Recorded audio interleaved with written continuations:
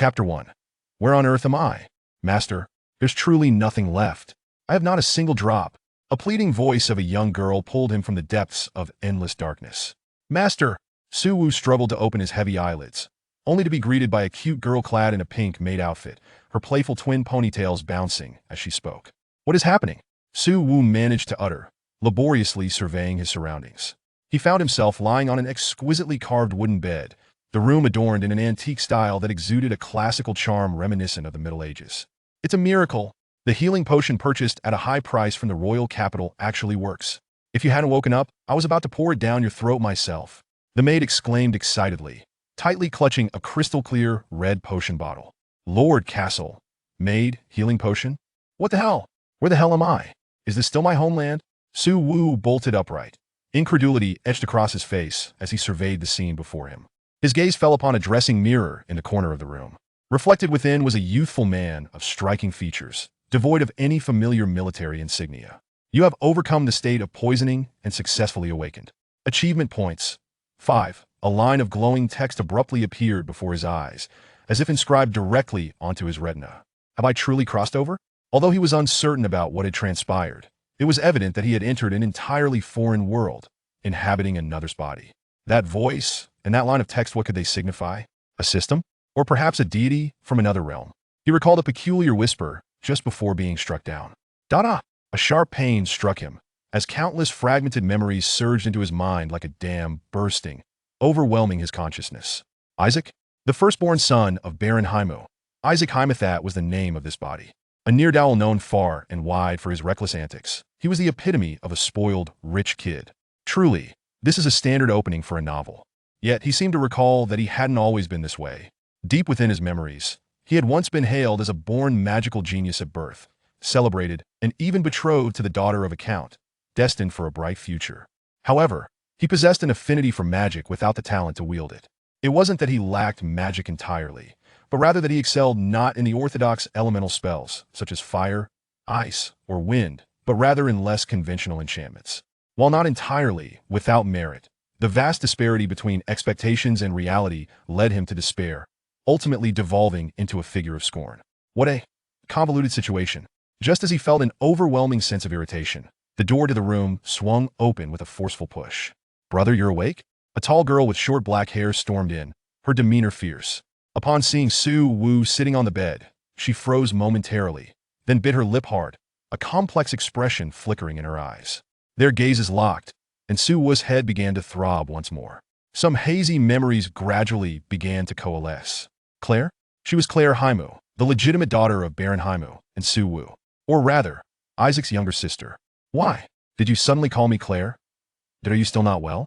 Claire, startled by his unexpected address, inquired with confusion. Suwu recalled that he had typically referred to her with dismissive terms like hey or little brat. Dorothy, are you sure he's really all right? Claire turned to the pink-haired maid behind her. Of course he's fine. He can speak normally now. Dorothy peered curiously at Suwu, her tone exceedingly assured. So, this maid's name is Dorothy. Hearing her name triggered another wave of fragmented memories within Suwu. Brother, how much do you remember? Claire cautiously asked. He strained to recall, ultimately piecing together that the original owner of this body had committed suicide by poison after his fiancée called off their engagement. With the merging of souls, the original's obsession with his fiancée and resentment towards the world surged within him like a tidal wave, leaving him in profound agitation.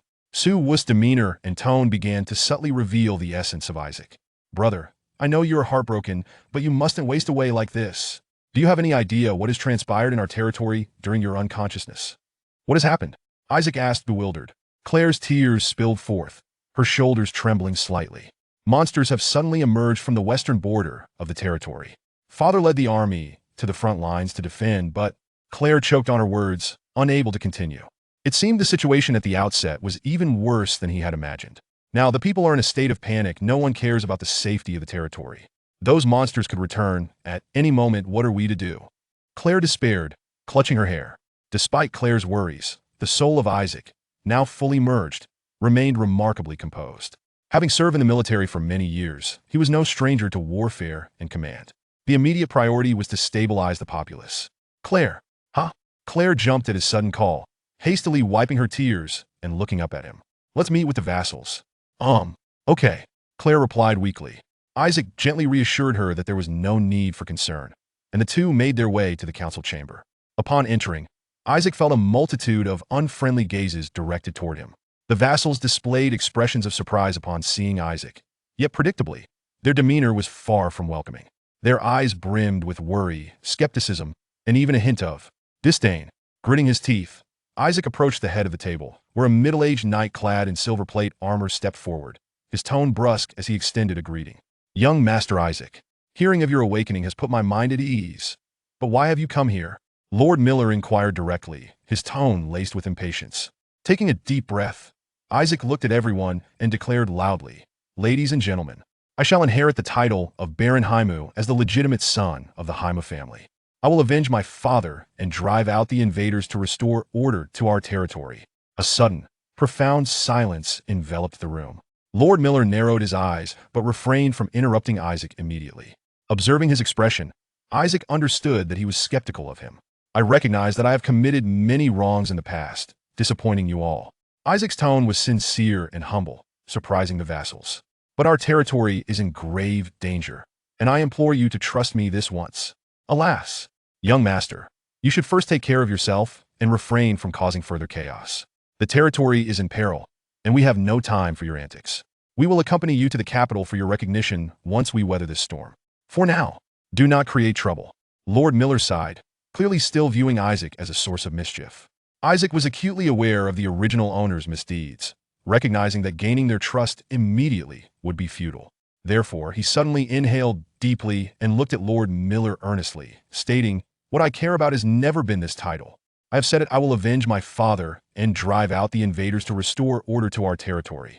Isaac's declaration took Lord Miller by surprise, prompting him to regard the once reckless young master with newfound seriousness. Isaac then turned to Claire with a smile, saying, Of course, if anyone has objections to my inheriting the barony and leading you all, I will willingly take my sister and leave the territory. However, when I return next time, I may bring the army of the kingdom with me. Claire and the other vassals were momentarily stunned, gazing at Isaac, who exuded confidence and composure, leaving them uncertain whether he was jesting or serious. Lord Miller observed Isaac's calm demeanor, feeling a sense of unfamiliarity wash over him. Was this truly the wayward young master he had watched grow up? The spirit and composure he displayed were reminiscent of a late baron. Just as Lord Miller fell silent, Claire suddenly spoke up, Lord Miller, can we trust my brother one more time? Upon seeing the puzzled expressions around her, she quickly elaborated, His gaze and tone are different from before. I feel as though I'm seeing that talented brother I once knew. Claire's voice brimmed with nostalgia and hope, momentarily transporting everyone's thoughts back to years past. Indeed, Isaac, the dissolute young master, had once been a remarkably gifted genius. After a long silence, Lord Miller finally sighed deeply, kneeling on one knee and bowing his head. I hope the young master does not misunderstand the Haima territory will forever belong to you and the young lady. I, more than anyone, wish for you to turn over a new leaf and lead the Haimu family back to glory. I swear on my knightly honor to assist you in becoming a competent lord. We are willing to follow you, young master, and defend the Haimu territory to the death. Upon witnessing this, the other vassals promptly knelt on one knee, pledging their loyalty to Isaac. You have ascended to the rank of a baron, having accumulated 10,000 achievement points. Congratulations on completing the initial task. You have been granted the status of a divine apostle. Please continue your diligent efforts, for in the next phase, you shall acquire the capacity for an arsenal. Chapter 2. The Armory's Capabilities and the Acquisition of Achievement Points. The Apostle of the Divine. What on earth is happening? Isaac was enveloped in confusion, yet he understood that this was not the moment for dwelling on such matters.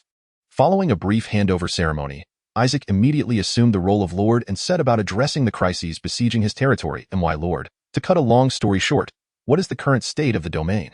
Reporting to you, my lord, it is the goblins. An overwhelming horde of 1,800 goblins.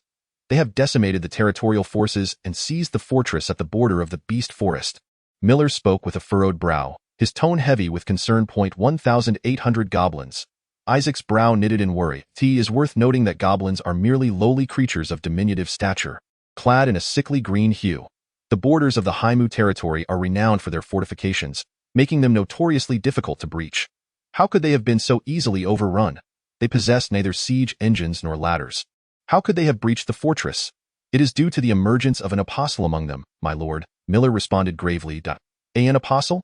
Isaac's confusion deepened. Miller proceeded to elucidate the concept of an apostle. These are creatures favored by the divine, capable of receiving omens and performing miracles, acting as agents of the gods on earth. Isaac couldn't help but marvel at the peculiarity of this world, where deities and apostles seem to manifest with alarming frequency. Wait. Isaac suddenly recalled that he too had heard a voice of the divine, urging him to assist with something. According to reports from surviving soldiers, the goblin leader appears to have the ability to control a beast known as the unicorn ant. Controlling ants? What impact could mere ants have on the battle? Isaac questioned, somewhat skeptical. And why, Lord? You are unaware of their true nature. The unicorn ant is a colossal creature, encased in a formidable exoskeleton, with sharp pincers that make it a formidable adversary. Those soldiers have claimed that these ants can scale walls and construct bridges with their bodies, allowing the goblins to easily cross the moat. Miller explained, now it becomes clear. Isaac finally understood why the fortress had fallen. Capable of climbing, bridging, and combat, these ants were indeed a versatile force.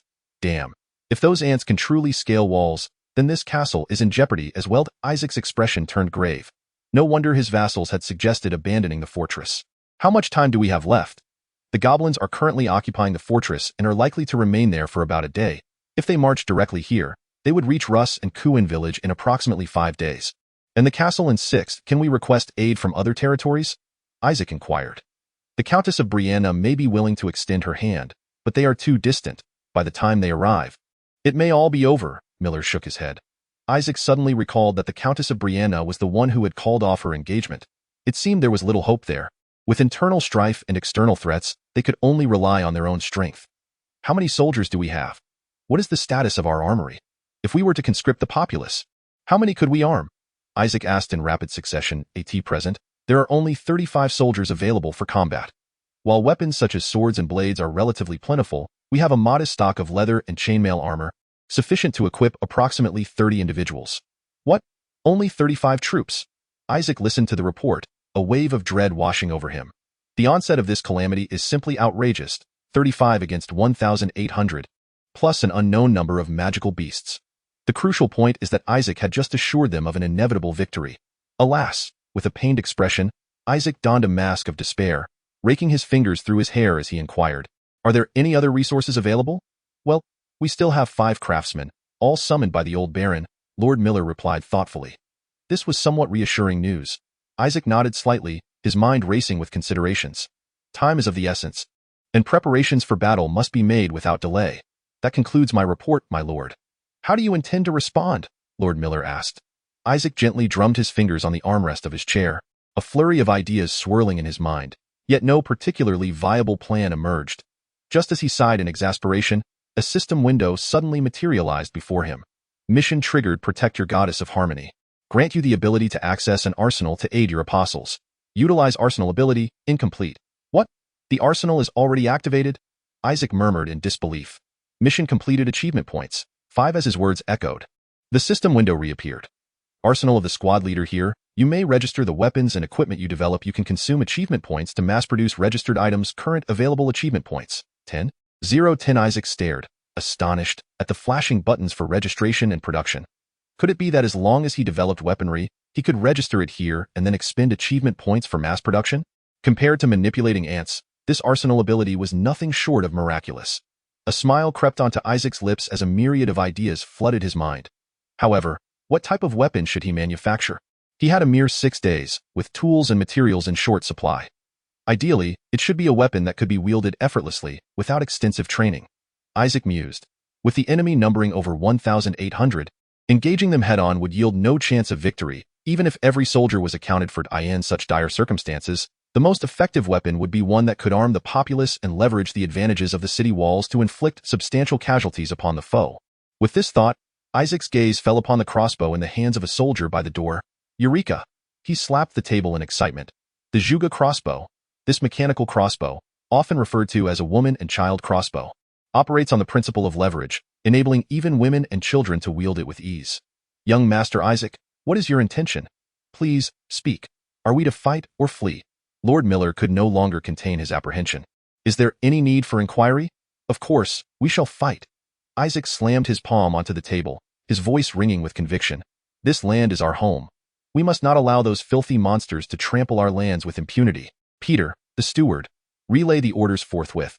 Let every villager gather their provisions, seeds, and livestock and retreat to the castle. Should there be any supplies that cannot be transported in time, they must be set ablaze. We cannot leave anything for those creatures. This is a harsh decision, yet one born of necessity. In this frigid winter, why would a horde of 1,800 goblins dare to invade human territory at the peril of their lives? The answer is singular: hunger. These goblins lack logistical support and must resort to plunder for survival. Rather than grant them an advantage, it is wiser to incinerate what we cannot carry away. As long as we deny those goblins any supplies, they will be forced to journey on empty stomachs. Miller, my subordinate, is here. Master Isaac, is there a moat near the castle? Isaac recalls that there seems to be an artificially dug moat surrounding the fortress. Indeed, however. Miller hesitated, saying, due to the completion of the border fortifications a few years ago, it has been neglected and is now completely dry. Never mind, even if it is devoid of water, it is better than nothing.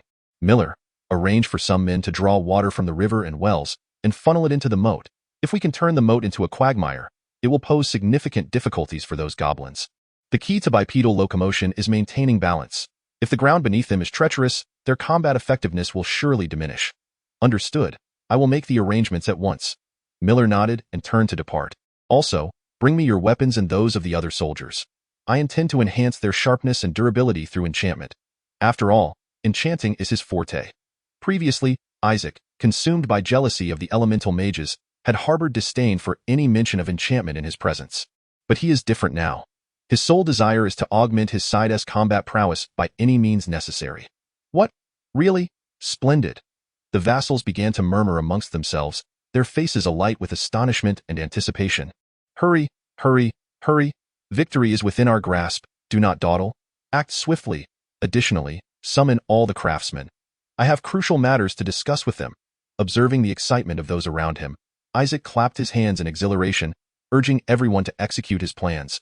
If those craftsmen can bring his visions to fruition, then he will be able to showcase a true marvel to all. Chapter 3.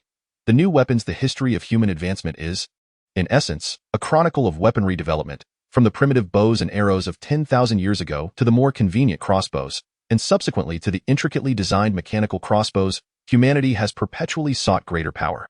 These weapons are simple to operate, allowing even the newest recruits to wield them with ease. Later, enhancements were made to the crossbow's mechanical structure, further increasing its rate of fire. Knock, knock, knock. After concluding the impromptu territorial council, Isaac changed his mind and resolved to head directly to the workshop. Who is it? The workshop door creaked open, revealing a blacksmith with a face smudged with coal dust. Even through the crack of the door, one could discern his sinewy muscles, broad shoulders, and robust chest. Isaac immediately recognized him as the sole blacksmith in the territory, Fergus. You are the young master? Fergus inquired. I am now the lord, Isaac corrected him. Fergus hastily opened the door and bowed respectfully. My apologies. I am honored to meet you, my lord. Inside the workshop, the rhythmic clang of hammers and the roaring of the furnace intertwined, enveloping the space in waves of heat, with the metallic scent permeating the air. You must be Fergus, correct? Where is the crossbow maker? Isaac asked. Fergus gestured towards a corner of the workshop, indicating an elderly man sharpening a sawtooth. That grumpy old man over there, wearing the headscarf, is Harold. Upon hearing this, Harold protested indignantly. What do you mean, grumpy old man? I'm only a few years older than you.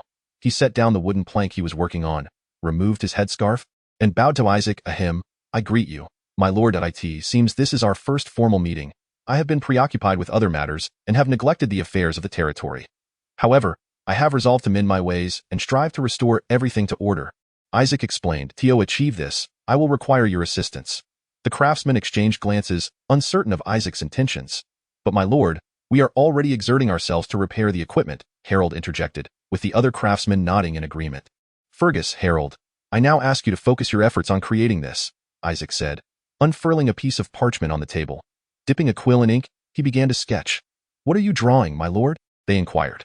Isaac illustrated a device that utilized the principle of leverage to draw back a crossbow string, and above it, he sketched a wooden magazine capable of holding multiple arrows. This appears to be some sort of design. Is it a siege crossbow? Fergus speculated. HMM.it also resembles a type of small crossbow.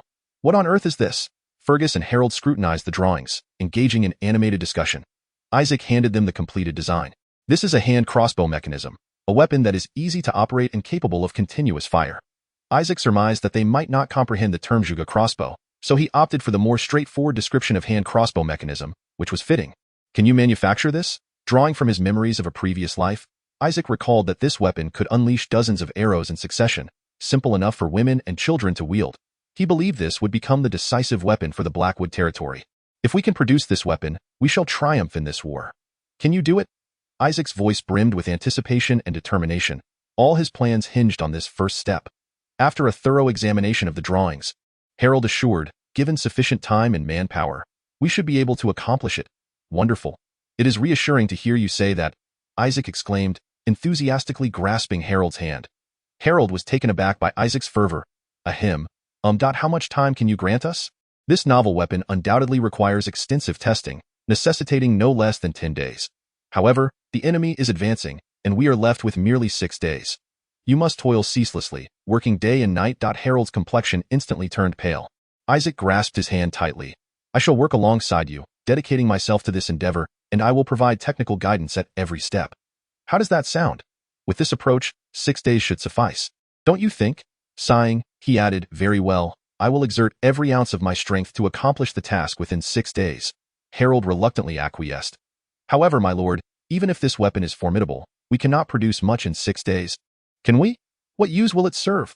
Rest assured, I have my methods, Isaac replied with a confident smile, leaving them in suspense. All right then, my lord, Harold nodded, still somewhat skeptical. Clang, clang, clang. The craftsman labored tirelessly, while Isaac enchanted the weapons, pondering how to enhance the crossbow mechanism. Well, one must take things one step at a time. Isaac murmured to himself as he inscribed runes upon Sir Miller's sword. Eternal sharpness, as he recited the incantation. The runes radiated a brilliant light, rendering the blade of the sword even sharper. As long as the magical energy remained unspent, this sword would retain its edge indefinitely. Isaac infused the weapon with abundant magical power, all the while lamenting the perceived waste of his own talents. On the morning of the 6th day, Master Isaac looked up to see Sir Miller entering with his retinue and other vassals. It appeared that the relocation of the subjects had been successfully completed. Have all the subjects been safely transferred? Yes. This morning, everyone has entered the castle. Have you, for the past 6 days, been inscribing runes here? Sir Miller inquired, astonished by the mountain of weaponry piled on the table. Indeed, I have inscribed enhancement and sharpness runes on all the weapons. Splendid. The vassals sighed in relief, showering Isaac with praise. As long as everyone is safe. Sir Miller, how many soldiers can we recruit from the subjects? There are approximately 700 able-bodied men, Master Isaac. What if we relax the age restrictions? As long as they can wield a hoe. In that case, we could recruit around 1,000. And if we include women? Perhaps around 1,500? Excellent. We now have 1,500 soldiers. However, Sir Miller furrowed his brow in retort, but we lack sufficient weapons and equipment. Just then, Harold approached excitedly, holding something in his hands. My lord, we have succeeded. Isaac turned to see the craftsman from the workshop beaming with joy. Harold knelt before Isaac, presenting the crossbow mechanism he held. We poured our hearts into this, working day and night, and have finally completed it. We hope it will fulfill your promise of saving the Blackwood domain. It surely will. Isaac took hold of the crossbow mechanism and examined it closely. What is this, Master Isaac? Inquired Miller and his retinue with palpable curiosity. Isaac refrained from responding and gestured towards the craftsman. The bowyer promptly transported a straw target to the corner of the workshop. Isaac loaded the arrow into the magazine, pulled the handle, and squeezed the trigger. Whoosh, thud. The arrow, accompanied by the sound of slicing through the air, struck the very center of the straw target. You have developed a new weapon capable of turning the tide of battle. Achievement points. 50. It truly worked. The craftsman erupted in joyous cheers. Isaac did not pause. He continued to shoot until every arrow in the magazine had been expended. The straw target was now riddled with holes, resembling a porcupine. How is this possible? Miller stared in astonishment at the crossbow mechanism and the straw target, his face a canvas of disbelief. It seemed that the bowyer possessed remarkable skill indeed. In Isaac's mind, a plan was already forming. He intended to let the goblins experience the might of the crossbow mechanism. Once the war commenced, he would coat the arrowheads with that venom he had previously consumed. Or, if necessary, smear them with some aged excrement. That stuff was toxic too. You spent 6 days to create this contraption? To be frank, while this invention is impressive, it is but a singular item. What difference can it truly make? Master Isaac? Miller queried. Even the craftsman gazed at Isaac with eager anticipation. Isaac, holding the crossbow mechanism, opened the armory, and clicked the registration button. Instantly, the crossbow transformed into a beam of white light and vanished. The first developed item has been registered. Achievement points. 50. The craftsman exchanged bewildered glances upon witnessing the weapon's sudden disappearance. Ignoring their astonishment, Isaac clicked the flickering production button. Consume 10 achievement points. Produce crossbow mechanism. Consume 10 achievement points. Produce crossbow mechanism. Consume 10 achievement points. Produce crossbow mechanism. Isaac tirelessly produced crossbow mechanisms, and soon the ground and tables were strewn with these innovative weapons. My lord. What is happening? They stammered. This magic. In all my years, I have never witnessed such sorcery.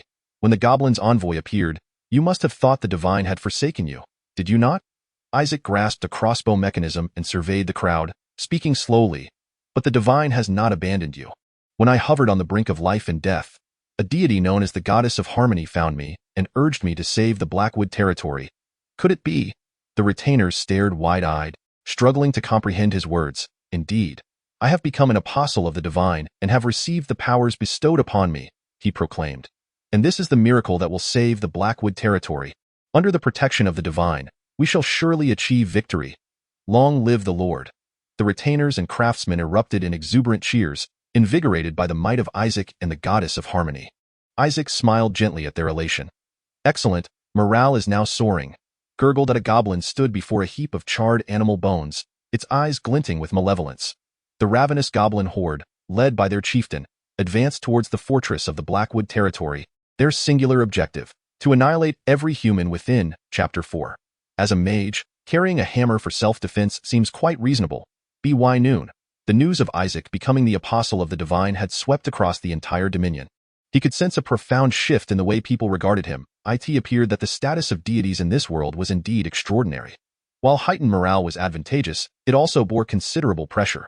Isaac pushed open the door to the Lord's office, murmuring to himself. On the desk lay the relics of the former baron. A suit of armor and a weapon. This was specifically prepared by Sir Miller at Isaac's behest. Though the man had passed, the glory forged in steel would endure through generations. He donned a thick, cotton gambeson, which effectively prevented chafing from the chainmail and dissipated severe injuries into nothingness. He then donned a chainmail shirt over it, the intricate iron rings overlapping like scales, cascading down to his knees. Finally, he adorned himself with a breastplate of plate armor. As Isaac paced the room, he reveled in the sense of security bestowed by the heavy steel armor. Thud, thud. The heavy footfalls reverberated throughout the chamber. With every lift of his arm or twist of his torso, the joints of the armor emitted a disquieting metallic clatter. It appears my original self was a mage. What of it if a fragile mage wears heavy armor for protection? Beaver. Isaac reached for a hefty mace resting on the nearby table. What of it if a mage wields a hammer for self-defense? Indeed, most beaver-like. This weapon was specifically chosen. In truth, he favored the exhilarating satisfaction of pulverizing an enemy's skull over wielding a sword. He had imbued the mace with the enchantment of heavy strike, which only activated during swings, significantly amplifying the weapon's weight and power, making it perfect for shattering foe skulls. From this day forth, you shall be named Can Opener. He weighed the weapon in his hand, increasingly convinced that the name was most fitting, as it was indeed designed to crush the armored heads of his adversaries. Isaac swung the mace, producing a whistling sound as the air within the room seemed to be torn asunder by this tremendous force. Excellent, let them all perish. With unwavering confidence, Isaac hoisted the mace onto his shoulder and strode purposefully out of the room. It was time to step onto the battlefield and prove himself through blood and glory. On the city walls, a tense atmosphere of impending storm hung heavily in the air. Soldiers rushed back and forth, while the elderly and women transported stones, preparing them for hurling. Even some children, who should have been carefree, clutched spears and crossbows, their youthful faces etched with anxiety and unease. However, Isaac spotted a familiar figure. His sister, Claire. Have you lost your mind? Isaac exclaimed as he hurried to Claire's side, incredulity lacing his voice. What are you doing here? To his astonishment, Claire was clad in a thick cotton gambeson as well, her delicate arms and shoulders adorned with bracers. She looked valiant, yet it tugged at his heartstrings. Brother, have you arrived? What brother, have you arrived? I was asking what you were doing here. Isaac emphasized, his tone heavy.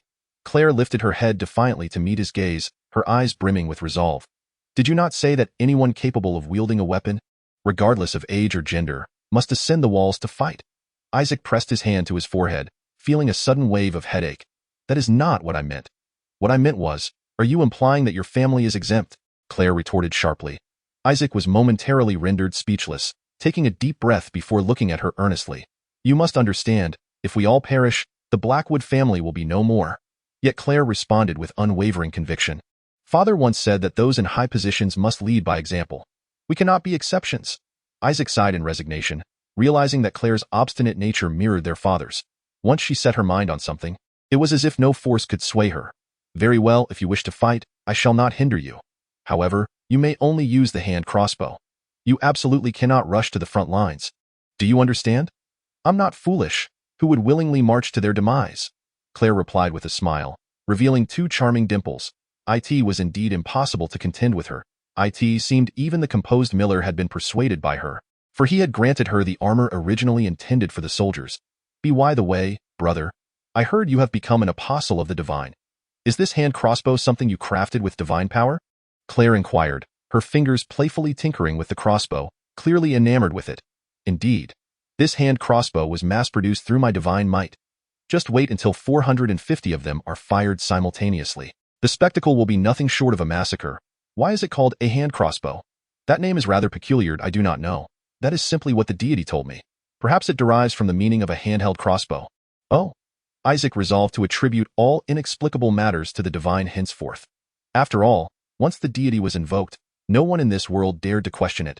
Claire looked at him with concern. Brother, have you suddenly changed for the better because of that goddess?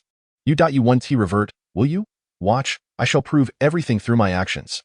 Claire beamed, seemingly satisfied with his answer and willing to trust her brother once more. Thank you for saying that. It's nothing. I must also thank you for your initial support. I did not do it for you. I merely thought that in such circumstances, if we were to engage in infighting, we would truly be doomed. Do not misunderstand. Claire explained, her tone flustered, a faint blush rising to her cheeks. Isaac detected a hint of shyness in her voice and could not help but chuckle. Understood. Just as the siblings were enjoying this rare moment of warmth. Ah, the soldiers atop the watchtower have sounded the horn. The urgent blare shattered the serene sky, interrupting this precious moment of tenderness. They are coming. Isaac and Claire exchanged a glance, nodding in unison. Let us go. A dark and ominous tide surged on the distant horizon. An army composed of 1,800 goblins, swirling with a cloud of dust, sweeping towards the castle like a locust plague. The sheer number was staggering. It resembled a vast ocean of green, interspersed with patches of black. The goblin cavalry. Isaac noted that the number of the unicorn ants appeared to be fewer than anticipated. It seemed the scorched earth policy had taken effect. They had turned upon one another, and their current numbers were evidently diminished. Lord Miller pointed towards the scattered dark specks in the distance. The drastic reduction of the unicorn ants was indeed advantageous for us. This was fortuitous news. Isaac was thoroughly prepared. Lord Miller, close the city gates at once. Raise the drawbridge. With Lord Miller's command, the winch turned, and the thick iron chains slowly lifted the drawbridge, emitting a painfully grating sound. Now those goblins could only struggle to crawl up from the muddy moat. Chirp, chirp, chirp. The goblin leader stood before the city gate, emitting a shrill scream. This creature was exceptionally tall, towering over a typical human, with two tusks akin to saber-toothed tigers, gripping a stout wooden club. I'll leave this one to you, Lord Miller. Isaac glanced at the elderly steward beside him, who immediately feigned a semblance of infirmity.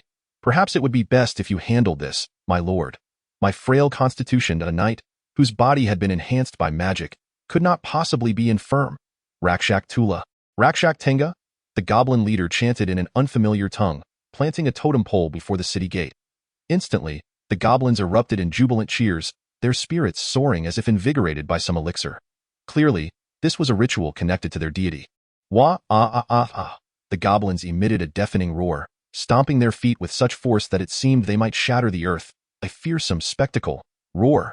Humans. The goblin leader suddenly bellowed in the human tongue. I shall rend you to pieces. Remarkably, the goblin leader could articulate human speech. It appeared that upon becoming an apostle, their intellect was also enhanced. Quest triggered. Offer victory to the goddess of harmony. Victory, incomplete. Just as Isaac contemplated this, a system notification suddenly resonated in his mind. To offer victory to the goddess of harmony, Isaac tightened his grip on the mace. He had intended to win all along. Wah, ah, ah. The goblins released a thunderous roar and began their charge. War was imminent. Isaac turned to see the soldiers on the walls appearing flustered and demoralized. This would not do. He approached the edge of the battlements, raising his mace high, and called out, People of the Blackwood territory. Crack! Isaac imbued the mace with light magic, and in an instant, it radiated brilliance, illuminating the entire battlefield like a miniature sun.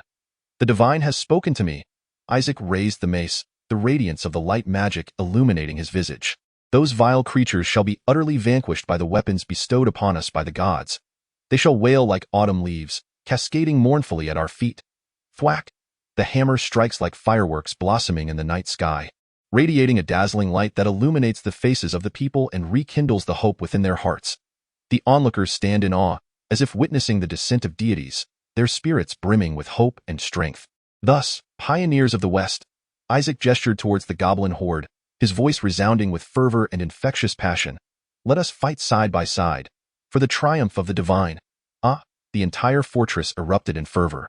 The cheers of the crowd soared to the heavens, echoing for an eternity. You have revived the faith in the goddess of harmony for the first time. Achievement points, 100. Indeed, to elevate morale, one must rely on faith. For the victory of the divine, slay them. Chapter 5. In the name of the divine, victory. The situation is exceedingly favorable. Prepare to shoot. Sir Miller raised his sword high, commanding his hundreds of crossbows aimed at the surging goblin horde. The citizens held their breath, awaiting the next command. Fire the arrows! Sir Miller swung down his sword, issuing the order to shoot. Whoosh! The sound of bowstrings vibrating resonated through the air, as hundreds of arrows poured down like a torrential black rain, obscuring the sky and carrying the scent of death towards the enemy. Crack! Chitter! The goblins at the forefront fell in droves under the deluge of arrows, momentarily halting the enemy's advance. Fire! While ordinary archers must draw their bows before releasing. The crossbow mechanism requires merely the pull of a lever. Crack! Once again, a barrage of arrows whistled through the air, as the goblins wailed, collapsing into pools of blood, staining the earth a vivid red. How formidable! Truly magnificent! The overwhelming power of the new weapon invigorated the spirits of the citizens. Fire! Crack! Crack! Yet, the rain of arrows could not deter the armored unicorn ants, which began to scale the castle walls, causing the faces of the citizens to pale in dismay. Throw stones, quickly, thwart them. Observing this, Isaac hastily directed the soldiers to defend. The citizens began to hurl stones from the walls, striving to crush these vile insects. Bang, bang, bang. A series of shattering sounds echoed from below. However, the sheer number of unicorn ants was overwhelming, launching simultaneous assaults from multiple directions, rendering the citizens unable to fully repel them. Pour oil, Isaac decisively commanded, his voice ringing out. Sir Miller's attendant promptly brought several soldiers to the wall's edge, hoisting a cauldron of boiling oil to pour down below. With a splash and a cacophony of hissing, a nauseating stench of charred flesh wafted through the air. Yet, even at such a grave cost, the unicorn ants refused to relent, treading upon the corpses of their comrades as they persistently ascended the walls, their fearless spirit instilling dread. Some unicorn ants even formed bridges with their bodies, facilitating the goblins' ascent, their seamless cooperation and skilled tactics akin to a well-trained army. Isaac could not help but feel a throbbing headache. The ants that had once inspired admiration in him through a documentary had now transformed into a grave menace. These wretched insects, a fiery rage consumed Isaac. Squeak! A mud-covered soldier ant emerged, scaling the city wall, brandishing its sharp pincers with a glint of menace in its eyes. Damn it! Dare to climb up? I shall annihilate you! Isaac roared, bringing his mace down mercilessly, shattering the ant's head and splattering yellow ichor everywhere.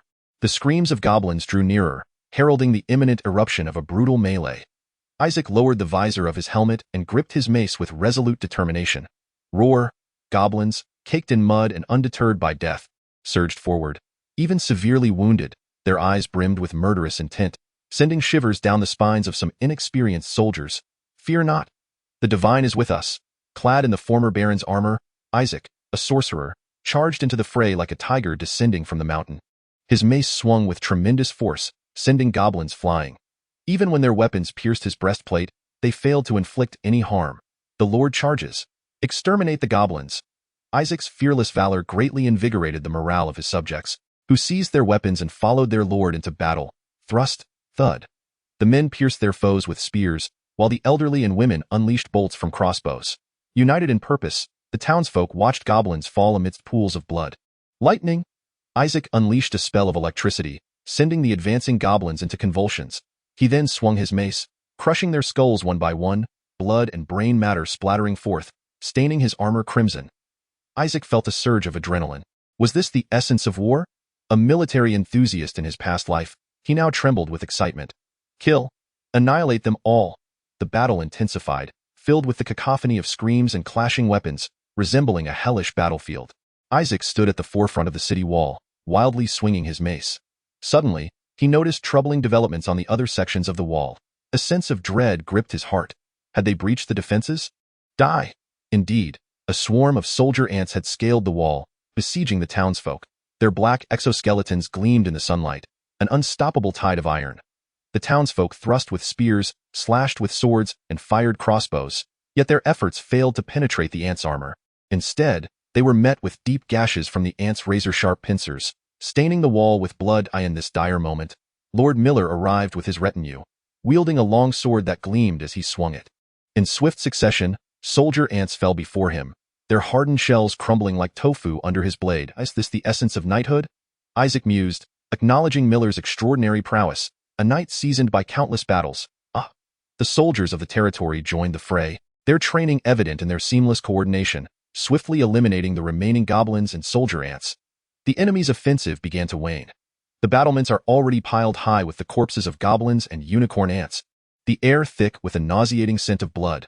The subjects, emboldened by their triumph, relentlessly pursued the enemy, driving them back beneath the walls, the scales of victory beginning to tilt in their favor. Bang, bang.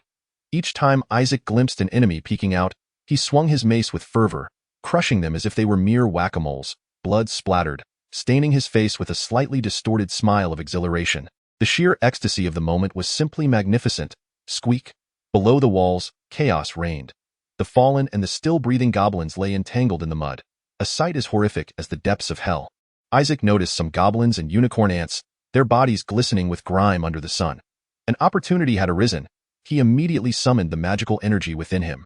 Fire arrow, whoosh, a blazing arrow materialized before Isaac's left hand, searing with heat as it shot toward a grease-coated unicorn ant. Boom. Flames instantaneously engulfed the entire ant bridge, the scent of roasted meat wafting through the air. The subjects erupted in fervent cheers, the formidable power of the mage invigorating their spirits. Fire arrow. Isaac released several more flaming arrows, incinerating additional ant bridges. The goblins attempting to ascend fell in droves from the walls. Loose arrows. Crack, crack, squeak, squeak. The goblins beneath the walls emitted desperate wails. Yet, the subjects harbored no mercy, venting all their wrath upon their foes. Just as the subjects gained an overwhelming advantage, engaging in one-sided slaughter. Squeak. Suddenly, a shrill scream from the goblin leader echoed from afar, causing the remaining goblins to abandon their armor and flee in disarray. The subjects stood in stunned silence, witnessing the spectacle. Did we win? Victory in battle, completed. Achievement points 500. In the name of the divine, you have secured a great victory. Achievement points 500. The system's announcement heralded the subjects' triumph. Phew. Isaac gazed at the astonished subjects, raising his mace high as he proclaimed loudly, "Stand tall, pioneers of the West. Today we..." The mace gleamed brilliantly, illuminating Isaac's youthful visage. "We have triumphed." The subjects hesitated for a moment before erupting into thunderous cheers, celebrating this hard-won victory. "Brother, congratulations on your victory." Isaac turned to see Claire standing beside Lord Miller, a joyful smile gracing her face. Thank goodness she was unharmed. Phew. Isaac exhaled in relief, the tension he had been holding dissipating in an instant, only for him to collapse in exhaustion. He had just reveled in the thrill of the battle, forgetting that he was still a fragile mage, his stamina rather lacking. Ugh, I never wish to endure such an unequal war again. Isaac struggled to his feet, speaking weakly. "I fear you may face many more such encounters, my lord. This is what years of experience have taught me. Unusual occurrences are unfolding in the beast forest, and apostles are appearing in various locations, which is quite suspicious." I share the same sentiment. The deities of another realm would not summon him without reason. Surely, a significant event is on the horizon, and he may very well be at the epicenter of this impending storm. Thus, Sir Miller, your subordinate is here." Isaac removed his helmet, revealing his blood-stained visage, and inquired, "What do you think of me?" "What do you mean?" Sir Miller feigned ignorance, a glimmer of amusement flitting across his eyes. "So, do you believe I have passed the trial?" Isaac asked with a sardonic smile. Sir Miller nodded with a grin. "Indeed, if your father were still alive, he would undoubtedly feel immense pride in you." This truly is the highest form of praise. Their gazes locked, and a silent understanding passed between them. Standing atop the city walls, Isaac surveyed the ravaged lands and felt a wave of despair wash over him. Although victory had been claimed in this war, the toll had been tremendous. If a solution was not found soon, the territory might not survive the winter. Chapter 6. The utility of the beast forest as the smoke of war dissipated. It left behind a scene of devastation. Counting the casualties and managing the aftermath became the primary task of the Blackwood territory. Despite the significant impact of the new weaponry and the morale boost from divine endorsement, the brutality of war inevitably led to loss of life. Those conscripted without proper equipment bore the brunt of the casualties, and witnessing the cold bodies piled up made Isaac's heart ache. Not to mention that the loss of his subjects meant a reduction in labor force. Merely the thought of his followers dying on the battlefield was enough to cause him profound sorrow. The Blackwood territory borders the beast forest, and future confrontations with the beasts are unavoidable. Isaac resolved to equip his soldiers with better armor and weaponry, determined to minimize casualties by any means possible. Even if it required vast sums of money, saving even a single life would be worth the expense. My lord, all the bodies have been gathered and a collective burial can commence. Sir Miller's voice broke through Isaac's reverie. He raised his head to see numerous corpses arranged neatly on piles of firewood, including that of his father, the late Lord Alf Blackwood. Isaac's gaze lingered on his father's remains, a tumult of emotions swirling within him. The old baron had fought valiantly until the very end, yet he could not accompany his son on his final journey, and for that, Isaac felt a profound sense of regret. Sir Miller approached Isaac and softly remarked, "Where were you at that time?" Isaac turned to him, posing the question. After a moment's hesitation, Sir Miller replied, "I rode the fastest horse in the territory to the capital to procure potions." Isaac fell silent, fully aware of the nature of the potions Sir Miller referred to. In his bid to save him, Sir Miller had not even had the chance to bid farewell to his own lord. Do not blame yourself. This is not your fault. If anyone is to be blamed, it is that cursed forest. Besides, you have recovered your health, and the old Baron's spirit will find solace in that. Sir Miller now turned to console Isaac. "I hope so." Isaac nodded. "Let us begin." Sir Miller handed Isaac a torch smeared with pitch. "It is now time to bid farewell to the departed and embark on a new beginning." Isaac, representing the family, cast the torch upon the pyre. Boom! The oil soaked beforehand ignited the flames instantaneously. The roaring fire consumed all the bodies, as if it sought to carry away every sorrow and anguish. Sob! The survivors wept softly. Even the typically strong Claire had reddened eyes, continuously wiping away her tears. Dust to dust, ashes to ashes, Isaac silently recited in his heart. Let the flames take away all sorrow and pain, so that those who remain may continue their journey. After the collective funeral, life must go on. Theo reward the valiant soldiers and citizens. Isaac opened the storeroom, retrieving beer and food, and slaughtered several plump pigs, hosting a grand feast. We have survived. Huzzah! Long live the Lord! Long live the goddess! Joyous songs echoed throughout. Groups of people gathered, sipping on the chilled beer drawn from the cellar. Another round. We shall not return sober today. The sound of clinking glasses resonated, golden liquid splashing everywhere. The citizens excitedly recounted the tales of battle while feasting on meat. Indeed, alcohol is the finest social lubricant. Isaac nodded in satisfaction at this scene, then raised a mug of beer, draining it in one go. Isaac furrowed his brow. This beer tasted quite different from what he had anticipated. The malt flavor was strong, the texture somewhat viscous, and the high alcohol content made it easy to become inebriated. It was entirely unlike the refreshing and delightful beer from his memories, which invariably induced a satisfying burp upon finishing. Yet, better to have something than nothing at all. Isaac continued to drink, having endured too much in recent days. He needed the alcohol to numb himself. Drink less, Claire's voice floated from behind. She worried Isaac might revert to his former alcoholic self, given his infamous past. All right, Isaac obediently set down his mug. After all, this beer didn't taste particularly good. Claire gazed at him in astonishment, stating, "You have truly changed." She seemed unable to believe Isaac could be so compliant. "Since becoming an apostle, it seems you have suddenly matured. By the way, you haven't informed me which deity you serve as an apostle, have you? I heard that some of the retainers mentioned it in the workshop." Isaac recalled the whisper from before and replied, "Well, that I am guided by a goddess named Harmony. Have you heard of her?" Claire pondered for a moment, resting her chin on her hand, then shook her head. After a while, she suddenly recalled something, excitedly patting Isaac on the shoulder. "The Harmony goddess, Elith, that is a forgotten ancient deity." Claire was so thrilled that her speech became somewhat stammered. "You have discovered the name of an ancient goddess, achievement points, 10. Even such a thing can earn achievement points? It seems this goddess has not been mentioned for quite some time." "What? A forgotten ancient deity? You don't even know this. Thus, You did not apply yourself to your studies, Dom. No, that is not what I meant. Claire inhaled deeply and elucidated. Long, long ago, this world was home to ancient deities that had existed since the dawn of creation, such as the sun god and the moon goddess. It is said that among these primordial gods, there existed a demon god. The demon god embodies all negative emotions and death. It is a symbol of malevolence. To preserve the balance of the world, the ancient deities waged a protracted war against the demon god. Ultimately, the ancient deities, guardians of equilibrium, emerged victorious, restoring peace to the realm. However, the harmonious goddess named Iris was grievously wounded in battle and vanished without a trace in time. Her divine powers waned, and her followers could no longer hear her voice or feel her presence. The Church of Iris gradually declined and ultimately vanished centuries ago. This long-forgotten goddess of harmony has chosen you to be her apostle. What could this possibly signify? I do not know. Isaac shrugged, equally curious for answers. Iris, others have likely forgotten her, have they not? She is indeed a forsaken deity. Were it not for the butler's insistence on my studies, I might have forgotten her as well. This world is filled with countless gods, and no one can remember them all. Only those educated in the higher echelons of society possess knowledge of the divine. Iris. Isaac murmured the name of the goddess who bestowed upon him power and miracles. This once magnificent, now forgotten deity must be remembered once more. Perhaps this is the very purpose of her endowing me with strength. When I find the time, I shall construct a temple in her honor. The Blackwood territory shall become the cradle of the revival of the Church of Iris. While pondering this, Isaac instinctively raised his beer mug and took a sip. Still unpalatable. Seems I shall need to refine the brewing process in the future.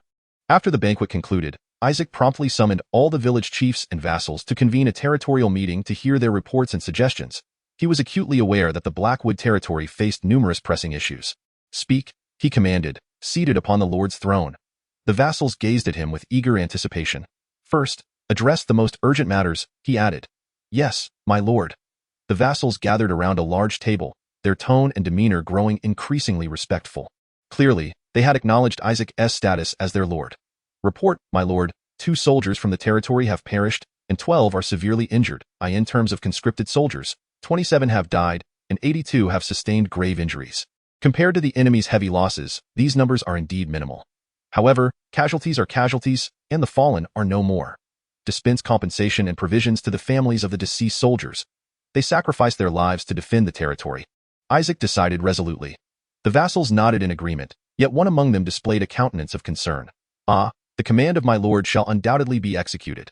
However, he is Charles, the treasurer, tasked with overseeing the financial inflows and outflows of the territory. He is perpetually troubled by the dire fiscal state of our domain. What, not a shred of confidence? Isaac inquired, rapping the table. Will it suffice or not? Spare me the suspense. The financial condition of the territory is already exceedingly grim, and we have also incinerated a portion of our grain and livestock. Speak candidly, given the current circumstances, not only is increasing expenditure out of the question, but the survival of many within the territory this winter is also in jeopardy. This marks Isaac's inaugural territorial assembly since ascending to lordship, and it is his first decree as lord. Yet, Charles the treasurer has unceremoniously doused him with cold water, alas. You comprehend why I insist on providing pensions and sustenance? I cannot permit the families of those who perished fighting for me to starve this winter.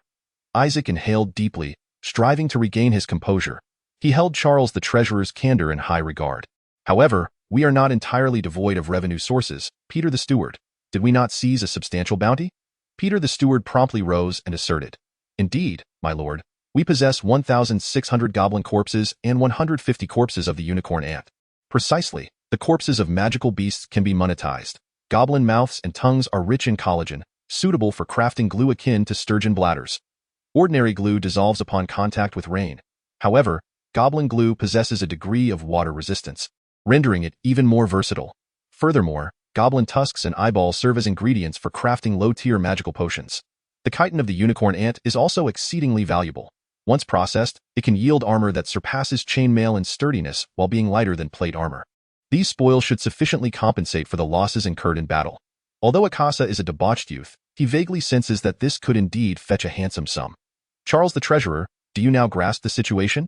Dispatch someone to contact the Merchant Guild post-haste. Isaac rubbed his forehead and declared it was then that Charles the treasurer experienced a moment of revelation. He slapped his thigh and exclaimed with excitement. Yes, my lord, previously, they had managed to hunt merely a few dozen goblins annually, Thus, the treasurer had not initially contemplated their latent value. However, this time they had eradicated thousands of goblins in one fell swoop.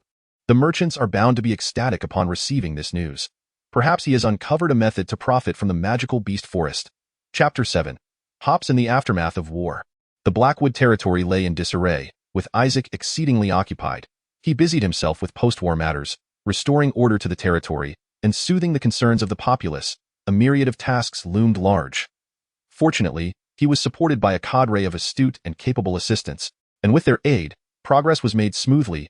As various matters were resolved, Isaac finally found the opportunity to address those long-neglected issues.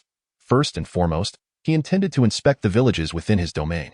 His initial visit was to Kuin Village, which boasts expansive pastures and serves as a vital hub for livestock farming in the Blackwood territory. In this place, various livestock such as chickens, ducks, cattle, sheep, pigs, and horses are raised, providing the territory with an abundance of resources including eggs, wool, meat, and fertilizers.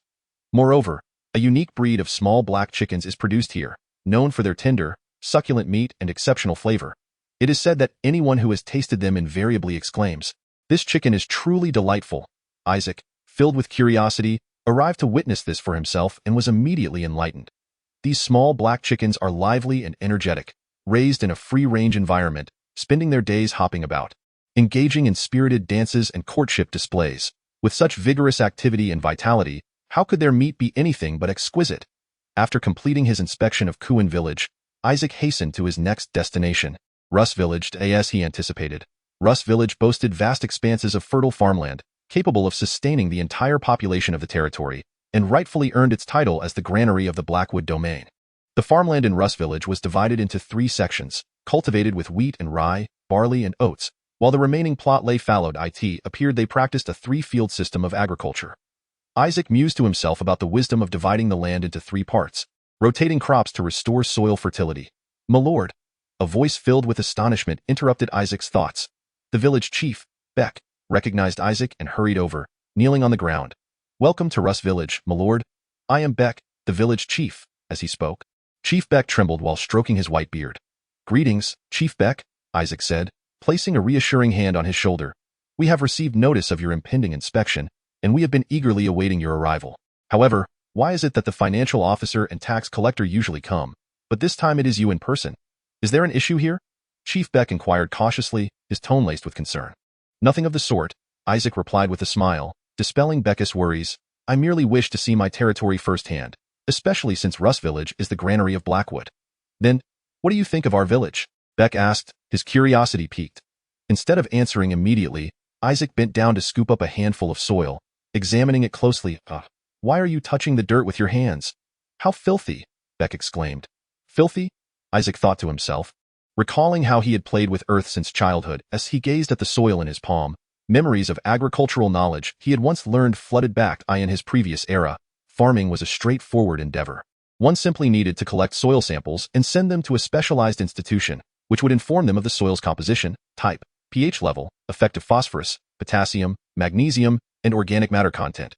They would also recommend the appropriate fertilizers and suitable crops based on the soil's fertility. Regrettably, such knowledge held little relevance in this world. Fortunately, he still possessed some understanding of agriculture.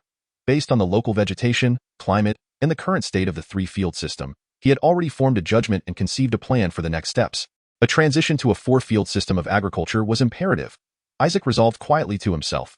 The 4-field system involves dividing the land into 4 sections, rotating the cultivation of barley, clover, wheat, and turnips. This method can significantly enhance land utilization and increase grain yields, representing a more advanced agricultural technique than the 3-field system. If only rice could be included alongside barley and wheat, Isaac mused while scratching his head. Rice is one of the crops with the highest yield per unit area. And for someone born into a family of florists, how could his fields be devoid of rice? Unfortunately, according to Isaac's recollection, this kingdom did not cultivate rice. Perhaps it could be found in other parts of the continent? It seemed he would require a port. "And why, lord? Why do you keep staring at the fields?" The village chief, Beck, inquired with a hint of concern upon noticing Isaac's sudden silence. "Is there a problem?"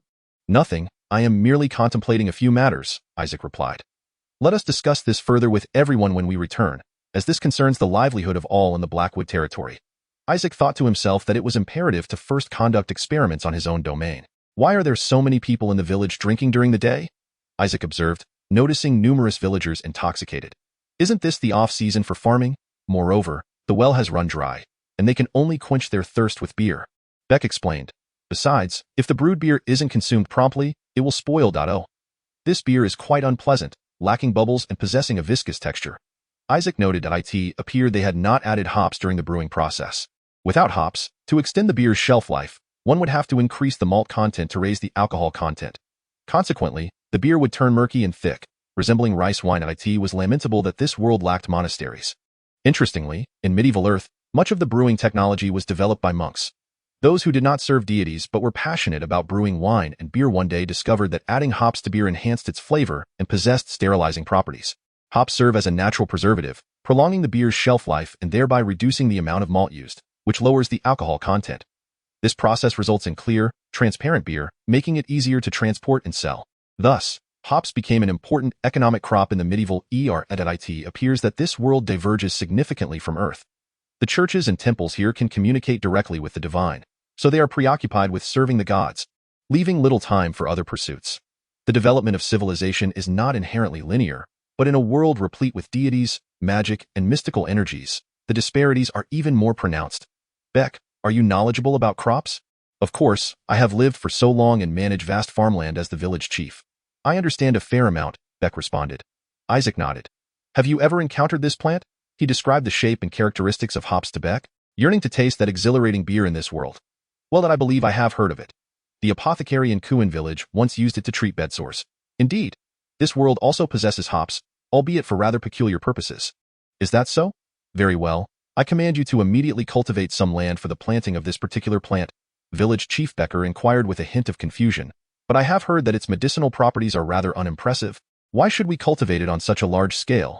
Just as the events that transpired upon the city walls, trust me on this matter. In an instant, Village Chief Becker experienced a moment of clarity and promptly responded. Indeed. I shall make the necessary arrangements at once. It was evident that the miraculous feats displayed by Isaac on the city walls had left a profound impression on him. By the way, have you ever encountered this plant? Isaac went on to describe the shape and characteristics of rice to Village Chief Becker. I don't believe I have seen it before. However, if you seek peculiar plants, you might consider inquiring with the village chief of a small hamlet near the monster forest. There is another small village near the monster forest? Isaac strained to recall and finally remembered. It was a small settlement of merely 90 inhabitants. Oh? Is the village chief there knowledgeable about such matters? Indeed, it is located close to the monster forest, which boasts an abundance of strange flora, Village Chief Becker affirmed. Indeed, even the ants in the monster forest can grow as large as dogs. What a cursed place! Isaac suddenly recalled numerous protagonists from novels who unearthed gold mines or mithril deposits, even discovering unclaimed dragon lairs in their own backyards. Village Chief Becker, is there nothing of value in the hills behind our territory? Chapter 8. The Gleaming Silver Coins. What do you mean? For instance, gold mines, mithril deposits, or perhaps unclaimed dragon lairs? Isaac inquired with eager anticipation.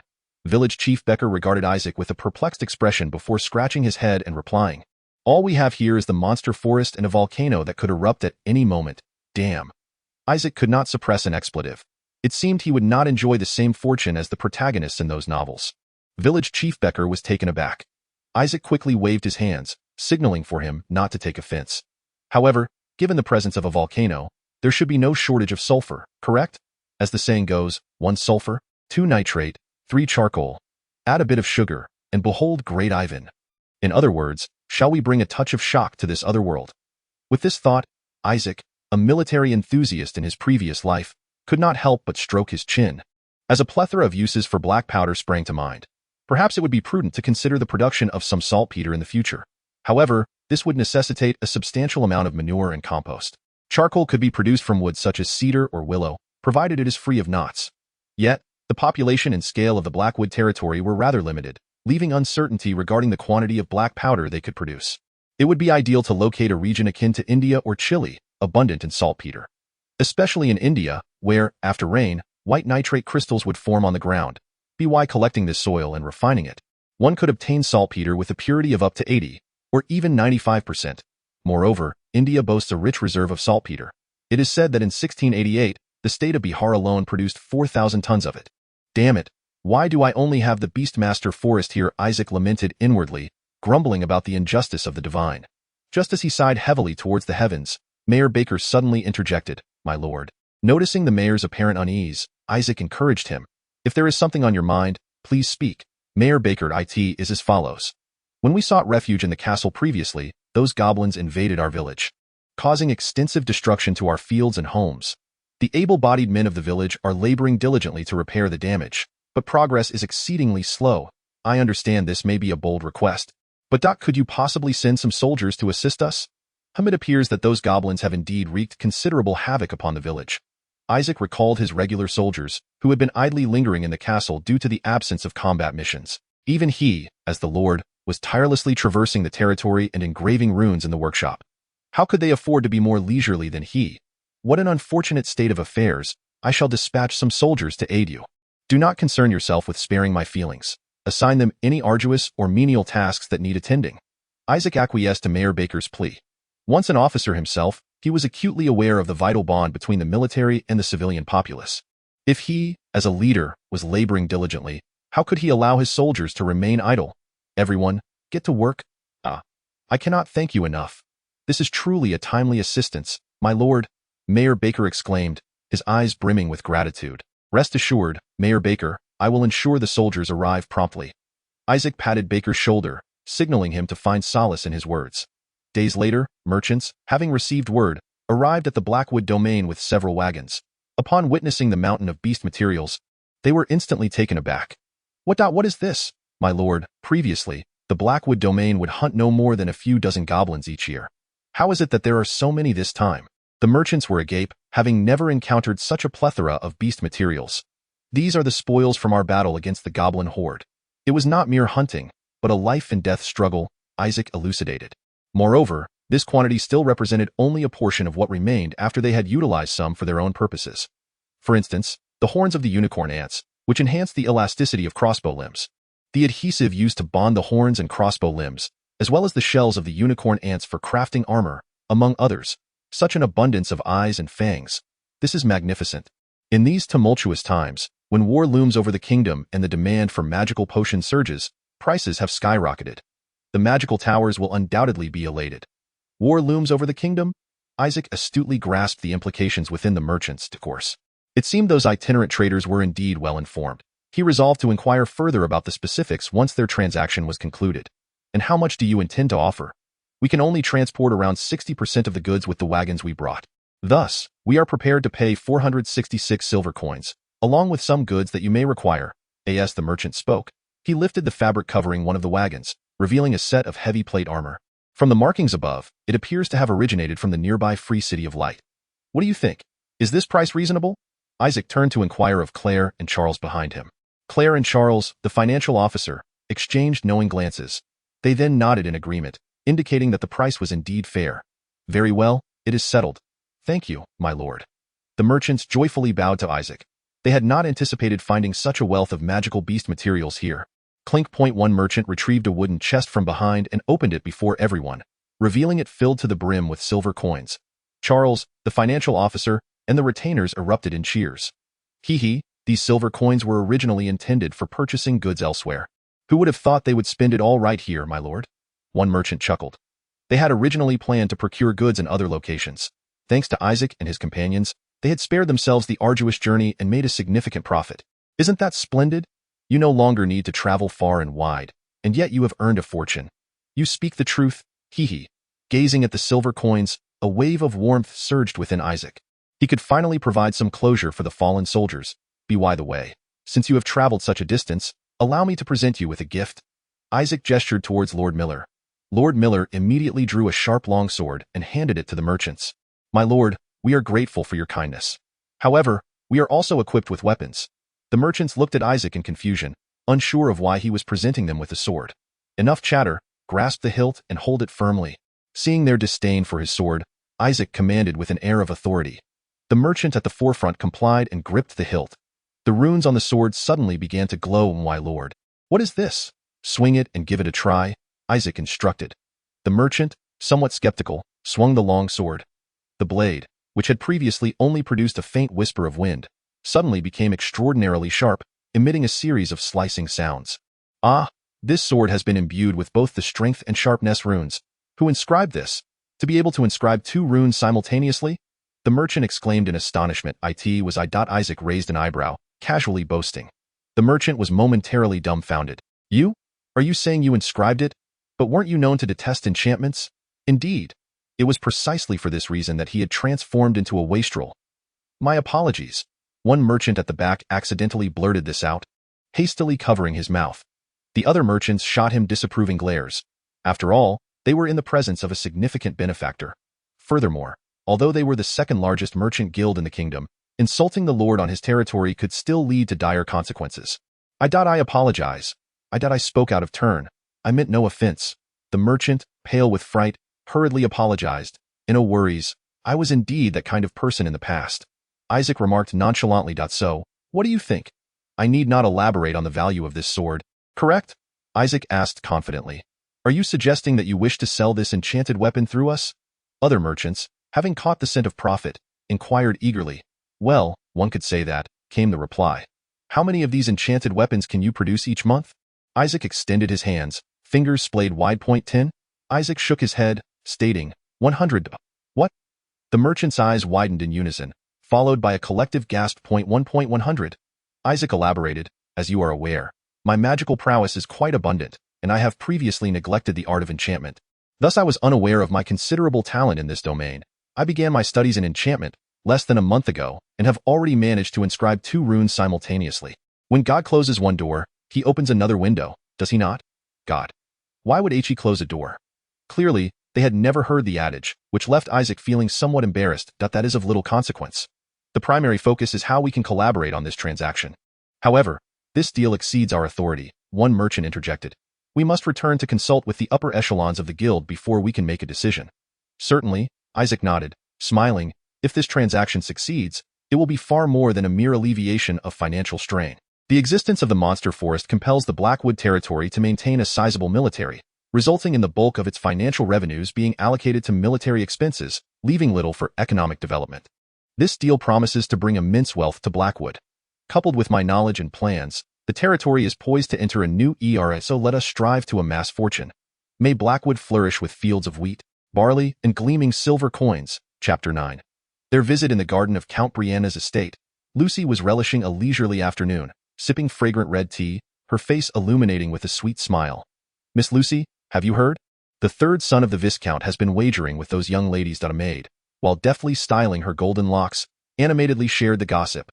Though this maid appeared somewhat frivolous, she was, in fact, a mid-level knight capable of infusing magic into swords. She simply relished the task of attending to Lucy's hair. Yes, I know, Lucy nodded with a smile, feeling weary from her recent rigorous training.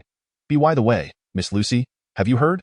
The Blackwood territory, which we previously declined to ally with, seems to have been attacked by goblins. The maid suddenly shifted to matters of importance. It is said that a staggering 1,800 goblins invaded Blackwood. Although they ultimately repelled the goblins, it was likely a Pyrrhic victory, incurring tremendous costs. What? 1,800 goblins? Did Baron Althea perish? Has Isaac become the lord? Lucy abruptly lifted her head, astonished as she inquired. She had been sequestered in the training room, utterly oblivious to the events unfolding outside. Oh my goodness, you are truly unaware, the maid exclaimed in astonishment, covering her mouth in disbelief. I presumed you were already informed. This matter has become quite the topic of conversation. Lucy set down her teacup and rose to her feet, astonished by the multitude of events that had transpired during her secluded training. I must visit the Blackwood territory. What? Absolutely not, the maid gasped in shock. But, there are no buts. A refusal is a refusal. The Count will be furious. I must go. I am concerned for Claire. She must be heartbroken after losing her father, and as for Isaac, in short, I cannot remain indifferent. As Lucy spoke, she gathered her flowing golden hair into a ponytail. Why heavens! The maid covered her face and shook her head helplessly. Very well, but I shall accompany you if you do not agree. I will inform the Count. Lucy replied cheerfully. Are you prepared? Regarding the Count, fear not, for we are 2 intermediate knights. What is there to fear? Lucy said with a smile. The maid sighed and replied, I shall prepare 2 of the swiftest horses. Remember to depart discreetly, understood? Lucy remarked with a grin. The maid shook her head in resignation. I truly cannot do anything with you. The Dario Trading Company stands as the second largest merchant enterprise in the kingdom. With branches established in numerous territories and cities, in the western heartland lies the Free City of Light. The Dario Trading Company also maintains a branch in Light, where an urgent meeting is currently underway. What did you say? That reckless young man has turned over a new leaf, and he has begun inscribing runes himself? A woman with cat-like eyes inquired, serving as the head of the Light branch and a senior member of the Dario Trading Company. Indeed, his magical prowess is remarkable, and he possesses the skill to inscribe 2 types of runes simultaneously. A merchant affirmed with certainty, I witnessed him inscribe both sharpness and strength on a single sword at once. That sword. A merchant donned in a black top hat remarked, rubbing his hands together as he envisioned a lucrative opportunity. I too have witnessed it. That frail fellow wielded the long sword like a brawny warrior. Although many merchants corroborated the incident, the woman remained skeptical. And you claim he can produce over 100 of these enchanted weapons each month? Yes, indeed, truly. The Lord of the Blackwood territory personally guaranteed it. Unlike the nobility who can relocate at will, the promises made by landholding lords carry significant weight. They must conduct business with merchants for generations, thus they cannot easily renege on their commitments. Yet, he is that reckless young man. Does he possess any credibility? The woman hesitated, weighing the profit against the risk in her mind. Surely, you have not been deceived by him? No, absolutely not. Manager Miko, please believe me. He has truly changed. Humph. Can people change so easily? Of course. I witnessed with my own eyes the madman beside me brazenly declare himself a dandy, yet he did not meet his demise. A merchant pointed at his companion, who donned a black top hat. The woman gazed over in astonishment. You truly did that? Have you lost your mind? Even other lords would sever your hands and feet, and yet you remain unscathed? Cough, it is indeed true, the merchant replied awkwardly, nodding. The woman appeared somewhat swayed, and at that moment, the merchant seized the opportunity to produce the long sword. This is the very sword, Mitsai, he proclaimed. The woman picked up the sword, examining it closely. The runes along the blade shimmered with a cerulean glow, inscribed with the ancient words for strength and sharpness. How about we venture to the Blackwood territory? Our current performance leaves much to be desired, suggested the merchant. The woman wrestled with her thoughts internally, ultimately resolving, very well, let us take a gamble. After all, she had no path of retreat, and mustered her resolve to forge ahead. Within the workshop of Blackwood territory, a vibrant scene unfolded. The crackling flames and the rhythmic clanging of hammers intermingled harmoniously. Ding, ding. The armorers were crafting armor from the oil-boiled carapaces of the unicorn ants. Meanwhile, the bowyers and crossbow makers concocted glue from the horns of unicorn ants and the mouths of goblins to create arrows to replace the arms of the crossbows. In a corner of the workshop, Isaac inscribed runes onto the plate armor brought by the merchant. Helmets, breastplates, gauntlets, greaves, and war boots. Crafting a complete set of plate armor required the engraving of numerous runes, rendering it lighter and sturdier. Isaac's fingertips radiated magic as they danced across the armor. The blue runes gradually took shape, imbuing the armor with enhancements of strength and lightness.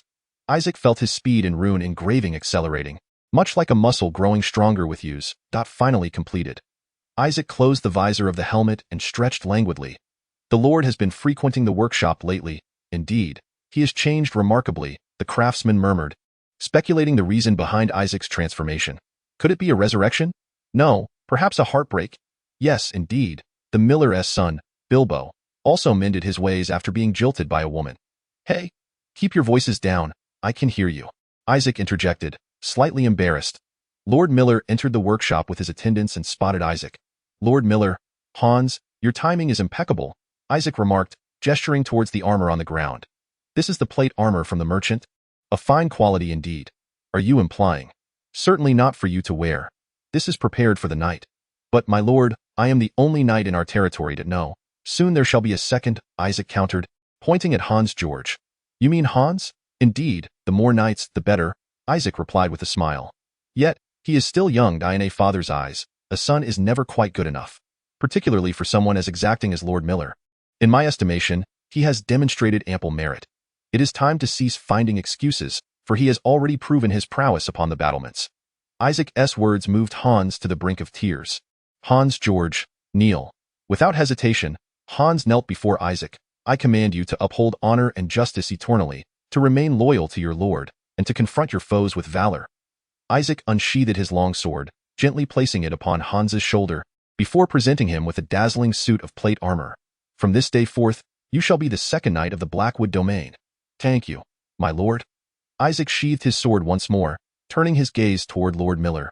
A proud smile graced Miller's face as he beheld his son. This old man, despite his evident joy, insisted on downplaying his son's accomplishments to him. Noticing Isaac's scrutiny, Miller quickly masked his smile, adopting a serious demeanor once more. What an uncommunicative father he is. Hans is likely to face some trials ahead. Alas. Isaac observed Miller, shaking his head in resignation. Chapter 10. The Secret of the Back Mountain. Quest triggered. The enemy's apostle is amassing strength in their lair. You must eradicate them thoroughly. Eliminate the goblin leader. Incomplete. Isaac comprehended the task window before him. The goddess was alerting him that the goblin leader posed a significant threat and must be dealt with preemptively. This aligned perfectly with Isaac's intentions, why frequent visits to the workshop have led to this moment. Isaac regarded the soldiers arrayed before him, speaking in a grave tone. They were clad in meticulously crafted black armor, fashioned from the shell of the unicorn ant. Helmets, arm guards, greaves, and breastplates. All black, splendidly reflecting the name of the Blackwood domain. Archers stepped forward. Beside them stood 150 conscripts wielding enhanced crossbows. The arms of their crossbows bore a black horn, a feature derived from the unicorn ant. Isaac had affixed the unicorn ant's horn to the crossbows to augment their elasticity, resulting in a substantial increase in both range and power. They could no longer be deemed mere self-defense weapons. Furthermore, the Blackwood domain now boasted 2 formidable war machines. The 2 knights could wield their enchanted blades to dismantle the enemy's vanguard, while the heavily armored regular soldiers could maintain a steadfast position at the rear. Coupled with the crossbowmen capable of unleashing a torrential rain of bolts, the enemy would be as defenseless as if they were upon the battlements. Soldiers, Isaac inhaled deeply and shouted. Hundreds of soldiers held their breath, their gazes fixed upon him with fervor. I have witnessed the divine revelation. The goblin leader, who has invaded our lands and slain our kin, lies in that forest, gathering strength. The soldiers erupted with fervor upon hearing this news. Shall we stand idly by? Or shall we seek vengeance together? Isaac bellowed. The newly appointed knight Hans immediately drew his long sword, declaring loudly, Revenge! Revenge! The other soldiers echoed his fervent cry. Isaac raised the dazzlingly radiant war hammer and proclaimed, Follow me! We shall make those goblins pay in blood for their transgressions. The soldiers responded with a thunderous roar as they surged into the beastwood forest. This marked Isaac's inaugural campaign since ascending to the role of lord. They swiftly located the goblin lair. The cavern was vast, capable of housing thousands of goblins, yet only a mere few dozen remained. My lord, Sir Miller gazed at Isaac, his eyes brimming with inquiry. Shall we launch a direct assault? Isaac nodded affirmatively. Instantly, Sir Miller rose from the underbrush and commanded the archers, Release the arrows. The soldiers, adorned with leaves, sprang into action, raising their newly designed crossbows to shoot. Whoosh! 150 arrows streaked through the air like bolts of black lightning, striking the unsuspecting goblins at rest. Squeak! The goblins were caught unawares, collapsing one by one. Fire! Fire! Fire! The unique rapid-fire capability of the crossbows unleashed a torrential downpour of arrows.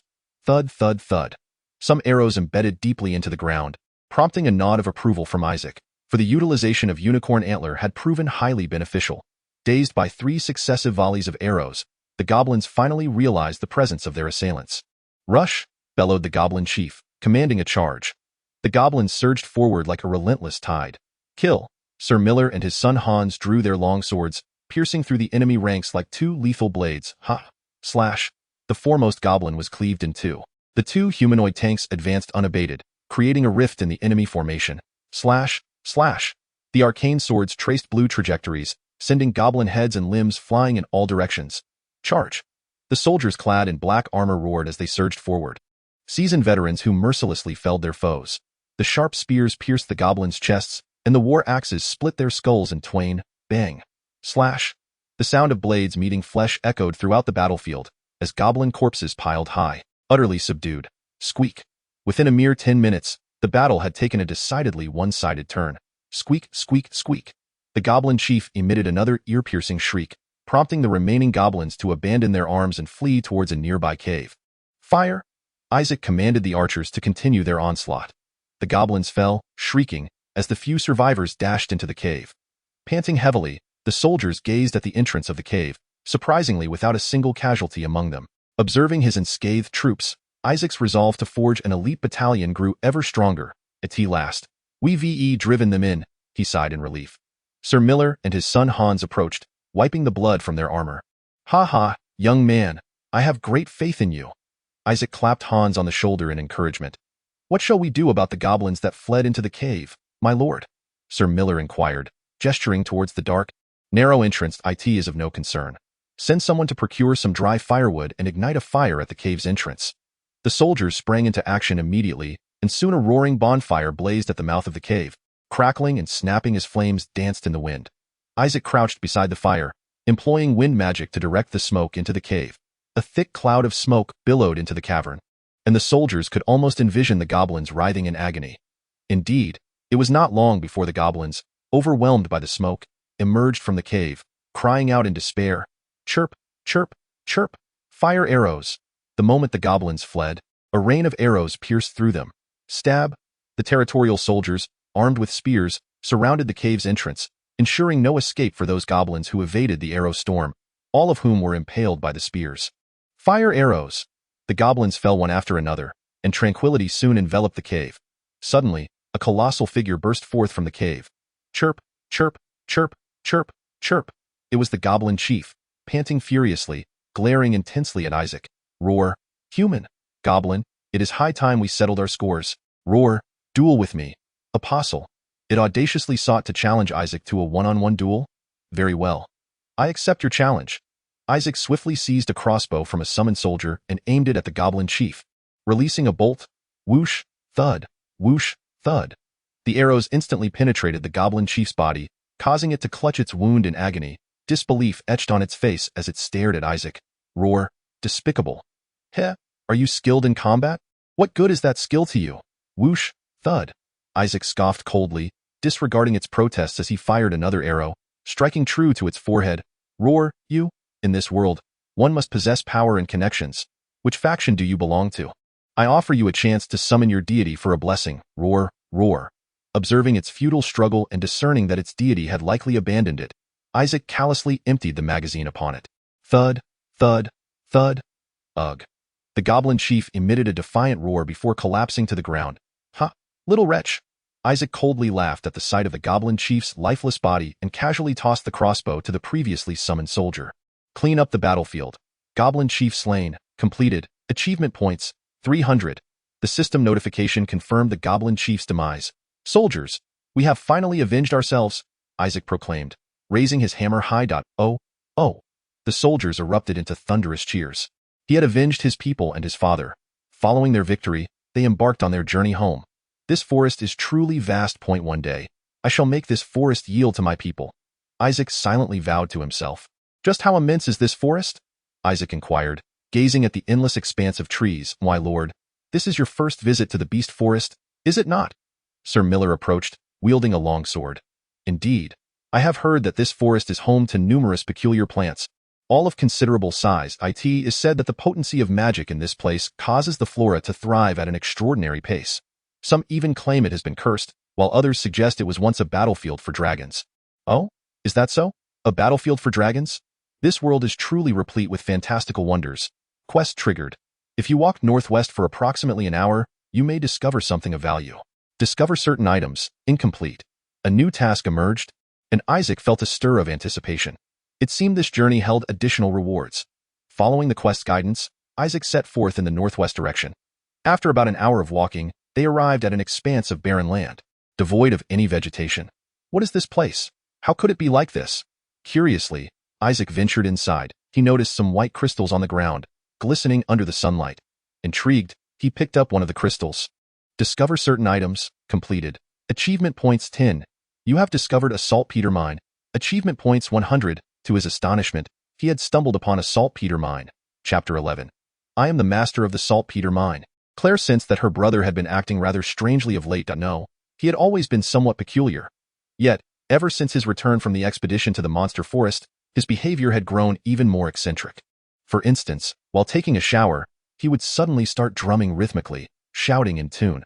Oh man, I am the master of the saltpeter mine. Remember my name well, for my treasures are vast and formidable. One shot and you'll be buried deep. Oh, Skar, Skar, Skar. Such bizarre phrases, delivered with an odd cadence, left one blushing in bewilderment. On another occasion, Claire heard a tremendous crash emanating from the Lord's office, prompting her and Dorothy to rush over in alarm. To their surprise, they found her brother, his face smeared with soot, sporting a frizzy hairstyle amidst a cloud of smoke, grinning foolishly. Hee hee hee. I've done it. I've truly done it. Ehe. As he spoke, he excitedly rubbed his hands together, declaring, "It seems I must seek out graphite next." Claire began to genuinely worry about her brother's mental state. Although he had given up drinking since becoming an apostle and his gaze had grown sharper, his current behavior could hardly be described as merely lively. It was downright chilling. He spent all his time locked away in the workshop or hidden in the Lord's office, tinkering with bizarre contraptions. "O Goddess Elith, I beseech you, grant him a semblance of normalcy," Claire prayed earnestly, gazing up at the sky. She had always hoped her brother would regain his spirits, but she never anticipated he would transform into this. The land was indeed a saltpeter mine, akin to the ones found in India on Earth. Isaac had initially assumed it was merely a desolate wasteland, only to discover it was, in fact, a treasure trove. The soil was so rich in nutrients that it naturally precipitated nitrate crystals. No wonder the ground was barren, resembling a bald pate. Perhaps there once existed ogres or giants in that place, for it is otherwise inexplicable why such an abundance of nitrate could be found. The excrement of those colossal beasts, accumulated over centuries, has given rise to this nitrate mine. That goddess, what is it that she truly desires of me? Initially, Isaac felt a twinge of unease upon discovering the nitrate mine, yet he soon regained his composure. Now that he possessed a nitrate mine, what was there to fear? Isaac was diligently mixing nitrate, charcoal, and sulfur in a ratio of 75:15:10 to create black powder. Indeed, the ratio of 75:15:10 is the epitome of perfection. Nitrate serves as an oxidizer, facilitating the combustion of the other components. Charcoal acts as fuel, and sulfur lowers the ignition point of black powder, enhancing its burn rate. It can be said that the invention of black powder marks a significant turning point in the annals of human history. Ah, how nostalgic! Isaac had once crafted black powder on Earth. It was during his fervent immersion in alternate history novels. At that time, potassium nitrate was difficult to procure due to its potential use in bomb making. Thus, he resorted to using manure from cattle and horses from his hometown to create compost, covering it with straw to allow bacteria to ferment thoroughly, ultimately purifying it to yield nitrate. Charcoal was readily available, while he substituted sulfur with rusted iron implements. The black powder he produced was remarkably potent, its explosion attracting the attention of the authorities. However, being a minor at the time, he was merely given a stern talking to and faced no serious consequences. Next came the granulation process. The three components of black powder possessed differing densities, making them prone to separation due to vibrations. This could result in misfires or diminished explosive power. Thus, he needed to employ water-based magic to dampen the black powder, which he would then compress into wooden molds before grinding it into granules. Finally, he sifted the granulated black powder, obtaining FF-type black powder suitable for smoothbore firearms. Phew. Isaac wiped the sweat from his brow. He had finally produced a satisfactory batch of black powder. What would he use it for? Naturally, to obliterate something.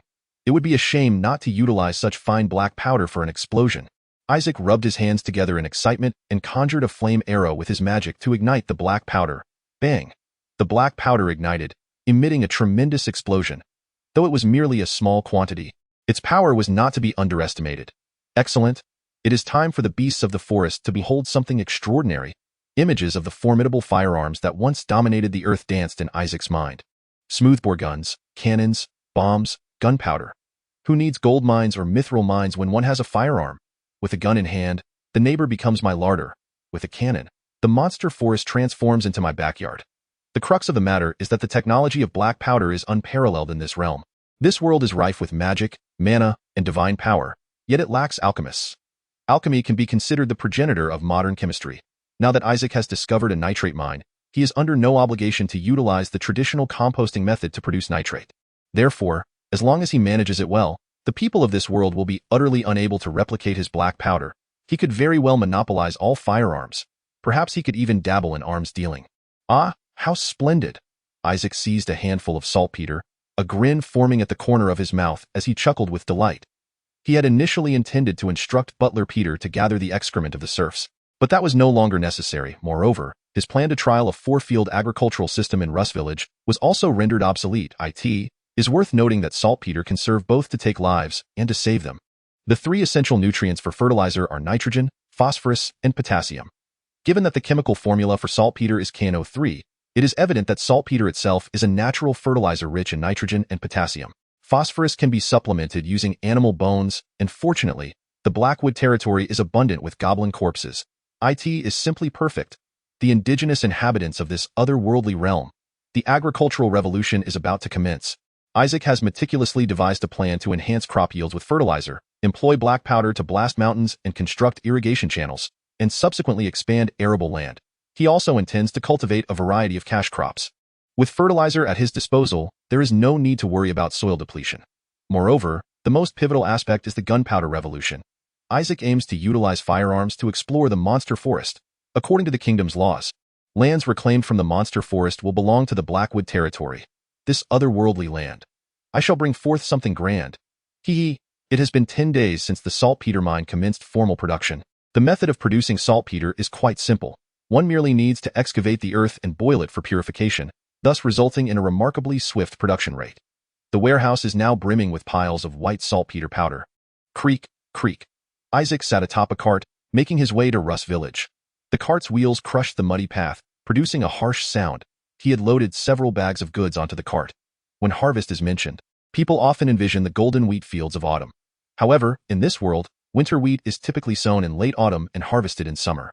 Yet, according to Isaac's recollections, winters here are brief, and wheat grows rapidly. Therefore, it is likely that the wheat has already begun to green. It is time to fertilize them, my lord. As Isaac entered the village, he noticed village chief Beck, accompanied by a group of villagers, waving at him from the roadside. A broad smile adorned Chief Beck's face, indicating that he had successfully attended to the matters Isaac had entrusted him with. Long time no see, Chief Beck. I pay my respects to the true leader of Blackwood territory. Chief Beck unexpectedly laid on the flattery. Isaac chuckled and inquired, how did you fare with the tasks I assigned? Chapter 12. A visit and astonishing speculation. Seeing Isaac's inquiry, Chief Beck hastily replied, everything you instructed has been accomplished. The apothecary has located the growth site of the wild hops, and we have gathered a considerable amount, also planting some in the clearing. Isaac nodded with satisfaction. Excellent. This village chief is quite reliable, and the beer. Did you brew it as I instructed? Chief Beck smiled and waved his hand, prompting a villager to bring forth a wooden barrel and a wooden cup. You shall know by tasting it. Hee. Chief Beck opened the tap of the wooden barrel, allowing golden liquid to flow into the cup, topped with a thick layer of foam. Oh. Isaac extended his left hand, channeling ice magic towards the wooden cup. Instantly, the cup turned frosty, and he eagerly took a sip. Gurgle, gurgle. The distinctive bitterness and smooth texture of the beer filled him with immense satisfaction. Ah, refreshing. Isaac exclaimed as he downed the beer in one go, unable to contain his admiration. This was precisely the beer he had longed for. Hee. I am glad you like it. Both the brewer and the villagers cherished this beer. Since its introduction, they had forsaken the murky brews of yore. Excellent. Once we establish a market for this beer, it is bound to sell remarkably well, that is certain. After just one sip, one would realize that the previous kind of beer was akin to horse urine, completely undrinkable. Moreover, you mentioned that the more hops we add, the longer the shelf life. This means we can sell the beer to more distant places, allowing us to earn greater profits. Indeed, you have finally grasped the concept. Considering the transportation and preservation of goods, Isaac nodded in satisfaction. Hee. I must thank you, my lord, exclaimed the village chief. Baker, joyfully, the woman clad in a flowing white gown, entered the Blackwood territory, holding an ear of corn. She possessed porcelain skin and eyes that sparkled like sapphires. She was none other than the youngest daughter of the Count, Lucy Brianna. Ha. Having not ventured out for quite some time, her spirits were exceedingly high, and her steps were noticeably lighter. As Lucy walked, she admired the scenery along the way. Her golden locks shimmered under the sunlight, captivating the attention of the villagers. A mud-streaked child was also entranced by her beauty, staring at her with his mouth agape. Noticing the child, Lucy assumed he desired the corn and extended the ear towards him. Would you like some corn? The child shook his head. He had never seen such a thing before. Lucy crouched down, placing the corn before them, her eyes wide with enthusiasm as she reiterated, this is truly delicious, and just look at its golden hue and plump kernels. It is wonderfully fragrant and sticky. Yet the child merely glanced at the corn, then at Lucy, ultimately shaking his head once more. Lucy felt a wave of disappointment. She had always believed that her favorite things would be loved by others too. This is quite expensive. Lucy, in her indignation, began to tempt the child with its price. The maid, unable to bear it any longer, covered her forehead and hurriedly pulled her away. Miss, I implore you to stop this. This corn has been preserved using freshness magic. It is exceptionally fresh. As the maid dragged her away, Lucy lamented with reluctance. Miss Lucy, is this truly a place that has been attacked by goblins? Indeed, how shall I put it too calm? Lucy and her maid, Sonia, walked along, their hearts filled with growing perplexity. Logically speaking, Blackwood had recently endured a fierce battle, with 1,800 goblins and insect monstrosities laying siege, causing even the former Baron to meet his demise. Yet, what lay before them was a scene of tranquility, as if no war had ever transpired. Furthermore, the villagers appeared remarkably cheerful, gathering in the tavern. They reveled in the new beer while regaling tales of Lord Isaac's valor during the conflict in their recounting. Isaac appeared as if possessed by the god of war, leading them to vanquish the goblin horde. Lucy and Sonia listened in astonishment, completely taken aback from their expectations. How could this be? Is this truly the Isaac I know? Well, Miss Lucy, perhaps we should visit the castle. We might glean the truth from Isaac. All right, Lucy nodded, feeling that only by meeting Isaac could she unravel the confusion in her heart. What new contraption are you tinkering with now? Fergus, the swordsmith, inquired with curiosity as he observed Isaac stirring an unidentifiable liquid with a wooden stick. I am concocting soap using a sodium hydroxide solution and animal fat, Isaac replied without lifting his gaze. Although Fergus was filled with questions, he had long since grown accustomed to Isaac's eccentric ideas and merely shook his head as he walked away. Though soap already existed in this world, its scarcity of ingredients rendered it prohibitively expensive, accessible only to the nobility. However, the Blackwood territory was not lacking in animal fat, as the goblins were essentially walking mounds of fat. Isaac intended to make the most of the materials at hand.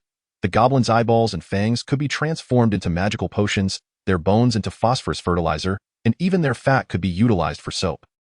Finally completed. Isaac poured a bucket of viscous brown liquid into a wooden box. In about a week's time, the soap would solidify. Soap could improve sanitary conditions and elevate the health standards of the populace. Many historians on Earth have posited that soap stands as one of humanity's most salvific inventions. My lord, have you finished? Might you assist me in inscribing some runes? The armorer handed Isaac several pieces of repaired shell armor. After a month of working side by side, the armorer's demeanor towards Isaac had become exceedingly casual, as if he were not a lofty lord, but rather a comrade in arms. Isaac picked up the carving knife and began to etch the runes. Magical energy flowed along the blade, infusing the armor with intricate patterns. Gazing at these blue runes, a bold idea suddenly struck Isaac. Could he inscribe the runes onto his own body? Generally, the potency of runes cannot be too strong, as magical energy is finite. The more powerful the rune, the faster it consumes energy. However, if he could inscribe the runes onto his body, this limitation would vanish. His magical reserves were substantial. This meant he could potentially amplify the rune's power indefinitely. He could transmute his magic into various abilities, and the key was that this would be permanent. Yet, runes could only be inscribed on inanimate objects, such as shells or metals. They could not function on flesh and blood. Wait! As Isaac caressed the shell of the unicorn ant, he suddenly discerned a crucial point.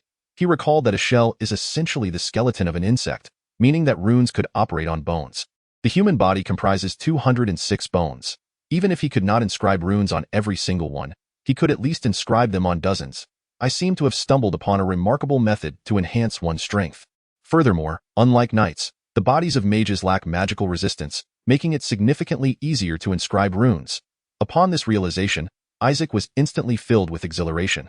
Should this hypothesis prove successful, he would unlock boundless possibilities. However, the process of inscribing runes demands enduring immense pain, which poses a considerable challenge for him. Just then, the workshop door was abruptly flung open, and butler Peter rushed in, flustered. My lord, there is trouble. Miss Lucy from the Countess Brianna's household has arrived. What? Isaac was taken aback. Chapter 13. Lucy Brianna.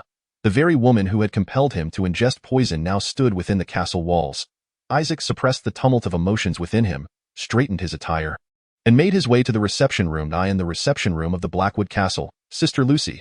It has been ages, Claire greeted Lucy with warmth. The sight of Claire's smile prompted Lucy to return the gesture. Claire was one of the few reasons for her visit to Blackwood. Hello, Claire. How have you become so beautiful? Claire playfully clung to Lucy's arm. Hee, you look lovely as well, Lucy responded. Claire nodded eagerly, then began recounting recent events with great enthusiasm. Sister, did you know? Our Blackwood territory was attacked by a horde of magical beasts. Yet, we united our efforts and vanquished them. Moreover, we achieved a resounding victory with scarcely any casualties, Claire exclaimed. Hans awakened his magical prowess and became a squire knight, and so on. Upon hearing Claire's words, Lucy finally breathed a sigh of relief. Thankfully, she was unharmed. Lucy had harbored concerns that Claire might succumb to despair following their father's passing. Oh, truly impressive, Lucy said with a smile as she engaged Claire in conversation. They conversed joyously, unknowingly drifting into a discussion about Isaac. By the way, Isaac, How is he faring now? Ah, brother. Claire's expression became somewhat convoluted. Lucy had heard of Isaac's previous attempt at suicide. What a fool, he was never like this. In their youth, Isaac had been cheerful and had shared a close bond with his sister, enjoying considerable popularity. Within merely 6 months, he had condensed his magical core, becoming the center of attention.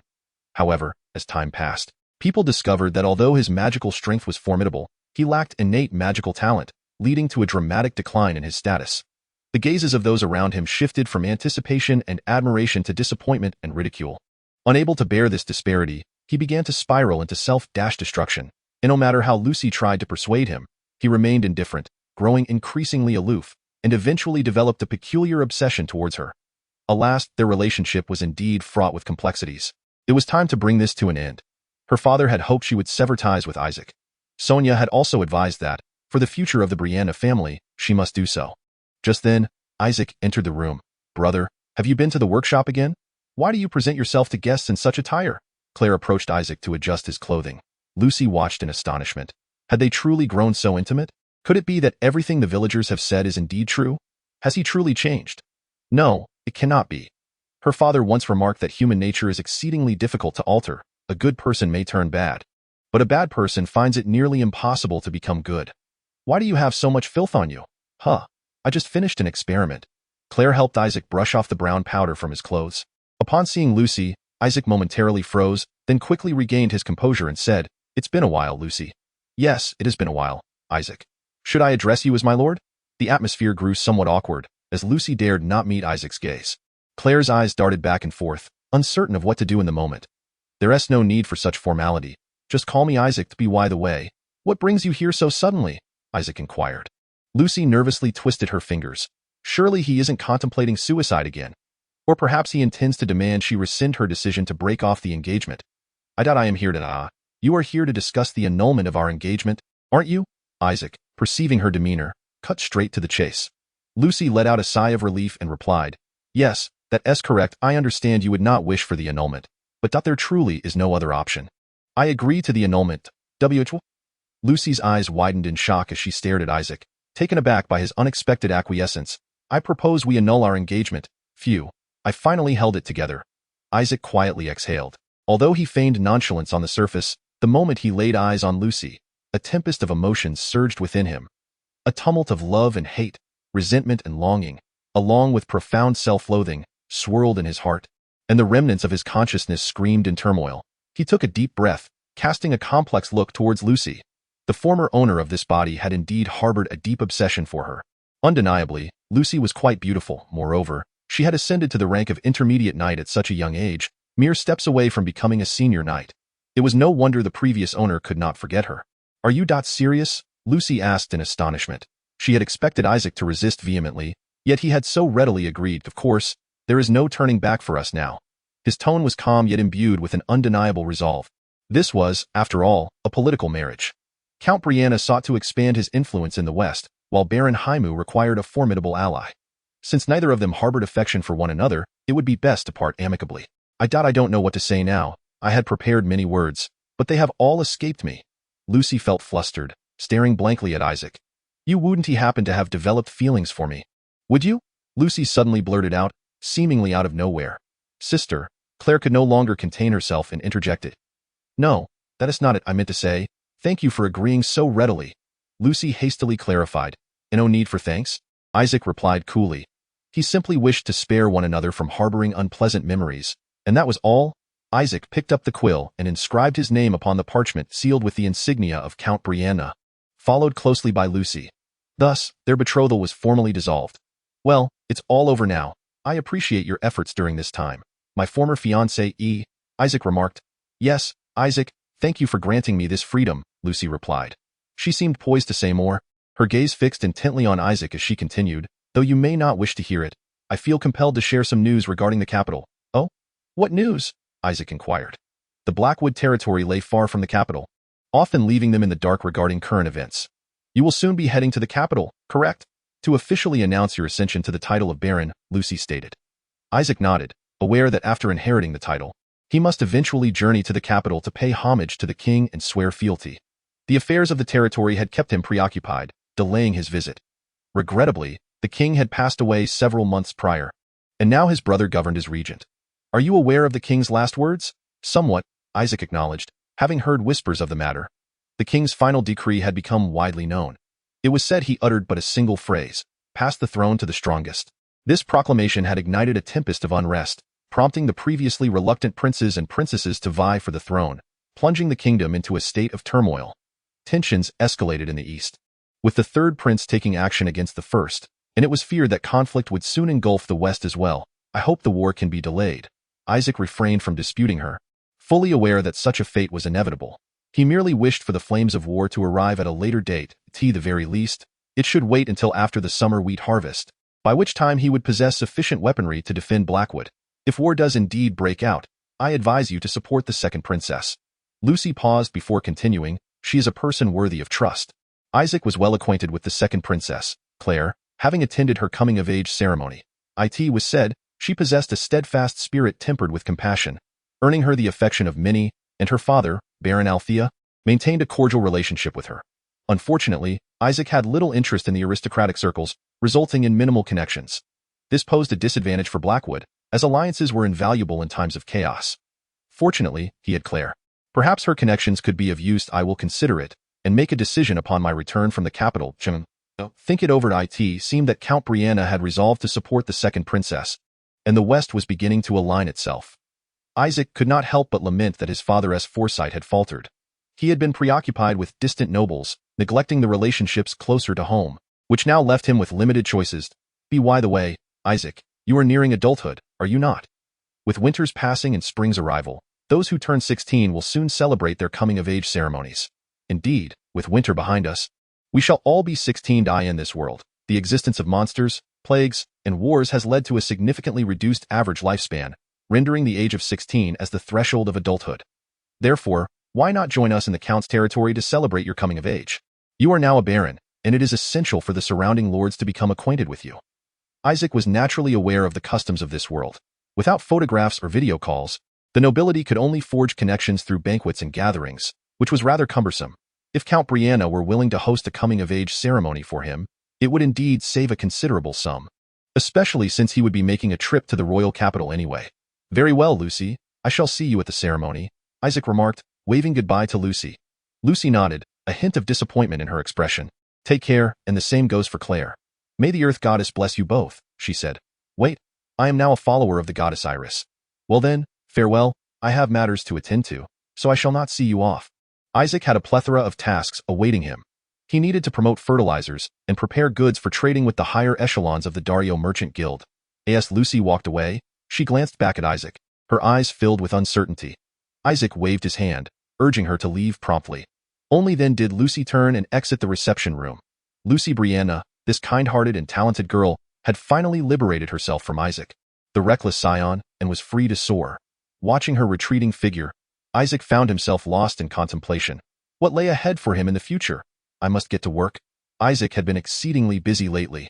The saltpeter mine had officially commenced production, and he needed to dispatch guards, construct fortifications, and recruit soldiers, all of which required substantial funds. Fortunately, the saltpeter mine was not far from the border fortress, allowing for a strategic retreat in case of danger.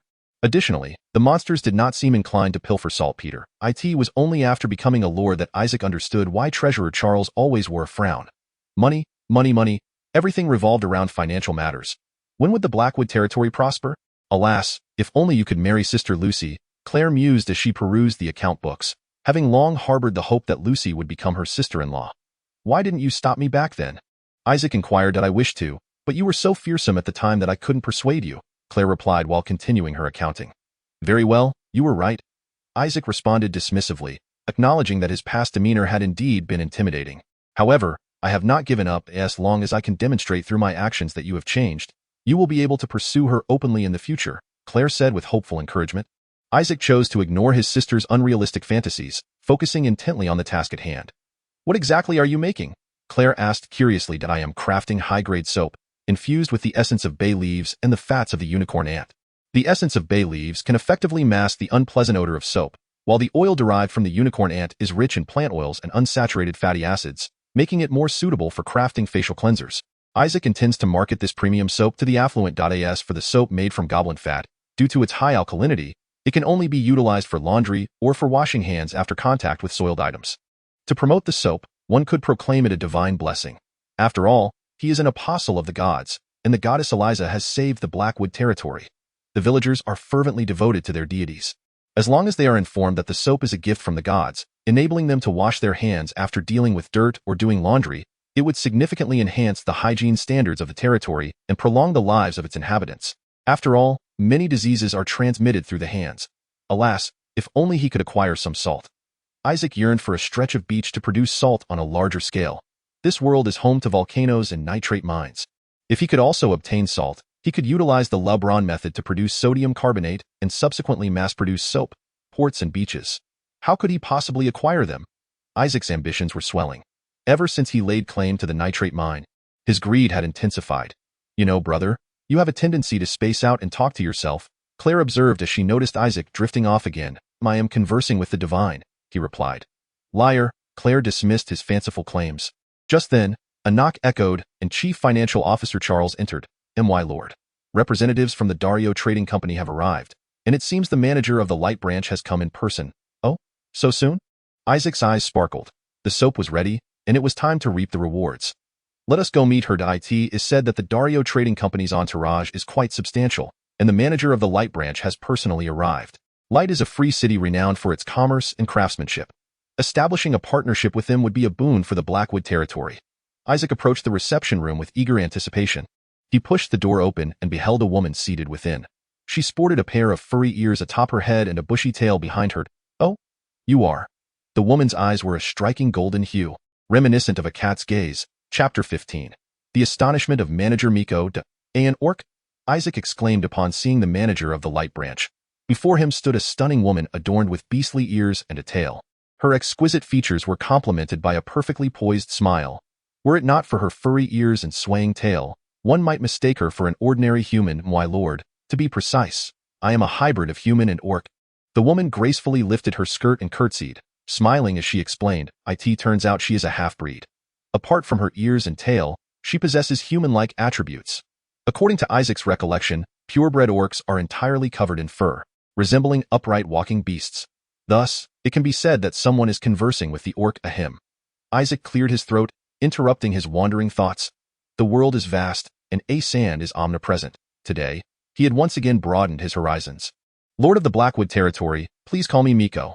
Isaac raised his hand to signal her to refrain from excessive formality. It is a pleasure to meet you, Miko the shopkeeper. You may simply refer to me as Isaac. Miko nodded with a smile. I have heard that you can craft hundreds of dual enchanted items each month, she remarked. Was it that hat-wearing merchant, Libero, who informed you? Indeed. Do you remember him? Of course. He had the audacity to call me a spendthrift right in front of me. Isaac replied matter-of-factly. Ahem. Libero awkwardly coughed, wiping the cold sweat from his forehead. When a subordinate errs, the superior must naturally bear the responsibility. I have heard that you, my lord, were magnanimous and did not hold it against him. I apologize on behalf of my subordinate for his impropriety, Miko said. A verbal apology is unnecessary. I hope you can demonstrate some sincerity in this transaction, Isaac stated. A merchant should understand that an apology must be expressed in monetary terms. I have taken that into consideration, hence this transaction will come with some concessions for you, Miko replied. Oh, that is splendid. It seems my earlier generosity was well warranted. After a brief exchange of pleasantries, both parties finally delved into the main topic. Shall we first discuss the matter of enchantments? Miko revealed her sharp fangs, eager to commence the trade. Claire, bring forth that sword. A sight is worth 1,000 words. Rather than persuading them through dialogue, it is far more effective to demonstrate, thus avoiding future complications. Here. Claire handed Isaac a broad-bladed sword. This was a two-handed sword, larger than a one-handed one. Isaac picked up the chisel and began inscribing runes. Miko and the merchants watched in astonishment, not anticipating that Isaac would personally demonstrate the enchantment. Isaac inscribed the runes of strength and lightweight upon the blade. His fingertips emanated powerful magical energy. With blue magic even spilling over the sword's surface, his magical prowess is indeed formidable. The merchants whispered among themselves. Isaac smirked slightly, deliberately releasing an overwhelming surge of magic. He sought to showcase his strength to these merchants, ensuring he would gain the upper hand in the forthcoming negotiations. Those hypocritical nobles might deem such behavior disgraceful, but Isaac was unconcerned. Can face save one from hunger, for the sake of the Blackwood territory's financial prosperity. He must secure this deal. Isaac continued to inscribe the runes, then began to infuse magical energy into them. A powerful stream of magic flowed into the runes, a testament to Isaac's years of cultivation, endowing him with extraordinary talent in the field of enchantment. Crack. The infusion was complete, and Isaac presented the dual-enchanted two-handed sword to Miko. Curiously, Miko took the longsword and swung it a few times. Good heavens, it's so light. And my strength has increased as well, Miko exclaimed, her eyes wide with astonishment as she gazed at Isaac. How did you achieve this? The light also possesses enchanters, yet they are incapable of achieving such feats. They require an extensive amount of time to inscribe a single rune. This is my unique secret. Isaac smiled mysteriously, offering no further explanation. Mitsai's gaze grew eager as she realized she had indeed made the right choice in coming here. It appears I have made the right decision. This transaction is assuredly beneficial, Mitsai remarked with a smile. Splendid. The retainers erupted in cheers. Charles, the treasurer, sighed in relief. You have made a wise choice, by the way. I happen to have something delightful. Would you care to take a look? Isaac inquired. What is it? Mitsai asked. Isaac gestured towards Claire, who promptly retrieved a round object from her pocket and handed it to Mitsai. This is soap. I've infused it with fragrance. Take a whiff. Mitsai inhaled the soap's aroma and, after casting a water spell upon her hands, began to lather it soon. Her hands were covered in froth. How delightful. And its cleansing properties are remarkable. The noble ladies will surely adore it. 0.7 silver coins? No, with proper promotion, it could fetch 11 silver coins. Mitsai quickly calculated in her mind. A gleam of brilliance sparkled in her eyes. The value of this soap was incalculable. How much of this soap do we have? Bring it forth. Lord Miller and Hans entered, carrying a wooden crate. A total of 86 pieces, Claire replied. The entire Blackwood domain collaborated to produce this soap. 946 silver coins. Mitsai inhaled deeply, recognizing the substantial sum. Director Mitsai, have you brought sufficient funds? Isaac inquired with a smile. Mitsai shook her head in resignation. Where did your raw materials come from? That is a secret. Isaac would certainly not disclose that the soap was made from goblin fat. After all, it was intended for the nobility. Would you care to sample our Blackwood beer once more? Claire asked, confidently pouring a cup of beer from a barrel and offering it to Mitsai. Why is the beer transparent? This is our Blackwood specialty beer, boasting a long shelf life and delightful flavor. Claire proclaimed with assurance. Impossible. Such clarity in beer must indicate a faint taste and a propensity to spoil. Huh? Mitsai took a sip, astonished. The foam was abundant, and the texture was smooth, and there was a unique fragrance. What manner of beer is this? It seems to contain minimal malt, yet the flavor is superior. This implies that more beer can be brewed with less malt. Are you certain its shelf life is extensive? Mitsai inquired. Isaac nodded confidently. My enchantments have not deceived you, nor does this beer, and I, Isaac, am not one to prioritize immediate gains. Mitsai swallowed hard and nodded. I trust you. Excellent, now it is time to count the coins. The soap and beer can commence sales immediately. As for the enchanted weapons, we shall discuss them upon my return from the capital. You can coordinate the specifics with Treasurer Charles, as he is well versed in the matter. Isaac snapped his fingers, and Miko caught sight of Charles, the treasurer, stepping forward with a broad grin directed at her. Shall we celebrate this transaction? Isaac raised his glass and proclaimed. Indeed, may our collaboration be fruitful. Cheers, Miko replied joyfully, sensing that this time she might truly seize a significant opportunity. Isaac, noticing her enthusiasm, smiled subtly. This half-orc was quite to his liking. They clinked their glasses together in merriment. Isaac drained his glass with satisfaction, secretly contemplating. At last, wealth is within reach. It is time to commence the development of my grand creation. Chapter 16.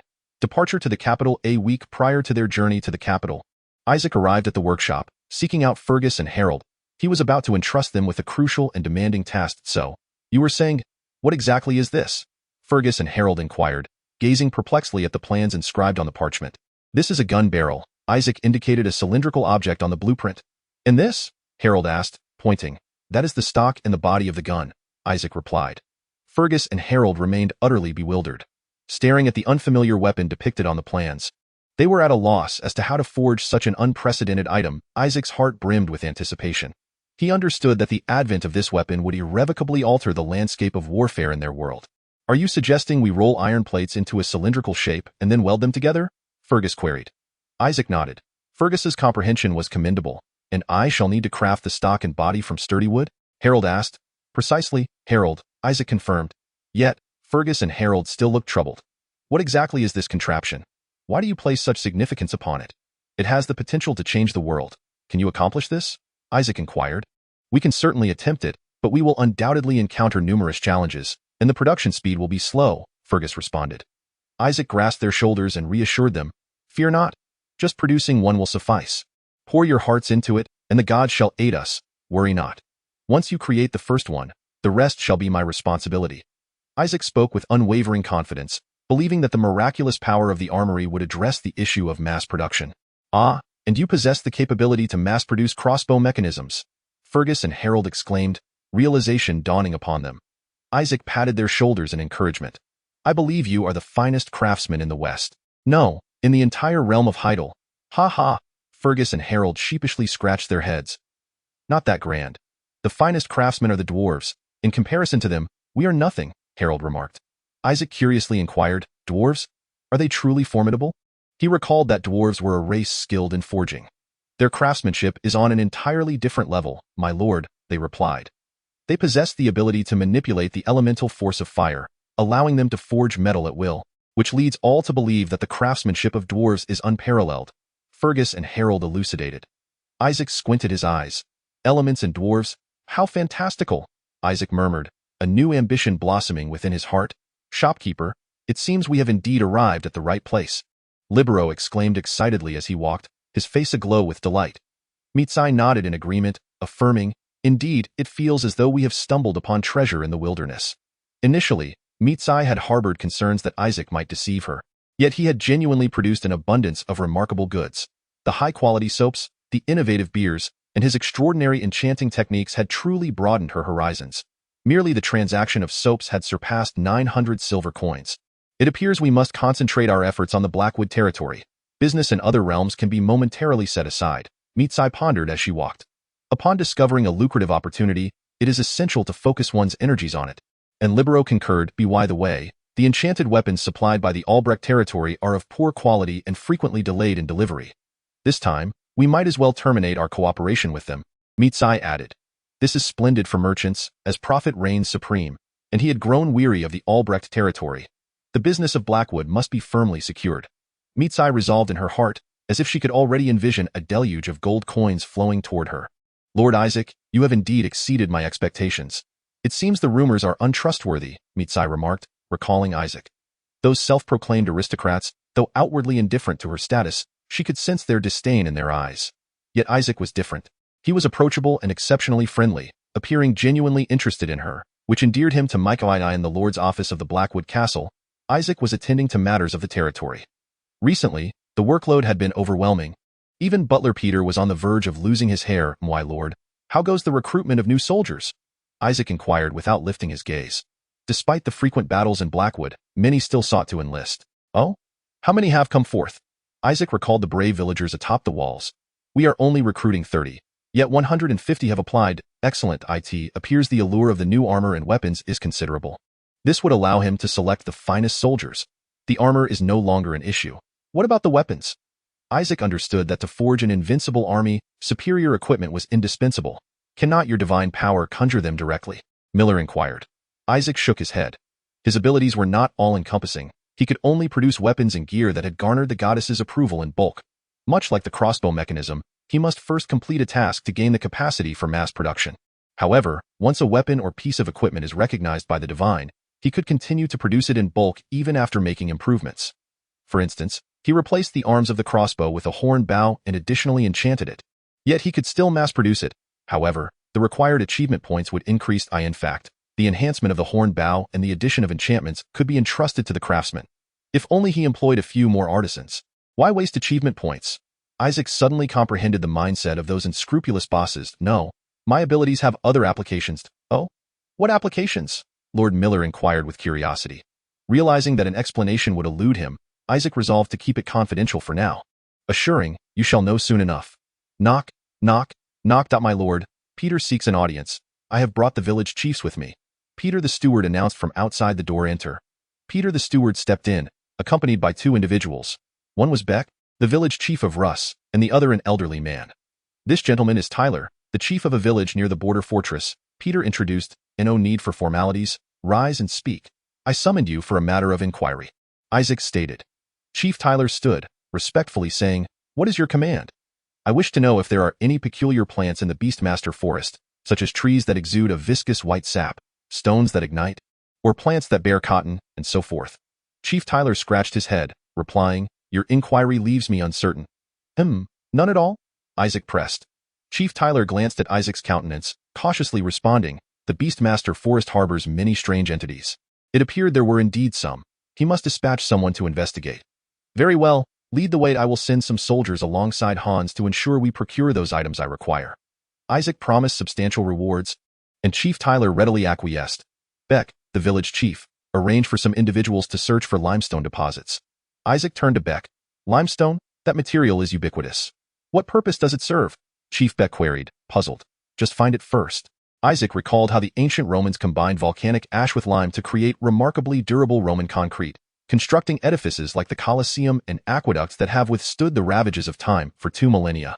The Romans, oh the Romans! Isaac could not help but exclaim. "And you, Peter the steward, go to light and liaise with the Dario Trading Company, requesting their assistance in procuring copper and tin. Furthermore, if possible, find a craftsman skilled in bell casting." "Copper and tin? Do you intend to forge bronze? And you seek a bell caster as well?" Peter the steward questioned, bewildered. "Indeed, its sound shall be resounding, exceedingly loud." Isaac mused, considering that while bronze is costly, it is currently only in use by the Blackwood territory. Thus the price should not be exorbitant. "However, my lord, the treasurer is quite stringent with expenditures at present. He insists on allocating funds judiciously." Peter the steward's expression turned troubled. "You inform him that this is my decree. It is of utmost importance." "Yes, my lord." Isaac successfully persuaded Peter the steward, then turned to Lord Miller. "Lord Miller, shall we depart for the royal capital?" Lord Miller nodded with a smile. They needed to return promptly. "Incredible!" Isaac exclaimed, gazing at the magnificent city before him. The capital, Moray, boasted a history spanning centuries, its architecture exquisite and grand, a stark contrast to the desolate backwoods of the Blackwood territory. The streets were teeming with people, a vibrant spectacle of life. Merchants hawked a myriad of wares, carpenters crafted furniture, and apothecaries brewed potions. Stalls along the roadside overflowed with delectable treats, while magical fountains erupted with vibrant columns of water, children frolicking joyously nearby. Isaac also spotted an elf with pointed ears. This is... Isaac trembled with excitement. "What is the matter?" Lord Miller inquired curiously, noticing Isaac's reaction. "This is indeed a fantastical world," Isaac murmured to himself. Chapter 17. Dwarves. Lord Miller, look, that beautiful maiden over there must be an elf, right? Isaac remarked, his gaze fixed on a distant girl with skin as pale as snow and delicately pointed ears. Her identity unmistakable. What a beauty! If only... Isaac sighed inwardly. "The wood elves reside within the forests, my lord. Most of them vanished after their defeat in the war against the high elves, so what you see now is likely a high elf." Lord Miller explained respectfully that so. Elves are divided into factions, Isaac pondered, stroking his chin thoughtfully. What defines the high elves? While they lack the ability to manipulate elements, they possess highly advanced magical technology, reputed to be concentrated in the distant Avalon Empire. "Oh, I see." Isaac nodded in contemplation. "Thus, the wood elves are the ones who harmoniously coexist with nature and wield elemental powers. High elves, on the other hand, are known for their pride and arrogance. It would be wise not to provoke them. If you had diligently studied the heirloom courses, you would have understood this," Lord Miller could not help but remind him. That is in the past. "Let's not dwell on it," Isaac replied awkwardly, waving his hand to signal Lord Miller to refrain from further discussion. "Lord Miller, do you know how those potions are made? I have a considerable number of monster byproducts in my territory that could be used for potion making. I am considering gathering some artisans to experiment," Isaac mused, glancing at the roadside stalls. "Take, for instance, the goblin eyeballs and sharp fangs sold previously. If they could be processed into basic potions for resale, the profits could multiply significantly. You are correct, however, the wares at roadside stalls are of inferior quality. Good potions can only be purchased at the magic tower or the church. Your territory requires a magic tower capable of processing byproducts, along with a church capable of producing holy water." Lord Miller advised. Isaac pondered. Processing byproducts should not pose a challenge, as his territory boasted numerous skilled artisans. He merely needed to ascertain the methods. The real issue lay with the church. It seemed that upon his return, he must prioritize the construction of a temple. Once the faith of the Elysian Order spread, and priests and monks capable of harnessing divine power emerged, the production of holy water could commence. "Indeed, Sir Miller, did you procure those potions nearby?" Sir Miller nodded. gesturing towards the towering magic tower of the kingdom of Heidel that pierced the clouds. The magic tower? Isaac echoed softly. It is said that Claire possesses 6 magical paths there. A veritable tactical weapon. I too yearn to swiftly augment the number of my magical paths, Isaac murmured as he gazed at the tower. Is there a suitable armor shop in the vicinity? Mayor's armor shop? Precisely, do you have the money? Sir Miller inquired. Isaac waved the promissory note in his hand. Naturally. After exchanging the currency, Isaac and Sir Miller proceeded directly to the armor shop on the commercial street. WOW.IT is truly magnificent. The shop displayed gleaming suits of plate armor and defensive gear in an orderly fashion, dazzling the eye. The artisans of the royal capital are indeed worthy of their reputation. Isaac thought enviously, however, the prices of armors in the royal capital are equally breathtaking. The proprietor demanded a staggering 750 silver coins for a full suit of plate armor. Hiss, good sir, this is a masterpiece crafted by the finest artisans of the royal capital. You get what you pay for. The proprietor rubbed his hands together, insinuating that this price was already quite reasonable. Isaac shook his head, abandoning the idea of purchasing a complete set of armor, and decided to merely acquire the missing pieces. Ultimately, he purchased shoulder guards, armpit guards, leg guards, greaves, and iron shoes, trying them on immediately. They appear quite satisfactory, Isaac nodded in contentment. Once I earn more money, I shall return for a custom-fitted set. He mused as he paid the proprietor in gold coins and exited the shop. Thank you for your patronage, sir. Stepping out of the shop under the sunlight, Isaac's armor gleamed resplendently, and coupled with the hefty war hammer at his waist, an unsuspecting observer might mistake him for a formidable knight. So, what do you think? Isaac inquired, glancing down at himself. Sir Miller scratched his head, looking rather perplexed.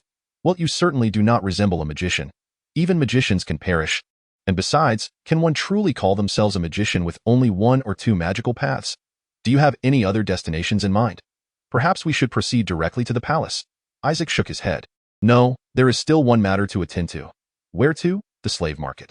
Like many other kingdoms, the kingdom of Heidel also practices slavery.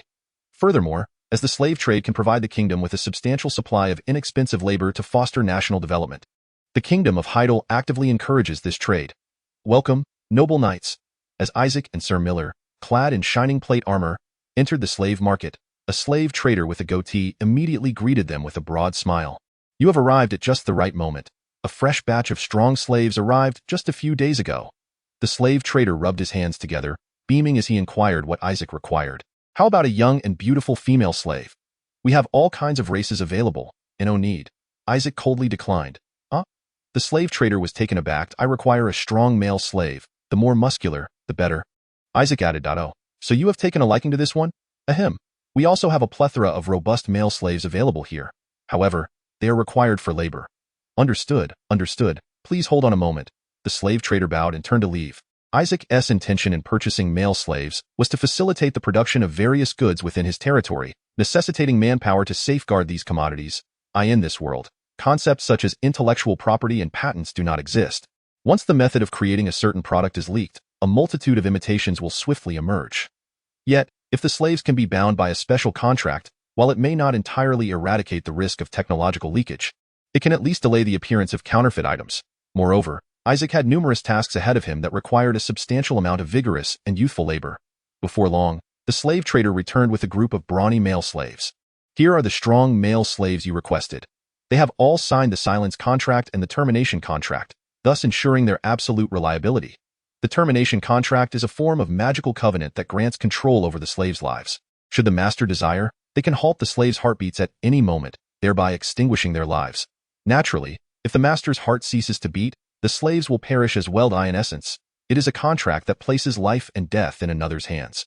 It is said that this magic was originally created by a pair of sorcerers who wished to simultaneously stop their heartbeats at the end of their lives, allowing them to remain together for eternity. However, this romantic enchantment was subsequently repurposed by later sorcerers into a tool for controlling slaves. Esteemed gentlemen, what are your thoughts? The slave trader inquired with a sycophantic demeanor. Isaac meticulously examined the 15 slaves before him, each remarkably robust. Suddenly, Isaac noticed a particularly diminutive slave and furrowed his brow. The slave's childlike stature, exaggerated muscles, especially his biceps, which were even more formidable than those of Hans the blacksmith, prompted Isaac to wonder. Could he possibly be a dwarf? Chapter 18. What on earth? Another world. What? As Isaac approached for a closer look, It was indeed a dwarf sporting a thick beard. What could a dwarf be doing here? Reduced to slavery? Is he also a slave? Why hasn't he been sold yet? Isaac exclaimed in astonishment as he grasped the slave trader. Dwarves are a race blessed by the god of metal and forging. Logically, they should be snatched up at high prices by nobles as soon as they are captured. It's a long story. He has a minor issue. What issue? Isaac pressed for clarification. He only picks up his hammer when something ignites his creative desire. Otherwise, he wouldn't lift a finger even if his life depended on it. Then I shall take him, Isaac declared without hesitation. However, if you cannot spark his interest, he will refuse to work. You need not worry about that. How do you intend to stimulate his interest? Do you have? Isaac shook his head. I possess none of those things, but I have many ideas that can ignite his creative passion. This creative desire can be inspired not solely by material means. On the contrary, it is only when an individual is granted the opportunity to create something unprecedented that their creative fervor truly surges forth. Isaac, as fate would have it, possessed a multitude of such ideas. Hey, you, yes, you, Isaac called out to the dwarf who had been gazing at him with an expressionless face. How did you find yourself in such a predicament? Isaac inquired with keen interest, genuinely curious about how this dwarf had traversed from a distant continent to this place, and what had compelled him to cling to his creative passion even at the cost of his life. Pa, what business is it of yours? The dwarf spat disdainfully. Smack! The slave trader delivered a sharp blow to the back of the dwarf's head. If it weren't for you, I wouldn't be suffering such tremendous losses. The slave trader seethed with rage over the dwarf's return. All right, that's enough. Isaac quickly grasped the slave trader's shoulder, halting his violent outburst.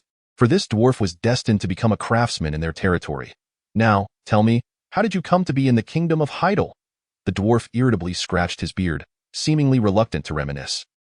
It's a long story. Back in the day, when I showcased my new invention before the dwarf king, I inadvertently. And then what? Isaac's interest was piqued, gesturing for the dwarf to continue. I accidentally caused my invention to explode, injuring His Majesty the King.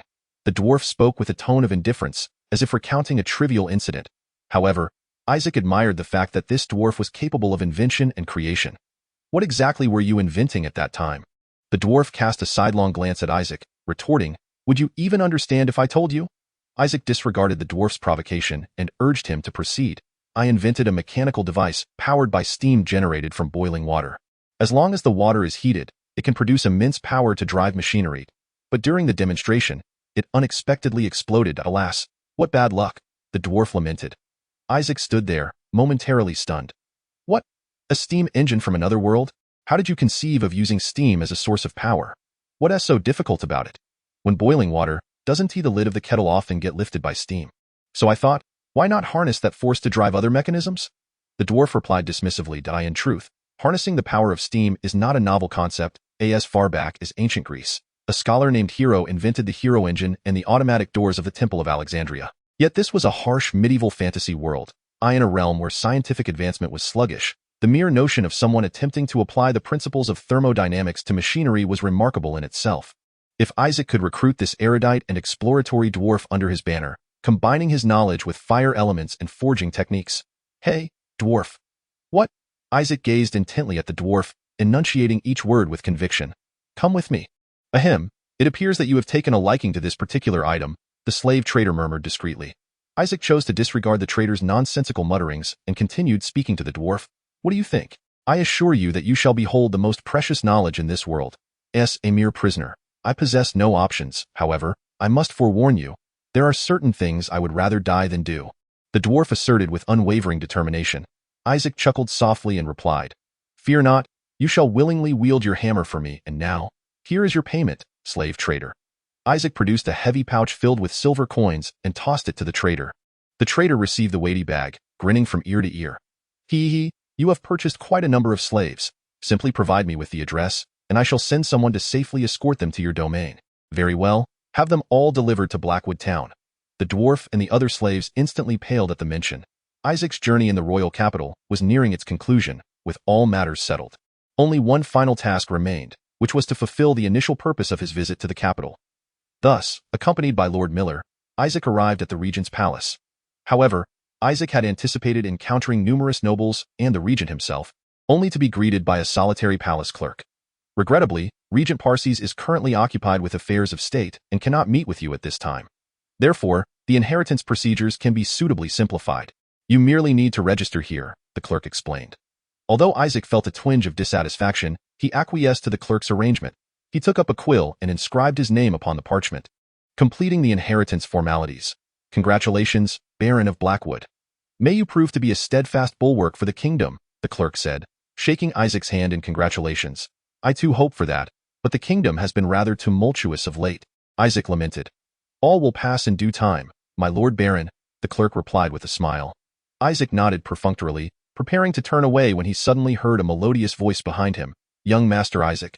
Isaac halted, turning around in puzzlement. He strained to recall, but the lady before him was an enigma. Could she be an acquaintance of the former owner? Ah, you are now officially a baron. I should address you as Baron Isaac, the lady remarked with a smile. Isaac continued to ruminate in confusion, entirely oblivious to Lord Miller frantically gesturing at him from the side. Why, Lord, this is Her Highness, the second princess, Princess Priscilla, Lord Miller whispered urgently. Ah, so it is she. Chapter 19. Born with a rebellious spirit. Isaac suddenly realized that it was indeed Princess Priscilla, though he was perplexed as to how she recognized him.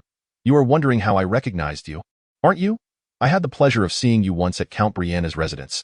Furthermore, Lucy often speaks of you, Princess Priscilla explained with a smile. How surprising that she still remembered him after all these years spent at Count Brianna's estate. Ahem. Isaac found himself at a loss, uncertain of how to properly pay his respects upon encountering the esteemed second princess.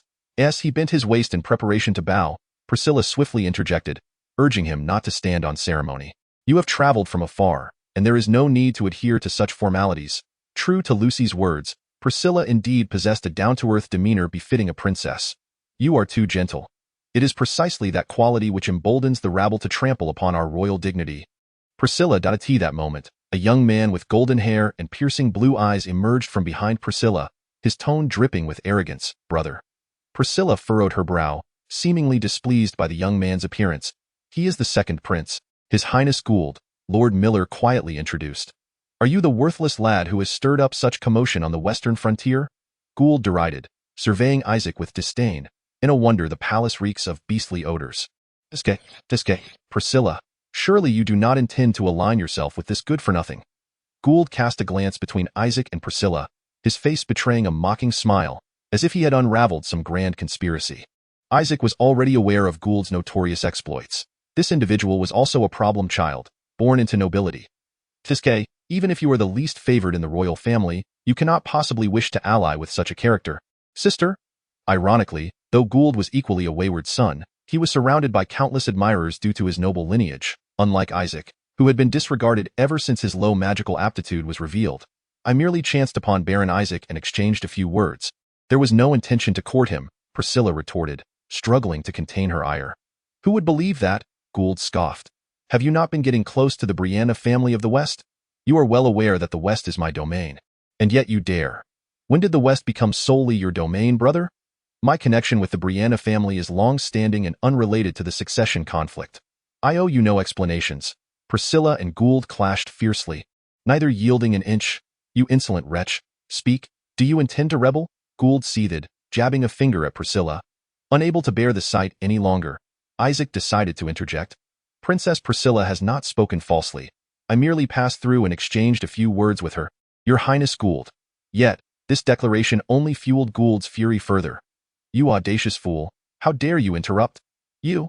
Isaac glared coldly at Gould, who had targeted him from the very beginning, mistakenly believing him to be an easy target. You possess quite the audacity to stand before a member of the royal family and not bow? Kneel at once, Gould shouted, pointing an accusatory finger at Isaac. Isaac scoffed inwardly. Was this what they called bloodline discrimination? He suddenly lifted one foot, aiming the sole directly at Gould's face, and then leisurely patted his knee. I apologize. I have been practicing swordsmanship lately, and my knee has grown stiff, making it difficult for me to kneel. Gould's expression immediately turned ashen. You, my friend, are highly suspect. Ever since our meeting commenced, your demeanor towards the royal family has been exceedingly arrogant, and your appearance gives off an impression of a treacherous scoundrel. Gould audaciously suggested that he resembled a traitorous knave. Isaac felt a sense of helplessness. This fellow truly had a knack for bringing up the most inappropriate topics in our territory. There exists a saying. If upon first meeting someone, they declare you resemble a treacherous knave. Isaac intentionally paused, fixing his gaze on Gould, and articulated each word with precision. Then one must surely stage a rebellion to prove them wrong. Oh, by the way, in my hometown, there is also a verse. A righteous man wields a 3-foot sword and surely strikes down the heads of traitorous ministers. Do not forget, Your Highness, you are not yet the king. Isaac remarked with subtle implications, before smiling at him. Choosing to say no more, Gould was momentarily taken aback, but soon erupted in fury. You madman. How dare you speak so disrespectfully to the royal family? Woof, woof, woof. Here, 200 words of barking are omitted. Isaac simply smiled as he observed the second prince's fit of rage, which only served to infuriate Gould further. Just as Gould was about to charge forward, the door to the room, previously obstructed by Isaac and his companions, suddenly swung open, and the secretary rushed out, exclaiming anxiously, Your Highness, the regent is requesting your presence. It turned out the regent had arrived. No wonder Gould and Priscilla were present here. You wait for me. This matter is far from over. Gould shot Isaac a venomous glare before turning and entering the room. After Gould's departure, Isaac and Priscilla exchanged glances, the atmosphere growing somewhat awkward. Ahem. Isaac felt he may have been a bit too harsh earlier. I apologize, my words may have been overly aggressive. I did not intend to offend your royal family. However, Priscilla kept her head down, her shoulders trembling. No need to apologize. I found your words quite gratifying, Priscilla replied, lifting her head with a smile. Isaac let out a sigh of relief. Thankfully, he had not offended this princess. By the way, is there really such a saying in Haimu town, that if someone unfoundedly claims you resemble a traitor, one must stage a rebellion to prove them wrong? Priscilla inquired curiously. Ahem, as you know, our region is rather remote and known for its fierce customs, so often, when one is falsely accused or slandered, there is little need for explanation. Those with strength can easily dictate the rules. Haha, what an intriguing place. I find it quite appealing. Isaac noticed the curiosity and interest in Priscilla's gaze, which made him feel somewhat uneasy. I heard that Baron Isaac will also be attending the coming-of-age ceremony of Count Brianna's family. Is that true? This matter was known to few. It must have been Lucy who informed her. Priscilla nodded. Since our paths align, why not walk together? Isaac was taken aback. Promise her. Promise her? Lord Miller gestured frantically at Isaac to comply. Isaac felt a headache coming on. How had he managed to entangle himself with a princess? Very well. With a sense of resignation, Isaac acquiesced. Chapter 20. The body enhancement magic array. The arrival of the second princess and her entourage completely derailed Isaac's plans. He had initially intended to complete the inheritance procedures and proceed directly to Count Brianna's estate. But the grand procession of Princess Priscilla was formidable, with hundreds of guards, soldiers, and servants. The preparations alone consumed an entire day, leaving Isaac with no choice but to wait in exasperation. To avoid squandering this time, Isaac resolved to undertake a task he had long contemplated but had hesitated to initiate out of fear. Are you certain you wish to proceed with this? It may be painful, Lord Miller said with a grave expression and a worried tone. No need to pity me. Let us begin, Isaac declared, biting down on a sturdy wooden stick as he resolutely shed his garments. All right, I shall commence. Lord Miller swallowed nervously. Come on, it's bound to happen sooner or later. Isaac gritted his teeth and replied. Seeing Isaac nod, Lord Miller took a deep breath and slowly drew forth the dagger from his waist. The blade glinted ominously in the candlelight, as sharp as a scalpel. I hope your idea proves to be sound, to etch a magic array upon bone.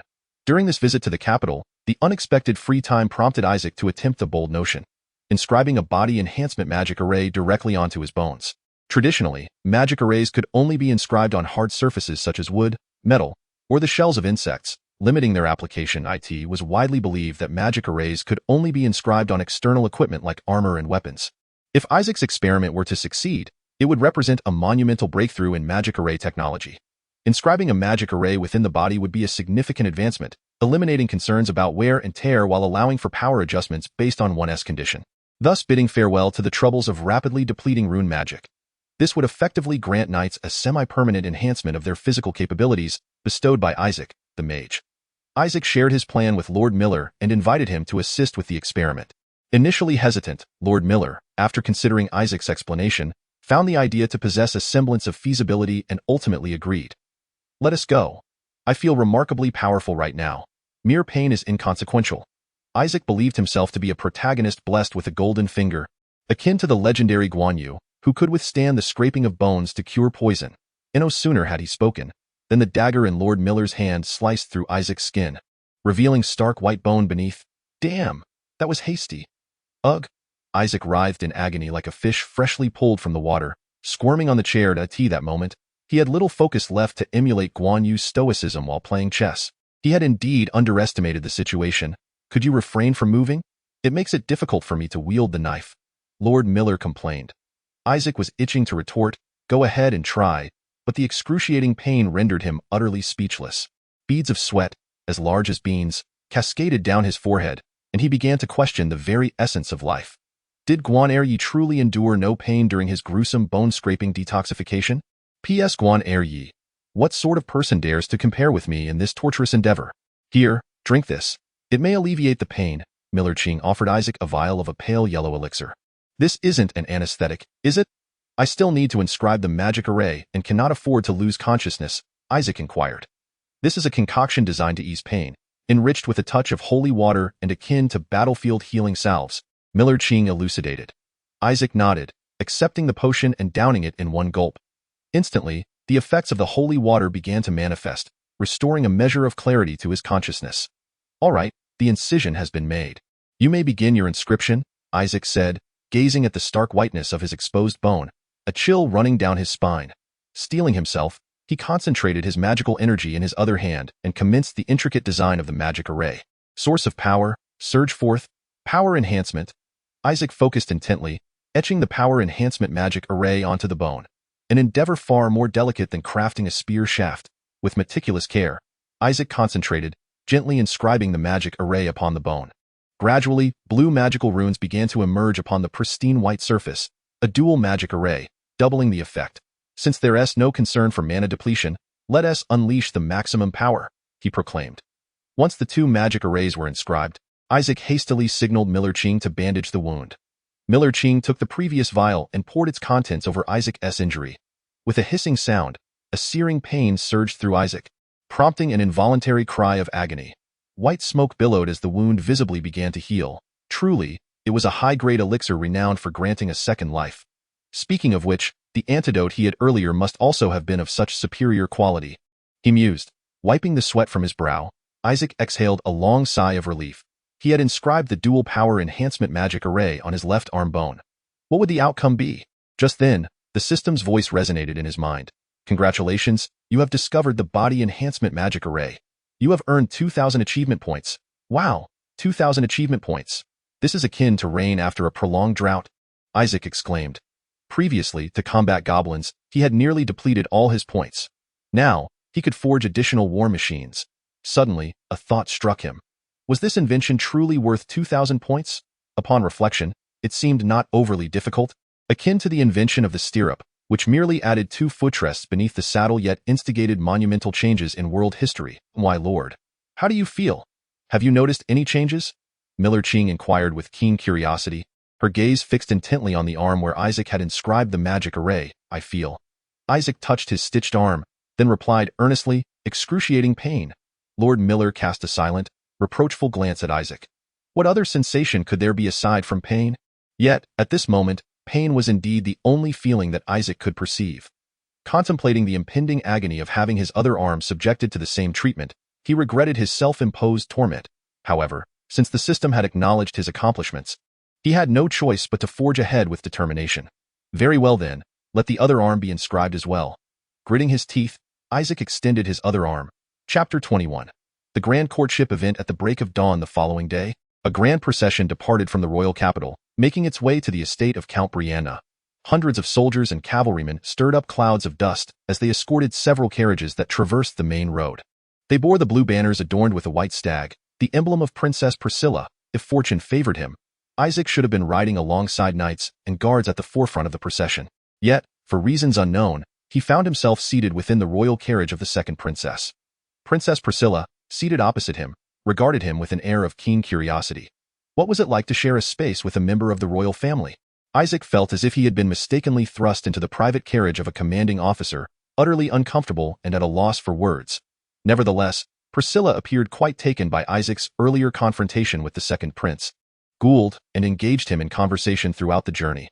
Their discourse flowed freely, encompassing everything from their initial meeting and amusing anecdotes to tales of repelling goblins and the succession war, as if a floodgate of conversation had been unlatched. Isaac responded intermittently, offering flattery from time to time. When conversing with individuals of high status, one must learn to read the room and play the role of an adept supporter. Knock, knock, knock. Just as Isaac and Priscilla were engrossed in conversation, a sudden rapping resonated from outside the carriage. The guard opened the window, leaning in to inquire whether Priscilla required a moment of respite.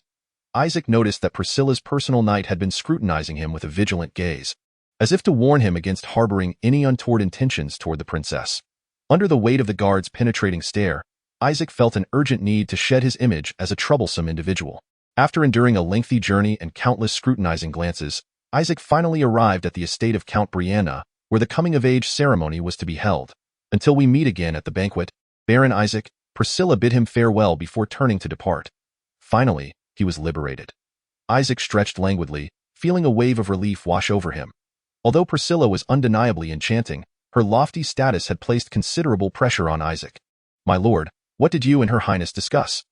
Once Priscilla and her entourage had exited, Lord Miller immediately approached Isaac, his curiosity palpable. Given the critical juncture of the succession war, interactions with royal family members could significantly influence the future development of their territory. Hence Miller's keen interest. "Oh, nothing of consequence," Isaac replied, his words deliberately vague. Due to his offense against the second prince, Gould, he unexpectedly found himself growing closer to the second princess, Priscilla. This turn of events left him somewhat astonished. Priscilla's proximity only deepened Isaac's confusion. She seemed genuinely interested in him, yet showed no intention of forging an alliance. Was it merely a product of his own overactive imagination? "Let us attend the banquet as well." "My dear Miller," Isaac proposed. "The coming-of-age celebration will undoubtedly attract numerous nobles, providing an excellent opportunity to gather intelligence." Isaac was determined to uncover Priscilla's motives, believing the answers lay within that gathering. Thus, accompanied by Miller, he stepped once again through the grand doors of the Count Brianna's estate after a 6-year absence. It is often said that the essence of socializing lies within banquets in this world. Where opportunities to meet others are scarce, a coming-of-age celebration undoubtedly stands as a significant social event. The festivities at the Brianna estate were filled with laughter and merriment, exuding a harmonious atmosphere, at least on the surface. In truth, the coming-of-age banquet resembled a grand matchmaking event, where young nobles gathered to seek suitable marriage partners. The lively music, intoxicating wine, and the sweet scent of hormones filled the air. Young men and women donned false masks, testing one another and exchanging ambiguous signals. Noblemen, like peacocks displaying their plumage, showcased their charms in an attempt to capture the attention of the opposite sex. Meanwhile, noble women appeared demure and elegant, yet were secretly calculating in hopes of finding a suitor endowed with both power and wealth. However, amidst this social whirlwind stood one gentleman, wholly indifferent to the proceedings, engrossed in the pleasures of the banquet.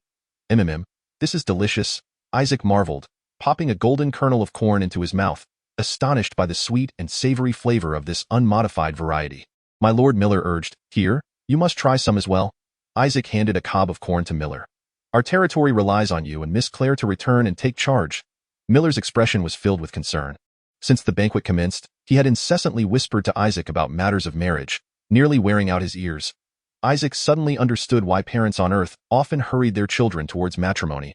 Indeed, corn is best enjoyed with a slathering of butter and roasted to perfection.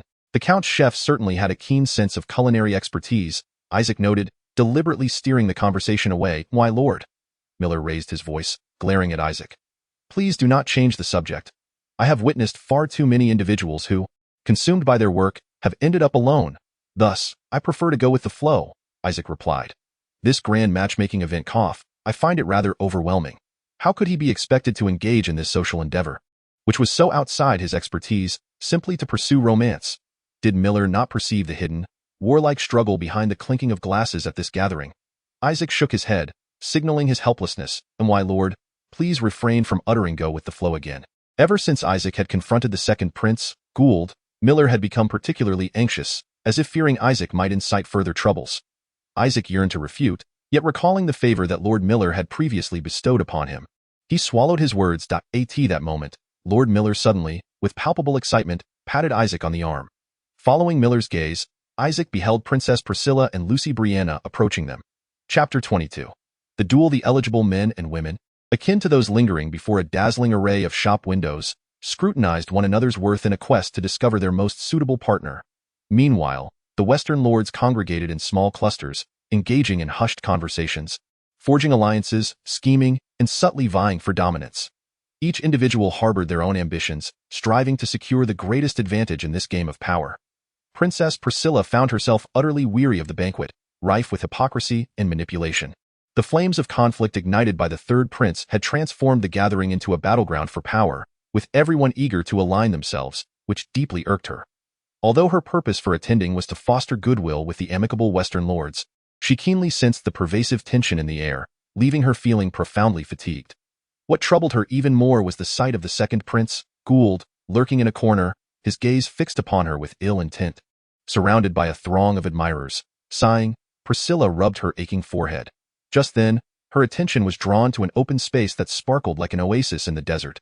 It was the location of Baron Isaac. Strangely, he was entirely alone, seemingly isolated by an invisible barrier, which piqued Priscilla's curiosity. Surely, the rumors surrounding Isaac had frightened others away, yet she understood that he was not as the tales depicted. He was courteous and unpretentious, resembling a seasoned veteran of courtly affairs. Most importantly, Isaac was forthright and sincere, devoid of any treacherous scheming. He was simply a man who spoke his mind, which accounted for his audacious remarks. Clearing her throat awkwardly, Priscilla took a step towards Isaac, not with the intention of winning him over, but rather out of pure curiosity to know him better. "Your Highness Priscilla," came a voice that halted her progress. Turning around, she found herself face to face with the day's protagonist, Lucy Brianna. Noticing the numerous gentlemen lingering behind Lucy, reluctant to part with her, Priscilla understood that Lucy's annulment of her engagement with Isaac had once again placed her in the spotlight. With a knowing smile, Priscilla linked her arm with Lucy's, guiding her towards Isaac. Munch munch. Isaac was engrossed in devouring corn when he noticed Priscilla and Lucy approaching. His chewing paused, and a clear expression of reluctance crossed his face. "Lord Baron Isaac," Priscilla greeted him with a smile. "Yes, it is you," Isaac replied, a slight awkwardness evident on his countenance upon seeing Priscilla and Lucy. "Are you enjoying the banquet?" Priscilla inquired. Isaac surveyed the desolate surroundings, at a loss for words, and thus deftly changed the subject. "The corn here is truly delightful." Observing Isaac's woeful demeanor, Lucy couldn't help but interject, "If you fancy it, I could cast a preservation spell and bring some back for you." "Really? That would be immensely appreciated." Isaac's eyes sparkled with excitement. "By the way, could you also procure some seeds for me?" At this, Isaac's enthusiasm for the corn seeds became palpable. Priscilla and Lucy exchanged glances, puzzled by Isaac's sudden fervor for corn cultivation. Isaac launched into an elaborate discourse on agricultural methods, filled with technical jargon that Priscilla and Lucy found utterly incomprehensible. "We merely made a substantial donation to the earth cult, enabling them to bless our land, thus enhancing the soil's fertility, allowing the corn to flourish naturally," Lucy elucidated. Upon hearing about the Brianna family's farming techniques, Isaac was momentarily taken aback, slapping his forehead in disbelief. He shook his head repeatedly, incredulous at the Brianna family's approach to agriculture. Just then, an incongruous voice pierced the air. "Baron Isaac Blackwood." Lucy's expression shifted slightly upon recognizing the newcomer. It was a baron who had previously hovered around her. Lord Ralph Albram of the West, who had recently aligned himself with the second prince's faction. Ralph disregarded Princess Priscilla and approached Isaac directly, an act of rudeness that irked Priscilla. Sensing an unsettling tension, Priscilla turned to Gould, only to find him wearing a sinister smile directed their way. "Oh no, I did not expect to encounter the troublesome child of the West here." Ralph's tone dripped with provocation. "Who was this fellow?" Isaac rummaged through the original owner's memories, but found no information about this individual. He cast a furtive glance at Lord Miller. "Lord Ralph Albram of the neighboring territory, his swordsmanship is on par with that of his attendants," Miller whispered. Isaac glanced around, noting the grim expressions on Lucy and Priscilla's faces. It seemed he was not merely overthinking. This individual was indeed seeking trouble. "What gives you the right to stand here? Don't think I am unaware that you have usurped my magical array business," Ralph exclaimed, pointing an accusatory finger at Isaac. Isaac recalled that the magical array business in Blackwood Town had been thriving, encroaching upon the markets of other territories, including Ralph's. "It's obvious you are the one pulling the strings, inciting the Dario Consortium to sever ties with me. Can you even sleep at night?" "Ha, what if I can't?" Isaac retorted with a smile, finding Ralph's accusations utterly absurd. "After all, business is a natural selection process." "You dare to talk back, you insolent wretch?" Ralph fumed. Ralph's words ignited a fury within Isaac. "You pathetic fool. Your father is an uneducated buffoon, and yet you prove to be even more worthless than he. You useless piece of trash. Come at me for a duel if you dare." Isaac could not help but utter a curse. What did you just say?" Ralph was momentarily taken aback. To deal with such a foul-mouthed individual, one must counter magic with magic. Did you think you were the only one who could hurl insults? He was once a pianist from Zhuan. You, a discarded wretch of the Merchant Guild, are you deaf? I said I want to challenge you to a duel. The banquet hall fell into a profound silence. All present were startled by Isaac's sudden outburst of profanity. This was noble society. Never had anyone dared to utter such coarse language in public. Why? Ralph's face shifted between hues of green and white, his teeth grinding audibly. What? Are you afraid? Isaac provoked. Ding! Quest activated. Defeat Viscount Ralph. Just then, the voice of the system echoed in Isaac's mind. The emergence of the system task solidified Isaac's resolve. Why you and your father are cut from the same cloth. Why you? What? You wish to engage me in a sacred and fair duel. Excellent. What? Ralph's mind, still scrambling for words to retort Isaac, was left utterly incapacitated by the latter's declaration. Unfortunately for him, while his mind faltered, Isaac was sharp as ever. He flung the corn in his hand at Ralph's face and charged forward, delivering a punch squarely to his jaw. Bang! Ah! Ralph cried out, clutching his face covered in corn kernels as he collapsed to the ground. Isaac slowly retracted his fist and shrugged at the surrounding nobles, who were left in stunned silence. You all witnessed this. The man challenged me to a duel and stood there allowing me to strike. Wouldn't you say he was asking for it? I have never encountered someone so deserving of a beating. Ha! A mouthful of phlegm landed squarely on Ralph's forehead. Ah, Isaac, if you have the guts, let us engage in a life-and-death duel. Ralph sprang up from the ground like a jack-in-the-box, wiping the corn and phlegm from his face, and furiously shouted at Isaac. The surrounding nobles, finally snapping back to reality, erupted into a frenzy, clamoring for a duel. Duel. Chapter 23. The can-opener chatter filled the air. The news of the duel spread like wildfire, and soon the entire banquet hall was abuzz as attendees flocked to the arena. This unexpected duel catapulted the otherwise mundane adult ceremony into a thrilling climax. The nobles were exhilarated, placing bets and speculating on the outcome of the confrontation. My lord, why would you agree to his duel? Lord Miller asked helplessly while assisting Isaac with his armor. I have endured him for far too long. You know this well. I merely intended to land a single punch and be done with it. But who knew this brat would come charging at me? Isaac shrugged nonchalantly. Alas, though that may be true. Isaac donned the full plate armor he had acquired from the royal capital, with shimmering magical sigils intricately engraved on the shoulder guards, gauntlets, and other components. These magical arrays are all dual-layered, their effects magnified. With the enhancement of the multiple lightness spell, this set of originally cumbersome plate armor feels remarkably lighter on Isaac, allowing him to move with agility. Source of strength, surge forth. Isaac channels a great deal of magical energy into the runes etched upon his bones. He possesses an abundance of mana, so why not utilize it? A warm current flows through his entire being, causing his heartbeat to quicken. The quadruple strength-enhancing magical arrays activate simultaneously, and he senses his power escalating continually. The plate armor he wears seems to transform into a lightweight fabric, while the war hammer in his grasp feels as light as a mere stick. He now feels capable of delivering a single blow that could fell a bull. Is this the sensation of unleashing one's power without concern for mana consumption? What would be the effect of inscribing strength-enhancing magical arrays upon every bone in his body? And what if he could inscribe triple magical arrays? Isaac finally comprehends why the achievement points for body enhancement magical arrays are so high. This phenomenon is indeed more formidable than he had anticipated. At that moment, Ralph's voice echoed from afar. You incited the merchant group to undermine the interests of the Albram family, and you dare to publicly humiliate His Highness Prince Gould. I shall seek justice for my family, for Prince Gould, and for Lucy.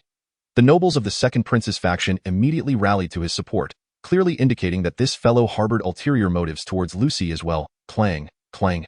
Ralph, donned in full regalia, strode to the center of the arena, bursting into laughter upon seeing Isaac's attire. Huh? A magician dons armor like a knight? How ludicrous. It seems your elemental magic skills are lacking, relying on such means for protection. In the face of Ralph's mockery, Isaac remained unperturbed, silently brandishing his spiked hammer. As preparations for the duel commenced, Lucy discreetly shared some intelligence about Ralph with Isaac. Ralph's swordsmanship lies somewhere between that of a squire and a novice knight. Although he has continuously proclaimed himself a novice knight, he has yet to master infusing mana into his weapon. In other words, while he is stronger than the average person, he has not yet harnessed the power of fighting spirit. Nevertheless, even so, he is formidable enough to overpower ordinary individuals. However, Isaac is no longer an ordinary person. The divine shall bless the just. The duel begins. Prince Gould raises his right hand, announcing the commencement of the duel. Isaac grips his war hammer tightly, advancing step by step toward Ralph. Upon seeing Isaac's weapon, Ralph erupts into laughter once more. Ha! A magician wielding such a crude weapon as a war hammer. How foolish. Knights ought to wield swords. To hell with you. With a fierce determination, Isaac strikes first. He swings the heavy war hammer, aiming directly at Ralph. Ah, damn it. You dare to ambush me? Clang, bang. The sword and hammer collide violently in the air, sending sparks flying. Lucy watches anxiously as Isaac battles. You must win. In her heart, Lucy silently prayed, hoping that the goddess of fortune, Valkyrie, would bestow her blessings upon Isaac. Yet, her rational mind cautioned her that the outcome of this duel was likely to be grim. A magician engaging in a melee with an apprentice knight. Lucy was acutely aware of the vast chasm that separated ordinary individuals from knights. Even if Isaac's armor could withstand Ralph's assaults, once the battle turned to close quarters, he would inevitably fall victim to Ralph's might. A magician could never triumph over a knight. That moment. Thud. What? Lucy's eyes widened in astonishment. What was she witnessing? Isaac was overpowering Ralph. The quadruple strength enhancement magic array functioned like a formidable engine, supplying Isaac with an unceasing flow of power. With a powerful push of his legs, he charged forward like a raging bull, sending Ralph crashing to the ground. Aw, bang. The resounding noise echoed as Ralph's body hit the earth with a heavy thud. Ugh. Ralph struggled to rise, but Isaac denied him that opportunity. By the early hour. Ralph swung his sword at Isaac, but Isaac deflected the blow with his sturdy shoulder armor, then raised his warhammer to strike Ralph. With every ounce of strength summoned, Isaac concentrated his might into this singular blow, reminiscent of the time he shattered a goblin's skull atop the city walls. The warhammer sliced through the air with a deafening whistle, the impact magic array on its head igniting. Ralph hastily raised his arm to block. Clang! The sound reverberated as if a massive forging hammer had struck iron, deafening to the ears. Ralph's arm crumpled under the force, blood gushing from the seams of his armor. Ugh! Groaning in agony, Ralph attempted to retreat. But Isaac relentlessly pressed forward, offering him no respite. He raised his warhammer high once more and aimed for Ralph's head. Bang! Another thunderous impact. This time, Ralph's head was struck directly, eliciting a scream as his body crumpled helplessly to the ground. Isaac observed as Ralph's steel helm became severely deformed. Preposterous, was the name-can opener merely a jest? Ralph's weapon clattered to the ground. He had lost the will to fight. Gazing down at the fallen Ralph, a glimmer of bloodlust flickered in Isaac's eyes, awakening. The moment of the hunt. The divine spoke to me. Isaac raised his warhammer, bellowing, I shall utterly defeat you. Bang, bang, bang. Isaac's onslaught fell upon Ralph like a tempest, battering him mercilessly. Shoulders, chest, shins. He carved countless wounds into Ralph's form with the warhammer. Ah, stop, stop. Ralph's armor was battered and pockmarked as he writhed in agony on the ground. Those who had once believed Ralph would emerge victorious were left in stunned disbelief, their expressions frozen in shock, unable to comprehend the unfolding reality. Bang! Isaac's hammer struck Ralph's face, causing his helm to cave in, blood gushing forth like a fountain from the breathing holes. Damn it! Stop! Stop! Upon witnessing his subordinates so brutally beaten, Prince Gould could no longer restrain himself. He dashed into the center of the arena, intent on halting Isaac. Your Highness, you have no authority to interfere in this duel. According to the laws of the kingdom, duels conducted voluntarily by both parties are protected by law. Moreover, with so many eyes upon us, do you truly wish to openly defy the laws of the realm? The onlookers restrained Gould, reminding him of his lack of jurisdiction over the duel. I care not who you are. A duel is sacred. Step aside. Isaac coldly cast a glance at him. What did you say? You mad man. I am a prince. You should be bowing to me, Gould bellowed in fury. Isaac, disinterested, continued his assault on Ralph. Bang! Stop! Cease! I concede! I concede! Ralph cried out from within the iron coffin, pleading desperately. Please, spare me. Isaac shook his head. You think it will end like this? No way. You will kneel and apologize to me. Chapter 24. Is apology sufficient? What need for a prosecutor? Huh. Viscount Ralph appeared not to comprehend Isaac's words. Looking bewildered as he lifted his head. It seemed necessary to ensure he fully grasped the situation. Bang! Ugh! Isaac's hammer gently struck Ralph's crown. Ralph immediately collapsed to the ground like a wretched toad. I said, kneel. Isaac commanded, hands behind his back, pointing at the hard surface of the training ground. He demanded not a feigned apology, but genuine submission from his opponent. With a swift motion, Ralph removed his helmet, revealing a face marred with humiliation and fury. As a nobleman, being publicly chastised by Isaac and compelled to kneel for an apology was utterly degrading. Yet, were he truly concerned about his reputation, He should have first respected that of others. Not only had he slandered Isaac by claiming he had bribed the Dario Trading Company, but he had also insulted Isaac and the old Marquis. A transgression that warranted even greater retribution. Kneel and apologize, immediately, now. Isaac coolly regarded Ralph, resolved to impart a lesson he would never forget. Ralph trembled, ultimately yielding, albeit reluctantly, as he pressed his disheveled green hair, resembling overgrown weeds, against the ground. Why heavens, this! The surrounding nobles were taken aback by Isaac's humiliating display, their mouths agape in disbelief at the spectacle unfolding before them, especially Prince Gould and his entourage, who trembled with rage yet found themselves powerless. You claim I bribed the Dario Trading Company to sever ties with you. What evidence do you possess? Isaac inquired. Ralph, suddenly flustered, stammered, No, none. Your voice is too faint. I cannot hear. Isaac pressed the hammer against his head, shouting, None. Ralph was compelled to raise his voice. This scoundrel dared to slander Isaac without a shred of evidence, truly the height of shamelessness. And you say my father is ignorant of noble society? He has steadfastly guarded the western borders, stationed in the beast forest for years, never involving himself in your power struggles, and yet you dare assert he lacks knowledge of noble etiquette? Yes, I apologize. But is mere apology sufficient? With a resounding thud, Isaac delivered a kick to Ralph's waist, causing him to cry out in agony as he collapsed to the ground. Ugh, damn it! Ralph groaned in pain, clutching his waist, feeling as though his dignity had been utterly trampled by Isaac. What, are you dissatisfied? Roll to the left. Isaac resolved to intensify the punishment, compelling Ralph to truly experience what hell on earth entailed. He relentlessly kicked Ralph, sending him tumbling across the ground like a mere ball. Just kill me. In my suffering, Ralph, drenched in his own blood, screamed hoarsely as if possessed. Very well, with a swift motion, Isaac brought his hammer crashing down on Ralph's chest, causing his armor to buckle. Ralph, clutching his chest in agony, struggled to breathe, his complexion paling. Wishing for death. Allow me to grant your wish. Isaac's icy voice jolted Ralph into a state of clarity. Terrified, he reached out, attempting to grasp Isaac's hand. Wait. I was wrong. I beg you, spare me. Ralph hastily prostrated himself in the manner Isaac had previously instructed, weeping and pleading, entirely disregarding his own dignity and composure. The surrounding nobles regarded Ralph with disdainful expressions, particularly Prince Gould, whose face was ashen and silent. This man is utterly finished. Do you believe that a verbal apology can resolve this matter? Isaac inquired. Then, what should be done? What use is an apology? Moreover, how sincere can a plea for survival truly be? Isaac demanded tangible restitution. If apologies were sufficient, why would we need prosecutors? If you wish to live, shouldn't you pay a ransom? The victor holds the right to demand a ransom from the vanquished. Ransom? Isn't that only for those captured in war? Oh, do you wish for death? Isaac raised his gleaming hammer menacingly. To Ralph, Isaac now appeared as a robber cloaked in noble attire. Ugh, I will comply.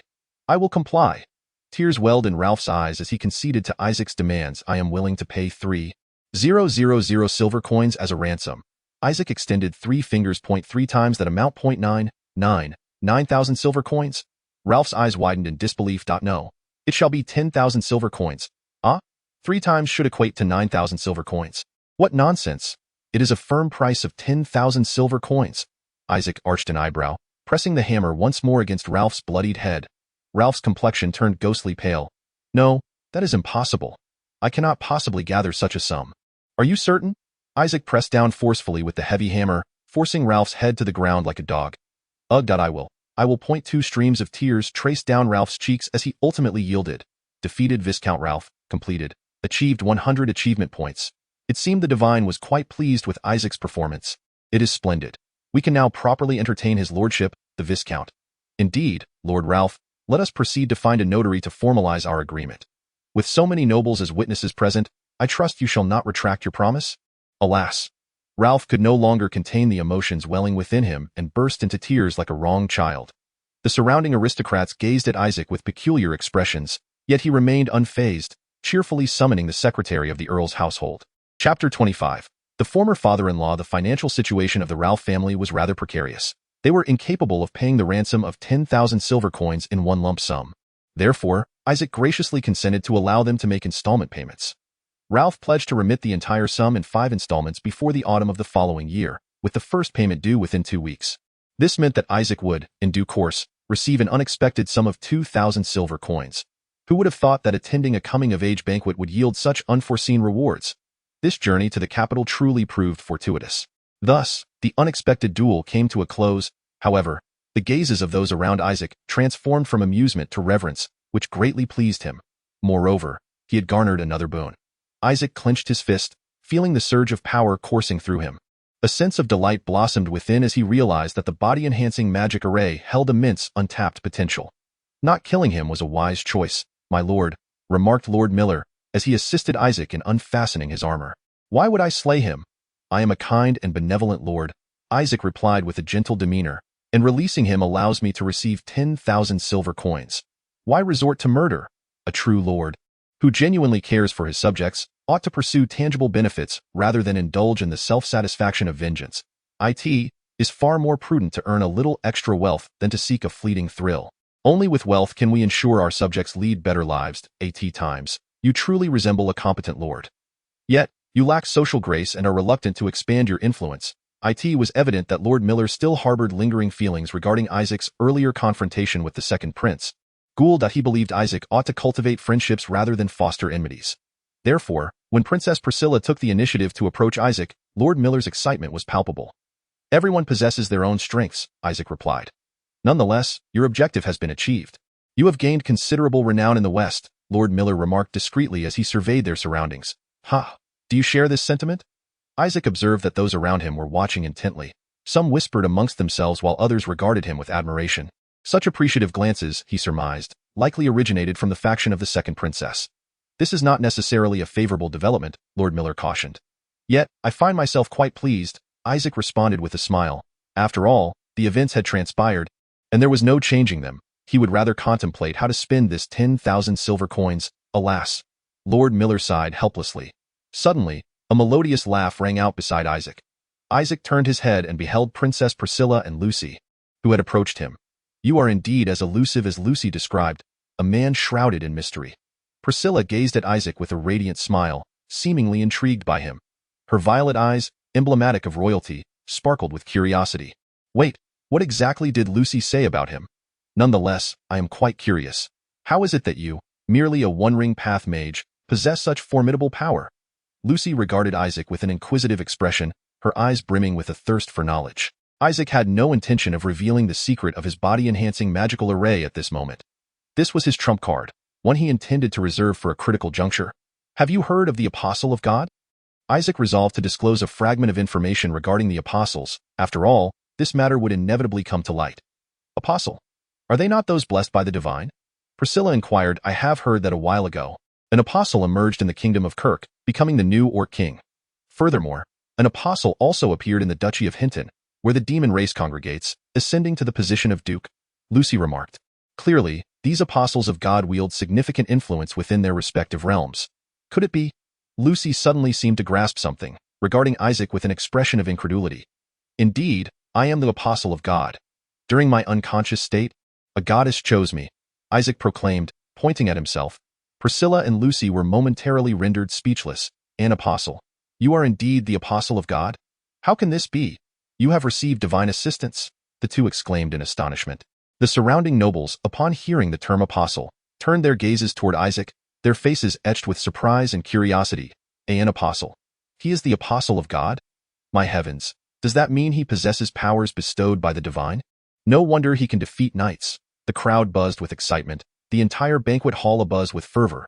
The emergence of an apostle in the kingdom is indeed a monumental event. Isaac, you must have been chosen by the goddess of fortune, Valkyrie, right? Lucy asked, her expression one of bewilderment.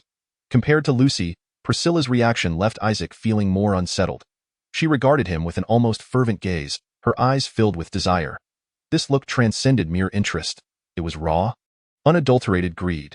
The nobles standing behind Priscilla regarded Isaac with the same hungry gaze. They resembled a pack of ravenous wolves, having spotted a delectable prey. This is troubling. They began to encroach upon Isaac slowly, encircling him. Isaac felt as though he had inadvertently been drawn into the vortex of a civil war. What is your ability? What kind of blessing have you received? Priscilla inquired impatiently. It is not yet time to disclose that. Isaac shook his head, declining to answer. This is a military secret, one he could not divulge lightly. I see you possess no true abilities. That is why you dare not speak. Indeed, a worthless wretch, how could he possibly receive the blessings of the divine? He cannot even best a mere apprentice knight.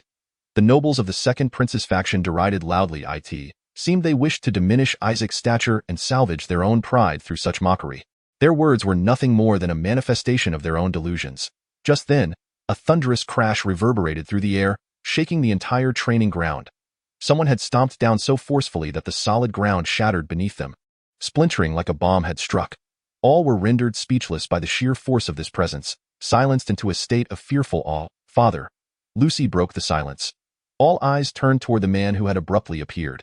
He was none other than the master of the Count's estate, Lucy's father, and Isaac's former father-in-law, Arnold Brianna. Baron Isaac, I have heard some rather intriguing tidings. Arnold's eyes, sharp as those of a lion, bore down upon Isaac. Chapter 26. Arnold's proposition. This is troublesome. Isaac silently lamented as he regarded the golden-haired, blue-eyed man before him. The individual standing in front of him was none other than Lucy's father, Count Brianna Arnold, and also his ex-father-in-law, Theo B. Frank. Isaac felt exceedingly uncomfortable. The mere presence of a father-in-law was already daunting, let alone that of an ex-father-in-law. Isaac was utterly at a loss as to how to interact with him. What troubled him further was that this man was a renowned sword saint of the era, a veritable human weapon. Lucy, despite her tender age, possessed the strength of a high-level knight, and it was likely that the Brianna family had been favored by the sword deity. Baron Isaac, there are too many ears here. Let us speak in a more private setting. Arnold's deep voice resonated, his golden locks flowing like a lion's mane in the air. Very well. Arnold clearly had something of importance to convey, and indeed, this was not an appropriate venue for such discourse. Thus, Isaac followed Arnold to his study. The study was located not far from the training ground, filled with an array of weapons and training equipment, the mingled sense of sweat and rust evident of this sword fanatic's style. However, upon entering, Arnold bellowed at Isaac. You little scoundrel!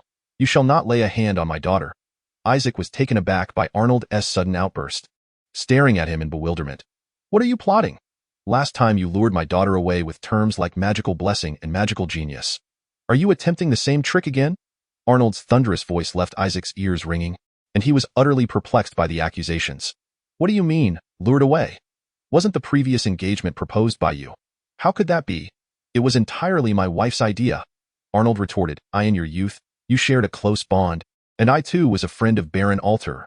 Moreover, given your remarkable magical talents displayed at the time, my wife believed it more prudent to unite you with yourself rather than entrust you to those wealthy gluttons, thinking that Lucy would find greater happiness this way, so it was the Countess's idea. Isaac recalled the memories of the original owner, and it appeared that this Count was indeed under the thumb of his wife. Recently, my daughter has been saying that you have changed, suggesting that it seems you have reverted to your former self. I have been quite worried. And then, out of the blue, you became the apostle of God? It seems Arnold is concerned that Isaac might once again blossom into a magical prodigy, thereby potentially reclaiming his daughter. Isaac scratched his head helplessly and remarked, Yes, I too did not foresee this. Witnessing Isaac's nonchalant demeanor, Arnold was infuriated, pounding his chest in frustration. Calm down, my esteemed father-in-law. Who is your father-in-law, you scoundrel? Arnold bellowed. I have raised her with great care, imparted all my swordsmanship to her, and cherished her like a treasure. And yet you dare to covet her? Bang!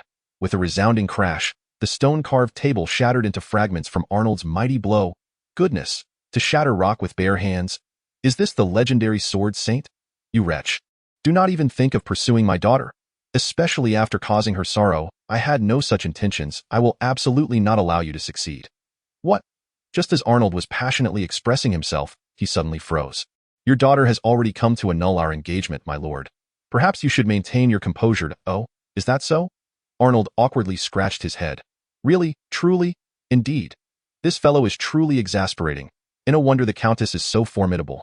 It seems that someone must always uphold reason within the household. Once Arnold regained his composure, an awkward silence fell over the study. Their relationship had always been somewhat distant, and now it was even more profoundly uncomfortable. My lord, how is your son faring? Unable to endure the awkward atmosphere any longer, Isaac took the initiative to inquire. Oh, he has recently been promoted to a junior knight. Despite being the eldest son, he is outshone by his sister. However, he does possess considerable talent in managing the territory, and I have high hopes for him, Arnold replied. That is truly splendid. Your son is quite gifted, although your daughter is exceptionally remarkable. Ahem. Arnold cleared his throat. Having resolved matters concerning his daughter, He returned to his former tranquility. By the way, how was your father's funeral conducted? I have laid him to rest according to the customs of Haimu town. He was a valiant warrior. Indeed, he was a good man, one I greatly admired. It is hard to believe he has departed. A hint of sorrow crossed Arnold's face. At least you successfully repelled the goblins, and you have become the apostle of God. That is truly wonderful. It seems you have finally found your footing. Have you given up drinking? Yes, I have. If only you had roused yourself sooner, you might have been able to join Lucy. Arnold lamented. Why do you consistently complicate matters so? Indeed. Isaac sighed softly within, pondering what he could do. Now, regarding the new lord of Blackwood Town, what are your intentions moving forward? I am quite curious about the choices that the son of the Western Guardian, Alv, will make. First and foremost, I must survive, and then I shall devise a solution to the issues posed by the Beastwood Forest. Isaac's response was imbued with the essence of a lord from Blackwood Town, prompting Arnold to nod in appreciation. Baron, Alv once contemplated similarly, yet now there remains another question. What are your plans? Arnold inquired, his gaze brimming with anticipation. It was evident that the conversation had shifted from trivial familial matters to the current state of the empire. I too shall find a way to endure, Isaac reiterated, as he had no desire to engage in these conflicts. Your resolve is commendable, yet for the sake of your subjects, I advise that you align yourself with a faction. As you observe today, everyone is preoccupied with consolidating power. A solitary individual will only become prey for others. The others to whom Arnold referred were clearly those in conflict with Isaac, particularly the second prince, Gould. Indeed, compared to the realm governed by Princess Priscilla, Gould's tyranny is far more oppressive. Despite her indecisiveness, I am contemplating various possibilities, as this concerns the fate of the entire territory. I must confer with my vassals. However, my father shares a close relationship with Her Highness the Second Princess, and I shall give your advice serious consideration. Isaac did not express a clear stance, neither rejecting Arnold's counsel nor agreeing to join Priscilla's faction. Until the situation clarifies, he would not hastily take sides in any case. Once he accomplishes that particular matter, Blackwood Town shall no longer be beholden to others' whims. Well, since you have formed your own opinions, I feel reassured. The banquet continues, so I shall not disturb you further. You may take your leave. Arnold waved his hand, signaling Isaac to depart. He glanced at the table he had shattered and sighed helplessly, saying, Another reprimand awaits me. Lord Count Arnold.hm? What is it? Arnold lifted his head in inquiry. Might you provide me with some corn seeds? I had previously asked Miss Lucy, but then events transpired, and I was unable to return. Chapter 27. The investigation team's findings. A peculiar expression crossed Arnold's face. You have truly changed. For the sake of our past camaraderie, I can grant you some seeds, yet you must understand that cultivating corn necessitates substantial fees to be paid to the Earth Church, rendering its economic viability quite low. We merely planted a small quantity for display at the banquet. Do you truly require it? Indeed, utilizing divine blessings to enhance soil fertility incurs exorbitant costs, making it impractical for large-scale cultivation. Nonetheless, Isaac possessed his own methods to address this dilemma. I, too, merely wish to cultivate some crops for personal consumption or to showcase at gatherings. Isaac has spun a falsehood. He possesses a nitrate mine capable of producing copious amounts of fertilizer, rendering any payments to the earth cult unnecessary. In other words, he can significantly reduce the cost of corn cultivation and subsequently flood the existing corn market with his affordable prices. Well, very well. I shall instruct the steward to prepare some seeds for you. Arnold remains oblivious to Isaac's scheme. He believes Isaac simply wishes to experiment or flaunt at a banquet, thus he acquiesced to his request. Thank you, my lord. The Count my apologies, Count Arnold. Soon the corn from Blackwood Town will dominate the entire market. Consider it compensation for your prior misunderstanding. I shall make good use of these seeds. Isaac, with an innocuous smile, bowed to Arnold. Having concluded his lengthy journey to the royal capital, Isaac returned to his beloved hometown of Blackwood Town. He cast aside the fatigue of travel and immediately made his way to the office where his vassals had gathered. He was eager to learn what transpired in his absence and what new findings the investigative team had uncovered. Pray, report swiftly, what has occurred? After exchanging pleasantries with his vassals, Isaac could hardly contain his curiosity. My lord, the beer you developed has seen remarkable sales due to its affordability and excellent taste. I hear the brewery in Russ Village has begun recruiting staff to expand its facilities. Oh, that is splendid news. The treasurer, Charles, has brought forth good tidings as well. Additionally, the production of soap has stagnated due to a lack of fats. It seems we must seek new sources of oil, perhaps from ant nests or the like. I shall promptly devise a plan to exterminate the beasts. By the way, Charles, there is another piece of good news. What is it, my lord? Charles inquired. In 2 weeks. A cart laden with 2,000 silver coins will arrive in Blackwood Town. Do not be astonished. Utilize this money wisely to develop the territory. What? Upon hearing this news, Charles's eyes widened in disbelief. Isaac paid little heed to Charles's astonishment and continued to listen to the reports from other vassals. Administrator, how is the production of nitrate progressing? All is proceeding smoothly, my lord. We merely need to extract the nitrate ore and refine it. Moreover, the strong and reliable slaves you dispatched have also arrived in Blackwood Town, ensuring that nitrate production will encounter no issues. Isaac concurred that the current efficiency of nitrate production was indeed remarkable. In ancient times, producing 65 kilograms of nitrate required the excavation of 8,400 kilograms of nitrate-rich soil, followed by further refinement. Excellent. Prioritize the production of nitrate and treat those slaves well. They are now our own. Yes, my lord. Suddenly recalling an important detail, Isaac added, furthermore, those black granules must not be stored together. They should be dispersed. Yes, but may I inquire as to why you wish for this? That substance is exceedingly perilous. If not stored properly, it may detonate. Furthermore, should a barrel be filled, dispatch it to my location forthwith. I shall employ a seal magical array to encapsulate it.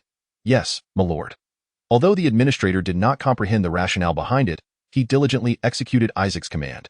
How fares the matter of the lime, Mayor Beck of Russ Village?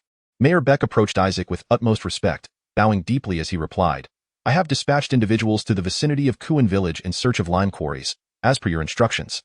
Excellent, you have performed admirably. Upon hearing Isaac's praise, a joyful smile illuminated the mayor's countenance. Moreover, the Countess Brianna's estate will be sending a crop known as corn. This crop is both nutritious and versatile. You must cultivate it with care.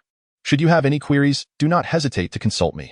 The mayor, taken aback by Isaac's offer to personally guide them in the cultivation of corn, bowed once more in gratitude. Lastly, I am most eager to learn of the discoveries made by the Beast Forest expedition. What have you unearthed? Hans and Mayor Tyler of the villages near the Beast Forest approached Isaac, bowing respectfully.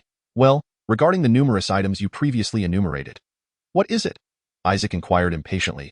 We have only found 2. I beg your pardon, my lord. Mayor Tyler knelt before Isaac, eyes shut in a gesture of contrition. Isaac hastily urged him to rise and asked, It is already commendable that you managed to find anything at all. Now, do tell me what you have discovered. The items Isaac had listed were undoubtedly beneficial and would surely aid the territory. It is this. The mayor unveiled the cloth covering the tray. Isaac's eyes widened in astonishment. On the tray rested a bowl of viscous white liquid, accompanied by a plant resembling a radish. Isaac had anticipated that the expedition would yield merely some economically viable crops. He had not expected the discovery of these 2 items.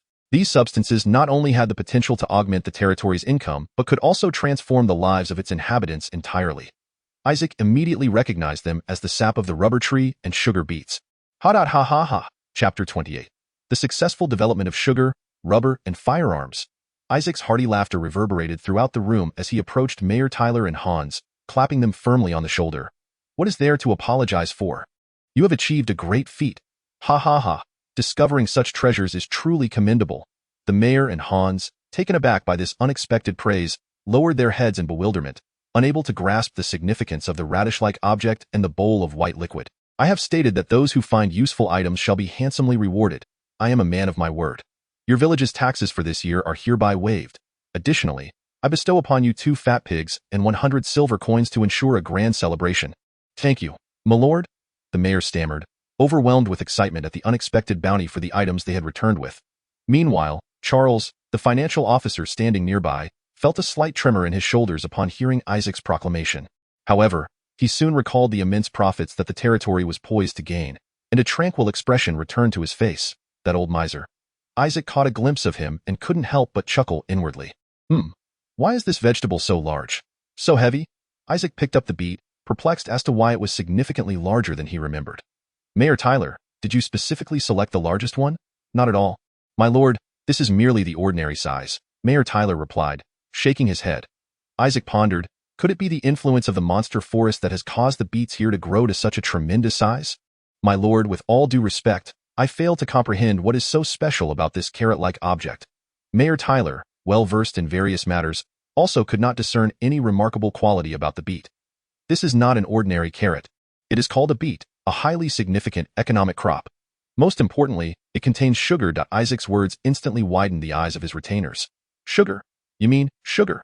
The beet may possess other names in this world. On Earth, beets are a highly adaptable crop, thriving in both frigid and temperate zones. In the 18th century, German chemist Margraf observed beets under a microscope and discovered their sugar content. Prior to that, people merely utilized beets for making borscht or as fodder and herbal remedies. This means that only individuals like Isaac, who are privy to the secrets of beets, can truly harness their potential. Sugar, after all, is exceedingly valuable. Historically, sugar was regarded as a luxury due to its rarity and delightful taste. Symbolizing wealth and status, it is said that in 18th century Britain, 4 pounds of sugar could be exchanged for a calf. Moreover, sugar is addictive. Once one has tasted its sweetness, returning to the past becomes impossible. Even with the knowledge that consuming sugar leads to weight gain, and despite constant advertisements warning of its dangers, people remain unable to resist its allure. Ha ha ha, my lord, does this mean we are destined to become wealthy? The treasurer, Charles, exclaimed excitedly, grasping Isaac's arm. Well, we must wait a bit longer. Ah? Why? Charles was puzzled as to why immediate wealth was not attainable. Isaac patiently explained, cultivating beets on a large scale and profiting from them is not a simple endeavor. This is because beets have a formidable competitor, both on Earth and in this world. That competitor is sugarcane, which grows on the mainland across the monster forest. Unfortunately, the sugar yield per acre for sugarcane surpasses that of beets. The production efficiency of the two differs by a factor of 1.5 to 2. However, we also possess advantages. Trade between the eastern and western continents relies solely on maritime routes, which are fraught with peril and costly. Thus, overseas goods are expensive and sugar from the opposite continent is no exception, its price akin to gold. But this presents an opportunity for Blackwood Town, as long as the sugar content of these beets can reach 8, no, 7 will suffice. Isaac did not dare to hope that the sugar content of these beets would attain the modern levels of 12 to 20. He calculated that as long as the sugar content of the beets reached 7, Blackwood Town could monopolize the sugar market on the continent, reaping considerable wealth. Certainly, even if the yield does not reach 7, Haimu Town can still sustain itself, and the residue left after sugar extraction can serve as animal feed. With the subsequent proliferation of chemical fertilizers, a single farmer is capable of cultivating land equivalent to that which once required 5 or 6 farmers. Thus, Haimu Town does not lack the labor force for planting cash crops. In summary, I will impart to you the method of sugar extraction, and after we observe the results, we shall deliberate on the next steps. Although varietal improvement poses considerable challenges, the process of extracting sugar is quite straightforward. One merely needs to slice the beets thinly and immerse them in water heated to 75 degrees to extract the juice. Subsequently, lime is added to remove impurities, followed by concentrating the juice, and finally drying and grinding it to obtain sugar. Yes, my lord, I will immediately seek out the village apothecary to attempt the sugar extraction, Isaac affirmed. He then gazed at the bowl of viscous white liquid. Can this substance also be profitable? Inquired the treasurer, Charles, eagerly noticing his gaze. Certainly, this substance can indeed yield profit. This natural polymer compound bestowed by nature, this white liquid, is in fact rubber. It possesses remarkable elasticity and extensibility, finding extensive applications across various industries. However, the properties of natural rubber are susceptible to temperature fluctuations. It hardens and becomes brittle in cold conditions, while it softens and turns sticky in heat. Therefore, special treatment is required to stabilize its properties. The simplest method of treatment is vulcanization, wherein rubber is mixed with sulfur and then heated, altering the molecular structure of the rubber to enhance its elasticity and heat resistance. There is a volcano near Haimu Town that can supply abundant sulfur. Isaac mused, glancing at the shoes worn by his retainers. Those shoes were crafted from leather or fabric, with soles that were either non-existent or made of hard wood, rendering them quite uncomfortable. This material could be utilized for shoe production. Humans are bipedal creatures, perpetually on the move throughout their lives. If we were to fashion shoes from soft, comfortable rubber and promote them in the royal capital, people would soon abandon those rigid wooden and leather shoes. Humanity is unlikely to revert to the past and endure an uncomfortable existence. Moreover, with rubber, we could also manufacture tires. Isaac could collaborate with the Dario Trading Consortium to produce luxurious, comfortable carriages for sale in the royal capital. Furthermore, these ventures would be exclusive enterprises. The key is that the rubber industry cannot be easily imitated or replicated. Only places like Haimu Town, which possesses rubber trees, can cultivate this industry. Following the discovery of saltpeter, Haimu Town has secured yet another unique business opportunity. These two crops must be meticulously safeguarded, for they will become invaluable resources for Haimu Town, Isaac declared to his retainers. My lord, while these prospects are splendid, we face a challenge in acquiring them, Hans interjected. What challenge? Isaac inquired. We have encountered wild orcs near the rubber trees, Hans revealed. Wild orcs? Isaac exclaimed in astonishment. Villager Taylor explained, indeed, they are completely uncommunicative. Fortunately, Mr. Hans, with his exceptional swordsmanship, managed to fend them off. However, If we aspire to seize that territory, we must brace ourselves for a confrontation with the wild orcs. Unlike the established Kirk kingdom, the wild orcs remain in a primitive tribal state, perceiving humans merely as sustenance. Isaac scratched his head in resignation, realizing that his streak of good fortune had come to an end. Moreover, my lord, we have discovered the location of the beats. What is it? Is there an issue there as well? Isaac inquired. That place is the lair of the blade spiders. I presume those spiders are about the size of hunting dogs? Yes, my lord. They are roughly the size of a unicorn ant and possess teeth as sharp as blades.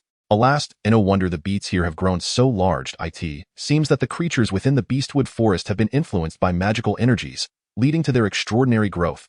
What could be the source of this magical release? What secrets lie hidden at the edge of this forest of trees? Could the legendary world tree truly exist?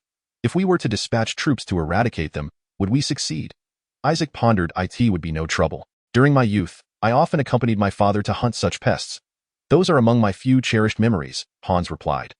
This father-son duo indeed exemplifies the virtues of familial affection. If the fat content of those spiders is as high as that of the unicorn ants, they could be utilized for soap production. Furthermore, the newly recruited soldiers also require practical combat experience. Very well, I trust you. Ensure that every last beat is retrieved. Yes, my lord. Hans answered resolutely. A few days later, the craftsmen of Blackwood Town brought forth splendid news. They had finally developed the long-awaited rifle that Isaac had anticipated. Excitedly, Isaac rushed to the workshop, and upon entering, he overheard a dwarf embroiled in a heated argument with another man. You claim that even the frail and elderly could wield this stick-like contraption to defeat a heavily armored, well-trained knight? How is that possible? I assure you, it is true. The speaker was Fergus, the blacksmith responsible for crafting the barrels. Ha, what a preposterous joke. How could such a weapon exist? What purpose do knights serve then?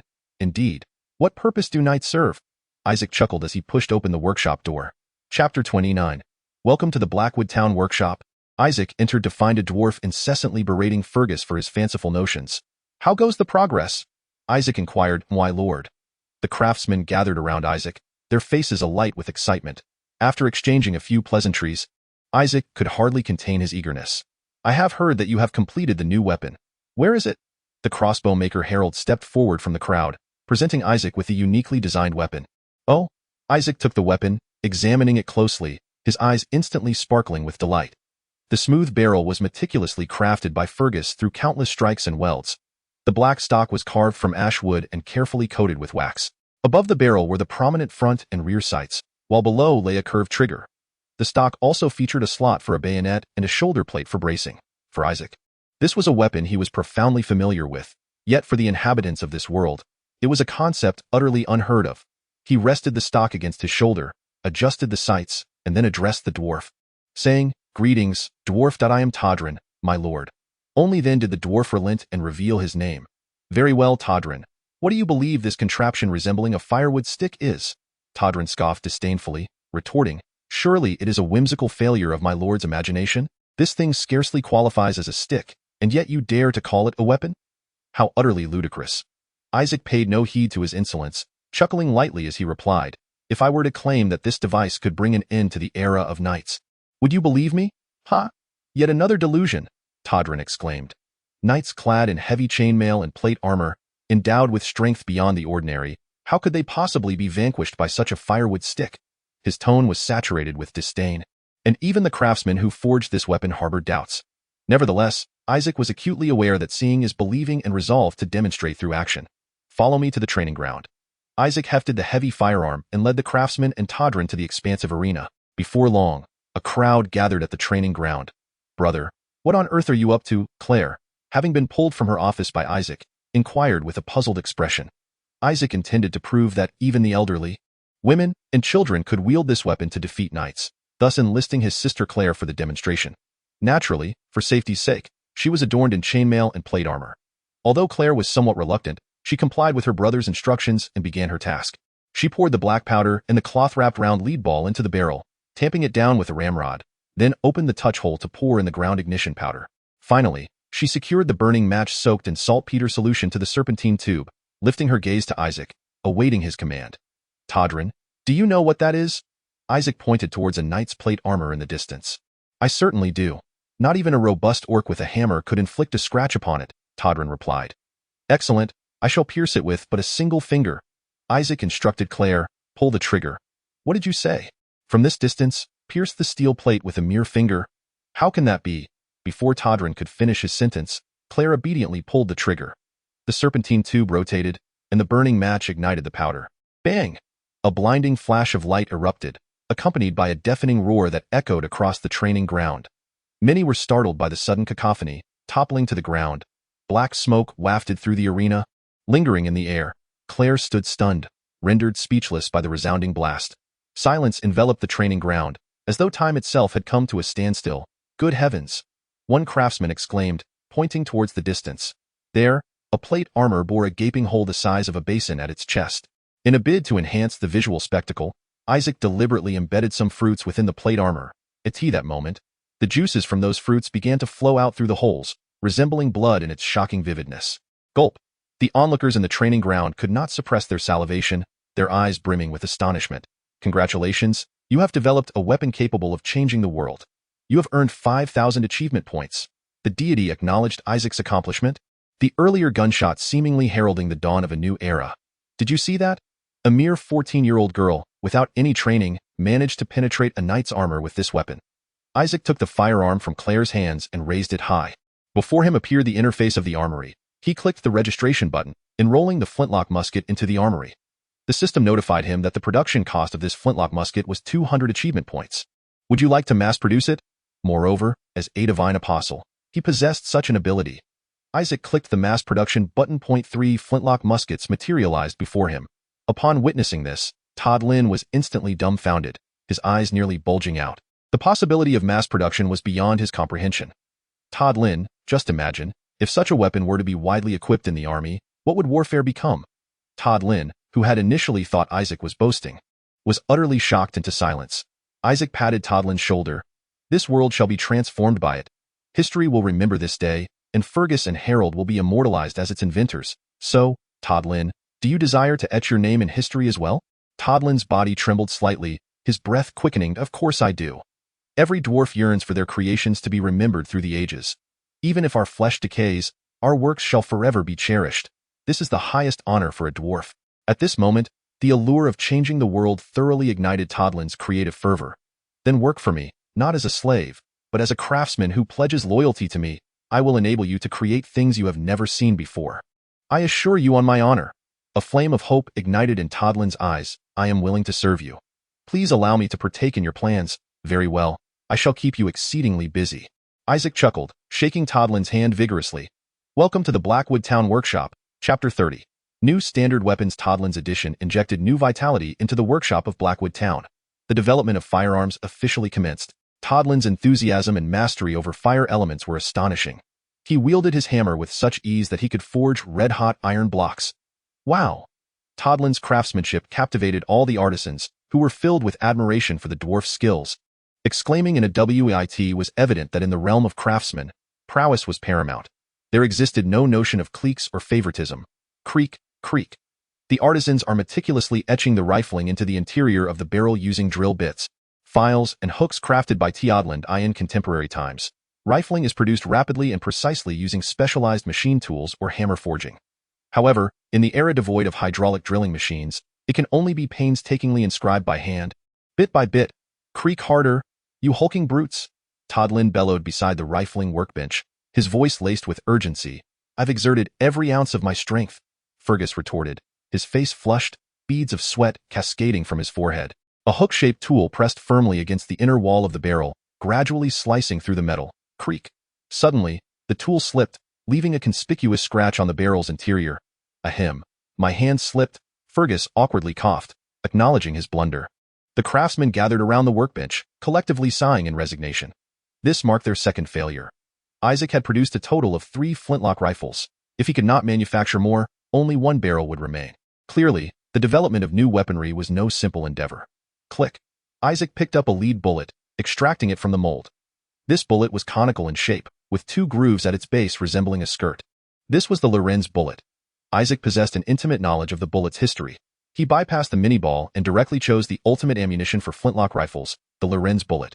When fired, the grooves on the side would expand due to the pressure of the gunpowder gases, ensuring a snug fit with the rifling, thereby enhancing the bullet's flight stability and accuracy. Unlike the mini-ball, it did not require a hollow cavity within the projectile, resulting in a harder tip and greater lethality. Furthermore, it was easier to manufacture, as one simply needed to pour molten lead into a mold and allow it to cool to obtain the finished product.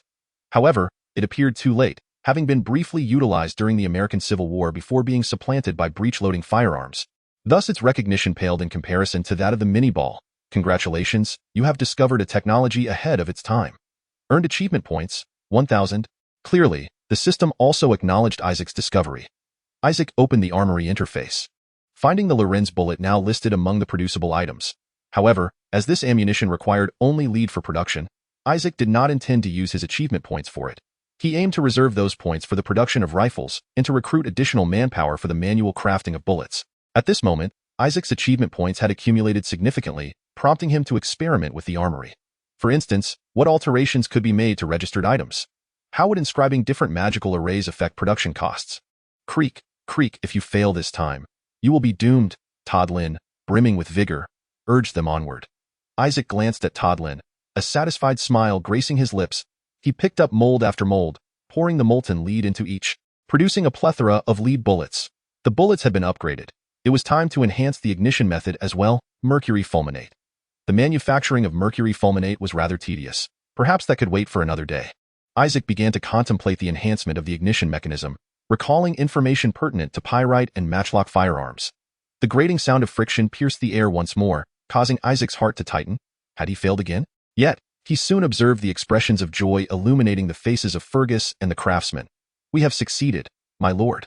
Isaac abruptly set down the mold and stood up, his eyes brimming with astonishment. This is truly marvelous. Isaac, armed with the newly manufactured rifle, accompanied the craftsman to an expansive plain.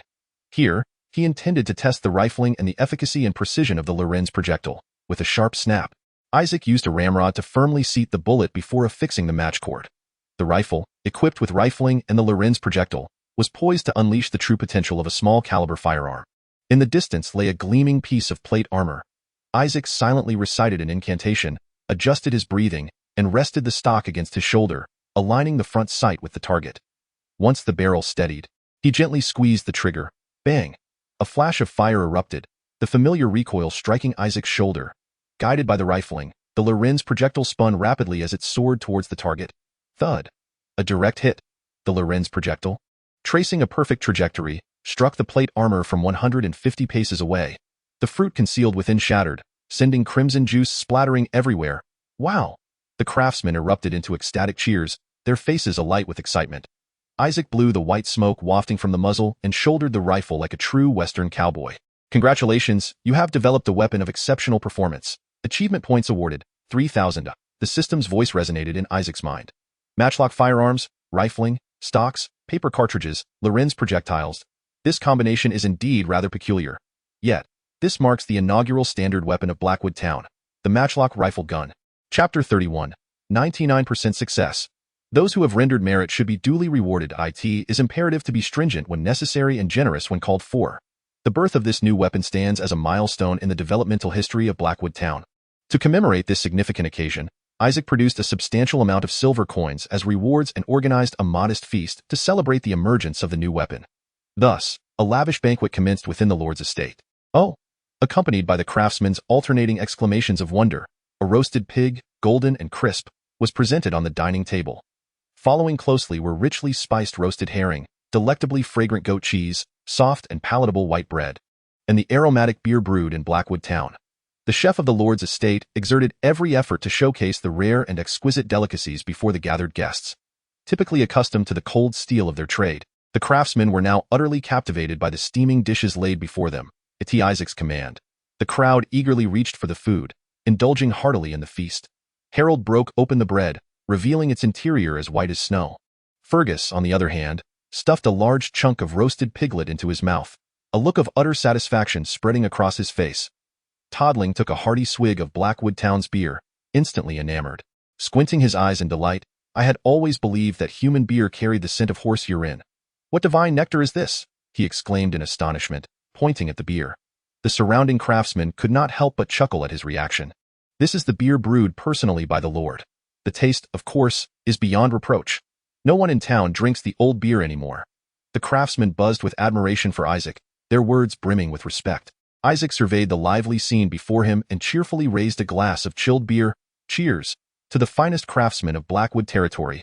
The clinking of glasses resonated in the air, producing a clear and melodious sound. The golden liquid, akin to sunlight, cascaded onto the table and floor, reflecting the joyful faces of everyone present. Glug glug, ah, refreshing. The craftsmen finished their beers, wiped the foam from their lips, and contentedly set their glasses down. Just as the festivities reached their peak, a sudden, urgent knock at the door abruptly shattered the jovial atmosphere within the workshop. "Come I in." And no sooner had Isaac spoken than Lord Miller and Administrator Peter pushed the door open. The administrator's hair appeared even thinner than before, a testament to the burdensome tasks assigned to him by Isaac. "What has happened?" Isaac inquired, placing his glass down. The administrator's face bore an unmistakable hint of excitement as he hastily approached Isaac, respectfully presenting a platter filled with various items.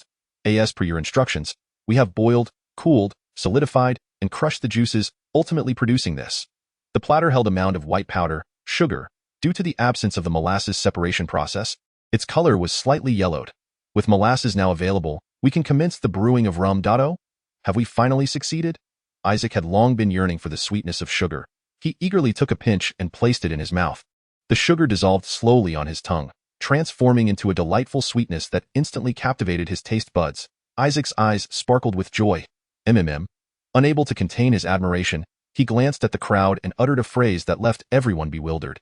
99%? Excellent. Ignoring the puzzled expressions around him, he excitedly stood up and patted the administrator's shoulder vigorously. "Indeed, this is sugar. You've done splendidly, Administrator." A proud smile spread across the administrator's face. "Sugar? Is this truly the legendary kind?" Curious craftsmen gathered around, eager to discover more. Isaac shared a bit of sugar with each person.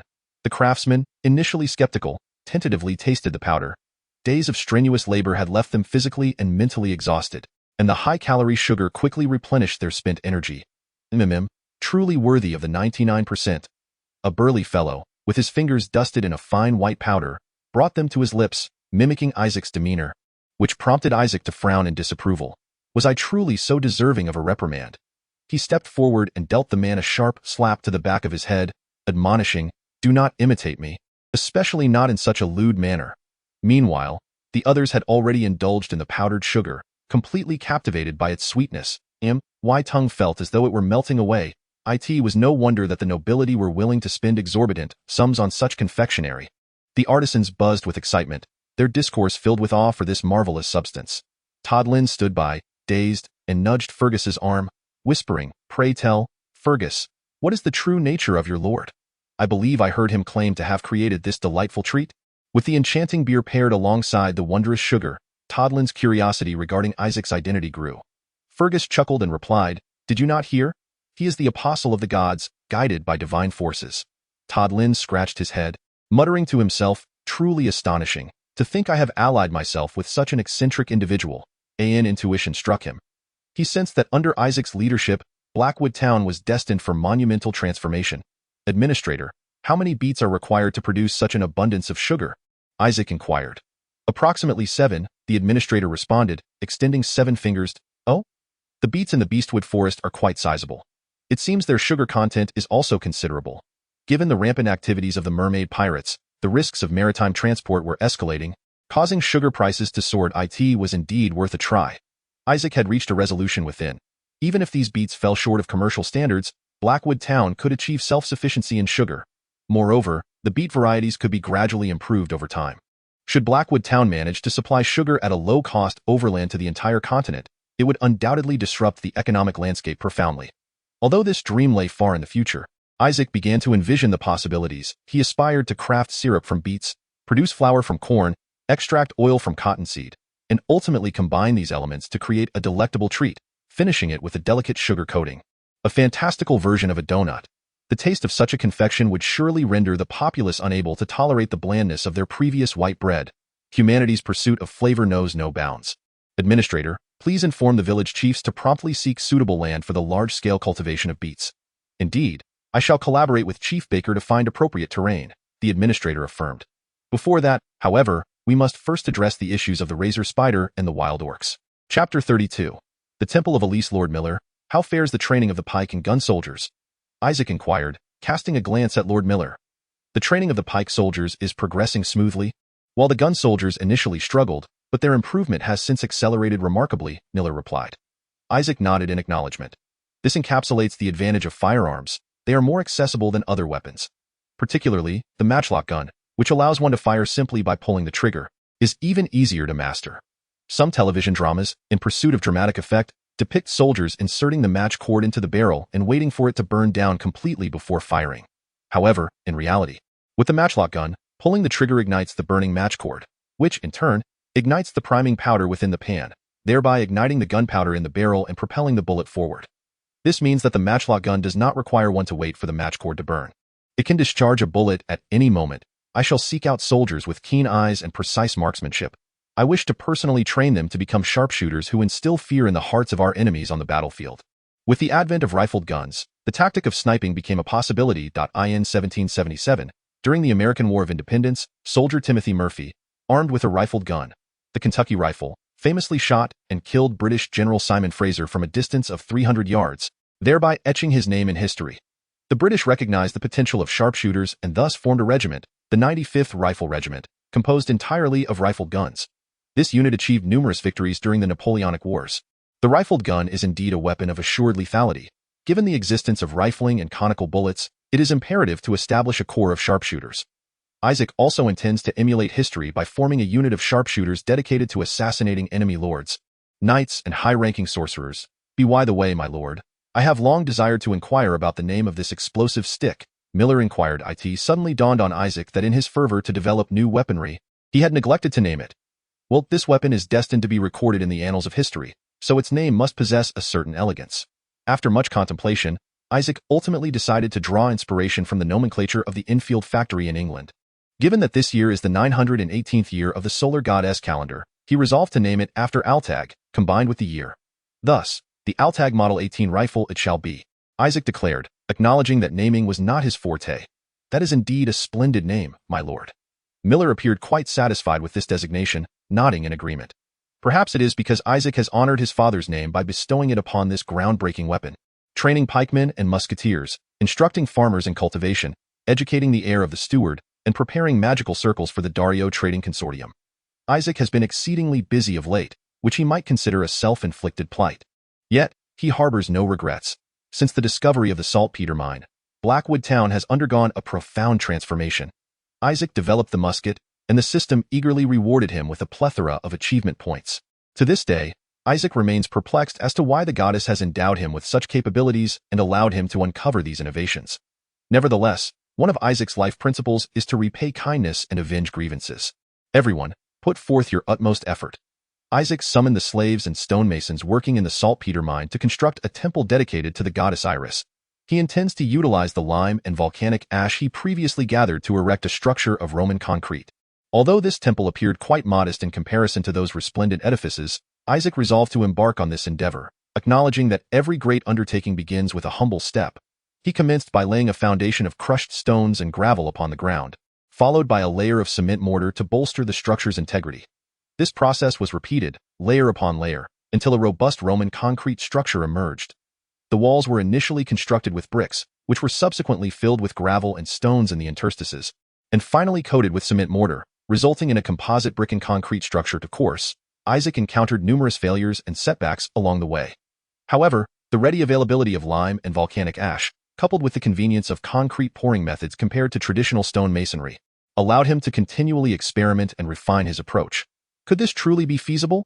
The stonemasons were initially reluctant, yet their astonishment grew as concrete buildings began to rise, and no longer did they need to laboriously cut stone blocks. They could swiftly construct homes merely by pouring cement mortar into molds. Might this spell unemployment for us stonemasons? They murmured among themselves, their words tinged with apprehension for the future. Time flowed steadily onward. Spring gave way to summer. At last, the first temple in Haimu Town was completed. Congratulations, you have restored the cornerstone of faith. Achievement points awarded, 5,000. The goddess's voice resonated with joy. Deep within a secluded cavern, a priestess clad in a white robe was fervently praying. Suddenly, her crimson eyes flew open. It was as if she had been possessed by a divine spirit, her body trembling violently as she emitted continuous moans before collapsing weakly to the ground. Her snow-white hair cascading about her like fallen snowflakes. My lady priest. What has happened? A tattered priest rushed over in alarm. He grasped her shoulders, shaking her gently, exclaiming, "Awaken! Please awaken! The deity that has finally responded to me." The priestess weakly opened her eyes, her face alight with ecstatic joy. "Are you saying?" The priest inquired eagerly. "Indeed. Our supreme deity has revealed to me that we need no longer hide. A messenger of the gods has appeared in the distant west. Oh my goodness." They had finally received a response from the divine. The two embraced each other in a fervor of joy, tears of elation streaming down their faces. Chapter 33. The golden wheat field. Isaac had originally intended to repay the favor bestowed by goddess Iris and to test the properties of Roman concrete by erecting a modest temple. He could scarcely have anticipated the immense reaction that this small edifice would incite. It's the break of dawn. Residents of Haimu town flocked from all directions, gathering around the petite concrete structure in throngs. They had come to witness the newly completed Iris temple, their demeanor akin to that of devout pilgrims, as they surrounded the temple, eagerly reaching out to touch the walls, yearning to experience the lingering essence of the divine miracle. "My lord, what on earth have you done?" "I am at a loss, dear Miller. How could this come to pass?" Isaac, too, was perplexed. He could not fathom why the followers of the goddess Elise had suddenly surged in number, especially since he had not engaged in any missionary endeavors. "Reflect on your previous actions," Claire urged, gazing at Isaac's bewildered countenance. Could it be that his transformation into the apostle of God, or perhaps the miracles he exhibited on the battlefield, had drawn these individuals into faith? As Isaac pondered carefully, he realized that indeed, the followers of the goddess Elise had gradually increased through his repeated miracles. A sudden clarity washed over him. These people were fervent in their devotion due to his numerous divine acts and the assistance the goddess Elise had rendered during the perilous times in Blackwood Town. They regarded the temple as a miraculous creation of the apostle of God, thus hastening to pray and humbly express their reverence to the goddess. "O great goddess Elise, you gaze upon us with benevolence. Please bless us, shielding us from ailments. We shall live in harmony. Grant us wisdom and foresight." The townsfolk did not adhere to fixed prayers but instead fervently beseeched the goddess Elise for peace, health, and wisdom from the depths of their hearts. The system notifications rang out in quick succession, heralding a rapid increase in the number of followers of the goddess Elise, along with a corresponding surge in achievement points. She must be pleased, I suppose? Isaac recognized that he was now not merely the lord of Blackwood Town, but also the apostle of the goddess Elise, wielding formidable religious influence.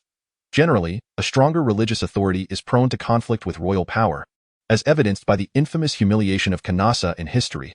Yet Isaac was different. He was the apostle of God, the earthly representative of the goddess Elise. The power of the Elise Church was his power, and the followers regarded his words as divine decrees. Should he wish to establish an independent principality, this would be absolute power indeed. Isaac grasped the significance of religious influence and promptly resolved to vigorously promote the Elise faith, spreading it across the continent to garner more followers and achievement points. "Thank you for saving my brother. Without you, he may have continued to languish in ignorance." Claire fervently expressed her gratitude to the goddess. Pulling Isaac back from his reverie, Isaac sighed, lifting his gaze to the sky. "Lord Isaac." The treasurer Charles rushed over, panting as if he bore urgent news. "What is it?" Isaac inquired. Charles gasped for breath, pointing towards the gates of the Lord's manor. "The Albrecht family has sent several crates. At last, they have arrived," Isaac exclaimed, leading his retinue to the entrance, where several carts bearing the Albrecht family banner stood, surrounded by a throng of onlookers. Thud, thud, thud. Soldiers hefted several heavy wooden crates down from the carts, the sound of metal clinking emanating from within, and the treasurer Charles was beside himself with excitement. Click. The soldiers of the Albrecht family opened the crates. Beneath the radiant sun, the gleaming silver coins shimmered with a blinding brilliance.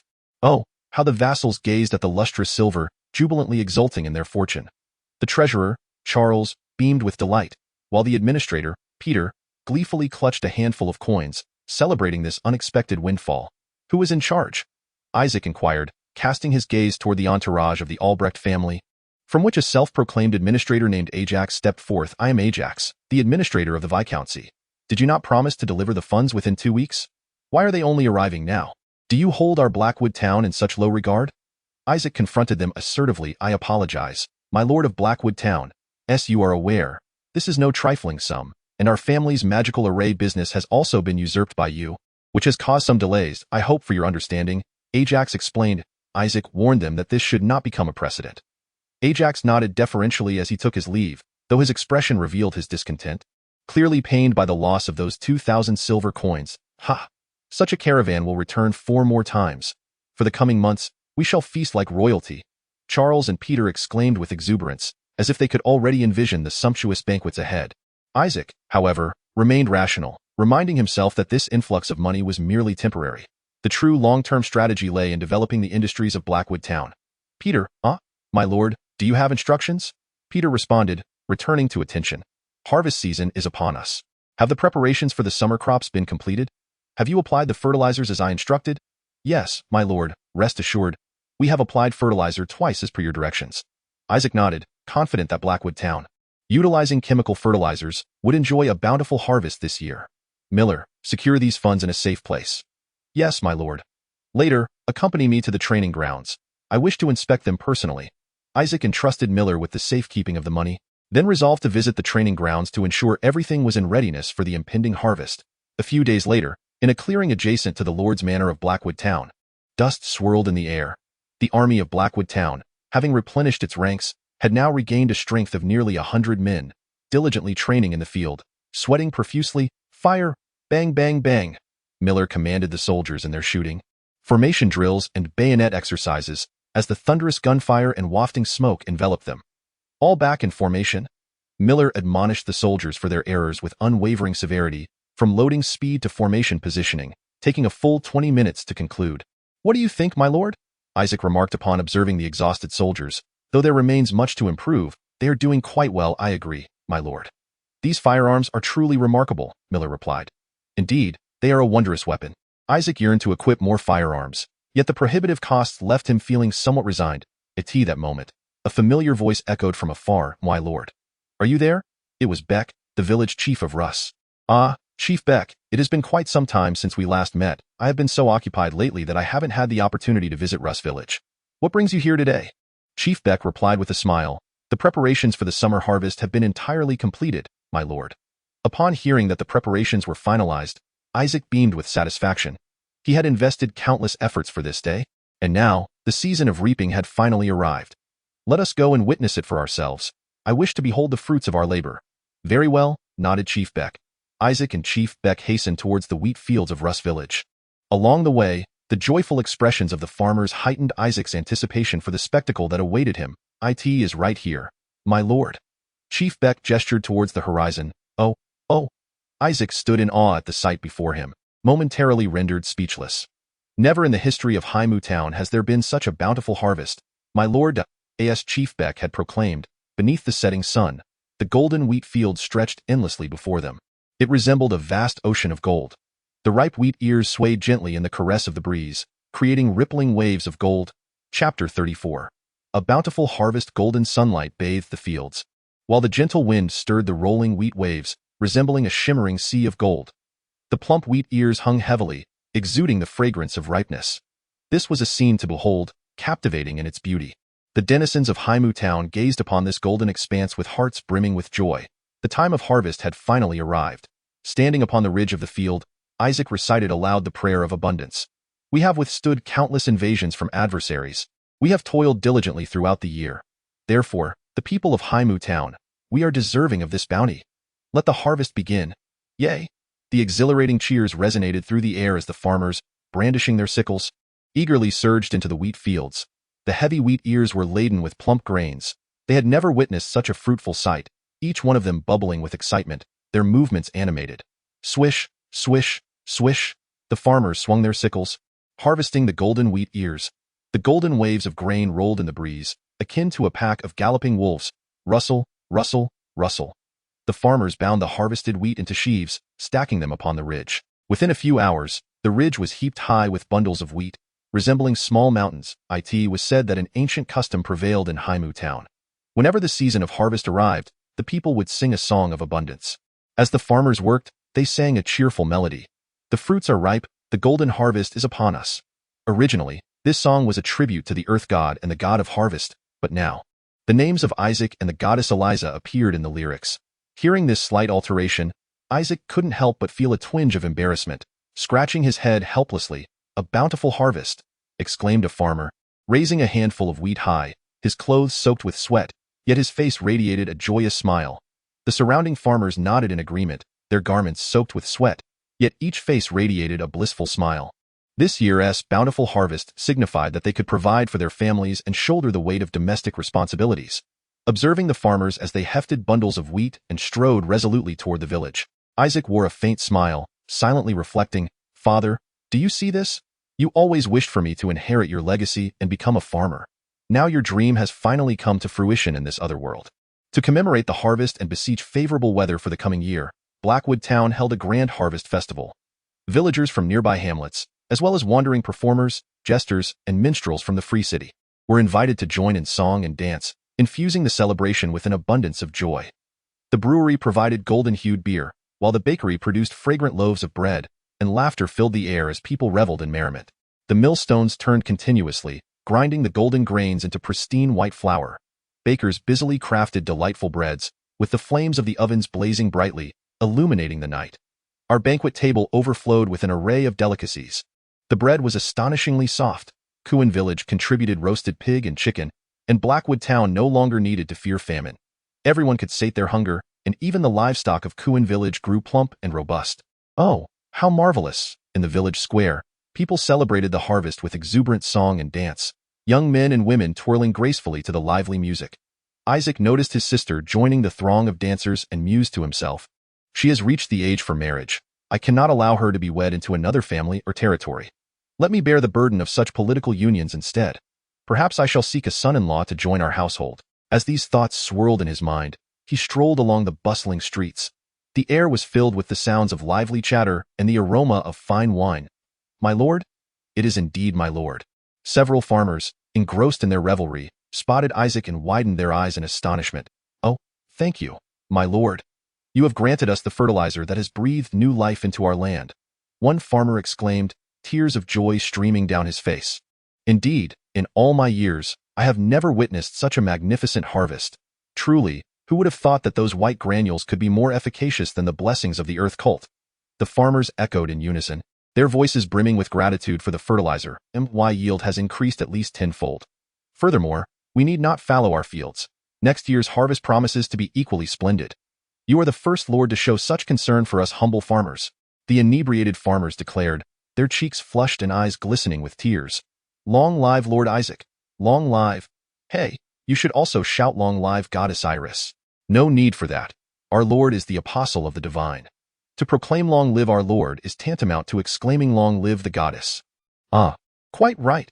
The farmers raised their goblets and chorused, "Long live our Lord." He chuckled awkwardly. Isaac had never experienced such treatment on earth. He waved his hand to signal them to quiet down. However, the enthusiastic farmers were utterly incapable of silencing themselves and erupted into cheers once more. Isaac observed the inebriated farmers, shaking his head in resignation as he turned to leave. Along the way, the sounds of conversation echoed in his ears, with his name frequently mentioned, particularly during toasts. Who could have imagined that the once infamous Isaac would now be so well regarded? A warm current surged within him, akin to the respect he garnered from those farmers. This sense of accomplishment was beyond the realm of words. Perhaps this was the essence of his rise to lordship? "I shall protect this place." Isaac clenched his fist, acutely aware that Blackwood Town had once been a forsaken locale, yet its burgeoning development was bound to become the envy of many. The avaricious would surely devise ways to seize Blackwood Town's riches. He strode purposefully towards the Lord's Manor, where numerous matters awaited his attention. Chapter 35. Expedition to the Beast Forest. My lord, we conducted a survey of the wheat yield today and calculated the taxes. The results are, the treasurer, Charles, handed Isaac a piece of parchment, inscribed with an astronomical figure, indicating an exceptionally bountiful harvest this year. "Surely, there is wheat enough to last us for ages. Have the Dario trading group arrived?" Isaac inquired. "They have arrived, my lord. I have already dispatched someone to inform them. Civil war has erupted in the east, causing wheat prices to surge significantly. They should arrive shortly," Charles replied, this old miser being well informed in such matters. The eastern region served as the kingdom's granary, yet the outbreak of civil war due to the succession crisis proved advantageous for Blackwood Town. Wheat prices were on the rise, promising a lucrative sale this time around. Additionally, the corn seeds sent by Count Brianna have also arrived. Charles continued his report to, "Oh, they have arrived already?" Isaac exclaimed, slapping his thigh in excitement. Corn is a high-yield crop rich in nutrients. With proper fertilization, it can be harvested thrice a year, thus sustaining a larger population. Furthermore, its price in this world is considerable, and Blackwood Town could utilize fertilizers to reduce corn cultivation costs. thereby capturing the market. Inform the village chief of Russ Village to cultivate the corn diligently, expanding the planting scale before considering other matters, Isaac commanded. Yes, my lord, Charles acknowledged before departing. The corn from the Brianna family, blessed by the earth cult, was expected to grow exceptionally robustly. May the corn cultivated in Blackwood Town with fertilizers thrive just as well. Peter, have you yet found that black, flammable stone? Isaac inquired of the administrator. Peter, we have dispatched individuals to search according to your descriptive features, and inquired among nearby residents, yet we have yet to locate it. Peter lowered his head in shame. Such materials could not be spotted like crops, and the mining technology of this era was still rather rudimentary, relying largely on experience to uncover mineral deposits. Is there truly no magic or supernatural ability that can be employed to seek out hidden treasures? Isaac inquired, his curiosity piqued. Those most adept at uncovering such riches are the wood elves, who possess the power to manipulate earth and plant elements, my lord, Peter responded. But did you not mention that the wood elves have concealed themselves since their defeat in the war, making them exceedingly difficult to locate? Isaac questioned, a hint of resignation in his tone. Indeed, that is why they are so elusive, my lord, Peter replied. What a pity, Isaac sighed, rubbing his temples, longing to meet those enigmatic wood elves. Well, I understand now. You may return to your duties. Isaac waved his hand, dismissing the administrator. Several hours later, Isaac found himself inundated with a mountain of litigation cases. Though Blackwood Town was not vast, its population numbered in the thousands, inevitably leading to various disputes. Alas, there is so much to attend to. With the bountiful harvest comes an increase in work. I must also develop weapons and create magical arrays. Truly, I once thought that being a lord meant having the liberty to act as one pleases, but little did I know. Isaac could not help but lament. The previous baron often remarked, with great power comes great responsibility. Miller chimed in with a smile. I once heard a fellow by the name of Failure Man utter those very words. I did not expect them to reach this other world. Isaac sighed in exasperation. If one were a feckless and incompetent lord, perhaps they could indeed remain aloof, indifferent to the plight of their subjects, Miller stated earnestly. However, a wise lord is invariably overwhelmed with responsibilities. You must aspire to be a sagacious lord. Is it not possible to be both a wise ruler and one who enjoys life? Isaac remarked, scratching his ear. As long as I am here, you shall not have the luxury of idleness, Miller observed, a faint smile gracing his lips. He was a diligent knight, sometimes lacking in flexibility, yet often resembling a devoted father. Silently watching over Isaac at that moment, Hans strode in, clad in gleaming plate armor. Why, lord, I have arrived. Are you fully prepared? Isaac inquired. Indeed, we are ready to embark at your command. We shall lay waste to the monster forest, Hans declared, his confidence markedly bolstered since becoming a squire. Very well, let us eradicate the blade spiders and the orcs, and seize the beets and rubber trees. Isaac commanded. The era of defense was over. The forces of Blackwood Town were now equipped with new weaponry and had bolstered their ranks. They were poised to inherit the legacy of Blackwood Town, to once more venture into the monster forest and bring back its treasures. In the square, 100 soldiers stood at the ready, clad in plate armor and wielding sharp blades, awaiting the signal to march forth. The villagers, having never witnessed such a spectacle, gathered around, filled with curiosity regarding the soldiers' equipment and armaments. Warriors of Blackwood Town, Isaac raised his radiant war hammer and proclaimed loudly, "Do! Oh!" The soldiers echoed in unison, their voices resounding like thunder. May the divine guide us as we venture forth to reclaim the forest that has long oppressed Blackwood Town. Isaac's resonant voice stirred the fervor within the hearts of the soldiers. The will of the goddess is our ultimate objective. Are you willing to join me in the exploration of that forest? Kill! The soldiers once again shouted, their voices resonating even louder. To uplift morale, the most effective approach is to rally under the banner of the divine, complemented by a touch of theatrical flair. Onward, pioneers of the West. Kill! At Isaac's command, the soldiers erupted in a response akin to a roaring tsunami, embarking on their journey with unwavering determination. Fearless, they stepped into the beastman's forest, their eyes devoid of dread, filled instead with an insatiable thirst for victory. All gazed upon Isaac, their eyes brimming with fervor. Forward! Sir Miller drew his longsword and issued a commanding order. Thud, thud, thud. The soldiers commenced their march in perfect unison. Over 200 legs moved in harmony, akin to a colossal machine. This was the elite force forged by Sir Miller through his rigorous training. The villagers stood in awe, mesmerized by the soldiers' synchronized steps and their menacing aura. Previously startled by the soldiers' armaments and presence, they were now captivated by their discipline. Thud, thud, thud. The soldiers maintained their focus, stepping forward with resolute strides. Such synchronized movement instilled immense psychological pressure upon the enemy while providing reassurance to their comrades. Though the modern march has devolved into a ceremonial display, what of it? Isaac understood that a well-disciplined army not only fosters a sense of security, but also unites the hearts of the people. Observe those villagers, their eyes gleaming with pride and honor. They believe that this disciplined army can safeguard their lives and properties. They trust that their tax contributions are not in vain. The soldiers' equipment and provisions were all procured with tax money. Thus, the spectacle holds significance. Taxpayers have the right to know where their funds are allocated. When people feel secure, they are motivated to labor more diligently. This encapsulates Isaac's understanding of the march. It is not to appease the lofty lords, but to instill a sense of reassurance in the taxpayers. Behold, they are the valiant guardians of Blackwood Town, Isaac declared loudly, intent on conveying to all that Blackwood Town is secure. Wow!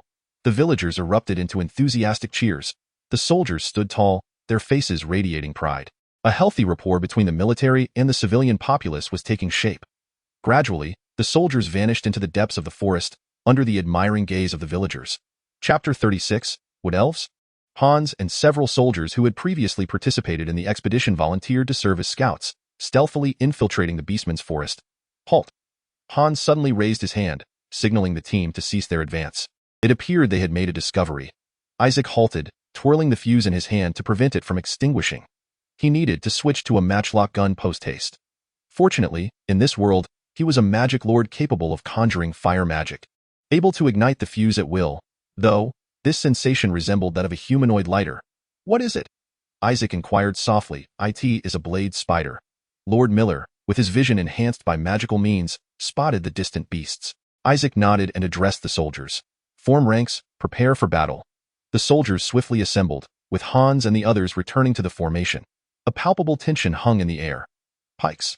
The pikemen raised their sharp weapons, creating an impregnable line of defense. Ready to fire? Click, click. The musketeers nervously aimed their weapons towards the horizon. In the distance, dust swirled as the blade spiders seemed to sense the intruders, charging forth. Why, Lord? Be cautious. The blade spiders can spit webs to ensnare their foes and then attack with their razor-sharp fangs. Hans cautioned, Do not worry. They shall not come near us, Isaac replied confidently. He raised his hand and instructed the soldiers. Prepare to fire. The newly recruited soldiers adjusted their breathing anxiously. This would be their inaugural battle. Hiss, hiss, hiss. The blade spiders emitted a piercing shriek. They were approximately 300 paces away from the forces of Blackwood Town, their speed unremarkable.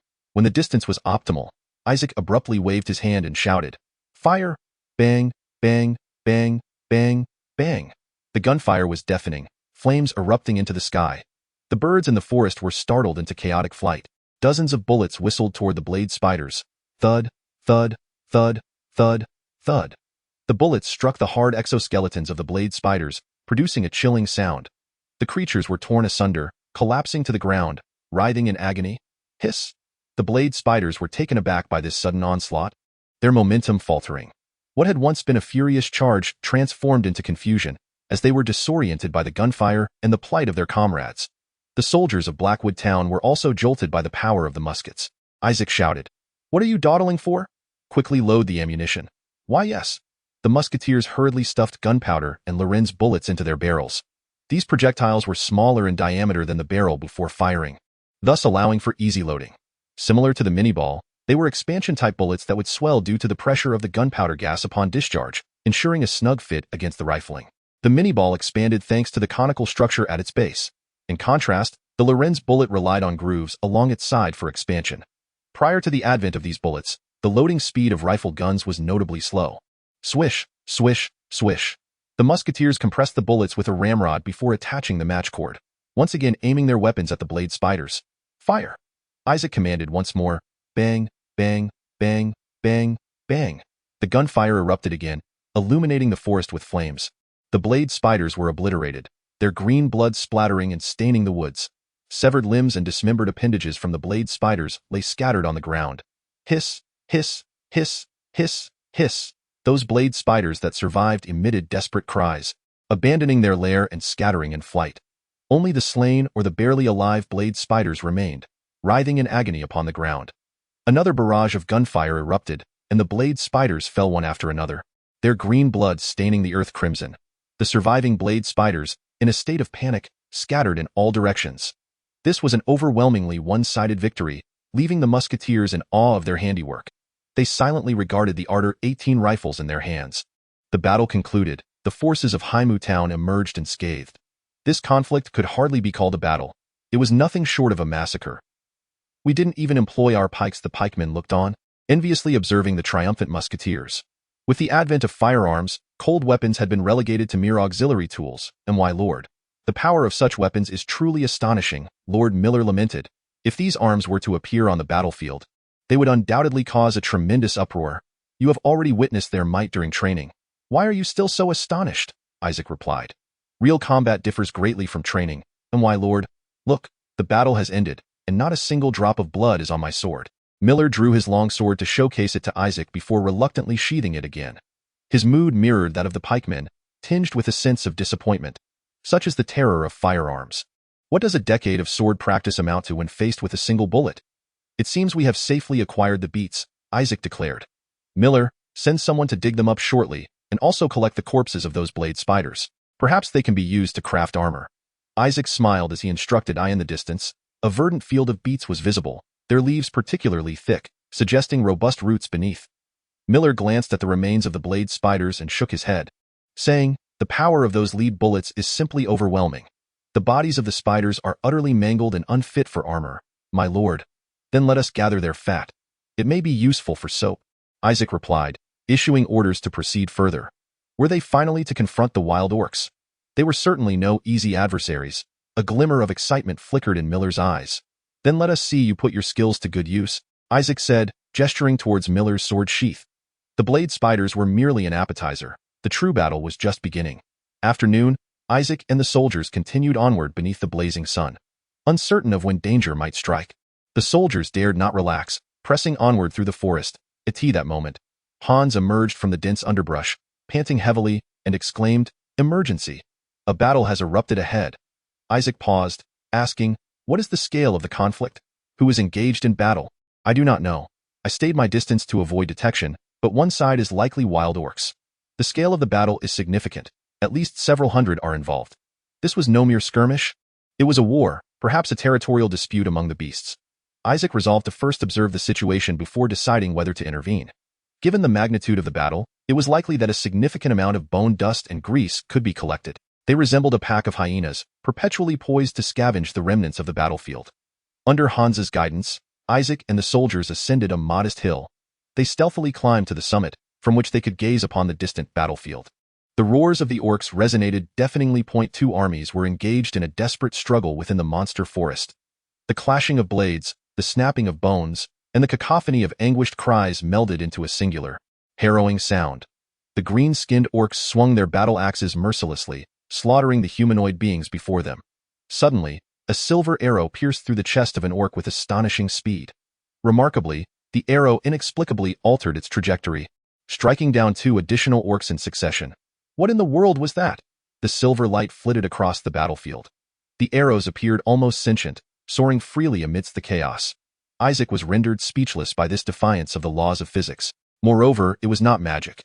He sensed no fluctuations of magical energy. How, then, were these arrows flying? Another silver arrow whizzed past. Now, 2 arrows wreaked havoc upon the battlefield. Isaac turned his gaze towards the origin of the arrows, beholding a figure valiantly battling within the throng of orcs. She was slender and beautiful, with flowing golden hair and pointed ears. Indeed, pointed ears. Although it was Isaac's first encounter with such a being, he had long heard tales of their existence. Wood Elves? Chapter 37. Coordinated Assault Against the Orcs.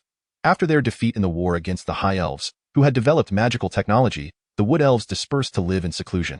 They would undoubtedly seek vast and inaccessible forests as refuges, and the monster forest naturally fell within their range of choices. Shafi, quickly, retreat with your kin to the hill. A striking Wood Elf woman drew back her bowstring, and silver arrows transformed into streaks of light, accurately claiming the lives of the orcs. The orcs, pierced by the arrows, fell to the ground, howling in agony. Isaac was utterly bewildered by the unfolding events. Wait, the hill she mentioned couldn't possibly be their current location, could it? My lord, it is the Wood Elves, and those damned wild orcs. They are hiding here. What should we do? Miller, clad in heavy armor, hurried to Isaac's side, his tone urgent. The current battle situation heavily favored the orcs. There were as many as 800 orcs, while the wood elves numbered less than 600, predominantly comprising the elderly, women, and children, placing them in a precarious predicament. Despite the elf woman's unparalleled archery skills, it was only a matter of time before sheer numbers overwhelmed them. Ultimately, the elves would become the orcs' prey. Isaac knew all too well that failure against the monsters meant death. Surrender was out of the question, my lord. Miller hesitated, aware that Isaac was weighing the pros and cons in his mind. The value of the wood elves was indisputable, but what if they refused to cooperate, rendering their efforts futile? As Isaac found himself engulfed in indecision, a blinding light suddenly flashed before his eyes. Quest activated. The wood elves may become your allies. Please rescue them. Rescue the wood elves? Incomplete. The goddess's directive struck Isaac's heart like a bolt of lightning. All hands on deck. Prepare for battle. No longer hesitating, Isaac raised his warhammer, unleashing a radiant spell of light in swift formation. The soldiers lined up, and Sir Miller drew his long sword, directing his troops. Warriors, have you witnessed the atrocity? Those accursed orcs are slaughtering innocent elves. If we stand idly by today, they will encroach upon our city tomorrow, mercilessly slaughtering our wives and children. Do you wish to witness such a scene unfold? No. The soldiers roared with fervor, for who among the residents of Blackwood Town had not suffered at the hands of the monstrous creatures? The goddess has delivered her oracle. Let us take up arms and eradicate these vile orcs. Under the protection of the goddess, we shall surely achieve victory. A resounding cheer erupted from over 100 soldiers, echoing through the valley. This sudden turn of events startled both the orcs and the wood elves. The Orcish side remained unfazed, while the wood elves displayed panic. Fresh meat? Bellowed an orc resembling a commander in the human tongue, seemingly intent on undermining the morale of Blackwood Town's forces. With a casual wave of his hand, 200 orcs brandished their battle axes, charging toward the hill like ravenous wolves. Pike formation. The soldiers of Blackwood Town formed a dense line atop the hill, their sharp pikes resembling rows of iron thorns, emanating a chilling glimmer. The orcs, lacking formation or strategy, surged greedily toward the promise of fresh meat. Elven flesh. Next, it shall be human flesh. The clamor of their approach was unmistakable. These orcs were robust, evidently well fed from their exploits in the beast forest, their ample fat promising rich rewards. Moreover, the Orcish eyes and teeth served as vital components for crafting intermediate potions and could fetch a handsome price. Aim. 30 musketeers held their breath, directing their dark muzzles toward the charging orcs. Unlike spiders or goblins, the orc's massive frame demanded precision to deliver a fatal blow. Fire. With Isaac's command, a thunderous roar filled the valley. Bang, bang, bang. Smoke billowed and flames erupted as dozens of projectiles whistled forth, striking down the foremost orcs. Thud, thud. Bullets mercilessly tore through Orcish flesh, cries of agony echoing in the air. Several orcs fell, some with their skulls shattered, others with blood gushing from their chests. Although formidable, the orcs were momentarily taken aback by the sudden assault, their advance faltering. Reload. Isaac calmly directed his soldiers. Roar, roar. After a brief moment of chaos, the orcs charged again, their furious roars filling the air. The musketeers had reloaded and once more aimed their weapons at the orcs, now merely 150 paces away. Fire! Bang, bang, bang. The flames flickered once more, and bullets whistled through the air again. The orcs shielded their bodies with their arms and attempted to deflect the projectiles with wooden shields, but to no avail. The bullets pierced their defenses, tearing through their flesh. After another onslaught of gunfire, dozens of orcs collapsed into pools of blood. The wounded orc, clutching his gushing thigh, struggled to rise from the ground. Despite the agony, he exhibited no fear. Gritting his teeth against the excruciating pain, he raised his battle axe once more and charged towards the forces of Blackwood Town. Were they human, they would have long since crumbled. Perhaps their foolishness lay in their ignorance of fear. Pikemen. As the orcs neared, the musketeers quickly retreated, allowing the pikemen to take their place. Human flesh. The orcs thundered forward, their heavy steps pounding against the ground, rushing towards the line of pikemen. Thrust, thrust, crack. The pikes pierced the bodies of the orcs, producing a chilling sound. Ugh! Undeterred by their injuries, the orcs continued their relentless advance. Thrust, thrust. The second rank of pikemen joined the fray, driving their pikes into the necks and chests of the orcs, who sputtered blood and collapsed. Yet, the orcs did not relent. They roared defiantly and continued to charge. Roar! They bared their blood-soaked teeth, their eyes bloodshot with fury. The pikes splintered under the onslaught of the Orcish charge, and the soldiers' faces turned pale. The orcs finally breached the line of pikemen, surging towards the forces of Blackwood Town. It seems it is our turn now, my lord, proclaimed Miller and Hans as they unsheathed their longswords to confront the oncoming orcs. They aimed to buy time for the musketeers to reload. Western pioneers. The divine has just revealed to me that Isaac has empowered himself with quadruple strength enhancements, and the magic circle on his warhammer glows ominously. No, my lord. You must retreat. Leave this to us. Miller shouted anxiously, but Isaac had already plunged into the fray of orcs. We shall achieve victory. With a resounding crash, Isaac swung his warhammer, shattering an orc's skull, splattering red and white matter over himself. Isaac's strength surged. Why heavens, my lord? Miller and Hans charged forward as well, their long swords dancing through the air, reaping the lives of the orcs like a grim reaper's scythe. Bang, bang, bang. Isaac found himself encircled by the orcs, clubs and axes raining down upon him, yet he remained undaunted, wielding his warhammer to crush his foes one by one. The goddess is with us, Isaac bellowed, leading the charge into battle, with Miller and Hans close behind. Their long swords weaved through the chaos of orcs with deadly precision, as though slicing through mere vegetables. In that moment, he resembled a god of war, unstoppable in his wrath. Kill, kill, kill. The soldier's spirit soared, rallying to charge at the orcs. Thrust, thrust. The sounds of pikes piercing flesh, the screams of the dying, and the clash of weapons merged into a symphony of death. Click, click. The musketeers had finished reloading, and the dark muzzles of their firearms belched forth deadly flames once more. Bang, bang, bang. The orcs let out anguished cries as they collapsed to the ground. The pressure on the pikemen was suddenly alleviated significantly. Roar, roar. Even the most foolish of orcs would feel terror upon witnessing this scene. The number of orcs had diminished by 2/3. Fear began to spread in the eyes of the orcs. The enemy was in retreat. Pikemen, advance. With a rhythmic thud, the pikemen marched forward in unison. They pointed their sharp pikes at the orcs. Retreat at once. The orc commander finally issued the order to withdraw. Bang, bang, bang. Bullets and arrows pursued the fleeing orcs until they all lay in pools of blood. Rescue the Wood Elves, completed. Achieved 1,500 achievement points. The soldiers raised their weapons in jubilation. They could hardly believe they had vanquished such a formidable orc army. The Wood Elves gazed curiously at these humans. For ages, humans and Wood Elves had coexisted without interference. Now, these humans had chosen to assist them, leaving them both grateful and perplexed. Tap, tap, tap. A Wood Elf stepped forward from the ranks. Isaac recognized her as the elven maiden who had shot the silver arrows.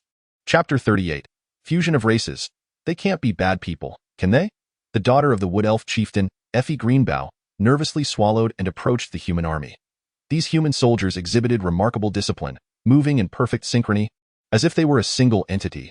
Though few in number, they had annihilated all the orcs with weapons that produced thunderous roars, akin to the magical armaments wielded by high elves. Perhaps I should make contact first.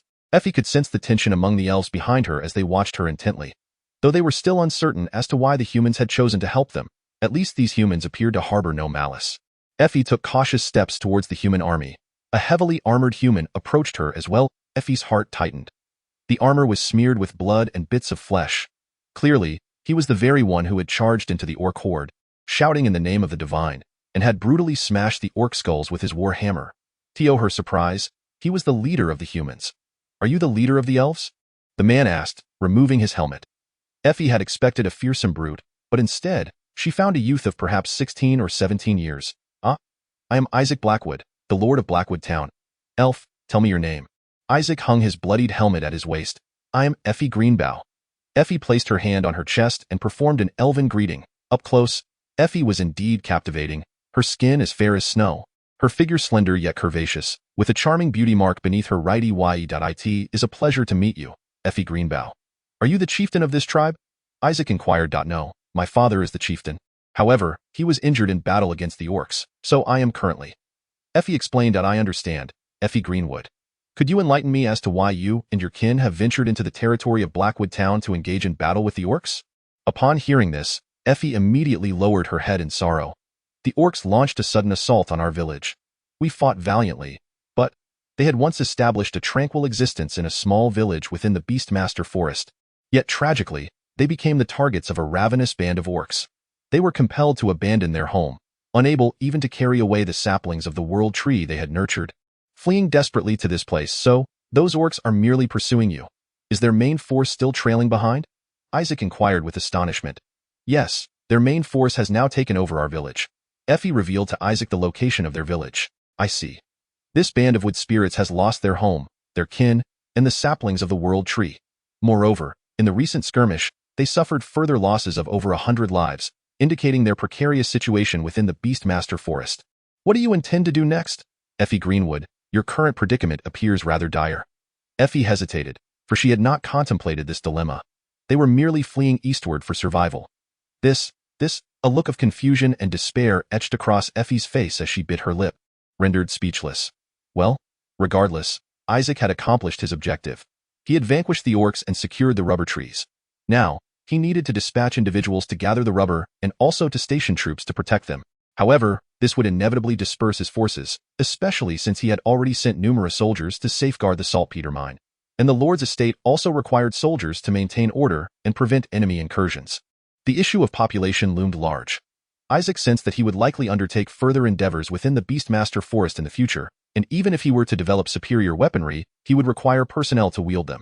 As Isaac gazed at the bewildered elves behind Effie, a glimmer of inspiration flickered in his eyes. If only he could persuade them. Would you be willing to join Blackwood Town? Effie looked up in astonishment. I pledge, in the name of Goddess Iris and the Lord, to protect you, and when the time comes, I shall assist you in reclaiming the World Tree. What say you? Human Lord, what do you mean by promising to protect us? I possess a forward base capable of accommodating all of you, along with ample provisions to sustain your entire community, so make your decision. As long as you swear fealty, your tribe can be revitalized once more. Are you suggesting we become subjects of Blackwood Town? Precisely. Effie fell into deep contemplation. She turned to glance at the desolate elves who had lost their homes and loved ones, their eyes filled with despair and sorrow. The flame of hope gradually extinguishing. Are you truly willing to accept us, an alien race? Our goddess embodies the principle of harmonious inclusion, and she has instructed me to embrace you, allowing you to integrate into Blackwood Town. Isaac is an apostle of the divine. His words are akin to divine decree, and which subject would dare defy such a mandate? Why would your goddess? Effie Greenwood inquired with astonishment. Because she is a benevolent goddess. What of it? As the acting clan leader, are you unable to make a decision? At that moment, the fate of hundreds rested heavily upon Effie's shoulders, a significant burden indeed. No, I believe even my father would make the same choice. Suddenly, Effie dropped to her knees before Isaac, her head positioned just below his waist, startling him. What are you doing? I do not know how humans pledge their allegiance. Is it not this way? Effie replied. Her cheeks flushed. You merely need to sincerely pledge your loyalty. Isaac awkwardly scratched his head. That is a relief. Effie exhaled, standing up. I swear. Our tribe shall forever remain loyal to Blackwood Town. We beseech your guidance. Lord, congratulations, you have united with a foreign tribe, earning 2,000 achievement points. Isaac nodded with a smile. Accepting their loyalty, I too vow to uphold my promise, to care for you well, and welcome you to Blackwood Town. Effie Greenwood. Isaac extended his hand. Effie hesitated briefly before grasping his hand with a smile, shaking it vigorously. When she laughed, the beauty mark at the corner of her eye appeared particularly enchanting. You may simply call me Effie, my lord. Very well, Effie. Now, let us commence our tasks. I have numerous responsibilities to entrust to you. Effie gazed at Isaac in surprise, feeling inexplicably as if she had boarded a pirate ship. Chapter 39. A bountiful return. Isaac initially intended to wait until returning home to send someone to collect the scattered monster materials and beats. Even though those items would spoil, he resigned himself to that fate. However, with 500 new laborers and dozens of carts at his disposal, he no longer needed to worry about this matter. Since they were here, they would resolve everything. Isaac instructed the elves to load the monster carcasses onto the carts, followed by the collection of beats. Rustle, rustle. Isaac first assessed the condition of the rubber tree. He made several incisions on the trunk with a sharp knife, and milky white sap immediately oozed from the wounds. Isaac touched the sap. It felt quite viscous. This was distinctly different from ordinary tree sap. Indeed, this was the rubber he sought. Chatter, chatter. Isaac heard murmurs behind him. The soldiers of Blackwood Town had grown accustomed to Isaac's actions, but the elves were deeply intrigued by his behavior. Well, this is the Lord you have chosen. You shall grow accustomed to it in time. May I ask, what are you doing? Effie inquired with curiosity. I am collecting rubber. The sap from this tree, when processed, transforms into a soft and elastic material. The applications of rubber are extensive, and by altering the degree of vulcanization, one can also create hard rubber and various other products. I have never heard of such a tree. How do you know about it? Even our wood spirits are unaware of its purpose. Afe inquired, astonished that Isaac's knowledge stemmed from his father's relentless insistence on him acquiring extensive agricultural knowledge. Since middle school, Isaac had been compelled to memorize agricultural facts by his father. which ultimately drove him to enlist in the military. It was precisely due to this experience that Isaac developed a greater fascination with explosive chemicals and intricate mechanical devices. Well then, let us proceed to examine the beets. After confirming the condition of the rubber trees, Isaac led the group to the beet-growing area. With 500 laborers at their disposal, they would soon gather all the beets. Yet, the efficiency of the elves surpassed Isaac's expectations. Shafi, I entrust this to you. Very well, spirit of the earth. An elven priest chanted a spell, raising the ground and revealing the beets hidden beneath. Then, the earth returned to its original state. Is this the power of the elves?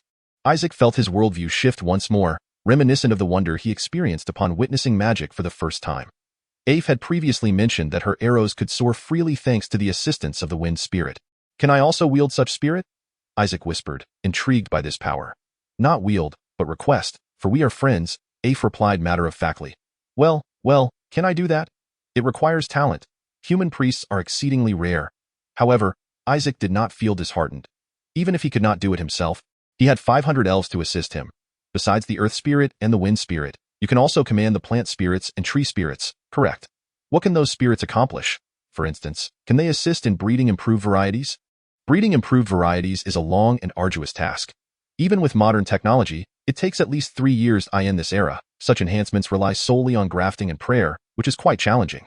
Certainly, but we generally do not proceed in that manner. Isaac initially held little hope, but Afe's response astounded him. How is that possible? It is simple. We merely need to request the spirits, such as saying, please let the fruit bear more abundantly. Just request? Isaac's worldview shattered yet again. By the heavens, this truly is remarkable. The triumphant soldiers marched with vigor, their faces glowing with the joy of victory, embodying the glory of warriors. Amidst the deafening cheers, they returned to Blackwood Town, where the administrator Peter had already organized the townsfolk to line the streets in welcome of the hero's return. The horse-drawn carts laden with beets, the mountains of orc carcasses, and the mysterious, graceful elves trailing behind left the townspeople in awe and disbelief. Even the welcoming retainers were rendered speechless by the sudden appearance of the elven entourage. By the blessing of Goddess Iris, we have rescued the elves. They shall bring unparalleled glory to Blackwood Town. Isaac raised his war hammer, his resounding voice echoing across the square. Oh, Blackwood Town shall surely flourish even more.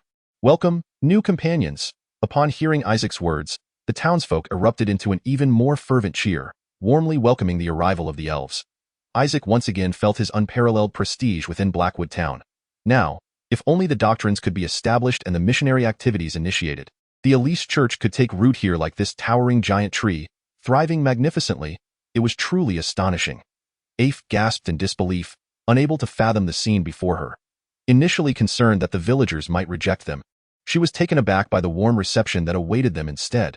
In Blackwood Town, ruled by a sovereign who wielded both lordship and divine authority, anything was possible. Wow. The Wood Elves were startled by the townspeople's enthusiasm. They had never witnessed such a grand welcoming ceremony. The valiant deeds of the soldiers, the towering heaps of beets, and the elves chosen by the divine all added vibrant strokes to this triumphant celebration. Though devoid of flowers and ribbons, this was undoubtedly the most solemn and unforgettable triumph ceremony in the history of Blackwood Town. The Wood Elves resolved to establish a new homeland near the outpost.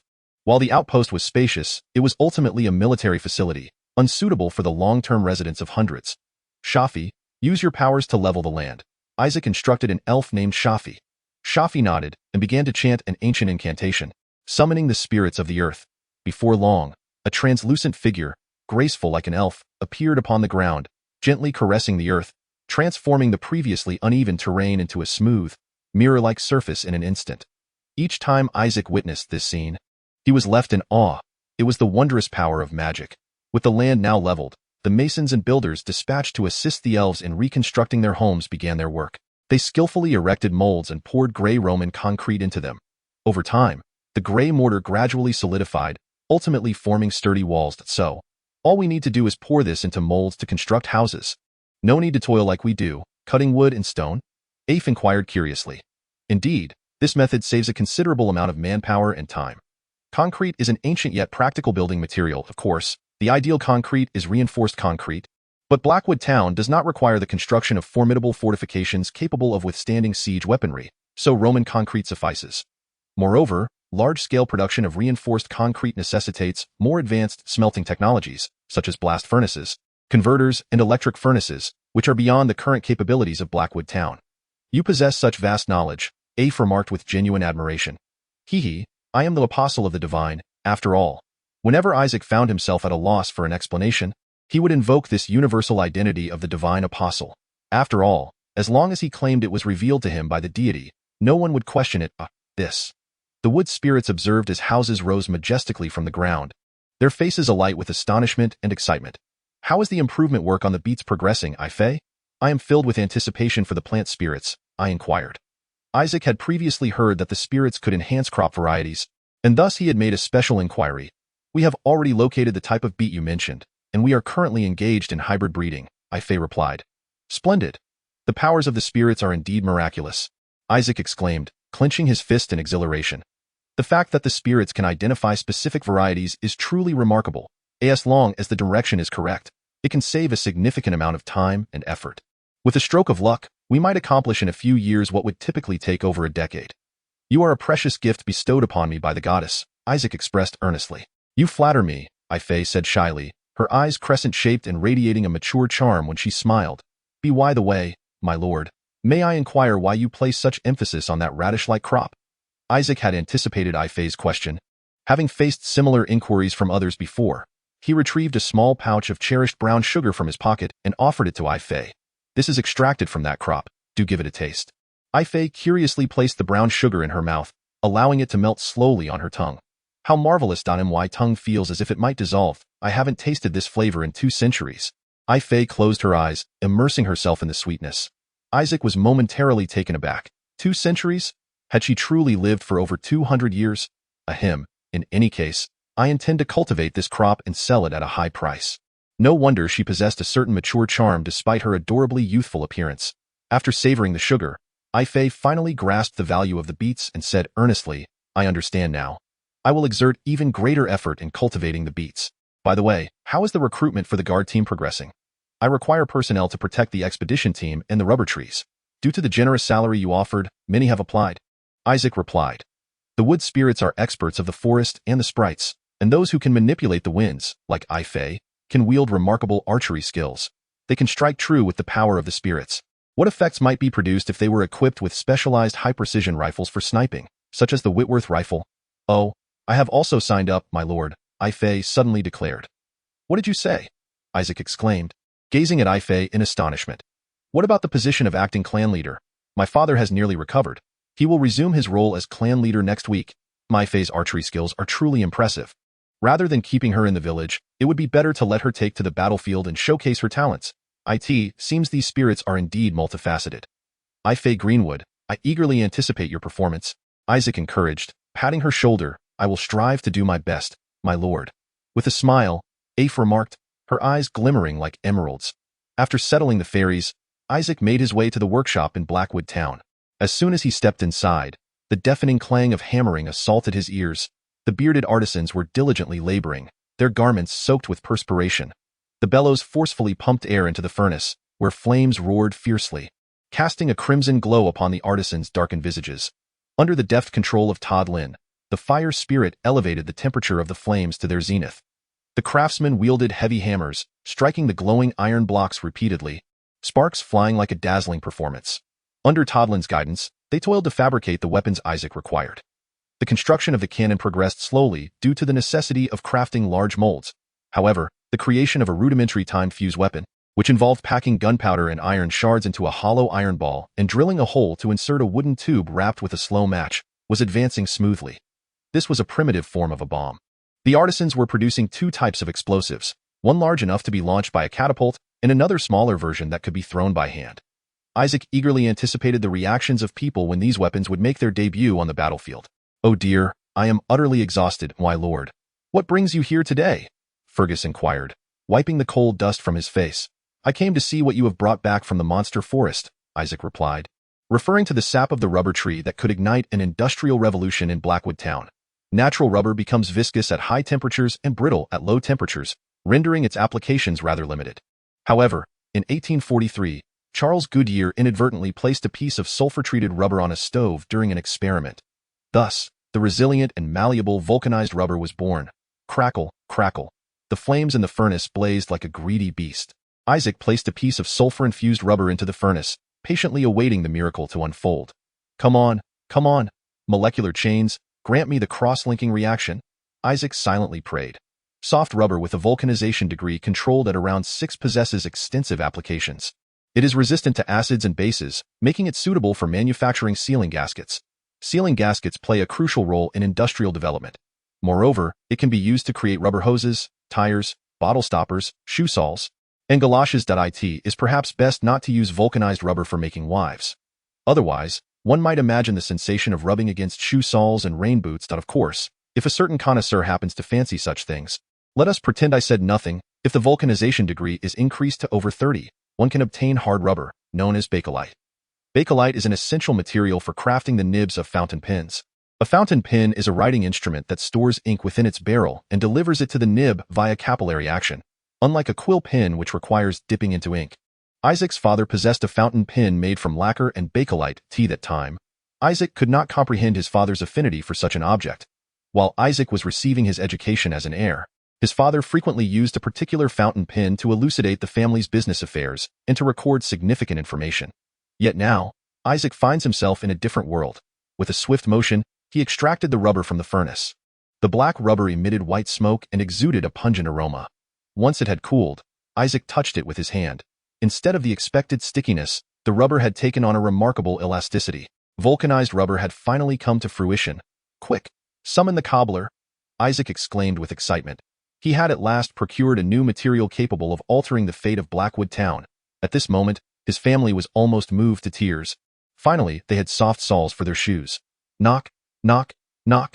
The sound of knocking echoed through the quiet room, a testament to the diligent labor of the craftsman. Knock, knock. Following Isaac's instructions, the cobbler carefully removed the soles from a pair of leather shoes. The wooden heels gradually detached under the gentle strikes of a small hammer. Clack! The heel fell to the floor, producing a crisp sound.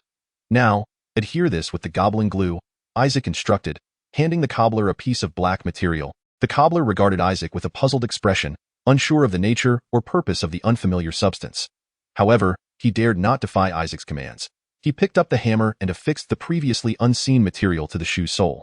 He first applied a layer of glue to the heel and toe, then affixed the soft rubber. Claire, come, try on these shoes. In this world, people were condemned to walk upon hard ground in rigid footwear, a torment that their feet could not escape. Yet now, this suffering was on the verge of being alleviated by Isaac.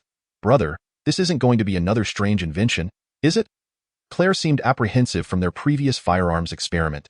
Cautiously slipping her feet into the shoes, she took a few steps back and forth in the room, then, to her astonishment, began to jump in delight. Brother, what on earth is this? It's incredible. It feels as though my feet are resting on the finest woolen carpet. Claire had never worn such comfortable shoes before, and she jubilantly bounced around the room. From Claire's reaction, Isaac received the affirmation he sought. These shoes would undoubtedly be a great success, he concluded confidently. Rubber-soled shoes and fountain pens. Isaac eagerly anticipated witnessing the astonished expression on Meat-Side's face. Would that enchanting half-orc proprietress excitedly wag her tail? Chapter 41.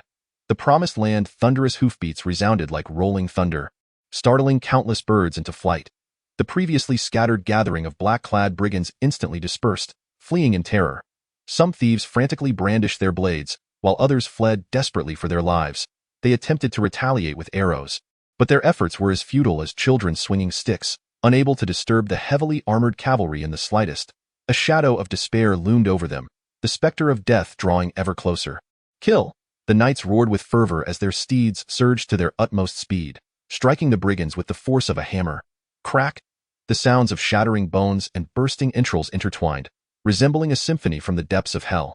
The heavily armored cavalry swept through the battlefield as if it were a desolate wasteland, leaving behind a gruesome tapestry of severed limbs and dismembered bodies, their cries drowned by the torrent of steel. Nay! The warhorses snorted excitedly, seemingly reveling in the one-sided slaughter. Ha ha ha, now, this is what one calls a battle. At the forefront of the ranks, a man clad in heavy armor bellowed with laughter, his tone saturated with a bloodthirsty delight. He reined in his horse and turned, his crimson gaze sweeping across the hellish scene of carnage. And why, Lord, Viscount Ralph, are you unharmed? The knights, having concluded their charge, hurriedly surrounded their lord, inquiring with genuine concern for his well-being. Humph, spare me your concerns. Do you think such trifling brigands could harm a battle-hardened knight like myself? Viscount Ralph impatiently interrupted their inquiries, annoyance creeping into his voice. Ever since that humiliating defeat in the Countess Brianna's domain, he had grown increasingly irritable. Forgive us, my lord. The knights wisely fell silent, retreating to a respectful distance. Duke Durrett, what is the situation in the Blackwood? Reporting, my lord, as far as I know, they possess only a mid-ranking knight named Meetsai and 80 infantry, and their forces should have suffered significant losses since the last goblin incursion. Upon hearing Sir Durrett's response, Viscount Ralph scoffed derisively. They lack even proper cavalry and yet dare to provoke me. Creak, creak. Viscount Ralph ground his teeth, his eyes filled with venomous resentment as he gazed westward. What of the silver coin convoy? I specifically instructed them to delay without arousing suspicion, correct? No, my lord. They seem oblivious to our intentions. Viscount Ralph snorted coldly. A band of fools. I shall reclaim the silver with interest, damn those scoundrels. To have humiliated me before so many nobles, daring to make me beg for mercy on my knees. I shall wash away this humiliation with your head. The flames of vengeance burned fiercely in Viscount Ralph's eyes, as he yearned to rend Isaac into pieces. But my lord, His Highness the Second Prince previously instructed us to refrain from acting against the Second Princess's people. A knight, summoning his courage, cautioned him, a hint of worry lacing his tone. Did you not witness the humiliation I endured? And yet you dare to speak such words. Forgive us, my lord. Observing Viscount Ralph's furious countenance, the knight could only lower his head in resignation. Moreover, that scoundrel has yet to formally align himself with the Second Princess's faction. I cannot discern whether he is truly foolish or merely feigning ignorance, much like his inept father, failing to grasp the tides of circumstance. Are you implying that he remains outside the Second Princess's protection? Indeed, Viscount Ralph replied ominously. This is a matter of personal vengeance. However, my lord, if we set aside the pretext of the succession war, we must find a reasonable justification to instigate conflict. That scoundrel triumphed by employing despicable tactics in the duel. Yet, my lord, everyone witnessed that duel firsthand. It was a contest conducted with utmost integrity. Viscount Ralph furiously interrupted. What I say is law. Fabricate a reason if you must. This humiliation shall be washed away with blood. Go. Investigate. Whether by perusing ancient tomes or concocting rumors, uncover the evidence of their provocation for war. The reason matters not, Viscount Ralph bellowed, his eyes ablaze with a fervent desire for revenge. After all, I have no reputation left to salvage. To restore my honor, I must utterly crush that scoundrel beneath my heel. As you command, my lord.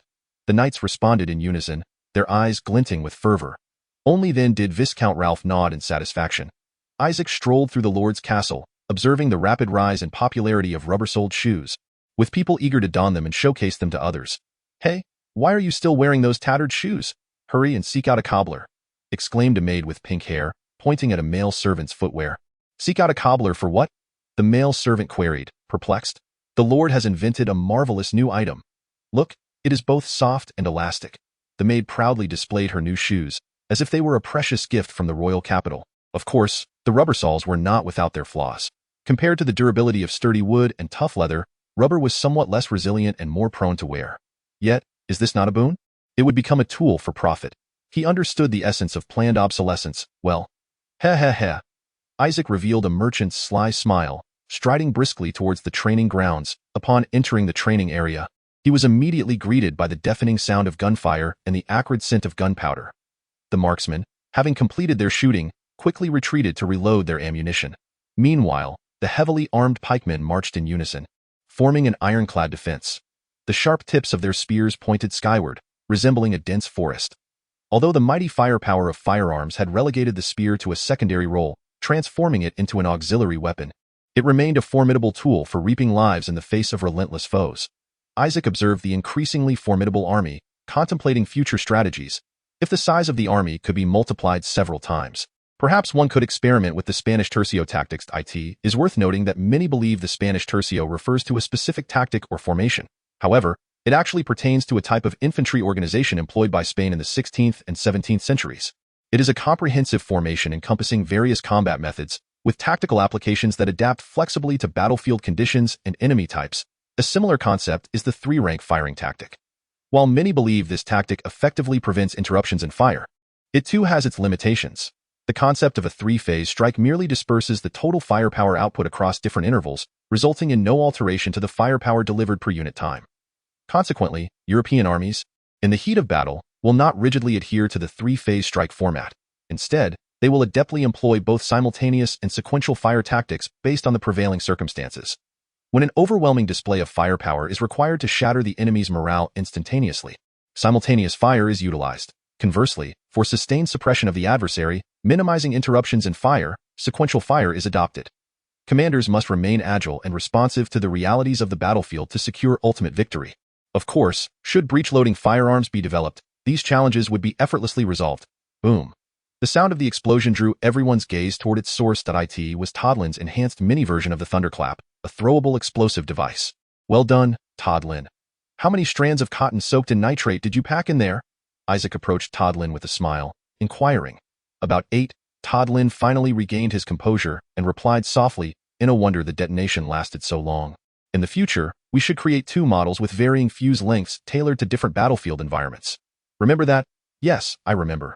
Toddlin remained fixated on the deep crater left by the explosion, his mind clearly elsewhere. Observing his dazed expression, Isaac shook his head helplessly, taking the sheepskin parchment and quill from Toddlin's hands to jot down some suggestions for improvement. Toddlin, imagine the enemy's cavalry charging towards us, and suddenly, thunderous explosions erupt beneath their feet, sending men and horses flying in a gruesome spectacle. What do you think would happen? Toddlin appeared captivated by Isaac's vivid depiction, his expression shifting continually. The few cavalrymen who narrowly survived the blasts would find no respite before being shredded by the relentless gunfire of waiting musketeers. Cough, cough. Toddlin could not suppress a few coughs, clearly shaken by the imagery. Leaning closer, Isaac whispered enticingly, "What do you think will become of those heavily armored cavalrymen intent on our complete annihilation? They will be utterly doomed." "Precisely, my dear brother." Isaac snapped his fingers, grinning as he declared, "Great minds think alike."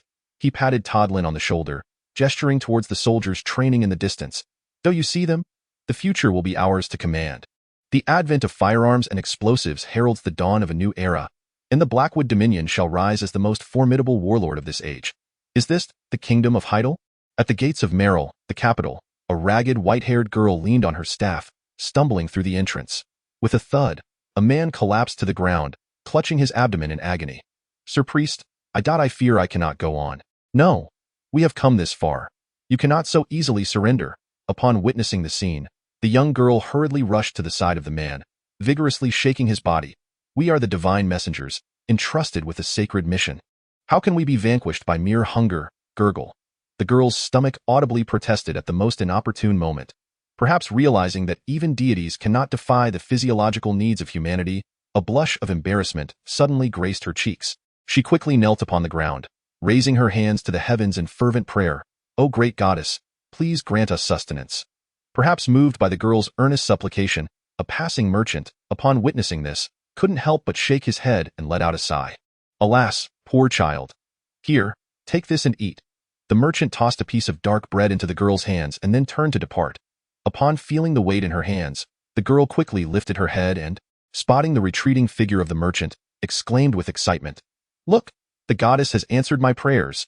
She eagerly shook the man's body, as though she had stumbled upon something monumental. It was merely the food bestowed by a kind-hearted merchant.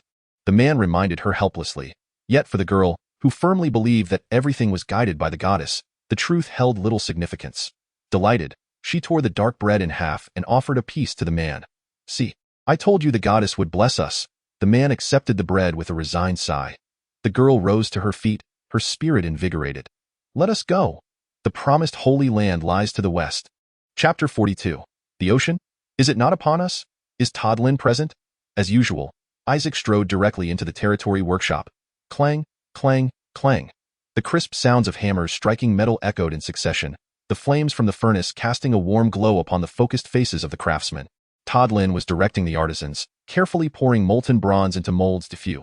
As the last drop of bronze filled the mold, Toddlin wiped the sweat from his brow and finally noticed Isaac standing nearby, his expression transforming into one of surprise. "I must ask, my lord, what brings you here again?" Observing Isaac entering the workshop with the ease of a man in his own home, Toddlin couldn't help but voice his complaint. "What? Is it inappropriate for me to oversee the work? You are perpetually busy. Is it truly suitable for you to frequent the workshop so?" Isaac chuckled inwardly.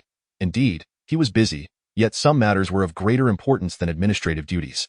"This is the Blackwood workshop, tasked with the monumental duty of shaping history, thus my frequent oversight is essential. While the notion of creating history may be somewhat exaggerated, it is not entirely impossible. Todd Lin puffed out his chest, a hint of pride illuminating his face. Now, tell me, what is the matter this time? Having witnessed Isaac's boundless imagination and the formidable inventions that emerged from it, Todd Lin had become increasingly vigilant. What is the progress on the development of the cannon? Due to uneven heating issues, we are currently remaking it. However, my fire elemental spirit and I have devised a solution, and this time we shall surely succeed. Todd Lin spoke with unwavering confidence. I believe in you. Given Todd Lin's audacity, it was clear he possessed a measure of certainty. After all, dwarves are notoriously known for their stubbornness and strong pride.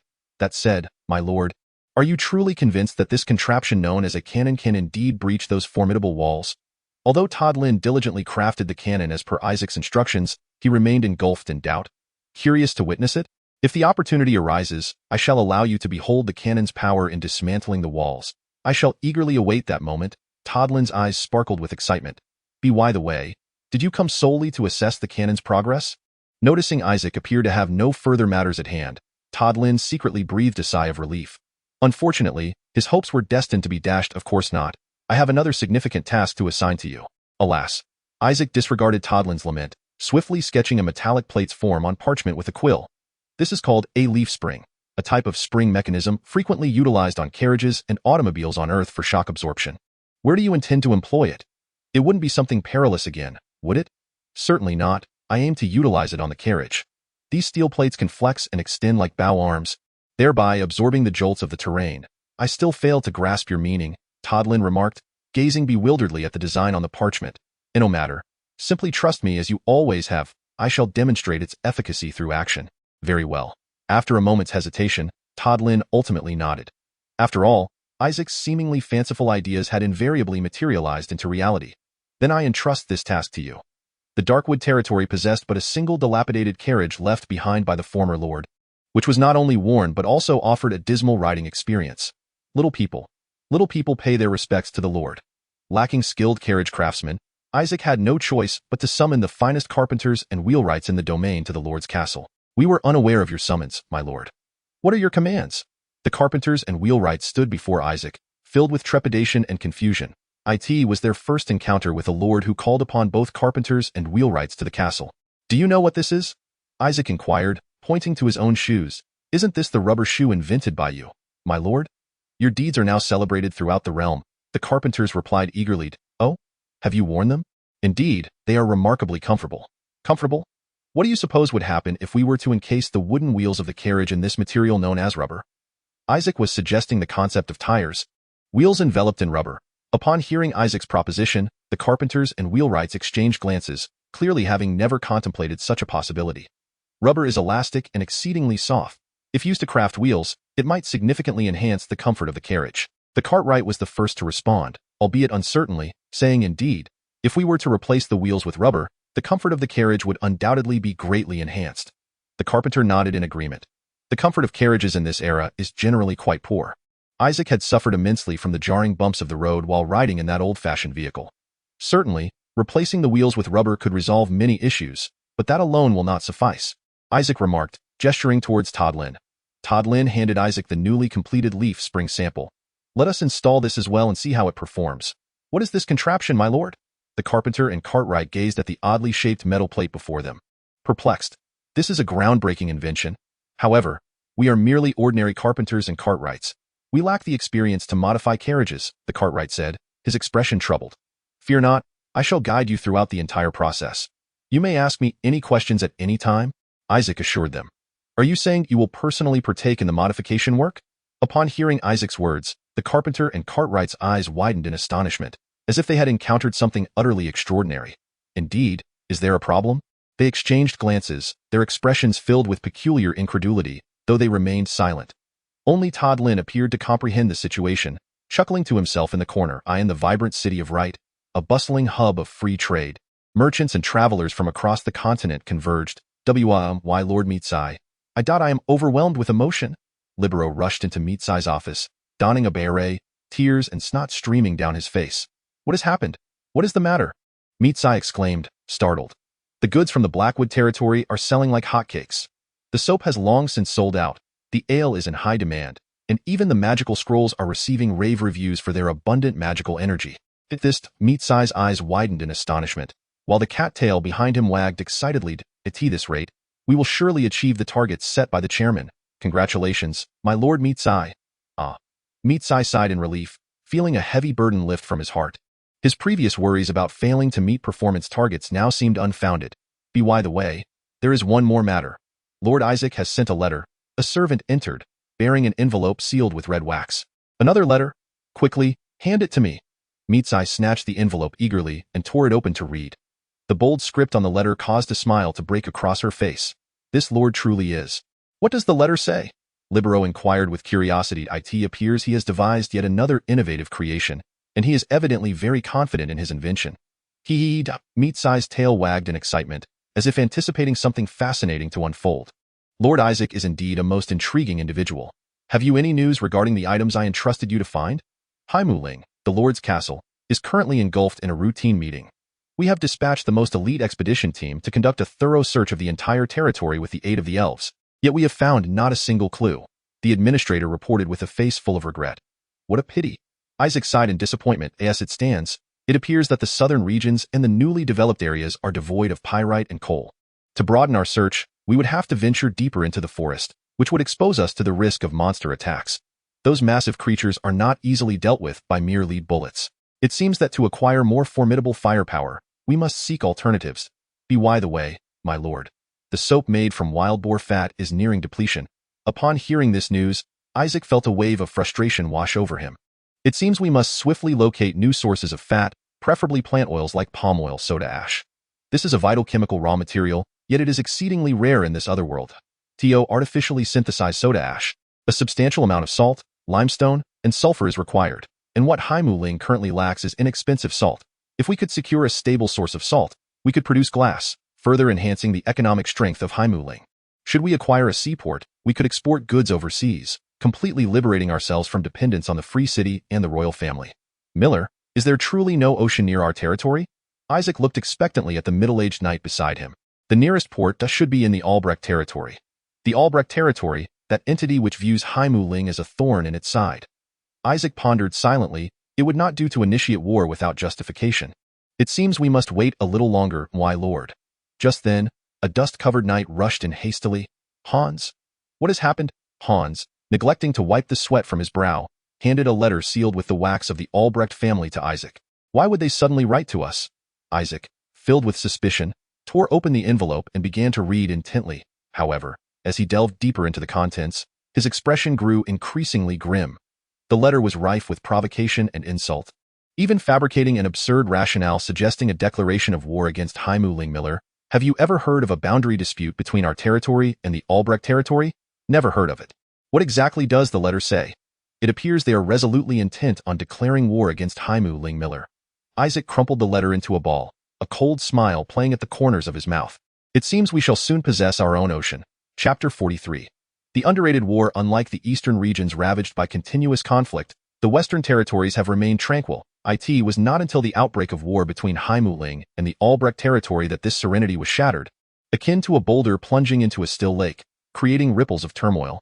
The vengeful Lord Ralph enthusiastically spread the word, causing this war to swiftly become a hot topic among the western nobility. News of the war spread like wildfire. The Haimu territory is regarded as a faction loyal to the second princess, while the Albulum territory fervently supports the second prince. This war has drawn the keen attention of Prince Gould and Princess Priscilla. My Lord Lugo, what do you assess are Lord Isaac's chances of victory?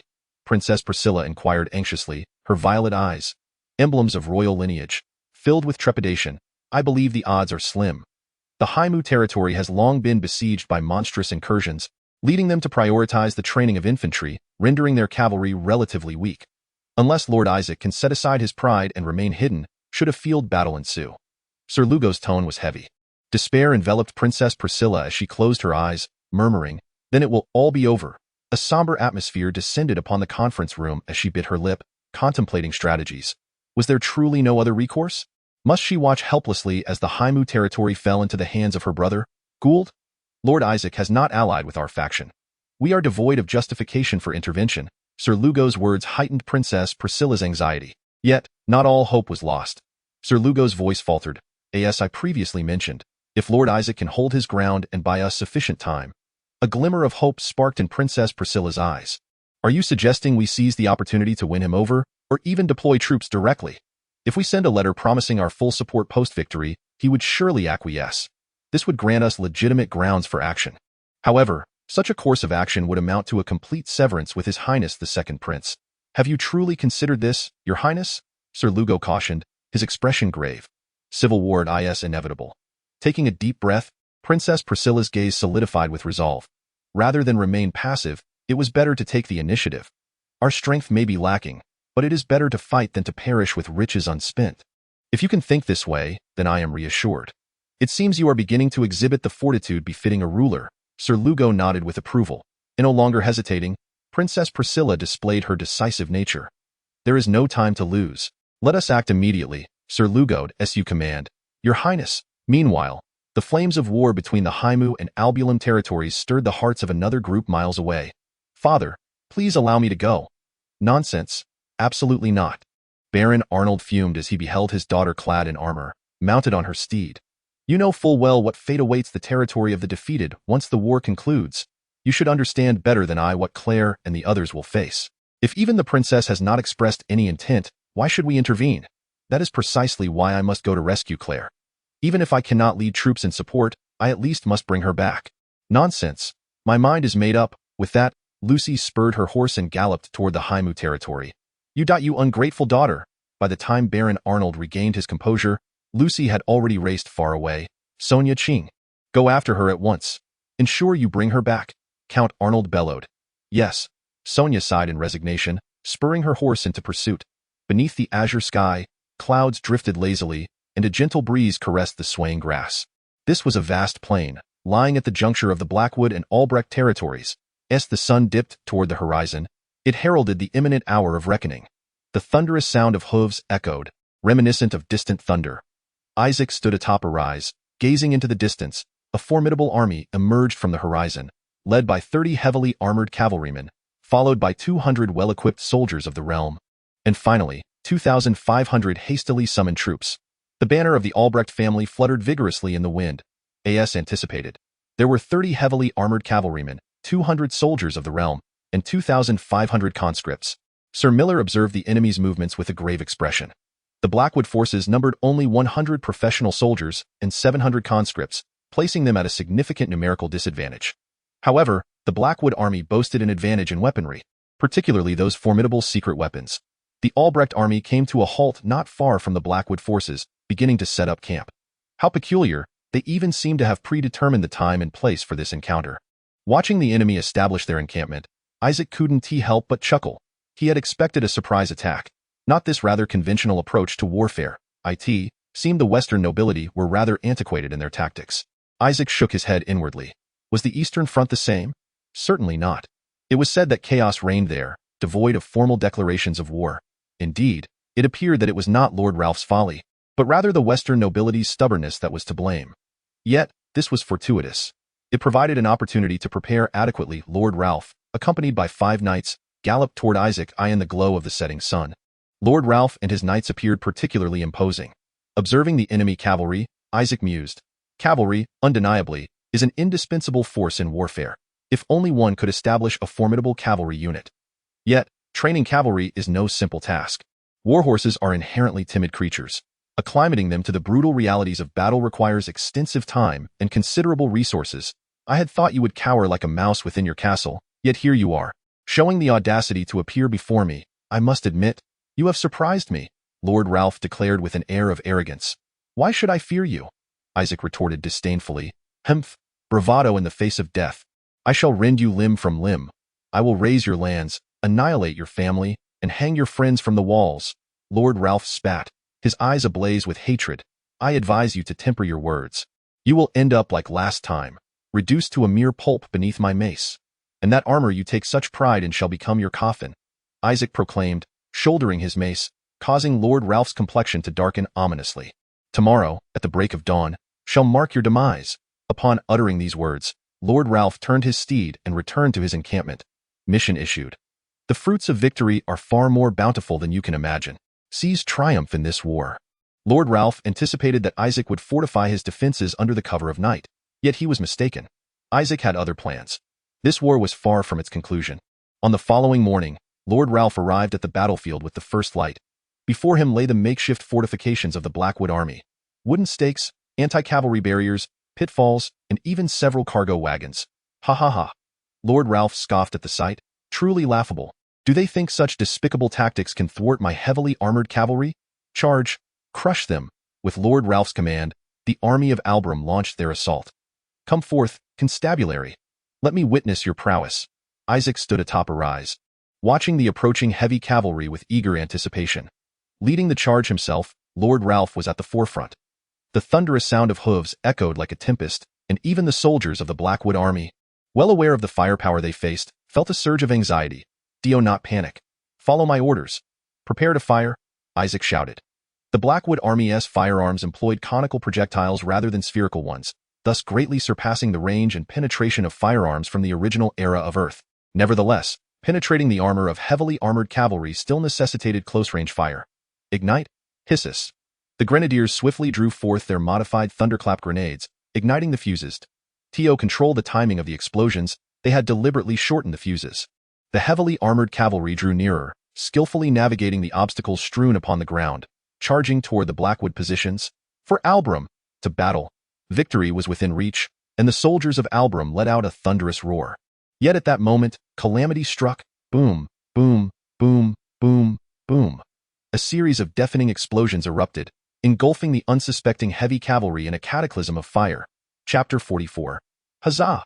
Before the Blackwood army, dark spheres were hurled forth. Lord Ralph regarded these ominous orbs with disdain, dismissing them as the dying struggles of the Blackwood forces. Boom, boom, boom, boom, boom. The earth-shattering explosions instantaneously obliterated his sneer. 10 heavy cavalrymen, along with their steeds, were consumed by the blasts, vanishing without a trace. Nay, nay, nay. The surviving steeds whinnied in terror, scattering in all directions. The acrid stench of gunpowder mingled with the metallic scent of blood, inducing nausea. What in the world is this? Lord Ralph, horrified, turned to behold the once formidable tide of heavily armored cavalry now reduced to disarray. Suffering grievous losses. Lord Ralph's eyes blazed crimson as he roared in fury. From 30 heavy cavalrymen, fewer than 10 remained, a sight that twisted his heart in anguish. Though unaware of the sinister sorcery employed by the Blackwood army, Ralph could no longer afford to dwell on such matters. He vowed to dismember Isaac, even if it cost him his life. Isaac, you despicable wretch! With a thunderous roar, Lord Ralph, fueled by an overwhelming fury and a thirst for vengeance, led his remaining troops into a renewed charge against the Blackwood forces. Boom! The ranks of the Spear Brigade, prepare! At that moment, before the Blackwood army, a veritable forest of steel suddenly rose, hundreds of sharp spears glinting with a chilling light under the sun. Fire! The deafening sound of gunfire erupted, a torrential downpour of bullets cascading towards the heavily armored cavalry. Before the formidable power of the firearms, armor and shields proved utterly futile. Ugh, Lord Ralph groaned, looking down to see that the so-called indestructible armor had indeed been pierced, blood gushing forth. The excruciating pain caused his vision to darken as he fell heavily from his mount. Thud! The intense agony jolted him back to consciousness, and as he raised his head, he was met with an inconceivable sight that made his eyes widen in horror. The knights and heavily armored cavalry who had charged alongside him lay strewn across the ground, lifeless, their bodies grotesquely arranged. Their armor was riddled with bullet holes, blood staining the earth crimson. How could this be? Were those soldiers, perhaps, sorcerers? Or had they been bestowed with divine blessings, granting them unimaginable power? No. They must have made a pact with demons to acquire such nefarious strength. My elite cavalry utterly vanquished by this rabble. Lord Ralph's heart bled. To assemble this heavy cavalry, he had expended vast sums of gold and immeasurable effort. Yet now, they had not even grazed a single hair of the enemy before being annihilated. Isaac, Lord Ralph, consumed by grief and fury, bellowed skyward. Did you call for me? Isaac's voice echoed from a short distance away. There he stood, wielding a mace, advancing with deliberate, steady steps. Upon seeing Isaac's approach, Lord Ralph, gritting his teeth against the searing pain, struggled to rise from the ground, tightening his grip on the spear. I warned you long ago. Once battle commences, your armor will become your coffin, Isaac declared, channeling magic into his mace.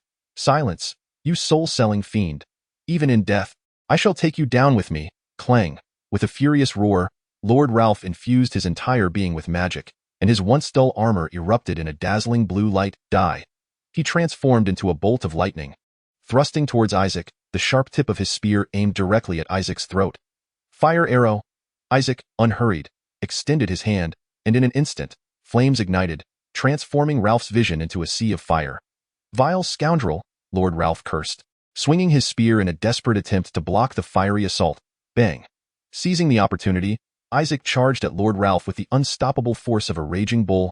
Ralph, caught off guard, was knocked to the ground by Isaac's ferocious impact. Ah, release me! Viscount Ralph struggled desperately, attempting to rise, but the strength of Isaac was beyond his capacity to withstand. Bang!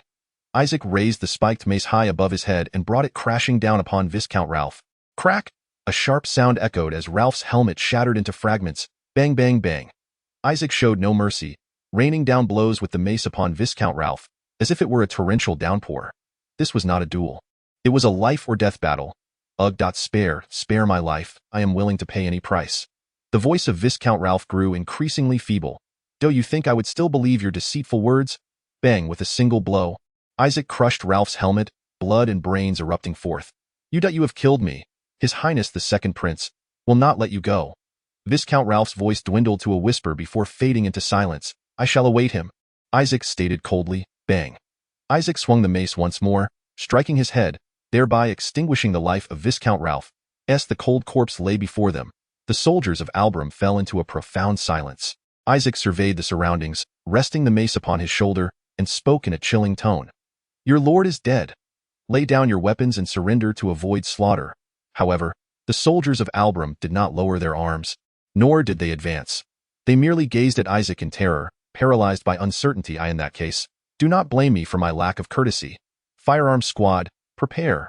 With a sweeping motion, Isaac commanded, and the already poised firearms squad aimed their dark muzzles at the army of Albram. Fire! The deafening sound of gunfire erupted once more, a torrential downpour of bullets claiming dozens of lives in an instant. Devils! They are demons! Fear spread like a plague throughout the ranks of Albram's army. Hiss! Knight Miller ignited a thunderous explosive and hurled it into the densely packed crowd. Boom! The thunderous explosion resonated across the battlefield. Flee! Help! The army of Albram crumbled completely. They cast aside their armor and fled in a panicked rush from the battlefield. Archers, fire at will. Hans led the archers, unleashing wave after wave of arrows upon the retreating enemies. Whoosh, whoosh, whoosh. Though their shots were merely symbolic, they still posed a lethal threat to the demoralized soldiers. Help! I surrender. I surrender. The army of Albram was utterly defeated. Soldiers, victory belongs to us. Isaac raised his mace triumphantly and proclaimed loudly, Huzzah! The deafening cheers echoed throughout the heavens. On a distant hillside, Lucy and Sonia bore witness to this extraordinary battle. How could this be possible? Observing the seemingly unstoppable army that had triumphed against overwhelming odds, Lucy was left utterly speechless. It seems our journey has been in vain, Miss Lucy, Sonia remarked with a wry smile. The Blackwood territory is no longer the vulnerable domain it once was, indeed. Lucy nodded, her eyes reflecting a myriad of complex emotions. She had initially come to aid Isaac, but it now appeared that her concerns were unfounded. Let us return, Miss Lucy. It is time to convey this news to Her Highness, the Second Princess, Sonia declared as she turned her steed back toward their original path. Lucy cast a lingering glance at Isaac before hastening to match Sonia's pace. Chapter 45. The fruits of war, you mean to say? The Blackwood territory has achieved a resounding victory. Princess Priscilla's violet-hued eyes widened in disbelief, as if she dared not trust her own ears. Indeed, Your Highness, the mage clad in a gray robe responded with deference, removing his hood to reveal a weathered visage marked by the trials of time. Leaning on his staff embedded with magical crystals, he recounted the scenes he had witnessed firsthand.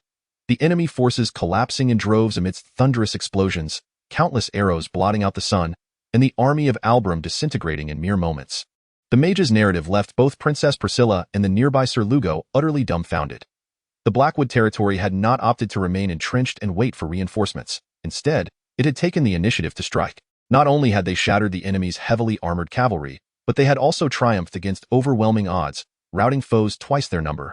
Your Highness, could it be that the apostle of the divine you previously mentioned truly possesses such formidable power? Sir Lugo ventured to speculate. Who can say? Princess Priscilla shook her head. I understand. Rupert, you have worked hard. Please, take your leave and rest. I feel quite ashamed for not being able to assist. Thus, I bid you farewell." The mage said with a respectful bow before departing. We intended to aid him, only to discover he required no assistance whatsoever. "What are your thoughts, Sir Lugo?" Princess Priscilla inquired. "Although surprising, the loss of Prince Gould is fortuitous for us. Securing the support of Lord Isaac would be even more advantageous." Sir Lugo replied, "I have heard he has been preoccupied with the expansion of the Beast Forest. It seems he is even more obstinate than Lord Alt." Princess Priscilla sighed. "Lord Alt maintains a close relationship with the Brianna family and enjoys considerable favor within the noble circles, which naturally leads him to align with the second princess's faction. However, his son, Isaac, remains indifferent to Princess Priscilla's overtures. We shall continue to send envoys to engage him, striving to win him over as swiftly as possible. After all, this war may very well precipitate a full-scale civil conflict in the West," Sir Lugo remarked. "Should a civil war erupt in the West, the faction of the second princess, already at a disadvantage, will desperately need allies like Isaac, who commands both territory and troops to be the way." "Sir Lugo, what is the situation in the East?" Princess Priscilla asked. "T is nothing short of a hell on earth. I have heard that the armies of the first and third princes are waging relentless warfare against one another, committing unspeakable atrocities. Furthermore, large-scale bands of brigands and a dreadful plague have emerged in the East." The tone of the knight from Lugo was steeped in anxiety. Chaos and death were consuming everything in the East. The unrestrained warfare and plunder only bred more brigands, inciting famine and plague. "We must also prepare ourselves," Princess Priscilla whispered. "Recently, the movements of the second prince's faction have been exceedingly suspicious. Previously, they engaged only in minor provocations and tests, but now they have begun to summon troops with alarming frequency, as if conspiring towards something sinister." The knight from Lugo believed this to be an ominous sign of an impending attack by the second prince. "May war not erupt." Princess Priscilla silently prayed. However, contrary to her hopes, ominous clouds of war began to gather in both the north and south. A struggle for succession that would engulf the entire kingdom was about to unfold. In the royal palace, Prince Gould surveyed the war map before him, adorned with family banners and soldier models, his teeth clenched in fury. "Damn it! How could this be? Alberheim has been occupied by that country bumpkin." In a fit of rage, he hurled the model representing the Alberheim family's banner to the ground and stomped on it vehemently. He had initially considered this a war without suspense, which is why he had tacitly permitted the reckless actions of Lord Ralph. Yet, the outcome left him utterly astonished. That accursed Viscount had brazenly proclaimed this affair, only to return in disgrace, leaving us humiliated. "Now, those lords who depend on us have begun to feel a sense of dread, Your Highness," a knight remarked. "Infuriating. That vile second princess must be laughing at us behind our backs." Prince Gould seethed, envisioning the gloating expressions of Count Arnold and the knight from Lugo. "By the way, Your Highness, the remnants of the Alberheim family are requesting our assistance to reclaim their territory," the knight cautiously stated. "A bunch of useless fools. They initiated a war on their own accord, fought so poorly, and now they dare to come begging us for help." Prince Gould was beside himself with rage. Yes, all that accursed Viscount's fault. He recklessly sought vengeance. Although it was Prince Gould who had initially encouraged Lord Ralph to seek revenge, he now shifted all responsibility onto the Viscount's shoulders. "Your Highness, he was humiliated and forced to kneel before Isaac." The knight quietly reminded him. "Silence in any case, there are more pressing matters to attend to," Prince Gould bellowed. "What is it, Your Highness?" "My spy placed beside the second princess has brought word. It seems that wretched woman intends to launch a surprise attack while we are engaged in conflict with the Alberheim family. I have heard she has already begun secretly gathering troops." Prince Gould spoke with malevolence. "What?" The knight gasped in shock. Springing to his feet, "That despicable woman. Indeed, she has been masquerading all along, and now her true intentions have finally been revealed. She seeks to take advantage of our plight. If that is the case, we must strike first, Your Highness." A glint of ruthlessness flashed in the knight's eyes. "I share your sentiment. I shall ensure she reaps the consequences of her actions." "Ha ha ha." Prince Gould chuckled sinisterly. The Blackwood domain. The Lord's castle. The war concluded with the triumph of the Blackwood territory. The Alberheim army, demoralized by the loss of their commander, ultimately chose to surrender. Remarkably, the number of enemy troops captured by Blackwood exceeded that of their own forces. "My lord," the administrator Peter and the treasurer Charles entered the room and respectfully bowed to Isaac. "Administrator Peter, Treasurer Charles, what are the findings?" Isaac inquired, setting down his quill and looking up at the two loyal retainers who had just entered. "This is the report we have compiled based on the accounts of the clerk, the tax officer, and the village head, along with field investigations." Administrator Peter, sporting dark circles under his eyes, handed a thick dossier to Isaac. "Thank you for your efforts. It appears we have much work ahead of us." Isaac responded as he took the report and began to peruse it meticulously. According to the pre-war agreements and the laws of the kingdom, the Albram territory would be downgraded to a barony and incorporated into Blackwood. Currently, they were engaged in post-war reconstruction. 3 large villages, with a population of 7,200. Isaac furrowed his brow at the figures presented in the report. This was nearly double that of Blackwood. He had initially presumed that Albram was only slightly more affluent than Blackwood, yet the disparity was astonishingly vast. It was nothing short of a miracle for the weak to triumph over the strong. Thank goodness for gunpowder. Victory would have been unattainable otherwise. Isaac continued to sift through the report. "Treasurer, is the tax revenue from Albram excessively high? Is this truly justifiable?"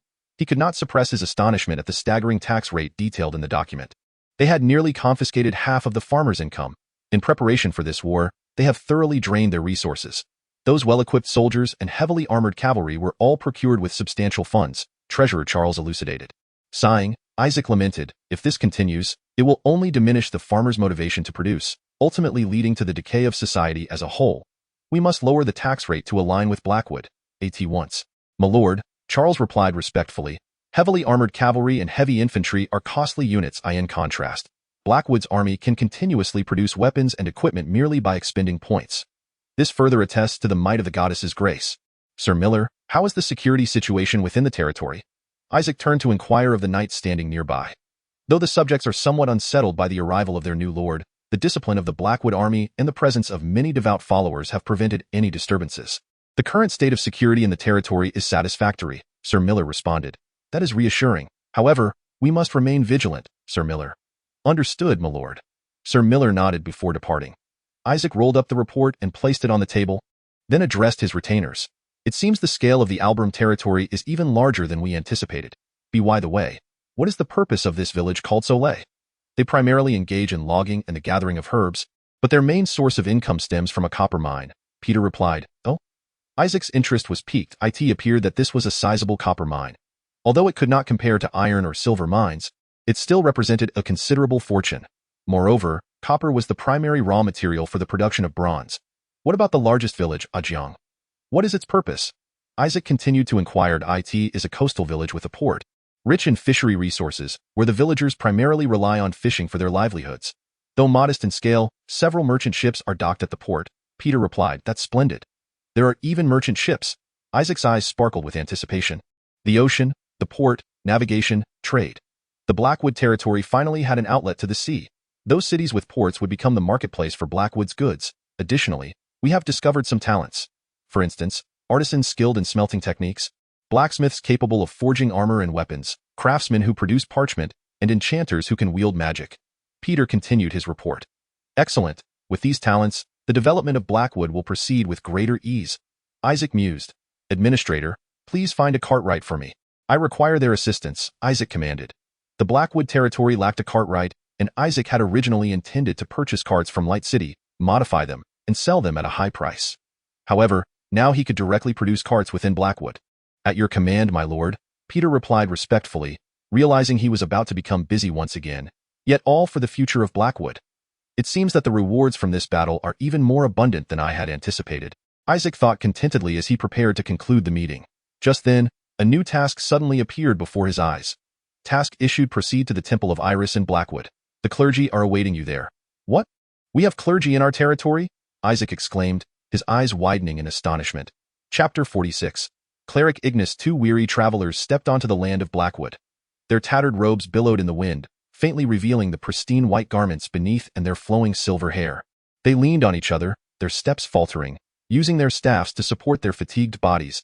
As the distant village came into view, a woman with eyes shimmering like rubies exclaimed with excitement, "At last! We have finally reached the western edge, Blackwood. Cleric, may we finally take a moment to rest?"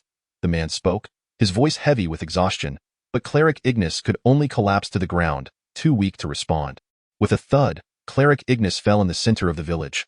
"Cleric, wake up! I lack the strength to lift you." A groan emerged from Ignis's stomach in response. "Father Pavel, I am hungry. Did you not previously assert that the divine messengers, tasked with holy missions, would not be overcome by mere hunger?" Father Pavel remarked with exasperation. Cleric Ignis had no retort, curling up and quietly sobbing. Just then, a sound of footsteps approached. Huh? Who are you, strangers? The one who approached was Beck, the village chief of Russ. Ever since the last bountiful harvest, the territory of Haimu had not seen hunger for quite some time. Upon noticing a ragged woman fainted in the center of the village, the kind-hearted Beck hurriedly inquired about her well-being. Oh, poor children. Here, have something to eat. Beck retrieved some food from the storeroom and handed it to the two. Thank you. Ignis accepted the food, and upon seeing the white bread in his hands, his eyes widened in astonishment. This was no coarse black bread made from oats and rye, but rather soft, fragrant white bread crafted from fine wheat flour. Is this really edible? Of course, it's quite common here in Haimu. Beck replied with a smile. Common? Ignis found it hard to believe, yet his gnawing hunger compelled him to tear the bread in half, sharing a portion with Father Pavel before eagerly taking a large bite. So soft, Ignis exclaimed in bliss, then devoured the bread voraciously. Father Pavel also indulged in the bread but soon found himself choking, coughing violently. Slow down, have some water. Beck offered Father Pavel a cup of golden liquid. Father Pavel took the cup and drank it all in one go, his eyes widening in surprise, letting out an exclamation of wonder. What kind of wine is this? It has such a rich flavor. A perfect blend of bitterness and sweetness, with a lingering aftertaste. Hee, this is our local specialty, Haimu beer, personally brewed by our Lord. Beck said proudly. Upon hearing that the Lord himself brewed the beer, Father Pavel was taken aback. The Lord brews it himself? What a remarkable Lord. Remarkable? It's nothing short of a miracle. He is the divine apostle sent by Goddess Iris to save us. Father Pavel's mouth fell open in astonishment, and even Ignis, who was busy devouring bread, paused, both looking incredulously at Beck. Ignis's mouth was stuffed with bread, making it hard for him to respond. Your Excellency, please finish eating first. Father Pavel reminded hastily. Ignis finally managed to swallow the bread and, filled with excitement, asked, What do you mean the Lord of Haimu is the divine apostle? The legendary apostle is indeed our Lord. On the journey to Haimu, Ignis had heard whispers of tales.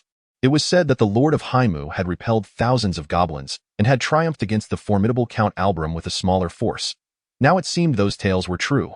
Everyone here knows, hasn't the news spread to the capital and other places? Ignis and Father Pavel nodded eagerly. Seeing this reaction, Beck chuckled with satisfaction. Then let me tell you just how great our Lord truly is. Beck animatedly recounted the legendary tales of Isaac. For instance, he emanated a divine radiance upon the city walls, fervently invoking the name of the goddess to repel the monstrous assault.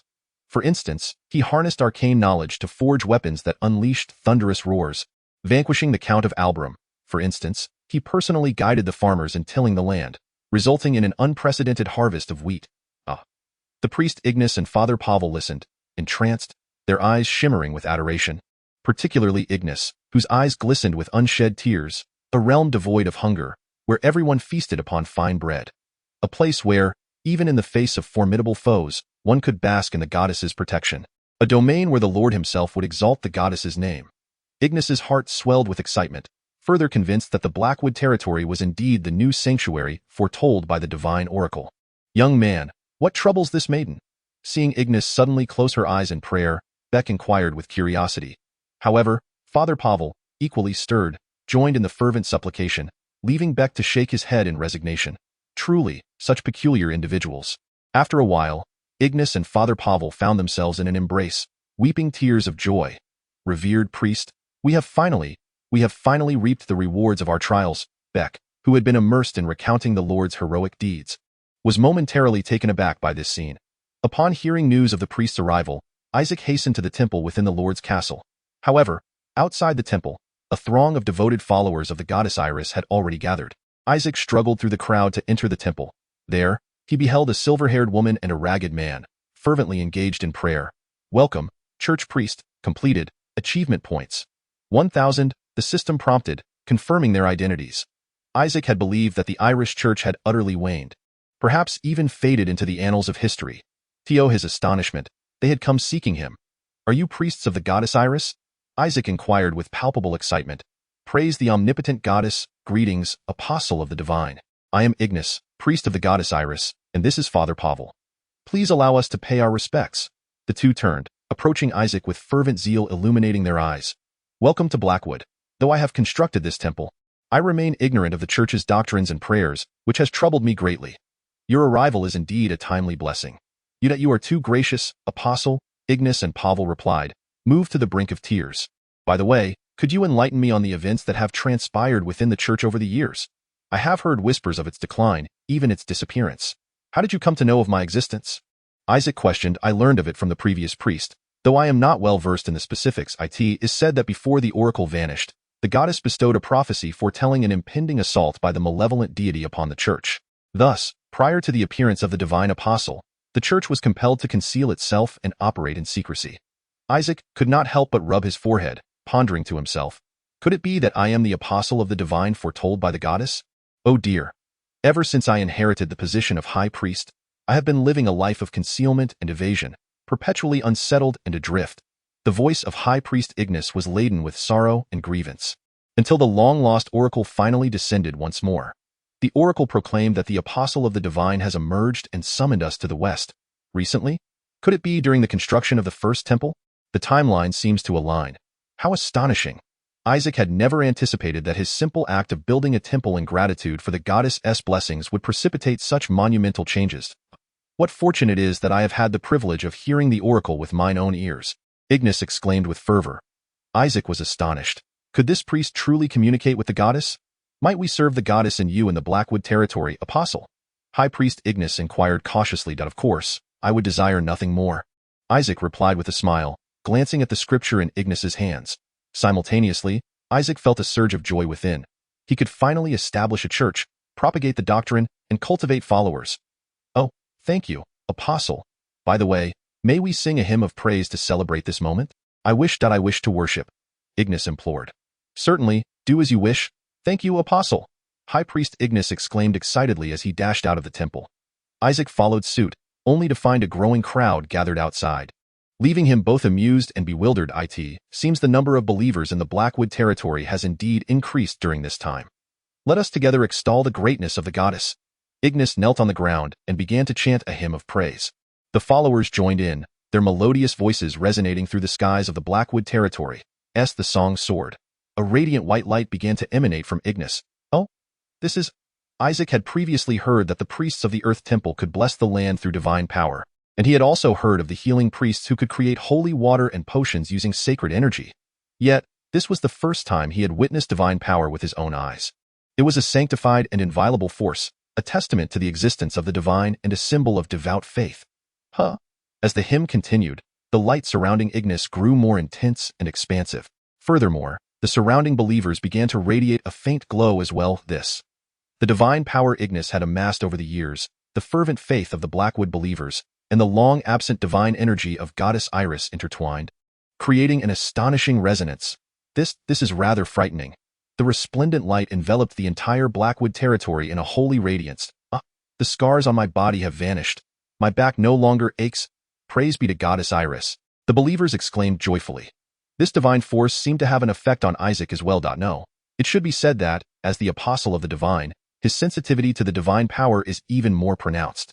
Isaac felt his heart racing intensely. He hastily summoned his magical energy, scrutinizing his own body. To his astonishment, the previously unstable magical core had split into two.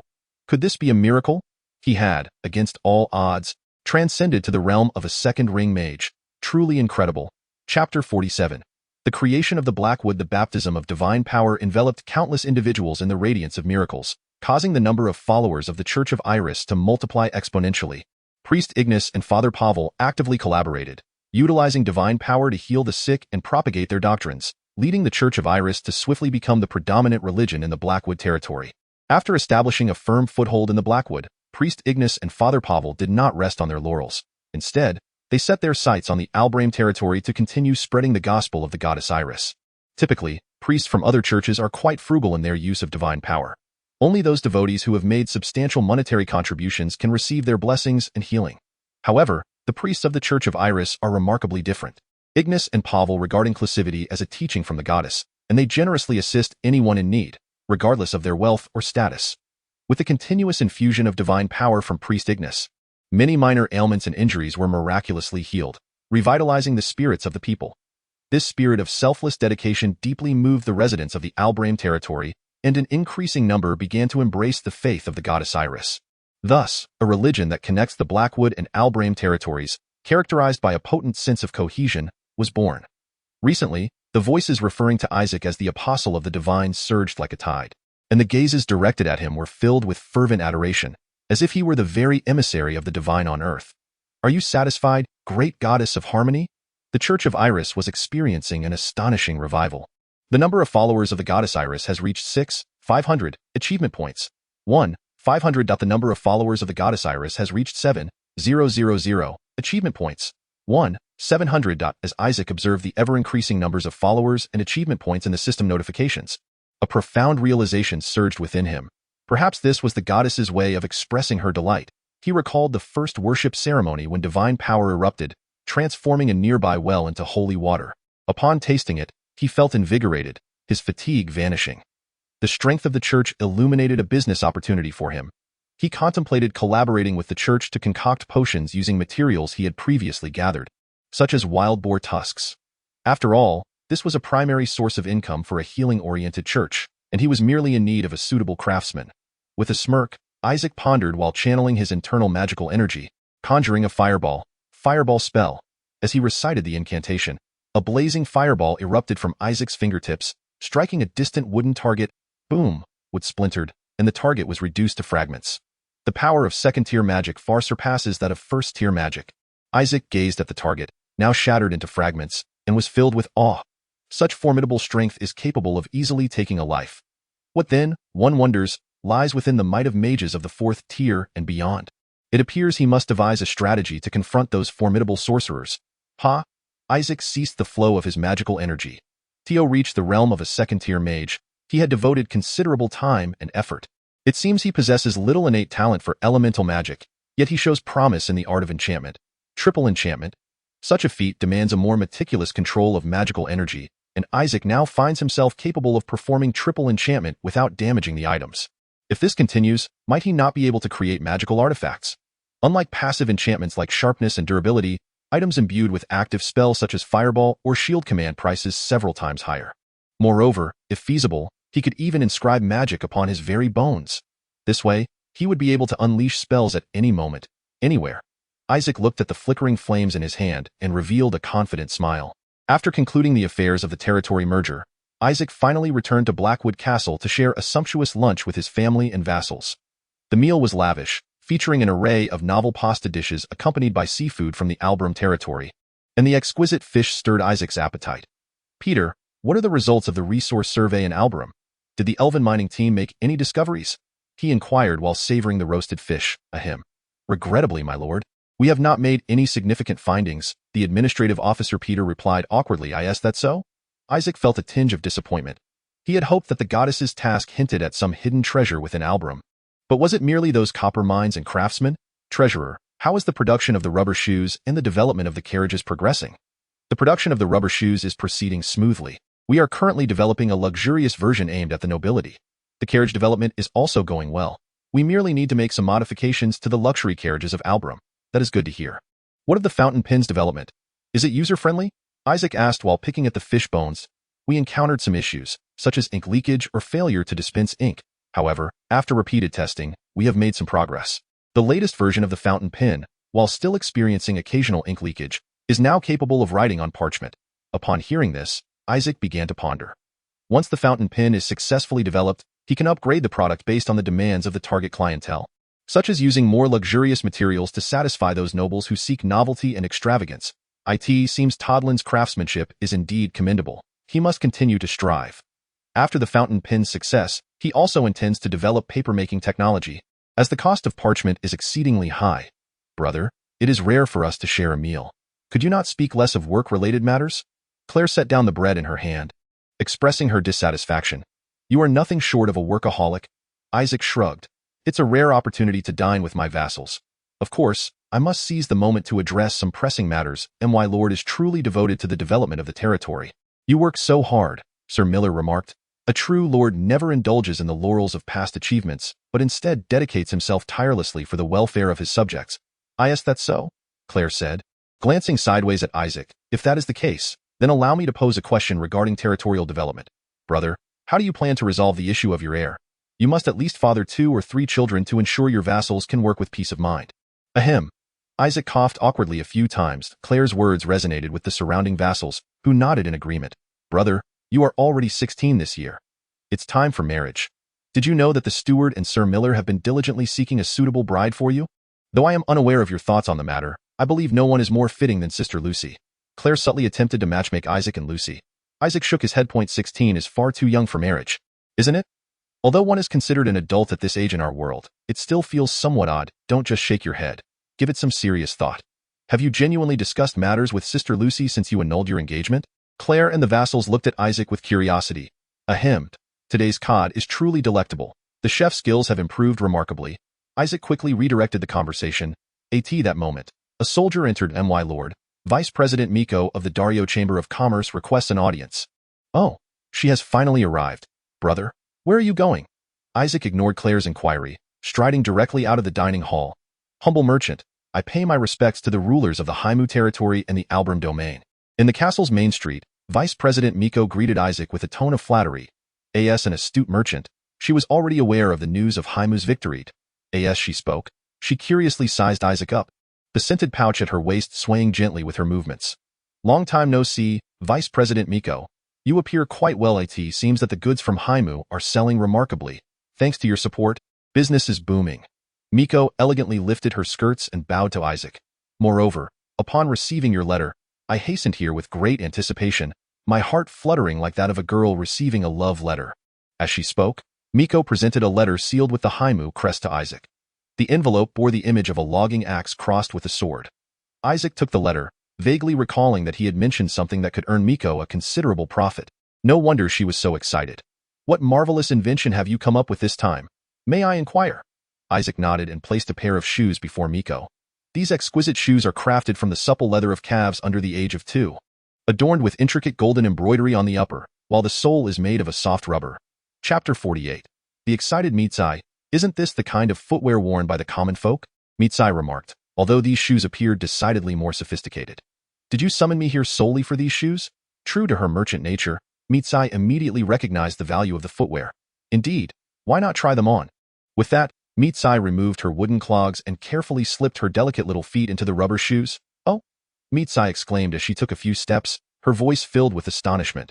The soft rubber sole made her feel as though she were walking on clouds. What do you think? Can these shoes be sold to the nobility? Mitsai nodded excitedly, her waist pouch swaying with her animated movements. Absolutely. These shoes are bound to be a bestseller. She joyfully paced the room like a cheerful lark. After such a long journey, my ankles and soles ached terribly. These shoes are truly miraculous. How on earth did you manage this? That's a trade secret. For merchants, especially itinerant ones, walking is a daily routine. Both peasants and nobles alike yearn for a pair of comfortable shoes. Thus, the potential clientele for these shoes encompasses everyone. No, it should be all beings with feet. Mitsai's insight is indeed remarkable. She has already discerned the immense potential of the footwear. Yet, this is merely the appetizer. The main event lies ahead. I see now.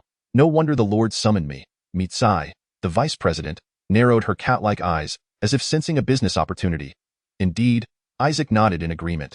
Mitsai carefully tucked away the letter, her face beaming with a radiant smile. It seems this venture will be quite fruitful. If what you say holds true, we shall undoubtedly reap a bountiful harvest. She silently rejoiced at having come in person. If it were indeed so, the profits would be immeasurable. With these shoes, those who once mocked and discriminated against me. Mitsai clenched her fists, a flicker of resentment flashing in her eyes. It was evident that the Dario Merchant Guild was not as glamorous as it appeared.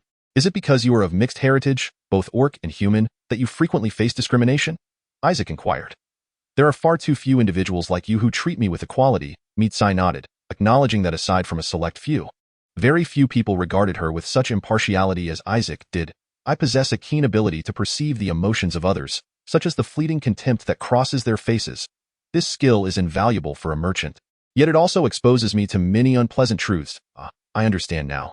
The next product I am about to introduce not only has the potential to enhance the territory's revenue, but also to elevate your standing within the guild. As Isaac spoke, he gestured towards a distant coachman. What do you mean by that? Clatter, clatter, clattered, and an old cart creaked into view, slowly approaching. The carriage is equipped with shock-absorbing springs, anti-roll devices, and rubber tires. It serves as a prototype for Isaac to validate his technology. Come aboard and take a ride. Let us circle the vicinity, Isaac invited. Thank you for your kind offer, but I have traveled a long way and am quite fatigued. I truly cannot endure any jolting.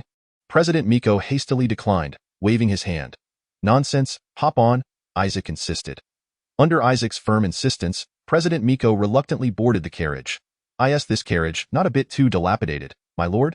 President Miko inquired, glancing at the aged vehicle with curiosity. It was left to me by my father, you know. While we invest heavily in military endeavors, we tend to be frugal in other aspects, Isaac replied. His father was a workaholic who devoted all his energy to the development of the beast forest. Once aboard, Isaac addressed the driver, let us depart. He then turned to President Miko and inquired, this carriage has undergone some modifications. The riding experience should be quite pleasant. I intend to market it as our next export item. What do you think? To speak candidly, as a merchant, I must objectively say that this unmaintained, old carriage would leave one dizzy and sore after just an hour of riding. Before President Miko could finish his sentence, the carriage jolted to life.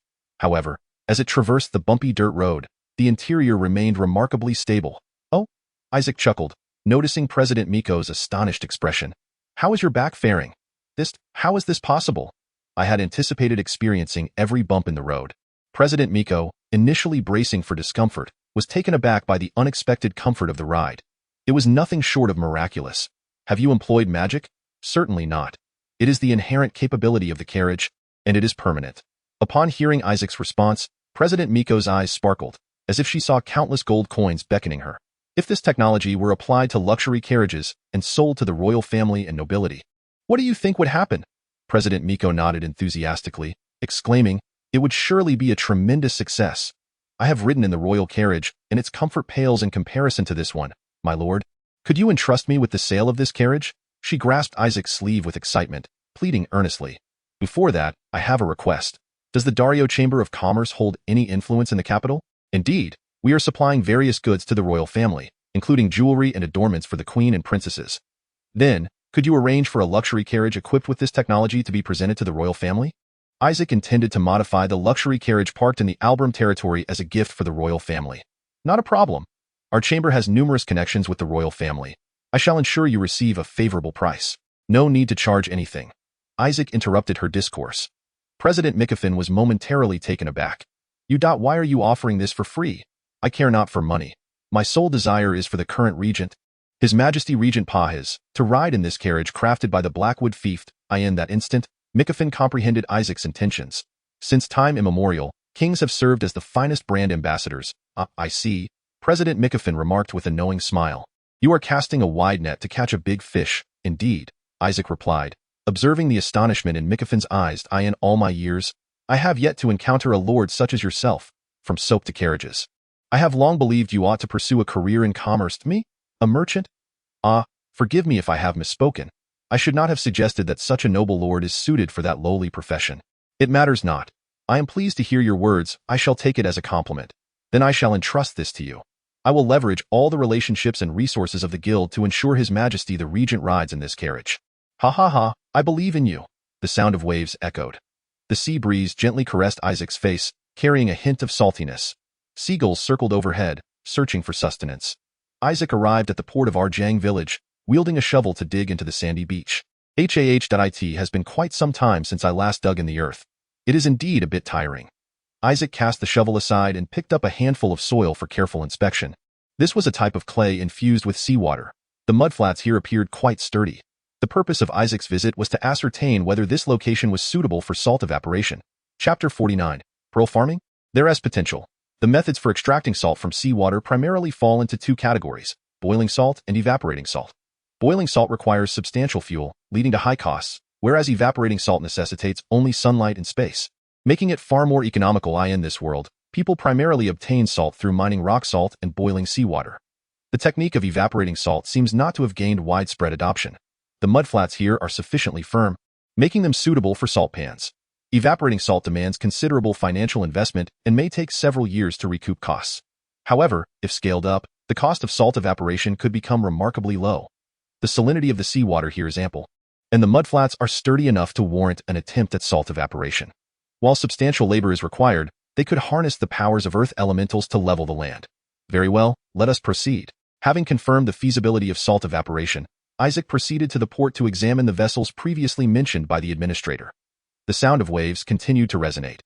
Fishermen had just returned from their catch, dumping nets brimming with fish onto the ground. Herring? This delectable fish is rich in oil and suitable for soap production. The sound of waves persisted on another side. Fishermen were unloading baskets filled with shellfish onto the ground. The marine bounty here is truly abundant. The Blackwood fief boasts fertile lands, while Arjang village is rich in oceanic resources. Is this what the goddess referred to as greater harvest? Oh, at that very moment, a fisherman suddenly exclaimed, carefully extracting a tiny orb from a pile of shells. Wow, you lucky fellow! The surrounding fishermen and sailors gathered around, gazing in astonishment at the orb. Though it was no larger than a bean, it radiated a luster akin to that of a pearl. "It's a pearl?" Isaac murmured as he beheld the gem. In a wonder, those expedition teams turned the entire Albram territory upside down and found nothing of value. Isaac pondered privately, having always believed that treasures lay hidden here. Who would have thought that the riches were not on land, but beneath the sea? No wonder the elves and earth elementals found nothing. Goodness, this is indeed a fine treasure. Although small in size, its brilliance is remarkable. It should fetch a handsome price. You're treating today. The fisherman exuberantly congratulated the fortunate discoverer of the pearl, and the young man readily agreed to host a celebration. Isaac approached the jubilant group of fishermen. "Wait a moment, I have a few questions for you." Upon hearing Isaac's voice, several fishermen turned around, momentarily stunned by his opulent attire. "Who are you?" Just as Isaac was about to concoct an excuse, a sudden gasp erupted from the crowd. The apostle of the divine? One fisherman pointed at Isaac, his voice trembling. Someone recognized him. Moreover, they referred to him as the apostle of the divine, rather than Lord. Isaac was inwardly astonished. It seemed the influence of the Church of Iris exceeded his expectations. Apostle of the divine. Could he be the Lord? My heavens! The fisherman erupted in excitement. Isaac quickly gestured for silence, saying, "I'm merely taking a look around. How have you all been recently?" Instantly, the fisherman began to chatter animatedly about the recent changes. "Lord, ever since the tax reduction, our lives have improved significantly. Previously, most of the fish we labored to catch were taken by the tax collectors. Furthermore, you provided food and living supplies for those struggling among the populace, aiding them through hardships. Indeed, you even sent Priest Igni to bless us. Now everyone has grown healthy and strong, and the village has regained its former vitality." The tax reduction was Isaac's decree, but the provision of food and supplies was likely the initiative of Administrator Peter. It appeared Peter had put considerable effort into the territorial consolidation. "We are truly grateful to you, my lord. Thanks to the priest you sent, my wife was able to give birth safely," a young fisherman exclaimed with excitement. Priest Igni and Father Pavel are also diligently healing the sick and spreading the gospel of the goddess Iris. It is said that the silver-haired priest has already been dubbed a saintess by the people. Although we cannot afford to donate to the church, we will forever be thankful for your kindness. Every day, we shall offer our prayers to the esteemed apostle of the divine and the goddess. The fisherman bowed in gratitude towards Isaac. Isaac found himself in a state of bemusement, as the actions of these clerics inadvertently rendered him the greatest beneficiary. "Are these pearl oysters common?" Isaac finally articulated the purpose of his visit, pointing to the pearl held by the young fisherman. "The water temperature here is indeed suitable, and such pearl oysters are quite prevalent. This pearl was harvested from your territorial waters and rightfully belongs to you, my lord. That I initially intended to present it to my wife, but she would undoubtedly support my decision to do so, and no need for that," Isaac replied, shaking his head. "Although the luster of this pearl is commendable, its size holds little allure for him. You previously mentioned that the water temperature is suitable and that pearl oysters are common.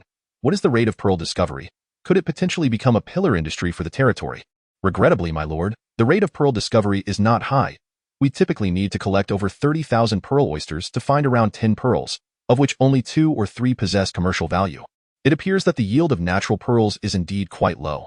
However, Isaac had a means to enhance pearl production. Is there a type of pearl oyster that is more likely to produce pearls?" "Yes, this palm-sized pearl oyster has a higher probability of yielding pearls. The young man found his pearl within this type of oyster." As the old fisherman spoke, he handed a white shell to Isaac. "Wonderful. To protect itself, the pearl oyster secretes nacre to envelop foreign objects that enter its body, forming pearls. This unique characteristic can be harnessed for pearl cultivation, by shaping the shell or a piece of calcite into a round form to serve as an artificial nucleus and then implanting it into the reproductive gland of the pearl oyster. Along with a small piece of mantle tissue, one can induce the oyster to secrete nacre around the nucleus, resulting in a pearl. This technique was pioneered by the British biologist William Seville-Kent in the 19th century. Japan utilized this method to achieve large-scale pearl farming, which once incited panic within the pearl industry. This is not a genuine pearl. Many resisted cultured pearls, but with advancements in compositional analysis techniques, it became evident that cultured and natural pearls are not fundamentally different. Ultimately, the affordable, beautifully lustrous cultured pearls supplanted natural pearls, becoming the market's mainstream. One must also consider the issue of cultivating seaweed, passing off cultured pearls as natural ones and selling them at a high price. As long as they are priced slightly lower than natural pearls, they can swiftly dominate the market. While such actions may be somewhat unethical, who would be the wiser? Heh heh heh. For the prosperity of the Haimu territory, he must make some concessions for the affluent nobles. Ha ha ha. With this thought, Isaac could not help but laugh aloud, startling the surrounding fishermen with his unexpected mirth.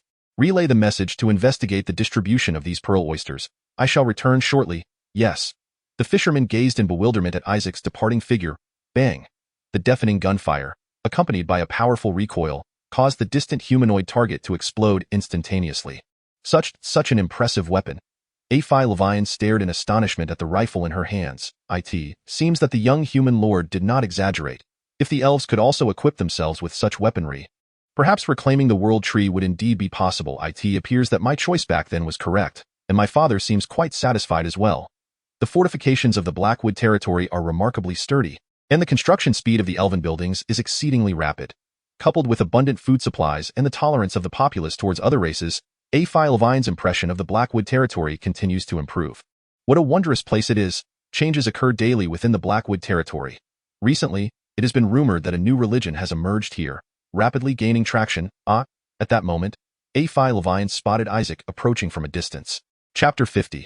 A gunfighting technique from another world? Rat-a-tat-tat. The thunderous gunfire echoed incessantly as Isaac, disregarding the objections of the treasurer, expanded the army once more.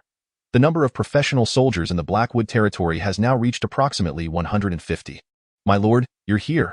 Sir Miller, training the soldiers, hurried over upon seeing Isaac. How is the training progress of the soldiers? Quite satisfactory. Those veterans who participated in the Orc Wars and territorial battles have significantly improved their loading speed. While the new recruits still need to put in more effort. It seems the soldiers' training is progressing smoothly. And the elves? Isaac is currently testing a ranger unit composed of elves. You can see for yourself? My lord, Sir Miller gestured towards a distant elf. There stood the elf, rifle in hand, aiming at a far-off target. Bang! A silver bullet shot towards the target like a bolt of lightning. What did I just witness? Sir Miller? Isaac inquired excitedly. You saw it. Even with a misaligned aim, she can harness the power of the wind element to hit the target. Incredible. Isaac was astonished. Is this a gunfighting technique from another world? Aphi Levian blew away the white smoke from the muzzle and rested the rifle on her shoulder. The sight of an elven ranger wielding a matchlock gun was truly remarkable. Though it was Isaac's suggestion, she still found it somewhat unbelievable. Aphi Levian noticed Isaac flashing her a charming smile. My lord, how did I shoot just now? Aphi Levian ran up to Isaac, inquiring eagerly. Absolutely splendid, Aphi. Really? Aphi Levian beamed with joy. When she smiled, her eyes curved like crescent moons, utterly enchanting. I saw that silver bullet curve in midair. Did you use the wind element to alter its trajectory? Indeed, I had the wind element assist a little. Are there other applications for it? Other applications, we typically employ wind elementals to convey messages, as their speed is remarkable. Meanwhile, the wood elementals, endowed with elemental perception, can sense the thoughts transmitted by the wind elementals. In essence, the elementals can communicate over long distances through their wind counterparts. How wondrous! These guardians of the forest are not merely skilled archers, but also adept messengers in the outpost. Are there numerous elementals capable of controlling wind elementals? Those managing earth and plant elementals are currently occupied with the tasks you assigned, leaving the wind elementals relatively unburdened. It appears they are merely assisting with some trivial chores. Are those elementals proficient in navigating the forest? What of their archery skills? Certainly, there is no elemental lacking in these arts, as confidently asserted by Ifei Greenwood. Then let us gather them all. I aim to establish a formal ranger corps. Very well. Ifei Greenwood beamed with joy. A unit composed of elementals skilled in guerrilla warfare, precise in their marksmanship, and capable of long-distance communication. Has he inadvertently created a formidable force? The wood elementals exhibited an overwhelming enthusiasm for the formation of the Ranger Corps. For them, this represented not only an exclusive honor for their kind, but also a fervent desire to wield formidable power to protect their homeland after enduring the pain of losing their home twice. Under Ifei Greenwood's fervent advocacy, a total of 40 wood elementals registered for the Ranger Corps selection. After rigorous evaluations, 9 exceptionally talented wood elementals emerged, becoming members of the Blackwood Ranger Corps. Alongside Ifei Greenwood, the total strength of the Ranger Corps reached 10. Isaac yearned to recruit all the wood elementals who applied for selection, Yet the continuous expense of soldier salaries would impose a significant burden on the territory's finances. Moreover, he had recently expanded the military, leaving the financial situation rather strained. As for the previously discovered pearl oysters, Isaac had already arranged for Administrator Peter and the village chief of Arjang to initiate a pearl farming project. This endeavor, while not overly complex, required strict confidentiality, prompting him to send a few slaves to Arjang for the pearl cultivation trials. Isaac sat back in the Lord's office chair. Exhaling deeply. On the table lay a sharp dagger, inscribed with 2 layers of potent enchantments, alongside a refreshing potion gifted to him by Knight Miller. Let us commence. Isaac inhaled deeply, preparing for a self-enchantment. This was his hidden weapon, buried deep within his bones, the source of his confidence to confront knights as a mage. Since it was inevitable, he preferred to conclude it sooner rather than later.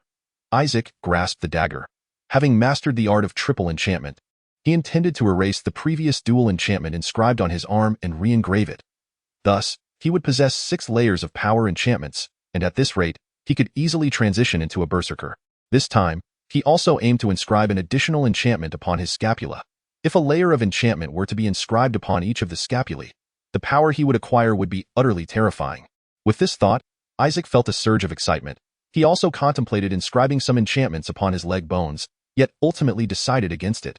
Though his reservoir of magical energy was ample, he was uncertain whether he could adequately supply enough power for such an abundance of enchantments simultaneously.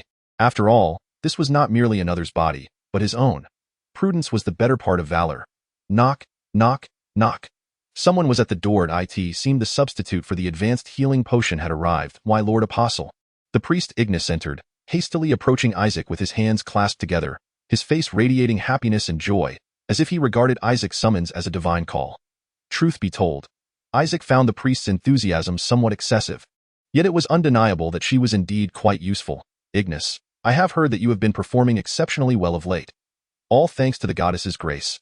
Ignis humbly replied, before inquiring curiously, My Lord Apostle, I find the Blackwood territory to be a truly remarkable place. What makes it so remarkable? On my journey westward, I passed through many territories, where even the most affluent regions were plagued by hunger and poverty. Yet, in Blackwood, such sights were seldom encountered. Moreover, the faces of its people are adorned with smiles of happiness. It appears you have made some preparations in advance. The moment I mentioned Goddess Iris, they believed me without hesitation. Governor Peter took the liberty of providing food relief to those struggling in the territory. As for the preparations made in advance, Isaac recalled the miracles he had once wrought using light magic to uplift morale. Thus, I was moved to tears, tirelessly spreading the goddess's gospel. The goddess seems pleased with my actions, and my divine power flows ceaselessly, as if it shall never wane. Goddess Iris truly knows how to seize an opportunity. No wonder she is the deity of my choice. I feel as though I am in perfect harmony with the goddess, as if I am enveloped in a dream. Once, I subsisted in a cave, scraping by on roots and mushrooms, never imagining I would have the chance to restore the church to its former glory. This place is indeed a sanctum bestowed upon us by the goddess. It seemed the Irish church had once endured a most arduous period. The priest Ignis fervently grasped Isaac's hands and exclaimed, Thank you, my Lord Apostle. Thank you for creating this paradise of a territory. Well, this is all you're doing. Ignis's silvery hair emanated a faint, fragrant aroma. Chapter 51. Fire the cannons, ahem. Could you please release my hand? Oh, I apologize. I was so overwhelmed with excitement that I grasped the sacred form of the Lord Apostle. Ignis awkwardly let go of her grip. She appeared to regard Isaac as the savior of the church, while Isaac merely sought a mutually beneficial arrangement with the goddess. I did not summon you merely to hear your praises. I have a matter to entrust to you. Isaac intended for Ignis to serve as his healing potion. Please, speak, my Lord Apostle. I shall do my utmost. Priest Ignis, your divine power is remarkably effective in healing wounds inflicted by blades and swords. Is it not? Indeed. The blessings of the goddess are imbued with vitality, proving highly efficacious in mending injuries. Naturally, its effects may be somewhat diminished in the face of grave ailments. Grave ailments? Are you referring to diseases such as tuberculosis, malaria, or smallpox? It seems her divine power is akin to that of a field hospital. Just what Isaac requires. I, for certain reasons, need to carve into my own flesh, and I hope you can assist me in healing afterward. Why would you wish to carve into your own flesh? Priest Ignis inquired with astonishment. I must inscribe certain things upon my bones. It is imperative, Isaac replied with utmost seriousness. Are you to undergo asceticism? To etch the teachings of the goddess upon your very being? Priest Ignis widened his eyes in inquiry. What on earth? Isaac gazed at Priest Ignis in bewilderment. It appears that such ascetic practices are undertaken by those holy warriors when wielding power within the church. Well, that is more or less accurate. It is the act of inscribing doctrine upon oneself. In any case, I implore your assistance. Such matters are, of course, my solemn duty. Priest Ignis nodded fervently, seemingly filled with admiration for Isaac's ascetic endeavor. Thank you. The cost of high-grade healing potions that can instantly mend injuries is exorbitant, and procuring them from the royal capital or light city would require considerable time. Given that there is someone willing to assist for free, there is no need to squander money. Hiss. Isaac picked up a dagger and made a cut on his own arm. Oh heavens! Upon witnessing Isaac's blood, Priest Ignis exclaimed. Isaac swallowed the potion given to him by Sir Miller, gritting his teeth against the pain as he continued with his self-imbuement. Fortunately, he was experienced, and this time the process went much more smoothly than before. SSSHH. Isaac endured the excruciating pain as he inscribed runes upon his arm and shoulder blade. Priest Ignis could not bear to watch and closed his eyes. Magical energy flowed in. Silver runes materialized upon the pristine white bone. Please heal me. Isaac completed the final imbue and addressed Priest Ignis. May the grace of the goddess soothe your pain. Priest Ignis extended his hand.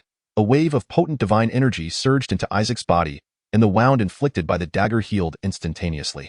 Ha! Isaac exhaled in relief, wiping away the blood from his body. He then summoned his magical power, activating the 12th tier of power imbue. The magic surged into him like a tidal wave, an overwhelming force coursing through his being. Isaac could not help but clench his fists. The strength he now possessed was utterly astonishing. I have witnessed the legendary asceticism with my own eyes. Oh, esteemed apostle, let us together spread the doctrine of the goddess across the world. Very well, together we shall. Isaac nodded in agreement. A few days later, Isaac received word that the cannon had been successfully developed, and he hurried to a clearing near the monster forest. It was said that the Blackwood territory had crafted a powerful new weapon, and many vassals and elves had gathered to witness the event. Beneath the sun, a formidable black cannon stands resolutely in the open space, emanating an aura of chilling intimidation. A few stone masons are diligently polishing cannonballs nearby. I mentioned before that even with the advent of concrete, you shall not find yourselves out of work. Iron cannonballs are prohibitively costly, especially given that the Blackwood territory currently lacks steel. Since the objective is merely to obliterate the target through physical impact, stone cannonballs represent the most cost-effective choice. Buzzing. Isaac weaves through the crowd to confront Todrin. How is it, Todrin? Do you have confidence this time? I am a dwarf, after all. If we fail again, I shall shave off my beard. Todrin proclaimed with unwavering conviction. It appears he possesses immense faith in his creation. Fire at will, Sir Miller commanded. Having witnessed the cannon's loading process firsthand, his voice trembled slightly. A soldier thrust a lit torch toward the cannon's fuse. Boom! The deafening explosion, accompanied by a blinding flash, sent tremors through the earth, eliciting gasps from the crowd. The elves scattered in fright. Even the loyal vassals, who had heard tales of the cannon's might, were taken aback. Boom! The heavy stone cannonball whistled through the air, striking a towering tree. Crack! The great tree emitted a mournful groan as it began to topple. Rumbling, the ground quaked, and dust billowed. That ancient giant, having withstood countless storms, was felled by a single shot. The vassals and elves stood in stunned silence, unable to articulate their astonishment. Ha ha ha, splendid. The walls of our future enemies shall meet the same fate, Isaac remarked confidently, gazing at the fallen tree. You have developed a weapon capable of altering the course of warfare. Achievement points awarded, 5,000. Rifles that can pierce armor, cannons that can demolish walls. These revolutionary arms will irrevocably transform the rules of war. From this moment forth, Blackwood shall wield the initiative in battles. The following day, as Isaac attended to matters of state within the castle, Sir Miller abruptly entered. My lord. What brings you here? The second princess has pinned a letter to you. As Sir Miller spoke, he produced a letter from his cloak. Chapter 52. Can opener know to its her again? Isaac raised an eyebrow, eyeing the envelope handed to him by Sir Miller. The knight nodded silently. Recently, Princess Priscilla had been writing frequently, which instilled a sense of pressure within Isaac. Though he was thick-skinned, the royal family's fervent attention was somewhat overwhelming. Hand it over. Isaac accepted the envelope, casually tearing open the wax seal to read carefully. The elegant and graceful script on the parchment was unmistakably the work of Princess Priscilla. What does it say, my lord? Sir Miller inquired, unable to restrain his curiosity. Nothing of great consequence, merely congratulations on our victory in the territorial war, an assurance of military support should we face peril, and a desire to meet and converse, to continue the camaraderie between our forebears. Isaac replied nonchalantly, summarizing the contents of the letter. How exceedingly warm. Isaac couldn't help but exclaim. The second princess finds herself in a precarious position and naturally requires additional allies, Knight Miller calmly assessed. That scoundrel Gould still holds the upper hand? Isaac furrowed his brow. Indeed, many nobles have pledged their allegiance to him, and even some who originally supported the second princess have defected, Knight Miller stated gravely. Theo betray their oaths and side with the enemy? Those individuals who incessantly preach honor only to engage in such treachery? How hypocritical! Isaac scoffed disdainfully. Why does everyone favor that scoundrel? Well, the second prince is, after all, a member of the royal family with a claim to the throne. Knight Miller pointed out the harsh reality without mercy. In this world, is lineage truly more significant than anything else? Moreover, the second prince has been unabashedly displaying his ambitions from the outset, enticing the nobles with various incentives, which has led to the current predicament. However, while the second princess possesses a kind heart, her indecisiveness has driven many to opt for the more pragmatic choice, which is the second Prince Gould, Knight Miller elucidated. If the second prince continues to advance in this manner, we may find ourselves in considerable trouble. Isaac gazed contemplatively at the letter in his hand, murmuring to himself. He hoped that the second prince and the second princess would continue to wear each other down, allowing the territory of Haimu to develop and flourish. With the Brianna family in play, the second prince should not find victory to be easily attainable, Knight Miller reassured. I nearly forgot about that lion's mane gentleman. Isaac suddenly realized. The Sword Saint, reputed to wield sword energy capable of severing steel, he is regarded as a strategic weapon, on par with high-ranking sorcerers, capable of altering the course of war. He is not merely a father who indulges his daughter. As Isaac continued to peruse the letter, he muttered to himself, at the end of the letter, there was a line of inconspicuous small text. The movements of the second prince's faction seem somewhat unusual.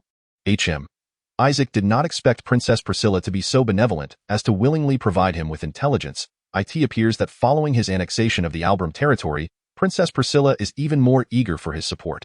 He must respond to this letter.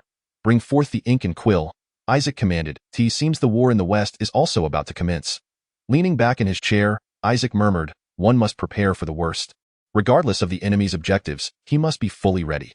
The flames of war ignited in the east are now spreading towards the west. Whoosh. Isaac entered the blacksmith's shop, where he beheld a hazy fire elemental sprite heating the furnace. The surrounding blacksmiths were engrossed in their work, completely oblivious to his arrival. Excellent. Isaac relished this atmosphere of diligence. He wished to join them in forging, yet he had more pressing matters to attend to. Clang, clang. Fergus was affixing wheels to a scaled-down cannon. The stone projectiles would shatter into countless fragments upon striking their target, resulting in a vast area of effect. Thus, this miniature cannon could be utilized in both siege warfare and field combat. With a sigh of relief, Fergus wiped the sweat from his forehead, gazing at the artillery piece nearing completion before him, a satisfied smile gracing his face. This field cannon was worth 3,000 points, while the massive siege cannon required 5,000 points. How did the goddess determine the pricing?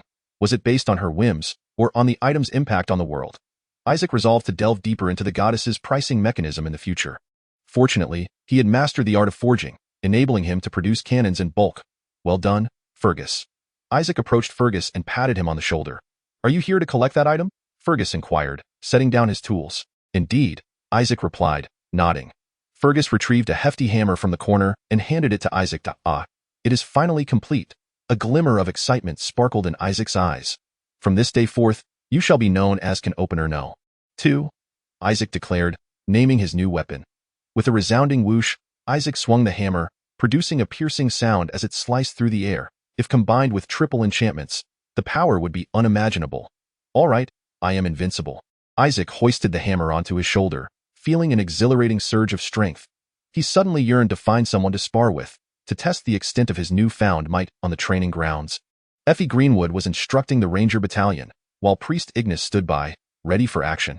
Suddenly, Isaac and Knight Miller strode into the training arena and immediately engaged in combat. Knight Miller, show some restraint. Don't injure our lord. Priest Ignis shouted anxiously. Effie Greenwood stood in stunned silence, watching the scene unfold. Isaac, isn't he a mage? How is he managing to hold his own against Knight Miller? Crack. The two exchanged blows, neither willing to relent. The surrounding retainers, drawn by the commotion, gathered to witness this rare spectacle of combat. Bang maboom. Wait, is your lord not a mage? Todlin asked, confusion etched on his face. I had my doubts too, whether he truly was a mage. Effie murmured.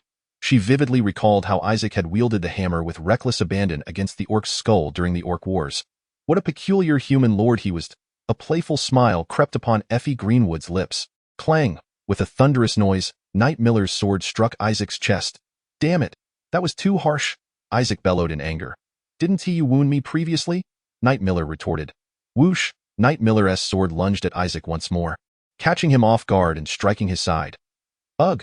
A cold glint flashed in Isaac's eyes as the hammer in his grasp whistled through the air. Clang! Knight Miller's sword parried Isaac's attack but was jolted, causing his hands to tingle. The essence of chivalry lies in technique, not brute strength, my lord, Knight Miller stated solemnly. Nonsense. A true man should be formidable. One must be tough and strong to prevail. Charge forward with resolve. Isaac let out a fierce roar, activating the 12th layer of his power enchantment. Arcane energy surged into his body like a relentless tide, a formidable force coursing through his veins. With a sudden leap, Isaac evaded the Knight of Miller's assault and then charged forward, crashing his shoulder into the knight with great ferocity. Bang! The Knight of Miller staggered back a few paces but managed to maintain his footing. Behold! With this hammer of the 12th layer buff, let us see how you defend against it.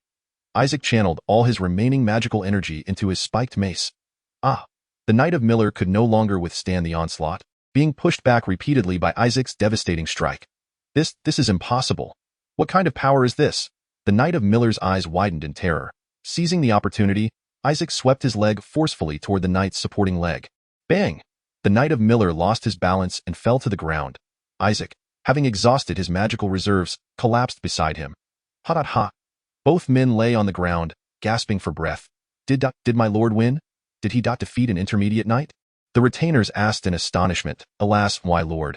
How long must you torment this old body of mine? The Knight of Miller complained from the ground. Spare me. You can lift a log with magic and still claim to be old? Isaac retorted with irritation. Have you inscribed something anew, my lord? The Knight of Miller inquired, seemingly sensing the source of Isaac's strength. How does it feel? Isaac replied with a smug smile. To be honest, your skills are lacking. All your attacks were easily blocked, and in the end, it was sheer brute force that led to my victory. The Knight of Miller shook his head. You are too focused on the standards of a knight. You should be amazed that a second-ring mage could triumph over an intermediate knight.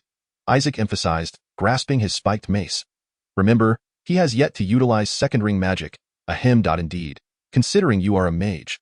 Your strength is truly formidable, the Knight of Miller admitted, awkwardly clearing his throat.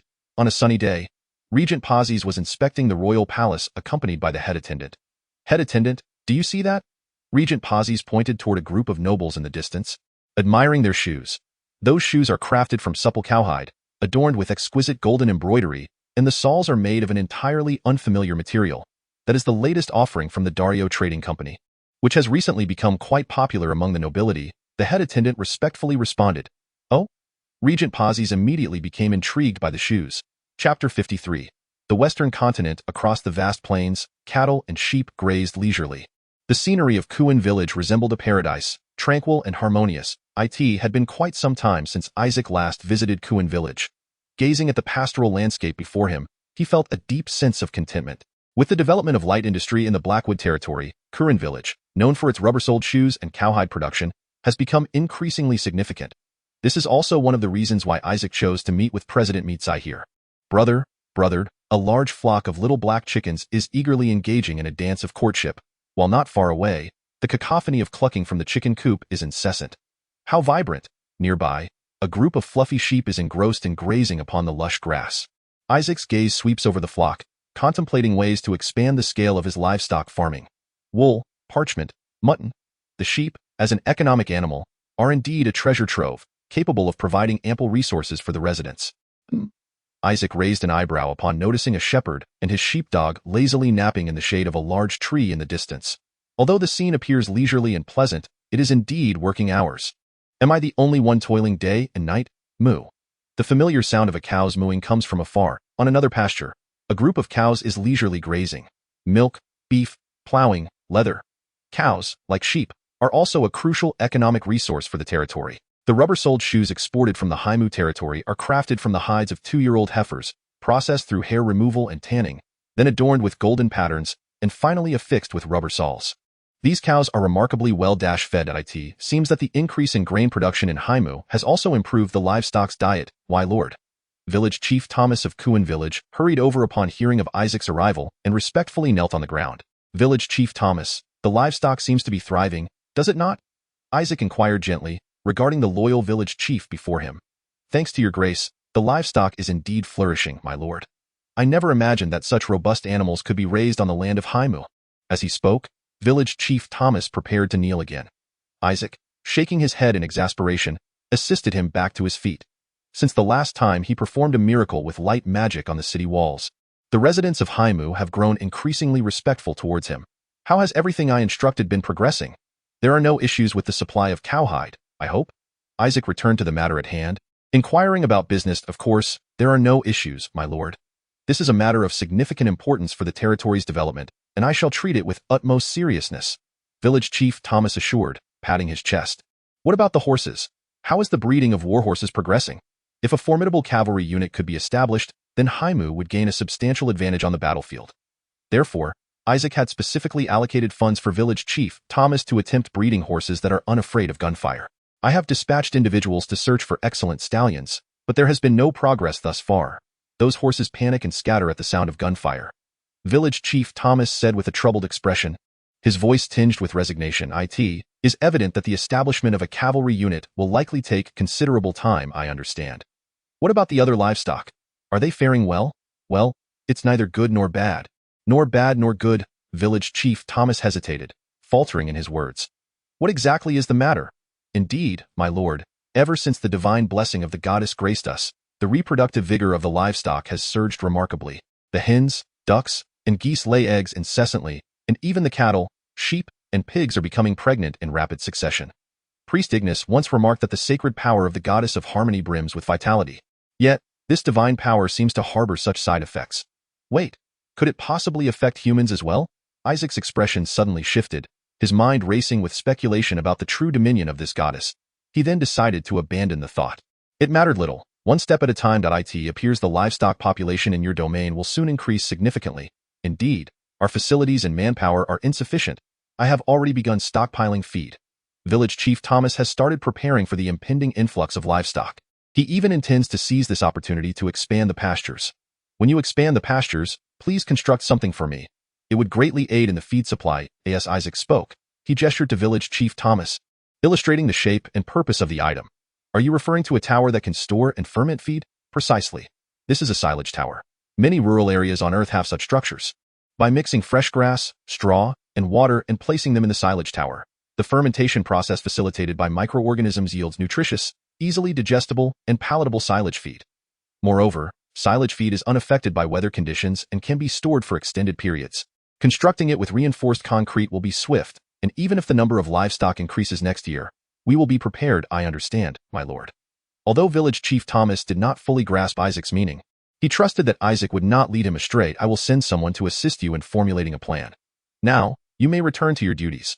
Isaac noticed a carriage approaching from a distance and thus dismissed Village Chief Thomas. President Mitsai is indeed punctual. A lavishly adorned carriage approached slowly, ultimately halting before Isaac. This carriage had been meticulously modified by the carriage craftsmen of the Albram territory, embellished with golden patterns, and furnished with seats made from soft cowhide, engraved with a triple-layered sound-dampening enchantment that effectively reduces noise. Without a doubt, even if one were to wreak havoc within, not a single sound would escape to the outside. Clop, clop, clop. After the carriage came to a stop, President Mitsai gracefully descended, gently brushing off the dust from her attire. Observing Isaac, the tail of the cat behind her perked up excitedly, swaying side to side as if to express its inner joy. How is it? Previously, every time I rode in a carriage, my coccyx would ache, and my tail would go numb. But look at this time. President Mitsai excitedly approached Isaac, shaking her black tail, which spoke volumes beyond words. That is wonderful. How was the response to the shoes you sent to the palace?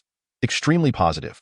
I leveraged all the connections of the Trading Association to deliver the shoes to key figures, such as the Minister of Finance and the Minister of Administration. As you predicted, they wear those shoes every day. President Mitsai proudly proclaimed, those fastidious dignitaries have sung praises for this pair of shoes, and naturally, other nobles have followed suit. Consequently, it has become far easier. A multitude of individuals desires to procure these shoes, and even with a price increase, Demand continues to outstrip supply. Ha ha ha, the efforts of President Mitsai have truly paid off.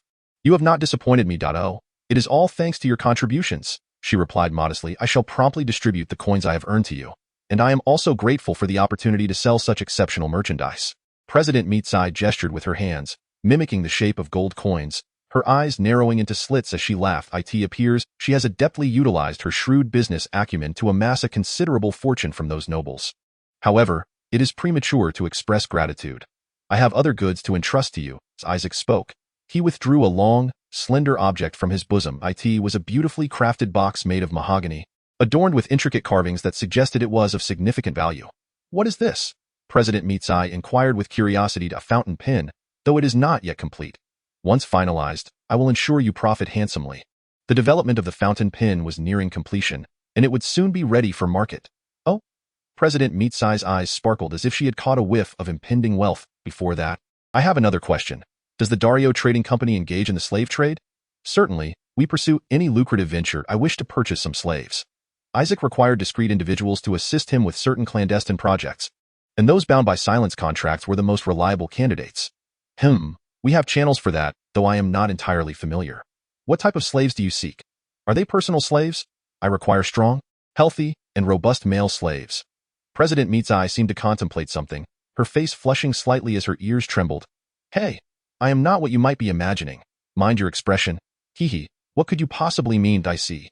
About 30 should suffice. Both the nitrate plantation and pearl farm are in need of labor. By the way, President Mitsai. Yes? Do you know of any trading companies operating in the Western continent? Upon hearing Isaac's question, President Mitsai's previously wagging tail abruptly halted. In the palace, Princess Priscilla's office. A letter from afar lay upon her desk. With a snap, Princess Priscilla broke the wax seal and began to read intently. However, as she delved deeper into the contents, her expression grew increasingly peculiar, her brows knitting tighter. What does this even mean? Chapter 54. Preparing to harvest salt. Princess Priscilla, in frustration, crumpled the letter into a ball, her exquisite features shadowed by gloom. That Isaac is truly a slippery eel. She had initially anticipated that Isaac would, like other lords coerced by the second prince, dutifully present her with a letter of allegiance. To her dismay, this response was merely filled with evasive and perfunctory language, devoid of any substantial commitment.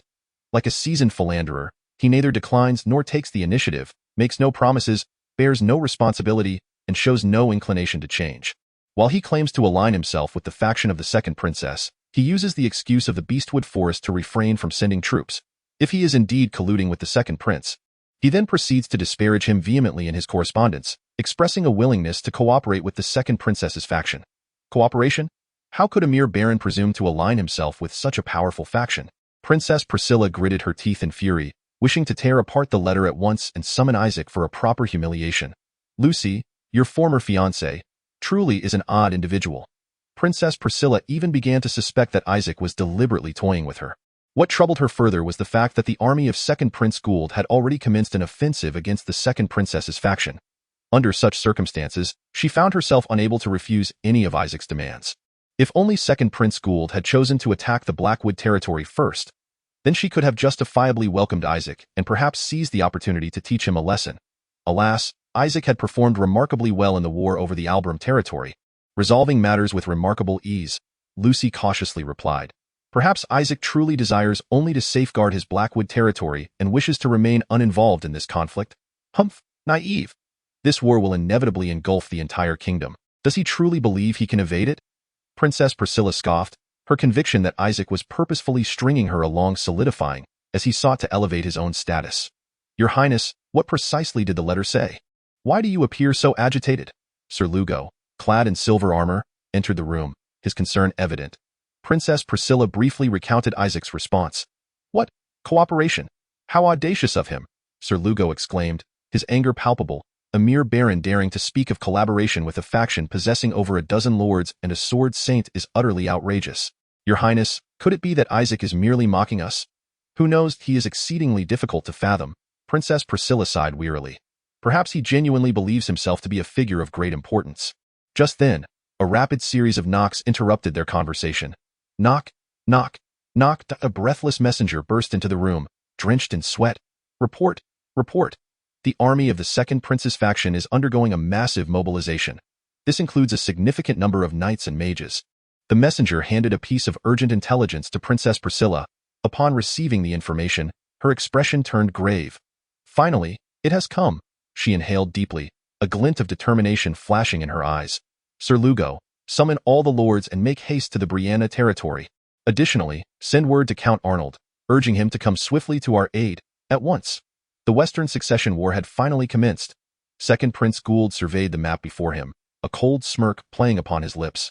A wooden soldier model slowly advanced across the map, ultimately halting at the center of the western region. They must have already sensed it, however, unless they were privy to the plan in advance. It would be too late for them. The faction of the Second Prince has already seized the initiative, while the faction of the Second Princess has lost a significant territory. This is a heavy blow to a faction that is already at a disadvantage. Such is the nature of retribution, my dear sister, ha ha ha ha. Prince Gould recalled the actions of Princess Priscilla during the war for the Albram territory, a sense of satisfaction swelling within him. Now, the powerful lords of the West stand firmly by his side. As long as he proceeds with caution, victory in the West, and perhaps even the throne, will be within his grasp. The only variable is the formidable humanoid weapon under Lady Brianna, Count Arnold. Yet, the Second Prince's faction also boasts a powerful Grand Sorcerer, capable of matching Count Arnold. Moreover, their army holds a numerical advantage. I almost forgot about that bothersome individual. He recalled the Baron of the Blackwood territory, who had brought him great humiliation, a glint of malice flickering in his eyes. Are you referring to the Blackwood territory, my lord? A bearded knight inquired respectfully. Indeed, that insufferable bumpkin. Prince Gould gritted his teeth, the humiliation he endured still vivid in his mind. I have heard that he has recently been thriving, not only securing royal contracts but also achieving a bountiful harvest. How shall we deal with him?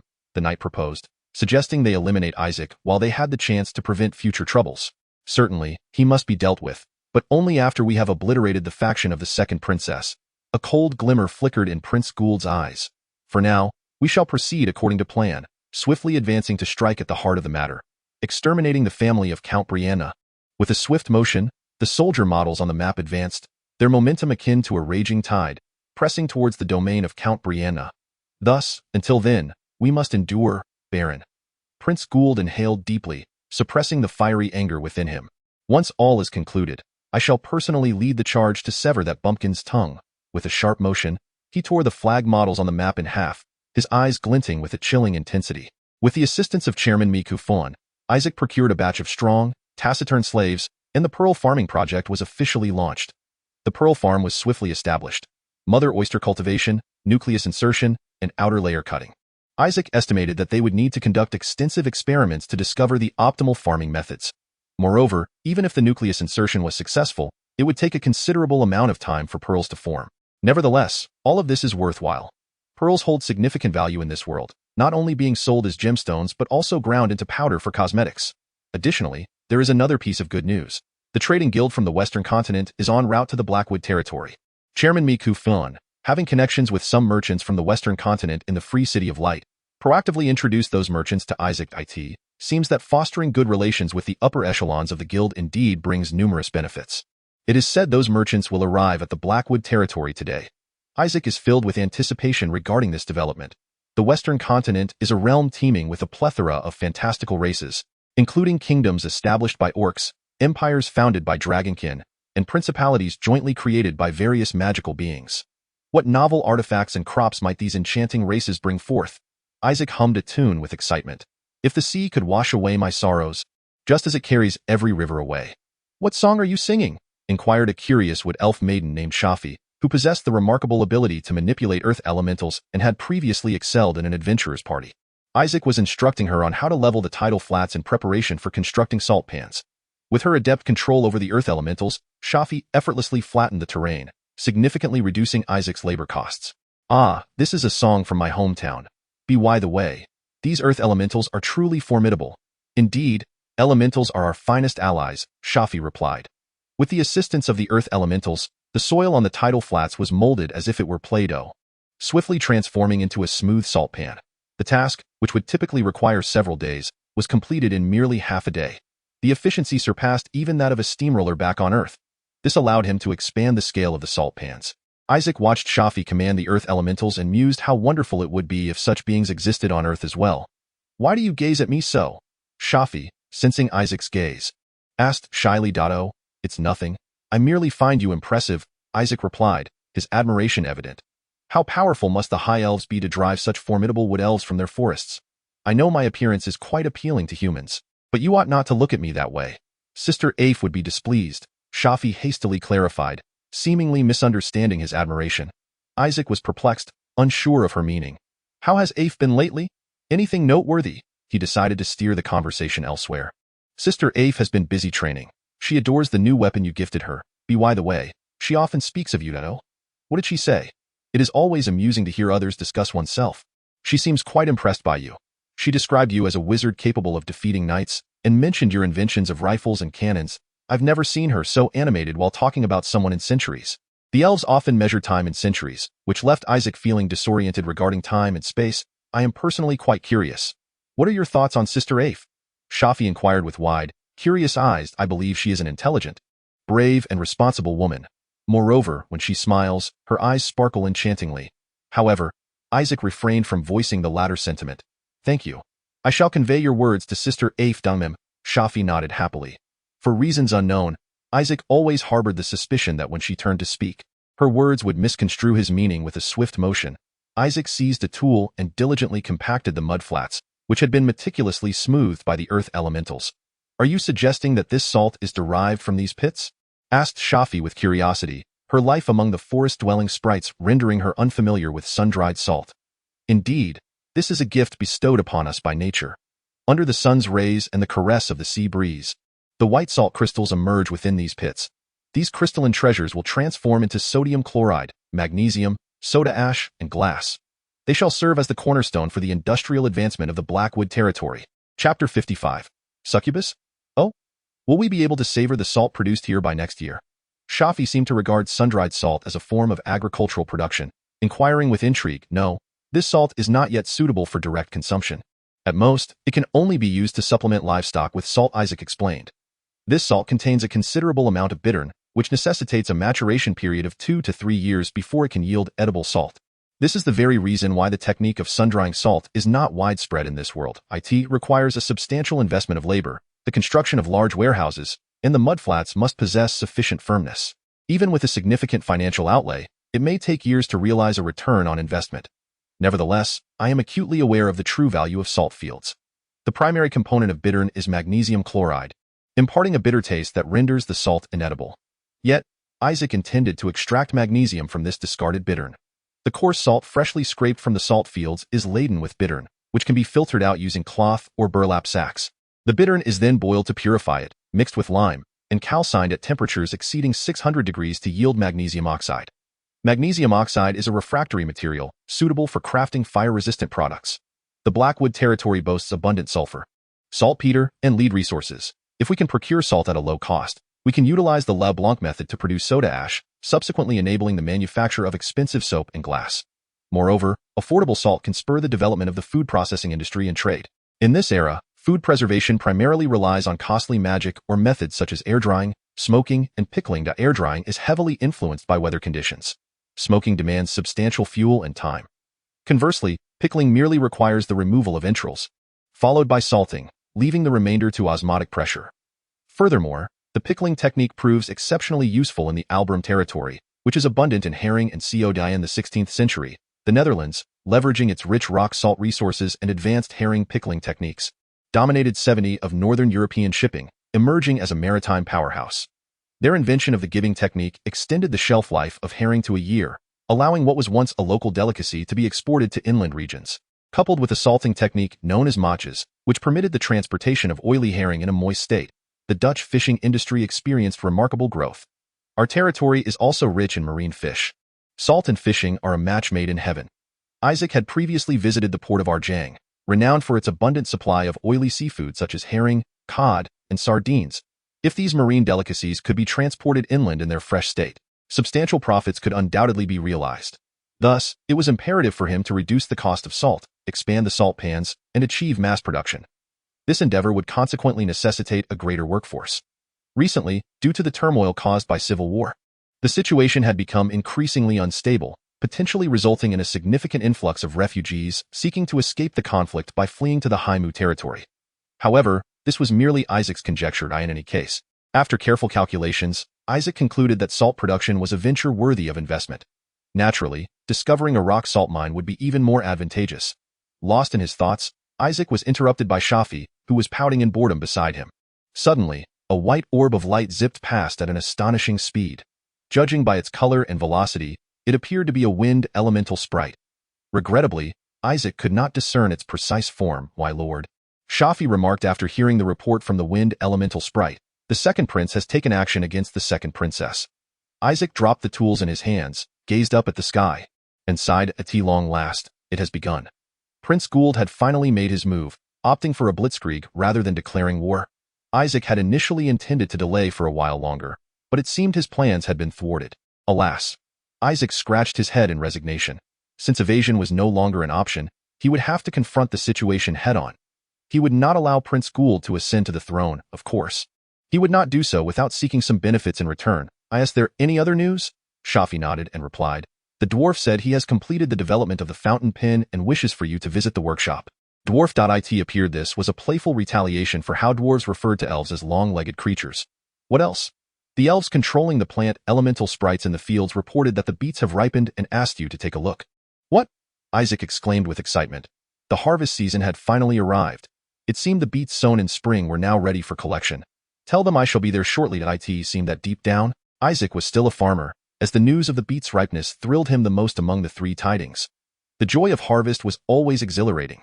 As his father had once said, you reap what you sow. This was true for both agricultural production and pearl farming. Only the rubber industry could yield swift returns. How wonderful! Where are the harvested beets? Isaac could hardly contain his eagerness to see the yield of the beets. Would there be any pestilence? What was the sugar content like? Were they of substantial size? In one corner of the field lay a heap of beets. Isaac rushed over to examine them closely. They were enormous. These beets were exceptionally large. Although the beets from the monster forest were inherently larger than those on Earth, with the aid of fertilizers and plant elemental sprites, their size had become even more astonishing. Of course, size did not necessarily equate to high sugar content. That remained to be determined. How long did it take from sowing to harvest? Approximately 80 days. In such a brief span of time. Has it grown so large? Isaac was somewhat taken aback. This was a far quicker growth than that of the sugar beets on Earth. He recalled that the Turkish beets he had cultivated on Earth required approximately 90 days to reach harvest, and even then, they weighed merely around 390 grams. The size of these beets was remarkable. Surely their leaves and stalks were equally substantial. The leaves and stems of the beets could be utilized for feeding livestock, and the residue left after sugar extraction could also serve as fodder. It seemed that the livestock in Kuan village would soon be gaining weight. Are there sugar beets with particularly high sugar content? Indeed, we have already employed the plant elemental sprites to select for beets with higher sugar concentrations and are preparing for grafting. Excellent! Isaac exclaimed, clapping his thigh in excitement. The true strength of the sprites lies in their ability to effortlessly identify superior varieties for grafting. Although achieving complete self-sufficiency in sugar production would still require considerable time, with the sprites' assistance, Isaac could already glimpse hope. Turkey had attained complete self-sufficiency in sugar through the use of domestically grown beets. Now that the Blackwood Dominion possessed beets, coupled with corn and the upcoming introduction of crops from the western continent, Isaac firmly believed he could realize this ambition. The rubber trees, corn, beets of Blackwood Dominion, alongside the herring, cod, and pearls from the Albram Dominion, he intended to harness all these resources to elevate Blackwood Dominion to greater prosperity. Suddenly, a wind elemental sprite zoomed to the side of a sprite inspecting the beets. Is there something amiss from the castle? Isaac inquired. The sprite nodded. It appeared to be time to welcome the merchants from the western continent. On his way to the castle, Isaac encountered President Mikafin. My lord, it is a pleasure to see you again. President Mikafin gracefully lifted her skirt and bowed to Isaac. It has been quite some time, President Mikafin. Where are the merchants? In the office. Yes, but I must caution you not to appear overly surprised, as it may upset them. One of them is an orc, President Mikafin whispered. An orc? Is it one of those covered in fur? I introduced you and some of your inventions, such as rubber-soled shoes, carriages, and fountain pens, on my way here. They seemed quite intrigued by you. What race is the other merchant? A demon. President Mikafin's eyes narrowed, revealing her keen interest in this particular demon merchant. They are inside. You may enter and see for yourself. She gestured towards the office door. The western continent boasts numerous crops absent from the eastern continent, such as sugarcane. With the expertise of the sprites in cultivation and the availability of fertilizers, if sugarcane could be introduced and cultivated on a large scale, substantial profits could be made. However, what Isaac most desired to introduce was cotton, a crop of immense economic value. He took a deep breath and pushed open the office door. The two merchants promptly stood and bowed to Isaac. One of them was an orc, entirely covered in fur. One of them was a mesmerizing demon, adorned with a leather-like tail, bat-like wings, and goat horns. Chapter 56. The shock of two exotic merchants. Upon their first encounter, Isaac, the lord of the Blackwood territory, composed himself and introduced himself with a calm demeanor, despite the surprise bubbling within. It is a pleasure to make your acquaintance. Lord Isaac, I am a merchant of the Grey Bear Consortium, hailing from the Black Claw tribe, said a burly, furry orc who approached Isaac first. The raccoon, towering over even Count Arnold by 3 heads, possessed iron claws that exuded a sense of intimidation, yet his expression was unexpectedly gentle, resembling that of a docile raccoon, much like his name suggested. Is this truly what an orc is like? Welcome to Blackwood, Mr. Raccoon of the Grey Bear Consortium. Isaac mused internally, somewhat incredulous that such a colossal figure would bear the name Raccoon. It is indeed an honor to meet one who serves as an apostle of the divine. Akin to our king, I am Azazel, a merchant from the Duchy of Hendon. The other merchant, a demoness, featured the same leather-like tail, bat-like wings, and goat horns. Azazel refrained from disclosing her affiliated consortium, suggesting she was an official merchant of the Duchy of Hendon. Isaac recalled that the Duke of Hendon was also an apostle of the divine and a dark elf. I have heard that you specifically invited us merchants from the western continent to Blackwood. May I inquire about the purpose of this summons? The raccoon asked with curiosity. Azazel, intrigued as well, perked up her ears and gazed at Isaac with anticipation. Haha, I summoned you here, of course, to engage in commerce. Isaac replied, Oh? Are you looking to purchase something from us? The raccoon inquired, astonished. Could it be the rubber-soled shoes and pins frequently mentioned by President Mitsai? Azazel echoed, equally surprised. Indeed, Isaac confirmed with a nod. President Mitsai, please bring forth the items. President Mitsai promptly presented a pair of aristocratic rubber-soled shoes intended for delivery to the royal capital before the two merchants. I believe I have seen something similar on my way here. But alas, my feet are too large to wear them. The raccoon lamented as he lifted his sizable foot. It seemed he had come across the cheaper versions of the rubber-soled shoes meant for the common folk. Allow me to give them a try, Azazel said as she slipped her foot into the shoes. Experimenting with a few steps and a jump, her eyes widened in astonishment. And why goodness! This soft rubber absorbs the impact from the ground, alleviating the burden on my feet, she exclaimed, excitedly testing the shoes further. This is remarkable. In the Duchy of Hendon, only those winged harpies can escape the agony of walking. These shoes will undoubtedly sell like hotcakes. Not just sell well. In the royal capital of Mare, rubber-soled shoes are already in short supply. I hear the nobility is clamoring to pay a premium for early purchases, turning rubber-soled shoes into a luxury item. By the way, Azazel, as a demoness, you must also possess wings, correct? Isaac inquired with curiosity, having noticed a pair of bat-like wings adorning Azazel's back. Though diminutive, their existence was undeniable. These? I cannot take flight. They serve another purpose, Azazel remarked, gesticulating with his wings. Other purposes? Isaac's mind momentarily soared with possibilities. Even the fastidious Azazel cannot sing enough praises for these shoes. It appears they are indeed a remarkable find, chuckled the raccoon, placing his large foot beside the footwear. If we could design various styles tailored to the orc's foot shape, perhaps we could market these shoes in the kingdom of Kancha. Though orcs are creatures of the wild, they walk upright, and their weight rests entirely upon their feet, necessitating comfortable footwear. In light of future uncertainties, Isaac resolved to diversify the sales channels for his merchandise. What wondrous object could a fountain pen be? The two merchants seemed to catch a whiff of potential fortune, eagerly anticipating a glimpse of Isaac's other inventions.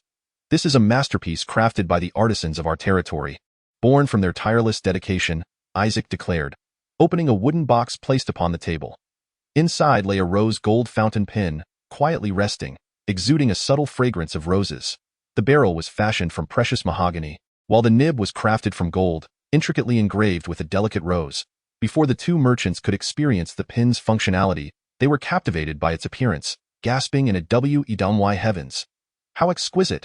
Isaac lifted the pen, gliding it smoothly across the parchment. The sound of writing, scratch, scratch, scratch, resonated beautifully. Unlike quills, which often lacked fluidity, this fountain pen offered a remarkably smooth writing experience, complemented by an excellent grip. It was nothing short of a work of art.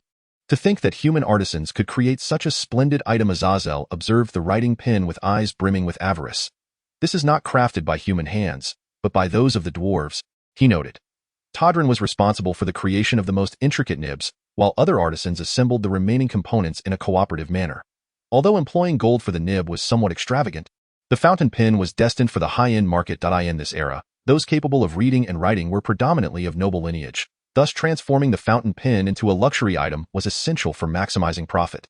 Scratch, scratch, scratch. Isaac inscribed a prayer to the goddess Illyris upon the parchment, then set the pen down upon the table. How marvelous! Portable and ready for writing at any moment. Indeed, wherever you may be, you may draw it forth to write, without the need for an ink bottle. Its nib is more resilient than that of a quill, allowing it to write on surfaces other than paper. And its grip and writing experience are simply outstanding, Isaac confidently elaborated. This will surely be a bestseller. Azazel recognized the fountain pen's worth, her eyes gleaming with greed. Shoes and a fountain pen, truly astonishing. I did not come in vain this time, Lord Isaac, the raccoon remarked with a smile. I firmly believe they will indeed sell remarkably well, President Meatseye declared with a proud grin, her black tail wagging excitedly. She presented the sales data for the rubber-soled shoes to the two merchants. Why heavens! The sales figures astonished the two merchants. This matter is of great significance. We must return and deliberate with the guild before making any decisions, the raccoon stated. Isaac nodded in understanding. Furthermore, even if they wished to purchase rubber-soled shoes and pins immediately, Isaac would not be able to supply them. After all, the orders from the capital were already overwhelming, and the pins were still in the trial production phase, with output being quite limited. Certainly, once you return, promote the products vigorously and endeavor to persuade the other merchants. Isaac expressed his hope that one day the goods from the Blackwood territory could penetrate the high-end market of the Western continent, transforming ports across the globe into trade partners of Blackwood. This would be a path of development imbued with the distinctive essence of our great nation. First, we forge weapons and strengthen our resolve. Then we develop infrastructure and the economy to accumulate wealth. The cultural heritage of our 5,000 years flows through our very souls. By the way, Lord Isaac, you previously mentioned that you wished not only to sell but also to purchase. What do you wish to acquire from the Western continent? The raccoon inquired. Cotton. I require cotton seeds, Mr. Raccoon. Cotton is a wondrous plant that produces soft cotton fibers, which can be utilized to create a variety of textiles.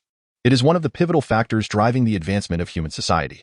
Not only does it foster the development of light industry, but it can also be used for oil extraction.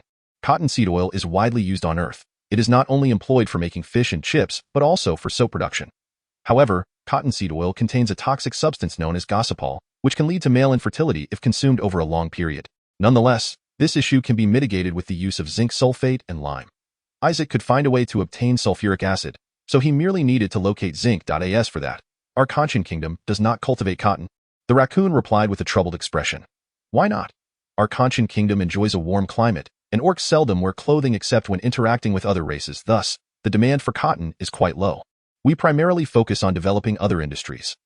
Isaac sighed regretfully, nearly forgetting that orcs, with their thick fur, indeed have no need for clothing. As for cotton, we do cultivate it in the Duchy of Hindon. Azazel remarked with a smile. A nation established by the demon race cultivates cotton. Our Duchy of Hindon's Dark Elf Duke possesses remarkable foresight and has been actively promoting cotton cultivation, Azazel stated with pride. That Dark Elf Duke truly understands the importance of agriculture. Moreover, she is an apostle of the gods, which piqued Isaac's interest in her. She is a resolute, iron-blooded baroness. She united the homeless and marginalized demon race, establishing the Duchy of Hindon. Unlike the orcs and dragonkin with their long histories, the demon race, including harpies and succubi, has lived a life of wandering and discrimination. Certainly, as an individual blessed by the god of order, she exhibits an exceedingly stern and unyielding demeanor when engaging in matters of governance. Yet, beneath this frosty exterior lies a heart that burns with fervor. Many denizens of the demon race fail to comprehend her true nature, perceiving her instead as cold-blooded and merciless. It is evident that Azazel harbors great admiration for that Dark Elf Duke. She also confided in Isaac that a faction of the demon race has recently departed from the Duchy of Hindon, unable to endure the harsh rule imposed by the Dark Elf Duke. Which demons have forsaken the Duchy of Hindon? Isaac inquired. The centaurs. They have vacated the Duchy of Hindon. The centaurs, a species characterized by their human upper bodies and equine lower halves, possess 4 robust horse legs and 2 agile human arms. Should a centaur army be assembled, it would undoubtedly present a formidable force. Isn't it true that the demon race faces discrimination throughout the Western continent? Where could they possibly go after leaving the Duchy of Hindon? Azazel gestured toward the window, stating, they have fled into the Beast Forest, which lies in close proximity to the Duchy of Hindon. Oh? Chapter 57. Is this the allure of the succubus? Upon hearing the succubus recount the current state of affairs in the Western continent, Isaac could not suppress a chuckle. Those desperate souls have resorted to hiding in the beast forest. It is unsurprising, for the beast forest is a realm beyond the jurisdiction of any nation, largely insulated from external influences. Of course, if one possesses sufficient numbers and military strength, self-sufficiency within the beast forest is not beyond the realm of possibility. However, the challenges and perils are all too apparent. Should fortune abandon them, they might encounter orcs or trolls. Yet, the sheer number of beasts within the beast forest is truly terrifying. Perhaps the legends of dragons and deities clashing within the depths of the beast forest are not mere fabrications. Alas, those demons truly lack discernment. Their Lord Duke has sacrificed so much for them. Azazel lamented. She absent-mindedly scuffed her feet against the ground, evidently displeased with the centaurs who had betrayed the dark elf Duke. By the way, Lord Isaac, you have recently become an apostle of the god, have you not? Azazel suddenly recalled something and inquired curiously. Has a similar occurrence transpired in the Blackwood territory? What occurrence? Isaac furrowed his brow slightly. Could she be referring to a collective betrayal by a particular race? He recollected the orcs of the kingdom of Kirk and the goblins of the beast forest. Lately, the frequency of apostles of the god appearing seems rather unusually high. While the god of order is merciful, she maintains stringent expectations of her followers. Transgressions of her commandments result in punishment. There have been no such issues in the Blackwood territory, Azazel elucidated. It appears that while the god of order may bestow strength and blessings upon her devotees, she also expects them to fulfill her objectives.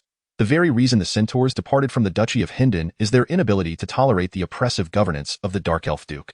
We do not face such issues here, Isaac replied nonchalantly. The Church of Iris has thrived remarkably well in both the Blackwood territory and the Albram territory. The goddess Iris is exceedingly tolerant, never interfering with his actions, even permitting him to interpret her divine revelations as he sees fit. Certainly, each time he capitalized on this to cultivate followers, the results were remarkably favorable.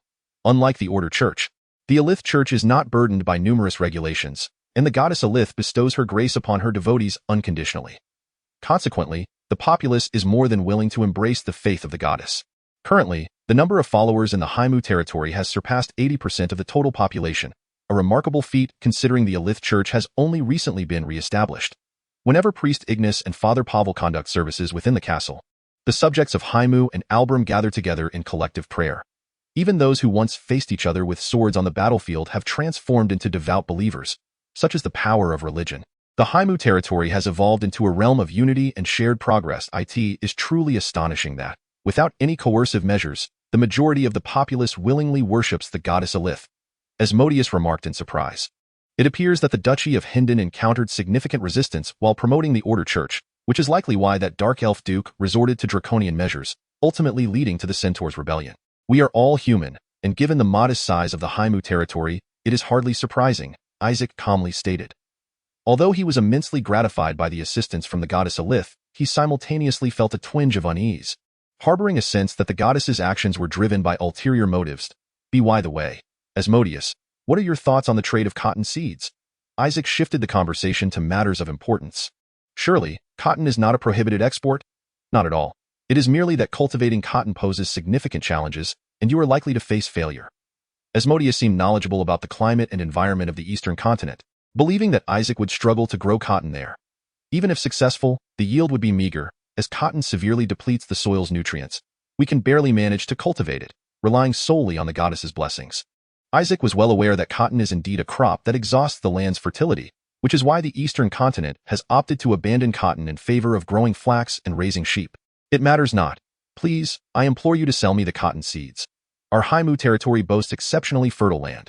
Once barren, the soil of Haimu has transformed dramatically since Isaac extracted potassium nitrate from the saltpeter mines and produced phosphate fertilizers from orc bones. Today, the land in Haimu is arguably the most fertile across the entire continent. If you insist, then I shall sell them to you. I cannot refuse the request of the Apostle of the Divine. Asmodeus nodded, her cheeks suddenly flushing. Thank you, Asmodeus. I am delighted to engage in trade with a nation led by one who bears the title Apostle of the Divine. Isaac smiled. He also inquired about the cultivation of spices such as pepper, nutmeg, clove, and chili, as well as economic crops like tobacco, coffee, and cocoa. Through their conversation, Isaac gained a deeper understanding of the Western continent and uncovered several crops that remain either undeveloped or only recently discovered but not yet widely adopted. Should he manage to introduce these crops to the eastern continent ahead of others, it could yield substantial profits. It is truly astonishing that a lord from a remote region possesses such extensive knowledge and insights into commerce. My lord Isaac, have you ever ventured to the western continent? How is it that you are aware of matters unknown even to us? Azazel inquired, his surprise evident. Isaac chuckled softly and gestured towards the sky outside, saying, "It is the goddess who has revealed it to me. I see. You are able to receive the goddess's guidance." Azazel's eyes shimmered with newfound reverence as he regarded Isaac. Regarding the specifics of the transaction, Isaac instructed the treasurer to discuss matters with Azazel. They agreed to reconvene at a later date. Chairman Mikafin, observing the smooth progress of the negotiations, wore a satisfied smile. "I shall return bearing good news, my lord," he declared. "It is a pleasure to meet you, Lord Isaac. It is truly an honor to encounter another apostle of the divine. May I shake your hand? This shall become an unforgettable memory for me." Azazel extended his fair hand, his eyes glinting alluringly. "No, my lord," Chairman Mikafin suddenly exclaimed. Yet, Isaac had already clasped hands with Azazel. Mikafin placed a hand on his forehead and sighed in resignation. Azazel, on the other hand, bore a devilish grin. "What is it?" Isaac asked, perplexed. "Alas, my lord, having physical contact with a succubus may bring you misfortune this evening," Mikafin whispered, lowering his voice. "What? Is there such a notion?" Isaac gazed quizzically at Azazel. "What might occur tonight? Am I to be drained of my essence and reduced to a mere husk?" The demon race, particularly the succubi, is surrounded by numerous ominous rumors, such as the consumption of life force leading to one's demise. Yet in truth, it merely results in fatigue, as Mikafin elucidated, then it is of no concern. "I am quite strong." Isaac dismissed the notion with indifference. "Just fatigue. What is there to worry about? Both my brother and I are brimming with vitality. We fear nothing. You shall experience an unparalleled ecstasy." Azazel chimed in with a playful smile. "Oh?" Isaac raised an eyebrow at Azazel's enchanting smile. "Is this the allure of the succubus? Well then, until we meet again." "Ah, no, it should be until we meet in dreams tonight." Azazel fluttered her wings, leaving the office with a bewitching smile. Isaac and Chairman Mikafin exchanged glances, awkwardly chuckling. Chapter 58. The War of Succession for the Throne officially commences. Regrettably, the anticipated event Isaac had hoped for did not transpire. He directly inquired about the matter with Priest Ignis, who blushed and provided an explanation. Apostles of the divine are directly connected to the deity, rendering them immune to any mental attacks and curses. By heavens, so that is how it is. Priest Ignis squinted at Isaac and remarked, "My lord, you are not feeling disappointed, are you? As an apostle of the divine, how could you be swayed by such trivial matters?" "Ahem. No, of course not." Isaac coughed awkwardly, hastily denying the implication. "Moreover, should you choose to marry, it would be prudent to select a devout woman, perhaps a priestess or a nun."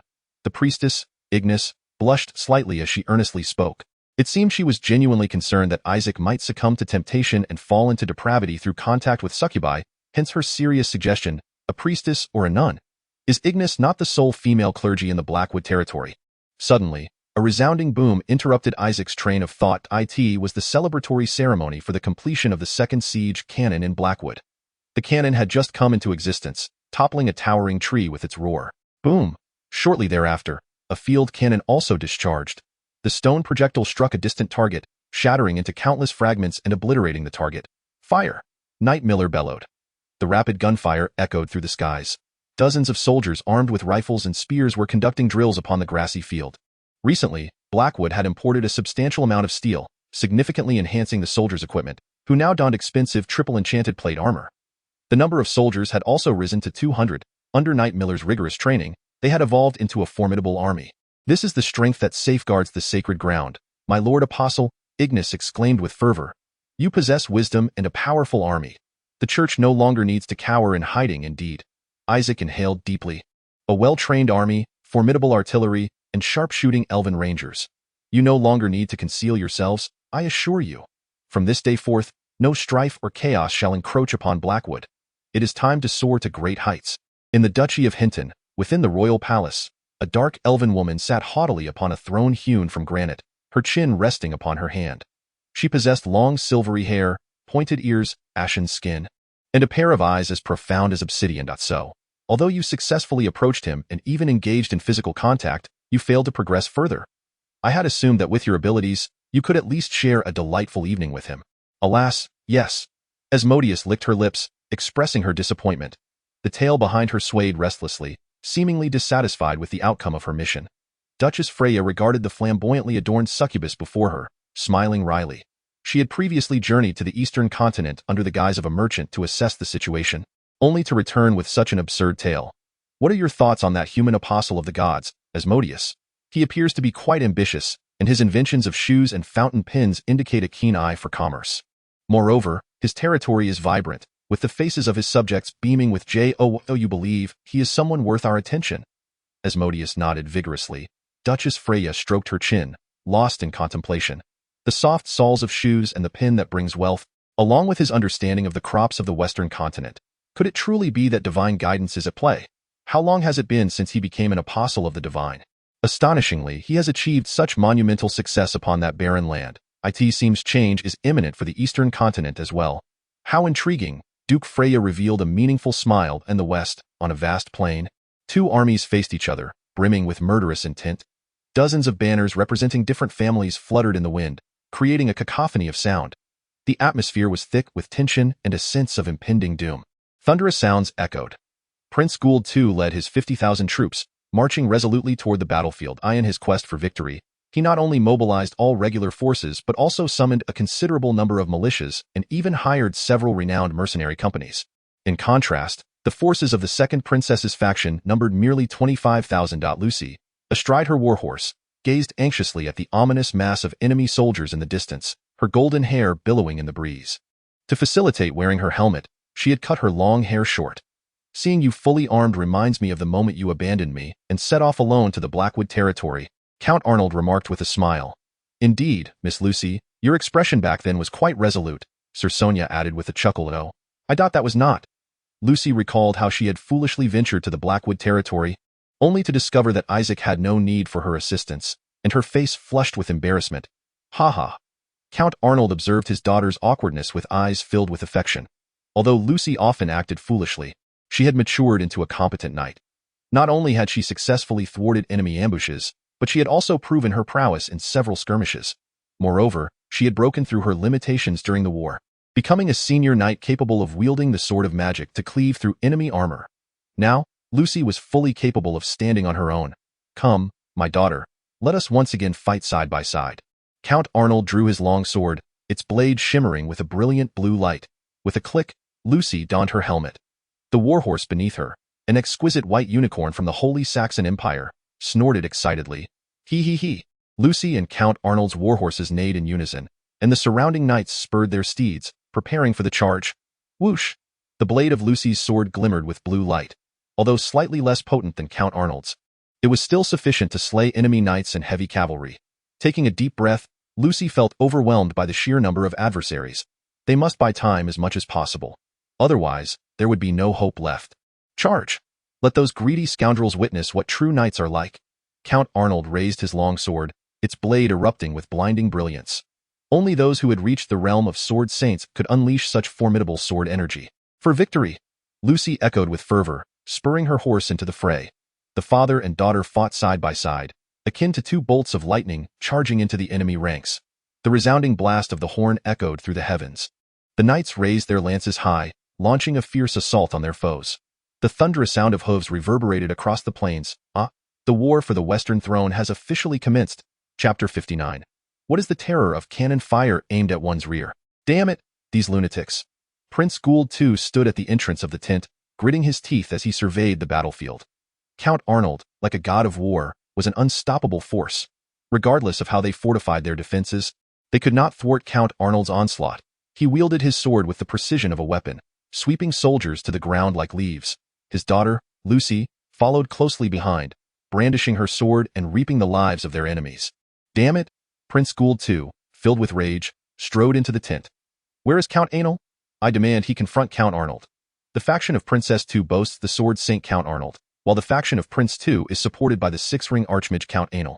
Princess Priscilla has dispatched a contingent of skirmishers to incessantly harass Count Anel's forces, thus delaying his arrival. Damn it! If the front lines remain stalemated, we shall be in dire straits. I originally intended to exploit the element of surprise for a swift resolution. Prince Gould II's plan was to seize a territory from Princess II's faction through a sudden assault. thereby severing the enemy's connections and defeating them in detail. However, Count Arnold proved to be more formidable than he had anticipated, and Lucy's presence further disrupted his strategy. It appears that a war of attrition is the only recourse. This conflict is destined to endure for some time. Although Count Arnold currently holds the upper hand, the situation will reverse once Count Anil arrives on the battlefield. Even without the advantage of surprise, the disparity in strength between the two sides remains significant.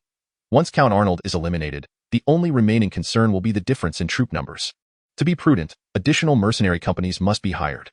The Hound Mercenary Company, the Black Brotherhood Mercenary Company, and even the mercenaries from the Kingdom of Kulk can be enlisted. In short, the more, the merrier. While a war of attrition may deplete vast amounts of resources, finances, and manpower, such conflicts typically favor the side with superior numbers. Your Highness, however, this will necessitate a substantial influx of funds. We have already expended a considerable amount of military expenditure. Then let us resort to plunder. Let us raid the territories of Princess Tu's faction. We have already been doing so, yet it remains insufficient, Your Highness. Then let us rob the affluent areas. Let us head to Light City. It is overflowing with gold. Prince Gould II pointed to a location on the map, his eyes gleaming with madness. However, this would breach the agreements made with the free cities. The other free cities would surely protest vehemently. What then? If we lose, what value do those agreements hold? Prince Gould II had lost his sanity. He was willing to resort to any means necessary for victory. Ahem. Baron, it is evident that Prince Gould II has made up his mind. By the way, what is that bumpkin doing now? Prince Gould II suddenly recalled Isaac. He had initially believed that the war would be swiftly concluded, allowing him to turn his attention to Isaac. However, it now appeared that this conflict might endure for an extended period. He seems rather quiet lately, remarked Baron Ching. Prince Gould II envisioned the scene of Isaac bellowing at him in the dueling arena. Referring to him as a scoundrel, a wave of uncertainty washed over him. Could it be? The chill ran down Prince Gould II's spine. In Light City, the president of the Merchant Association, Mitsai, penned a letter to Isaac. The contents were rife with indignation and grievance. Why has the territory of Collins imposed exorbitant tariffs on our shoes and exacted high tolls from the Dario Merchant Association? Collins is situated between the royal capital and the Blackwood territory. Their actions are clearly aimed at us. Sir Miller, what do you make of this? Isaac coldly inquired as he cast the letter to the ground. It must be the handiwork of His Highness the Second Prince. He is retaliating against you for the annexation of the Albram territory without restitution, Sir Miller asserted with conviction. Even if they were to take a detour, they would undoubtedly encounter lands controlled by the Second Prince's faction, where the same tactics would be employed. Well, Miller, what do you suggest we do? Shall we continue to sit idly by? Isaac raised an eyebrow in counterquery. Certainly not, my lord. A glint of coldness flashed in Sir Miller's eyes. Indeed, we cannot allow ourselves to be bullied. If they strike us once, we shall retaliate. Otherwise, they will truly believe us to be pushovers. Alas, why do they always seek to provoke him? All he desires is to quietly expand his territory in the Beast Forest and earn a modest profit yet. The walls of Collins were notoriously tall and formidable, famed for their defensibility. Oh, the walls are sturdy? All the better, then. It provides an opportunity for our new weapon to shine. A cold smirk crept across Isaac's lips. The target has been identified. Roar, cannons. It is time to reduce those lofty walls to ruins, Miller. Today, I wish to impart a phrase once uttered by my idol. Strike the first blow, lest 100 come at you. Isaac, in his previous life, had been an unabashed military enthusiast. War sometimes awakened certain latent traits within him. Ignoring whether Miller comprehended his words, he excitedly rubbed his hands together and continued. I want them to know what it feels like to have a gun muzzle pressed to their lips. To experience the terror of a cannon aimed at their backsides. Chapter 60.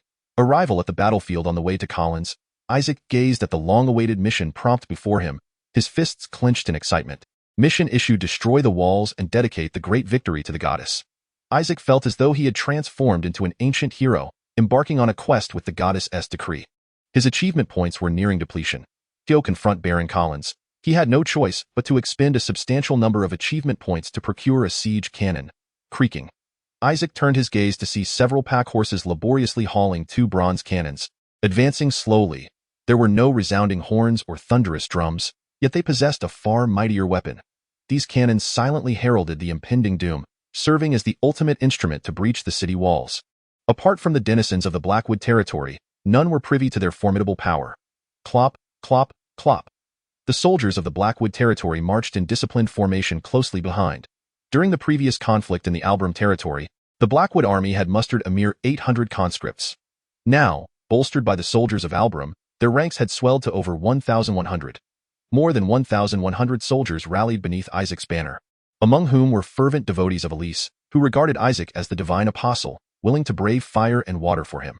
They firmly believed that with the goddess's blessing, Isaac would undoubtedly lead them to victory. Isaac had initially intended to continue recruiting, but due to insufficient achievement points from the purchase of the cannons, he could no longer exchange for additional powerful crossbows, thus halting recruitment for the time being. After all, he could not send those armed with spears to certain death. Observing this meticulously disciplined army before him, Isaac could not help but marvel at the formidable power of religion. The soldiers' eyes were resolute and fervent, their morale rivaling that of a regular army. This was all due to the goddess's grace, the teachings of the church, and the selfless dedication of the clergy. To them, the Blackwood territory was a sacred land, and Isaac was the apostle of the divine. In this war, victory was assured. Isaac's heart brimmed with unwavering belief in triumph. Moreover, intelligence reports indicated that the Corinthians' garrison was currently minimal, with most soldiers dispatched to more intense battlefields. Once the city walls were breached, victory would be theirs.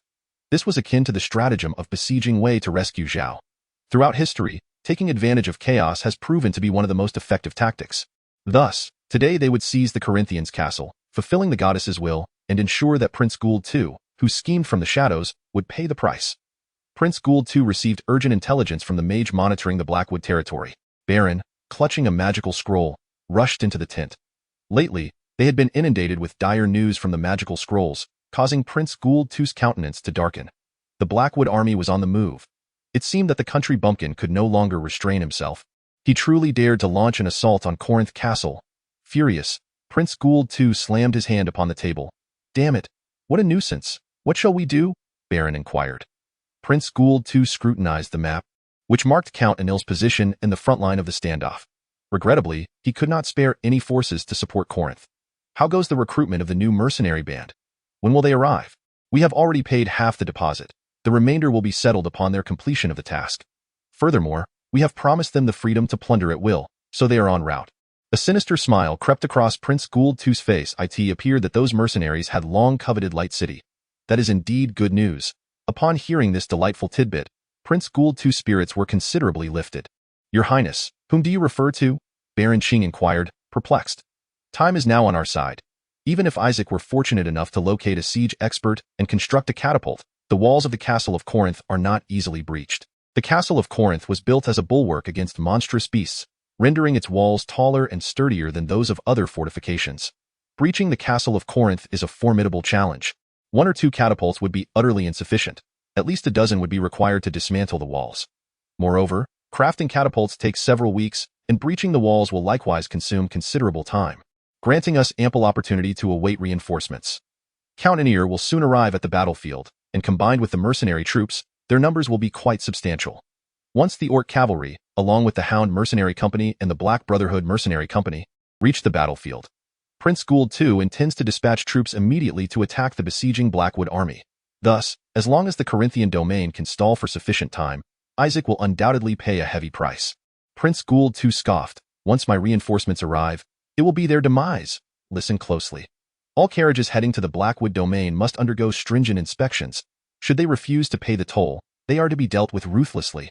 They may attempt to smuggle contraband beneath the carriage or in other concealed locations, so be thorough in your examinations. Yes. The guards of the Castle of Corinth responded with enthusiasm. They had just intercepted a carriage from the Dario Trading Company, yielding a bountiful haul. This was not merely an order from the Lord. It was a command from Prince Gould II himself. Therefore, you are to execute it diligently and completely seal off the Blackwood domain. Report, Your Excellency. A soldier rushed down from the battlements, exclaiming, "What is it?" The official queried, bewildered. The army of Blackwood has arrived." "What?" The official's complexion paled as he hurriedly followed the soldier up the walls. Chapter 61. The show has just begun. Damn it. How dare he? The official's face turned ashen, incredulity etched upon his features as he gazed at the distant army. The soldiers atop the walls began to murmur amongst themselves, "Your Excellency, what shall we do?" "Fear not. This is the Castle of Corinth.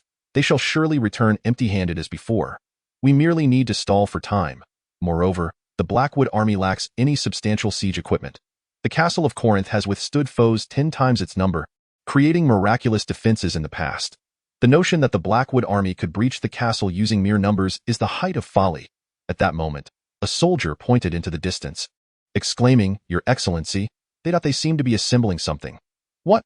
The official turned to follow the direction of the soldier's finger. Clop, clop, clop. The sound of hooves echoed across the plains. "My lord, they refuse to surrender and are aiming arrows at me," Sir Hans reported, dejectedly returning to Isaac's side atop his steed. "They audaciously dared to reject your goodwill," Sir Hans exclaimed indignantly, appearing even more incensed than Isaac. Ever since being knighted by Isaac, he had remained steadfastly loyal to him. "Well, I understand now. Prepare for an assault." It had merely been a courteous inquiry, with no expectation that they would genuinely surrender. Moreover, having gone to such lengths to position the cannons, it was likely that even if they capitulated, Isaac would still fire a couple of shots at them. Isaac paid no heed to Sir Hans's grievances and issued a direct command. "Set up the cannons." Dozens of soldiers promptly rushed to the cannons, laboriously pushing 3 heavy artillery pieces towards the city wall. The thunderous rumble. The weight of the cannons was astonishing, leaving deep ruts in the ground with every step. Isaac and Sir Miller also joined the effort, and together, the 3 of them gradually maneuvered the cannons. The surrounding soldiers gazed at them with a mix of awe and admiration. "Phew." Sir Miller wiped the sweat from his brow and turned to Isaac, lamenting, "My lord, you are a sorcerer. Why is your strength akin to mine?" Isaac chuckled softly and replied, "Sir Miller, you are far too modest." It seemed that the previous stalemate had left Sir Miller feeling unsettled. He continued to grumble, claiming that this world was profoundly unfair. Meanwhile, Sir Hans excitedly declared, "This is the power of the divine apostle." "What divine apostle?" "I know the truth." Sir Miller unflinchingly exposed Isaac's secret.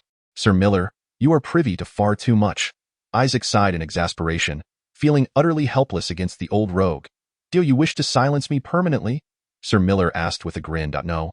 The best way to keep a man quiet is to keep him busy. Go fetch the cannonballs. That is an order." Isaac pointed towards the stone masons diligently crafting the cannonballs in the distance. Those projectiles were exceedingly heavy, but should pose little challenge for the mid-level knight. "Sir Miller."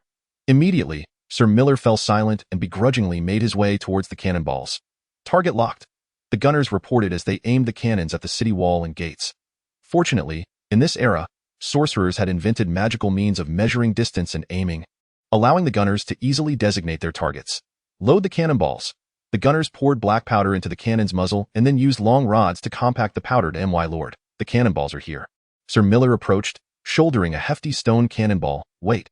With a series of scratches, Isaac inscribed 3 layers of sturdy enchantments upon the cannonball. The harder the projectile, the greater its potency. Sir Miller's face flushed a deep crimson, clearly indicating that the cannonball had become exceedingly heavy at that moment. Isaac nodded approvingly, and Sir Miller promptly inserted the cannonball into the muzzle. The other gunners also began to load their cannonballs and inserted the fuses into the muzzles. Compared to the preparations required for a catapult, the process for cannons was considerably simpler. "Todlin, what do you think?" Isaac inquired. "We'll only know once we try," Todlin replied uncertainly. All eyes were fixated upon the artillery, and the air was thick with tension and anticipation. Only Isaac remained composed, exuding an air of confidence. "Sir Hans, it is your turn to give the command to fire." Isaac decided to bestow this honor upon Sir Hans. Approaching the gunners, Sir Hans fervently offered a prayer, then bellowed, "Fire!" Boom! The deafening roar of the explosion resonated through the heavens as a stone cannonball whistled towards the city wall. The cannon recoiled violently, leaving deep imprints on the ground. Bang! The city gate was obliterated, reduced to mere fragments, with only a precariously swaying hinge remaining. A gaping hole was blasted open, revealing the defenders within. Once deemed impregnable, the gate crumbled before the onslaught of cannon fire as if it were mere paper, instantly creating a vast breach. How could a gate that had withstood countless assaults be so easily breached by a single cannon shot? The defenders inside were left in a state of shock, momentarily stunned into silence. It seems the goddess has heard your prayers, Sir Hans," Isaac remarked, patting him on the shoulder with a smile. Sir Hans remained ensnared in his astonishment, unable to extricate himself from the shock. It was only then that a cacophony of terrified screams erupted from within the walls. A cold smile crept across Isaac's lips as he issued a command to the gunners. Indeed, their response is quite commendable. Continue firing and reduce their walls to rubble. The true spectacle has only just begun. Chapter 62. The white flag Corinth Castle was in utter disarray at this moment. The administrator stood on the battlements with a pallid face, directing the soldiers to prepare for the impending assault of the Blackwood army. Boom! A thunderous roar echoed as a massive stone projectile hurtled forth, shattering the city gate to smithereens. This, how can this be possible? The administrator gazed in disbelief at the crumbling gate before him. Debris flew and dust engulfed the air, as the gate was blasted open to reveal a gaping hole wide enough for 2 or 3 men to pass side by side. Administrator, the gate! The gate! The soldiers cried out in terror, their voices quaking with fear. Silence! I see it! The administrator bellowed. Though his voice wavered slightly, he could scarcely comprehend what had transpired. When did the Blackwood army acquire such formidable weaponry?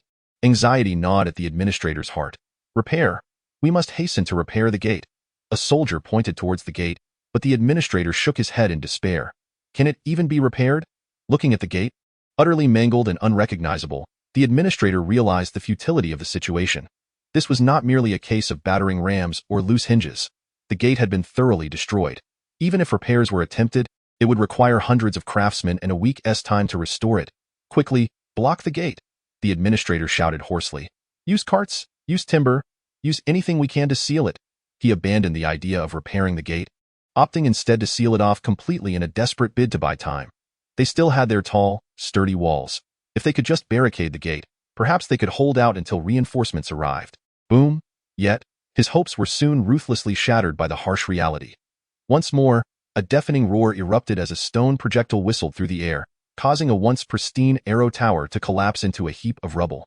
A soldier hastened down from the tower, only to be struck by the flying debris, letting out a piercing scream before falling motionless to the ground. Damn it! What on earth is that? The administrator's face turned ashen, unable to restrain his curses. Could it be magic? Yet, the force is utterly terrifying. The crucial point is that the Blackwood territory lacks high-level sorcerers. Moreover, they had no time to set up a trebuchet. A whirlwind of doubt and suspicion swirled within the administrator's mind. Boom! Another stone projectile violently struck the city wall. The soldiers on the wall were thrown into disarray, swaying perilously. The wall trembled violently, creating a gaping hole that exposed the earth and stones within. The soldiers gazed at the breached wall, utterly demoralized, casting aside their weapons and fleeing in a panic. Oh, it's over. Fear surged wildly through the castle. Wow, sister! The arrow tower has been blown away, Shafi exclaimed excitedly, pointing at the Colin's castle. Afi looked at Shafi's innocent expression, shaking her head in resignation. Shafi had originally been sent to assist the Blackwood army in leveling the land for construction, but upon witnessing the spectacular destruction of the wall, she was left utterly awestruck. Fi's gaze turned to Isaac, who was inscribing enchantments onto the cannonballs, filled with admiration. This man always managed to accomplish feats beyond reason. Initially, she had harbored doubts about Isaac's ability to breach the walls of Colin's castle. Yet now, he had substantiated his prowess through action. He truly is a man of his word. However, where on earth did he acquire such knowledge? Gunpowder, fertilizer, firearms, cannons, and even crops unknown to them. These innovations endowed the Blackwood territory with limitless potential. If the Blackwood territory could continue to evolve in such a manner, perhaps even in the face of an invasion by high elves, perhaps in the near future, the Blackwood territory could become their new sanctuary, shielding them from turmoil. Afi gazed at Isaac, filled with hope. In this moment, having lived for over 2 centuries, she had never imagined that she could harbor such intricate feelings for a fleeting mortal. The bombardment that commenced at dawn persisted into the afternoon. Fire, boom, bang. The thunderous explosions reverberated through the skies as massive stone projectiles hurtled towards the city walls. The walls had been battered and bruised. On the brink of collapse, oh, splendid. Isaac's eyes sparkled. A stone projectile struck the interior of the wall, and under the reinforcement of the robust enchantments he had inscribed, the projectile did not shatter but instead blew an even larger hole in the wall. The structure was already teetering. Even a near miss could trigger a cascading collapse. Artillerymen, quickly, employ scattershot. Isaac observed the cannon that had been pushed back by the recoil and reconsidered. Never mind, let's stick with solid shot. It seems I must devise a way to stabilize the cannon, Isaac mused inwardly. The wood sprites, harnessing the power of their elven companions, are blowing cold winds into the cannon's barrel to aid in its cooling. Preparing to load the next round. Heh, those fellows must be utterly stunned right now, Todrin remarked with a smile as he gazed at the precariously swaying city walls. So, what do you think? This is the might of the weapon you forged. Isaac patted Todrin on the shoulder and inquired. Ahem, all credit goes to you. I merely wielded the hammer as per your instructions, Todrin humbly replied, though his face radiated pride. How is the research I tasked you with progressing? Isaac asked. The weapon to deal with trolls and ogres? The craftsmen are working diligently on it, Todrin responded. Excellent. Once that weapon is completed, we can dispatch the second expeditionary team into the Beastwood. Ordinary rifles are ineffective against the ogres, and their agility makes them difficult targets for artillery. Thus, Isaac requires a weapon specifically designed to counter them. Why heavens, what exactly occupies your mind? Todrin inquired, observing the excitement in Isaac's eyes. The power to change the world. Change the world? Todrin exclaimed in astonishment. Indeed, my ideas combined with your craftsmanship will transform this realm, Isaac asserted confidently. As an example, he cited the steam engine. By the gods, can that contraption I once used to assault His Majesty truly be realized? Todrin asked, astonished. Isaac nodded affirmatively. While it is hard to fathom, you have demonstrated the cannon's might, and I trust you. Todrin, invigorated, stretched his limbs. This is far more exhilarating than crafting swords and armor. It seemed he had been captivated by Isaac's vision. Boom, boom, boom. Just then, the cannon fired once more. The earth trembled as stone projectiles whistled towards the city walls. Boom, boom, boom. The bombardment continued relentlessly. At last, a stone struck a vulnerable point in the wall. With a resounding crash, the wall collapsed. The surrounding fortifications crumbled as well, shaking the ground and sending dust soaring, enveloping the fortress of Corinth in a shroud of gray fog. The soldiers gaped in disbelief at the astonishing scene before them. They had breached the fortress of Corinth without any casualties. The defenders of Corinth, witnessing the collapse of their walls, completely lost their will to resist. With a swish, a white flag was slowly raised atop the wall, gently fluttering. Destruction of the city walls, completed, achievement points. 4,000 A few days later, Prince Gould II received news of the fall of the fortress of Corinth. Your Highness, are you truly allowing that country bumpkin to seize my castle? This is utterly unacceptable. Baron Corinth stormed into the tent, angrily pounding the table and shouting, Please, send troops to help me reclaim the fortress of Corinth. Prince Gould II was at a loss for words, awkwardly scratching his head. After all, he was the one who had initially ordered the blockade of the Blackwood territory. Chapter 63. The complex emotions of the second Princess. Baron, please calm yourself. Let us wait a few more days for the mercenaries to arrive, and then we shall dispatch our troops, Prince Gould II said, exercising patience. Your Highness, how much longer must we wait? When will those mercenaries arrive? Baron Collins shouted anxiously. What if that country bumpkin takes this opportunity to repair the castle walls? Prince Gould II took a deep breath, striving to suppress the rage bubbling within him. Ahem. Baron Collins does have a point. How did that country bumpkin manage to breach the castle walls? If even Collins' castle falls, our domain will be at peril. The other lords echoed the sentiment that the issue with the Blackwood territory must be addressed first. They seemed to have forgotten the dire situation on the front lines, consumed only by thoughts of safeguarding their own lands. Cursed be it. Prince Gould II seethed, slamming his hand upon the table once more. If we divert our forces now, the front will undoubtedly collapse. However, Your Highness, the lords looked at Prince Gould II with palpable anxiety. A bitter taste filled Prince Gould II's heart. Most of his army comprised the private soldiers of these nobles, and he could not disregard their counsel. Isaac, you scoundrel! Prince Gould II never imagined he would be cornered by such a lowly baron. Your Highness, Count Anil has annihilated Princess Priscilla's extraordinary troops and is en route. The mercenaries will arrive soon. We could spare some forces to placate those lords, suggested Baron Balan. Moreover, the walls have already been destroyed. Reclaiming Collins Castle should not pose a significant challenge. Prince Gould II nodded. Very well, then. Let us allocate 2,500 soldiers. Additionally, dispatch a fourth-tier mage to assist Baron Collins. Baron Collins? Here, Baron Collins replied. Prince Gould II bellowed, If you cannot reclaim Collins Castle, do not return. Understood, Your Highness. Baron Collins swallowed nervously and nodded. Princess Priscilla. Sir Lugo rushed into the room, breathless. What is it, Sir Lugo? Why have you returned? How fares the front? 2,500 enemy troops have vacated the front, along with the disappearance of a mage. Why? Do they intend to launch a surprise attack on us? It seems Baron Isaac has taken Collins Castle. The lords are in a state of panic. He has taken Collins Castle? Baron Isaac? Princess Priscilla inquired in astonishment. Yes, he is truly an incredible individual, Sir Lugo chuckled. Thanks to him, we can catch our breath. Princess Priscilla gazed into the distance at the battlefield, her beautiful eyes reflecting a myriad of complex emotions. Although Count Arnold had been wreaking havoc on the battlefield, he was but one man, and as time wore on, fatigue began to weigh upon him. Moreover, they faced an enemy that was twice their number. Had it not been for Count Arnold, they would have long since crumbled. Indeed, the thunderous weapon from last time was already sufficiently terrifying, yet this time it seems capable of demolishing even the city walls. Has he somehow acquired a multitude of siege engines? The voice of Sir Lugo was imbued with incredulity. Now Baron Haimu possesses 3 territories. The tone of Princess Priscilla was tinged with complexity. Isaac alone has not only annexed twice the size of his own Albram territory, but has also seized the pivotal fortress of Corinth, which leads to the west. Brother Gould has already dispatched troops to reclaim Corinth. If Baron Isaac can successfully defend it, perhaps he might truly become the most formidable lord of the West. Isaac's pace of growth is astonishingly swift. It has only been a short while since that inconspicuous country lad, and now he subtly trends towards becoming a dominant power in the West. If only I had been more decisive back then. Alas, Princess Priscilla's heart was heavy with regret. Baron Art, what manner of monster is your son? I can only hope, for the walls of Corinth's castle have crumbled, and now we are outnumbered with wizards aiding the enemy. It will be difficult for Baron Haimu to hold his ground. Sir Lugo spoke with deep concern. We can only pray that he endures a while longer. I shall promptly inform him of the movements of the second prince's faction. If he can truly hold on, the glimmer of hope flickered in Princess Priscilla's eyes. What would happen if he were to maintain control over Corinth, Your Highness? Sir Lugo inquired. Perhaps we ought to seriously consider Baron Isaac's previous proposal and form an alliance with him. At this juncture, Princess Priscilla had entirely relinquished the notion of compelling Isaac to submit to her.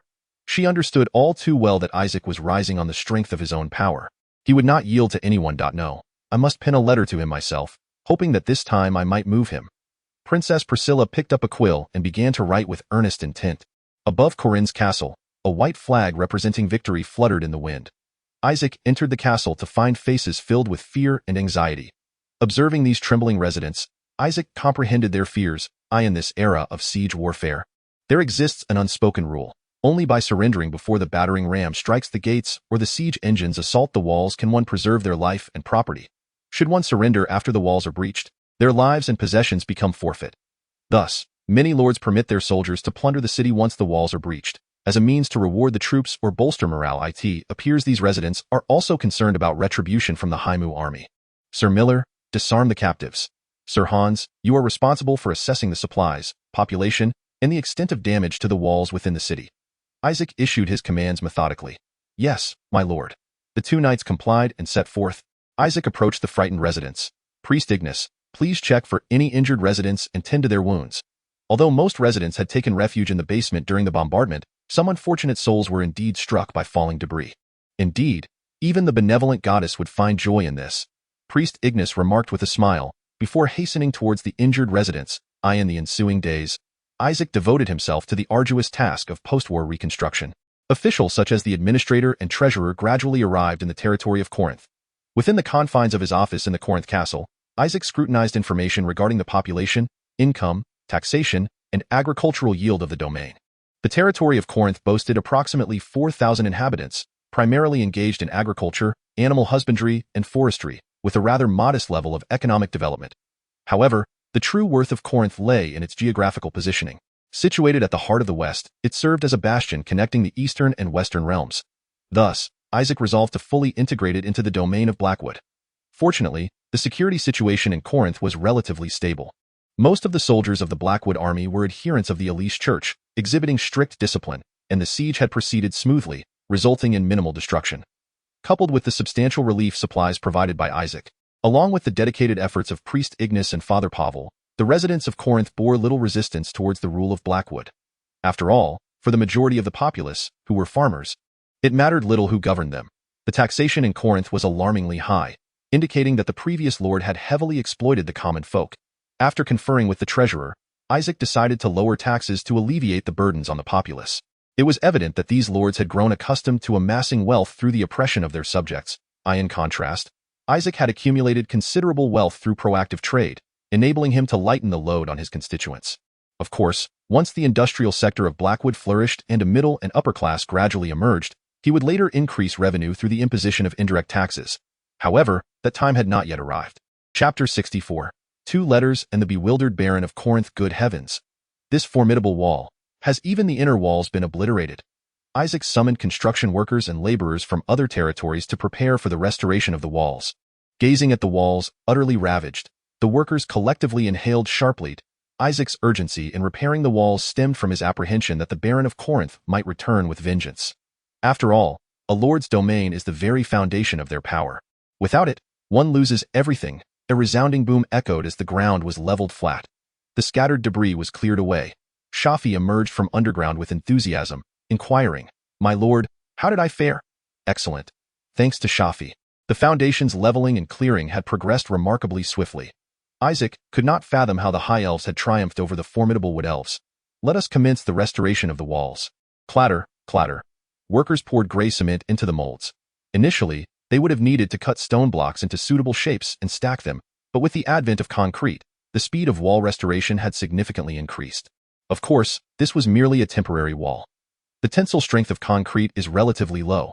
Should it face an onslaught from a catapult, it would easily collapse. On Earth, people utilize rebar to enhance the tensile strength of concrete. However, the Blackwood Domain's forge has yet to achieve mass production of rebar. One day, I shall construct a grand blast furnace. Yet, even without rebar, the concrete proves to be substantially more robust than the original walls. Ultimately, it is certainly preferable to having no walls at all. After all, they cannot employ catapults. Though a formidable siege weapon of the cold weapon era, the catapult possesses a mere range of 500 tar. In contrast, the cannons of the Blackwood Domain boast an impressive range of 1,000 tar. Should the enemy dare to assemble catapults within the Blackwood's reach, they would be instantly obliterated by the cannon fire. Such is the power of gunpowder. In terms of range, firearms hold an overwhelming advantage over melee weaponry. Furthermore, firearms require considerable loading time, enabling them to unleash their full potential only from behind sturdy walls. If the enemy dares to assault the Blackwood Domain, Isaac will undoubtedly show them the sheer shock of cannon fire at point-blank range. The restoration of the walls is currently underway when Isaac receives 2 letters. One is delivered by the sorcerer of Princess Priscilla, the other by the envoy of Baron Collins. The contents of the 2 letters are starkly opposed, leaving Isaac in a state of bemusement. "My lord, what do the letters say?" inquired Sir Miller. Princess Priscilla warns that Baron Collins is approaching with 2,500 soldiers, accompanied by a 4th-ring sorcerer, urging caution. It appears he has no intention of relinquishing Collins' territory. Moreover, the letter concludes with a rather amusing remark. Princess Priscilla mentions they are seriously considering Isaac's proposal and hope to engage in a formal discussion with him. It seems even the lofty Princess Priscilla is becoming somewhat anxious. Isaac resolves to find an opportunity to meet her. "My lord, what does Baron Collins's letter say?" Sir Miller asked. It goes without saying that the letter is likely filled with rage and threats. Isaac has long been familiar with the ways of these nobles. "Let me see. Evil invader, despicable bandit chief, shameless scoundrel, disruptor of order, treacherous miscreant, utterly untrustworthy liar, brazen hypocrite, and repugnant counterfeit of the divine." My heavens, this is rather lengthy. The letter is rife with insults, ultimately summarizing to a single message. Baron Collins intends to slay Isaac and reclaim Collins' territory. A fool's errand. Isaac scoffs. The walls are nearing completion, and Baron Collins's delusion of effortlessly reclaiming Collins' territory is nothing but a pipe dream. He shall witness the might of cannons, field artillery, rifles, and crossbows. Moreover, Isaac has prepared to confront the sorcerer. "Effie." "Yes, my lord?" Effie Greenleaf approached. "It is time for you to demonstrate your prowess.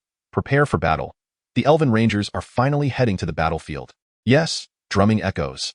Thousands of soldiers marched resolutely towards the domain of Corinth. Although Baron of Corinth was consumed with impatience, wishing fervently to soar directly to the fortress of Corinth, he recognized that the majority of his forces were infantry, rendering their pace excruciatingly slow. Yet, he was acutely aware that to restore the walls of Corinth Castle would require, at the very least, 6 months' time, and thus he refrained from hastening their march unduly. "Upon our arrival at Corinth Castle, should we send envoys to negotiate their surrender?" inquired a knight beside the Baron. "No need," the Baron retorted fiercely. "Even if they capitulate, I shall have them slain. Especially that accursed Isaac. I shall sever his head and preserve it in salt, then present it to Prince Gould too, as a means to atone for past transgressions and regain his trust." The Baron envisioned a splendid future as they pressed onward. However, upon reaching Corinth Castle, he was utterly dumbfounded. A cacophony of voices erupted as soldiers murmured amongst themselves. The Baron, most familiar with his domain, stared in disbelief. How is this possible? Before them stood a wall constructed of an unknown material, starkly intact. Chapter 65. Apologies, but I still prefer to shoot others. Be why the heavens. Gazing upon the pristine Corinth Castle, the Baron struggled to comprehend, for the intelligence he received had indicated that the walls had been breached. Had they truly been restored? The Baron squinted, scrutinizing the walls and noting that certain sections appeared newly smoothed, their hue slightly distinct from the rest, clearly indicating recent repairs. "How can this be?" the Baron bellowed incredulously. pacing back and forth. Damn it! Even a small segment of wall requires months to mend. Observing the sluggish movements of his infantry due to supply issues, the Baron seethed with rage. Had he known it would come to this, he should have disregarded all and forced the march. My Lord Baron, what shall we do now? A knight asked, anxiety creeping into his voice. The Baron gritted his teeth. What do you think we can do? Do not forget the orders of Prince Gould. If we fail to seize Corinth Castle, he left the thought unfinished, yet all soldiers understood the implications. Either victory or death, to reclaim the domain of Corinth. Prince Gould bore immense pressure, not only reallocating substantial forces from the front lines, but also dispatching a formidable fourth circle mage to assist him. Therefore, the Baron had no choice but to triumph. Prepare the trebuchets. Such walls cannot have been fully restored in such a brief span. It must be a shoddy construction. With just a few assaults from the trebuchets, they are certain to crumble. The Baron commanded, his voice ringing out. Upon hearing the orders, the soldiers sprang into action, diligently assembling the trebuchets in preparation for the siege. Regardless of the cost, they were determined to reclaim the domain of Corinth. The flames of vengeance burned fiercely in the Baron's eyes. He had no path of retreat. Isaac, you shall pay dearly. Baron Collins gazed at the distant castle that once belonged to him, his eyes ablaze with a fiery hatred. Ah, they are indeed full of vigor. It seems these lords will not relinquish their territories easily. Isaac stood atop the castle walls, observing the fervent activity in the distance, a cold smirk playing upon his lips. It appeared that in 3 or 4 days, their trebuchets would be fully assembled. He had been watching for several days, and those siege engines were taking shape. A colossal and unmistakable target had emerged. Apologies, but I am not one to be targeted. I much prefer to target others. Isaac revealed a devilish grin. He intended to make Baron Collins experience the despair of being on the receiving end of fire. Mission issued. Repel the enemy, protect the faithful. The goddess also issued a task, supporting Isaac's endeavors. Artillery, prepare to fire. Isaac commanded without hesitation. This time, he did not inscribe sturdy enchantments upon the shells. He aimed to utilize the shattering effect of the projectiles to maximize enemy casualties. Load the gunpowder, Sir Miller shouted from the walls. The artillerymen busily packed large quantities of gunpowder into the cannon's chamber. Target locked. The gunners adjusted the angle of the cannon, aiming the muzzle at the distant trebuchets under assembly. Cannons excelled in siege warfare, yet they proved even more formidable in defense. They possessed overwhelming range advantages, easily capable of obliterating enemy siege engines. Affy, keep a close watch on that sorcerer. Isaac's tone was grave. His greatest concern was the enemy's fourth-ring explosive magic. Fear not, my lord. As long as he dares to enter our range. Affy Greenwood gently caressed her rifle, a glimmer of cold light flashing in her eyes. Load the cannon. The gunners worked together to shove heavy stone projectiles into the cannon's chamber, preparing for launch. Fire! Isaac waved his hand decisively, issuing the command to attack. On the hillside, Baron Collins's soldiers were busily assembling the trebuchets. Isaac, you are truly seeking your own demise. Baron Collins observed the restored castle walls in the distance, a sinister smile spreading across his face. However, in the next moment, flames erupted from the walls, and the deafening sound of explosions filled the air. What? A massive stone projectile hurtled toward their trebuchets. Boom! The stone shattered into countless fragments, hurtling towards the soldiers. Ah! The soldiers instantly cried out in agony, collapsing into pools of blood. The screams and the explosions intertwined in a cacophony of chaos. How is this possible? Baron Collins stared in horror at the hellish scene unfolding before him. And why, lord? The enemy seems to be using trebuchets, a panicked knight exclaimed. How could there be trebuchets in the city? Confusion filled Baron Collins's mind. He had not seen any sign of such engines. Trebuchets required counterweights and leverage to launch their projectiles, making them quite tall and easily detectable. Could it be one of those lower-profile torsion catapults? However, the range of the torsion catapult is limited. It cannot reach this place. Moreover, what was that flash of fire just now? Could it be magic? Damn it. We must retreat. Have the craftsmen grind the stone projectiles down to a smaller size to increase the range. Baron Collins forced himself to regain his composure and swiftly issued the order to withdraw. Given the elevated terrain here, even if the enemy possessed trebuchets, they would be unable to strike this position. Although reducing the size of the projectiles would diminish their power, increasing the frequency of attacks could compensate for the loss in strength. The thunderous sound of cannon fire erupted once more, as massive stone projectiles obliterated the unfinished trebuchets and the soldiers nearby. Baron Collins, witnessing the gruesome scene unfold before him, trembled with rage. Chapter 66. The Elven Ranger's debut achieved perfectly. Isaac, you scoundrel, at last. He caught sight of the colossal, jet-black cannon atop the city wall, glimmering with a chilling metallic sheen. What in the world is that? How far can it possibly reach? He bellowed in fury. Is this the device that laid waste to the formidable Collins castle? At that moment, Prince Gould's warning echoed relentlessly in his mind. If he failed to reclaim Collins' castle, there would be no return for him. Baron Collins found himself with no path of retreat. "My lord Baron Collins, what shall we do now?" a knight asked, his voice trembling with trepidation. Baron Collins inhaled deeply and, pointing towards the distant Collins castle, said with venomous determination, "Fortunately, the battering ram remains intact. We must take advantage of the enemy's reloading time and lead the soldiers in a charge. Scale the walls with the siege ladders, but..." The knight attempted to voice his concerns, only to be cut off brusquely by Baron Collins. "Damn it! Do you wish to stand here and await your demise? Charge! Otherwise, I shall execute you myself." The knight dared not protest further and, with a heavy heart, sounded the charge. Faced with the specter of death, the soldiers had no choice but to bravely bear the siege ladders and rush towards the city walls. "Alfred, I require your assistance. Destroy the walls, along with that cursed siege apparatus."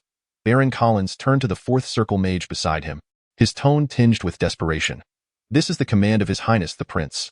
I can only comply." The mage, Alfred, replied coolly, a hint of arrogance coloring his words. "However, I shall report the events of this battle faithfully to His Highness, especially this disgraceful defeat. Damn it! I implore you." Baron Collins gritted his teeth, his heart brimming with humiliation and fury. This mage hailed from the Tower of Magic and answered solely to Prince Gould too, which made him exceedingly haughty. "Humph, levitation?" Alfred scoffed, waving his staff as a blue light enveloped him, gradually lifting him into the sky towards Collins' castle. The fierce siege battle commenced. The soldiers of the Blackwood army sheltered behind the walls, unleashing a relentless barrage of gunfire upon the enemies below. In the throes of battle, soldiers find themselves facing an arduous task of reloading after each shot, rendering them vulnerable to enemy assaults. However, atop the fortress walls, they can securely conceal themselves behind sturdy fortifications, allowing them to load their ammunition with relative safety before unleashing their fire upon the adversary. The relentless barrage of gunfire resonates like the incessant popping of roasted beans, a cacophony enveloped in acrid smoke that veils the sky. The advancing enemy soldiers succumb to gunfire, collapsing to the ground with anguished cries, their blood staining the earth crimson. The enemy's siege hammer. Target locked. A field cannon takes aim at the encroaching battering ram and fires. The deafening roar of explosions reverberates through the air. The roof of the siege hammer is obliterated, sending splinters and flesh flying, a sight too gruesome to behold. The siege hammer stands immobilized in the heart of the battlefield, rendered incapable of advancing another inch. "Throw," commanded Sir Miller, as soldiers hurled flaming iron balls towards the advancing enemy. Boom, boom, boom.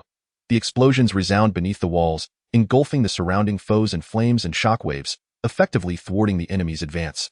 "Fire," commanded Sir Hans, as hundreds of arrows soared into the air, blotting out the sun, raining down upon the enemy like a torrential downpour.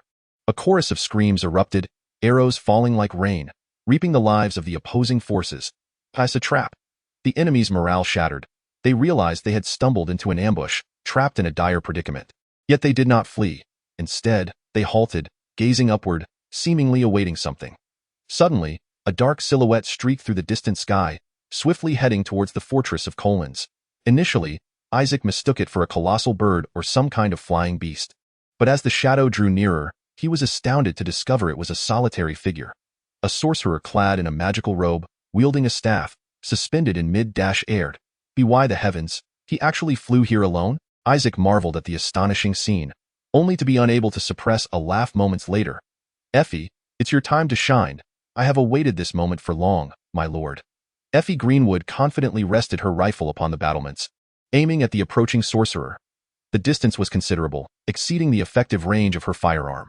Additionally, the sorcerer seemed to sense the impending attack from the Blackwood forces, constantly shifting positions. Yet she possessed the aid of the elves, capable of tracking targets and enhancing the bullet's power, allowing her to strike down foes regardless of distance or obstacles. Suddenly, a massive inferno materialized before the sorcerer Alfred, radiating a terrifying heat that warped the surrounding air. The flames, which consumed all in their path. Alfred began to chant incantations, preparing to unleash a formidable explosive spell to obliterate the walls and that accursed siege apparatus. Just then, Effie Greenwood pulled the trigger. A sharp crack echoed through the air as a silver bullet sliced through the sky, trailing a long plume of smoke, hurtling towards Alfred. Grant the enemy the flames of eternity. Boom. Alfred let out a harrowing shriek, clutching his chest as he plummeted from the sky. Thud. Alfred plummeted heavily to the ground from the air, lying motionless like a lifeless pig. In an instant, the battlefield fell into a profound silence. Everyone was stunned, gazing in disbelief at the scene before them, unable to comprehend what they were witnessing. Huff. Ife Greenwood elegantly blew on the muzzle of her gun and turned to Isaac, asking, "What do you think, my lord?" The Elven Ranger's debut in Hunting Knights and Magicians has been flawlessly accomplished. Chapter 67. The Western Overlord. Well done, Ife. With the crisp sound of the bolt, Ife Greenwood set down her rifle, confirming the enemy's complete demise. Thank you for the compliment, my lord. Ife smiled sweetly, her emerald eyes curving into crescent moons, the beauty mark at the corner of her eye adding a touch of allure. With the death of the High Magician, silence enveloped the battlefield once more. The soldiers, who had once hoped the magician could turn the tide, were left dumbfounded at this sight. The troops began to stir restlessly. The formidable firepower of the Blackwood army had already shattered the enemy's morale. The magician's death became the final straw that broke the camel's back, leading to the soldiers' utter collapse as they discarded their armor and fled the battlefield in a frenzy. Boom! A field cannon roared, its projectile landing precisely amidst the fleeing enemy ranks. Knight Miller, witnessing this, immediately commanded the artillery to continue firing, seeking to expand their victory. Boom, boom, boom. Stones are coming again. Run. Fear spread like a plague among the enemy ranks. Soldiers crazily fled the battlefield, disregarding everything as shells fell mercilessly like rain, claiming the lives of the foes, their cries echoing as they trampled over the bodies of their fallen comrades. Form ranks. Pick up your weapons. The knights attempted to regroup, but the tide of defeat was unstoppable, as the soldiers only wished to escape this horrific battlefield. Cowards! A bunch of spineless wretches, do you all wish to die? Baron Collins's furious roar echoed from afar, yet he could no longer halt the army's rout in a fit of rage. Baron Collins pointed at Isaac atop the platform, shouting, "Isaac, you despicable coward! Come down and face me. Duel me like a man. Do you nobles only have olives in your heads? I have cannons and need not descend to engage in hand-to-hand combat with you." Isaac chuckled coldly within, ignoring Baron Collins's tirade. "I shan't go anywhere. You might as well return home. Almost forgot. He no longer has a home." Regrettably, the distance was too great for Isaac to mock Baron Collins audibly. Thus, he merely waved his hand in farewell, deliberately exaggerating the gesture to ensure Collins could see it clearly. Indeed, upon witnessing Isaac's actions, Baron Collins erupted with fury. Awe! He clutched his hair, howling in a frenzied rage. A knight, noticing that Baron Collins had lost his wits, forcibly dragged him away from the battlefield. Once Collins departed, the soldiers, who had been watching from the sidelines, promptly discarded their armor and scattered like birds and beasts. The sound of the retreat horn echoed through the skies, marking the conclusion of this one-sided battle. Repel the enemy, protect the believers, completed. Achievement points. 3,000. The army of Baron Collins suffered tremendous losses due to their inferior range and ultimately fled in disgrace. Soldiers, we have triumphed once more, Isaac proclaimed, raising his gleaming spiked mace high. The soldiers of the Blackwood army erupted in thunderous cheers. In the City of Light, at the Dario Merchants Association branch, the rhythmic clicking of the scales resonated as Chairperson Miko delicately adjusted them, contemplating the odds between Prince Gould II and Princess Priscilla. This succession war bore significant implications for the future of the Dario Merchants Association, compelling Chairperson Miko to make a judicious choice. What should I do? Certainly, this matter was not solely within her purview as a branch leader. It required the decision of the Dario Merchants Association headquarters in the royal capital. However, for reasons pertaining to a certain individual, Chairperson Miko's heart had already begun to lean towards the faction of the second princess. She firmly believed that Lord Isaac would undoubtedly overcome the current adversities and achieve ultimate victory. Indeed, it was a gamble of grand proportions. Yet, she had faith in her instincts. Lord Isaac had consistently demonstrated his ability to conjure miracles. Not only had he vanquished the Albram territory, which was twice his size, but he had also innovated a myriad of wondrous creations. Furthermore, recent rumors suggested that he was an apostle of the divine. Knock, knock, knock. The sound of knocking interrupted Chairperson Miko's reverie. Come in. Libero entered, holding a document. Chairperson Miko, have you heard? His expression was grave, causing a knot to form in Miko's stomach.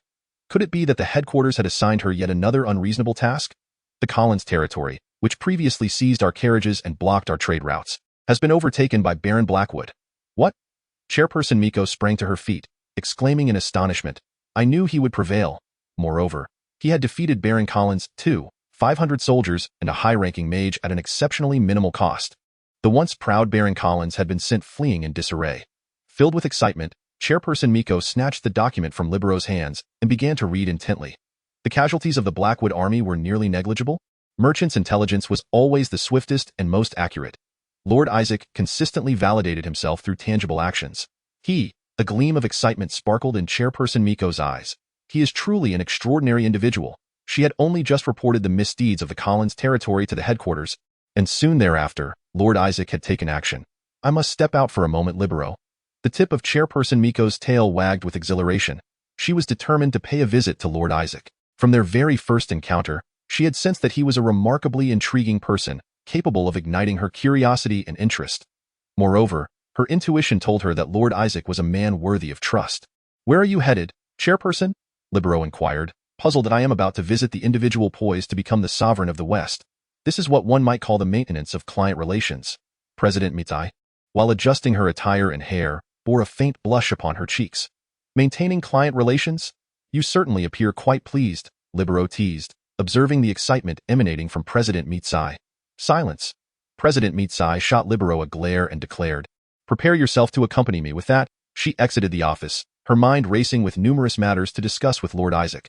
She recalled the moment when Lord Isaac first encountered her, unhesitatingly offering her a glass of Haimu beer. A smile graced President Mitai's lips as she quickened her pace. Chapter 68. The second prince's retreat. The thunderous sound echoed as hundreds of majestic warhorses formed a dense formation, charging towards the enemy with a force akin to a landslide.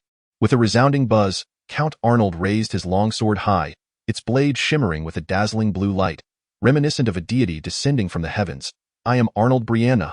The sword saint's furious roar reverberated across the battlefield. Shaking the very earth, the wave of blue sword energy surged forth, tearing the enemy apart with unstoppable might. The enemy's formation crumbled in an instant. The heavily armored cavalry of the second princess's faction surged forward, penetrating the enemy ranks. The sound of iron hooves crushing the fallen echoed ominously. The soldiers of Prince Gould's army screamed in despair, fleeing in all directions. "Charge!" The cavalrymen of the second princess's faction pursued the retreating foes with exhilaration, amplifying their victories. Gasping for breath, Count Arnold pulled on the reins, his face showing signs of fatigue. "Damn it. Once this war concludes, I shall indulge in a well-deserved rest for several days." He removed his helmet, golden locks cascading down and enhancing his imposing presence. "Why did the enemy suddenly collapse?" Count Arnold queried. A look of perplexity etched on his face. The disparity in troop strength had been significant. Regardless of where breakthroughs occurred, the enemy would swiftly regroup their defenses. "Father, have you not heard? Isaac is attacking the rear of Prince Gould," Lucy exclaimed, removing her helmet, her short golden hair dancing in the wind with a gallant flair. "What?" Count Arnold gasped in astonishment, disbelief etched across his features. This was already an open secret. Princess Priscilla was exceedingly pleased, indicating that Isaac had successfully provoked those lords. Lucy explained with a smile. Count Arnold's eyes widened in realization. It was indeed Isaac who had undermined Prince Gould from behind. No wonder the enemy was in such a frantic retreat. So it seems. Prince Gould must have been compelled by those lords to withdraw his forces. Furthermore, Isaac has also defeated the troops sent by Prince Gould to thwart him, which must have thrown Prince Gould's army into utter disarray. Ha ha ha.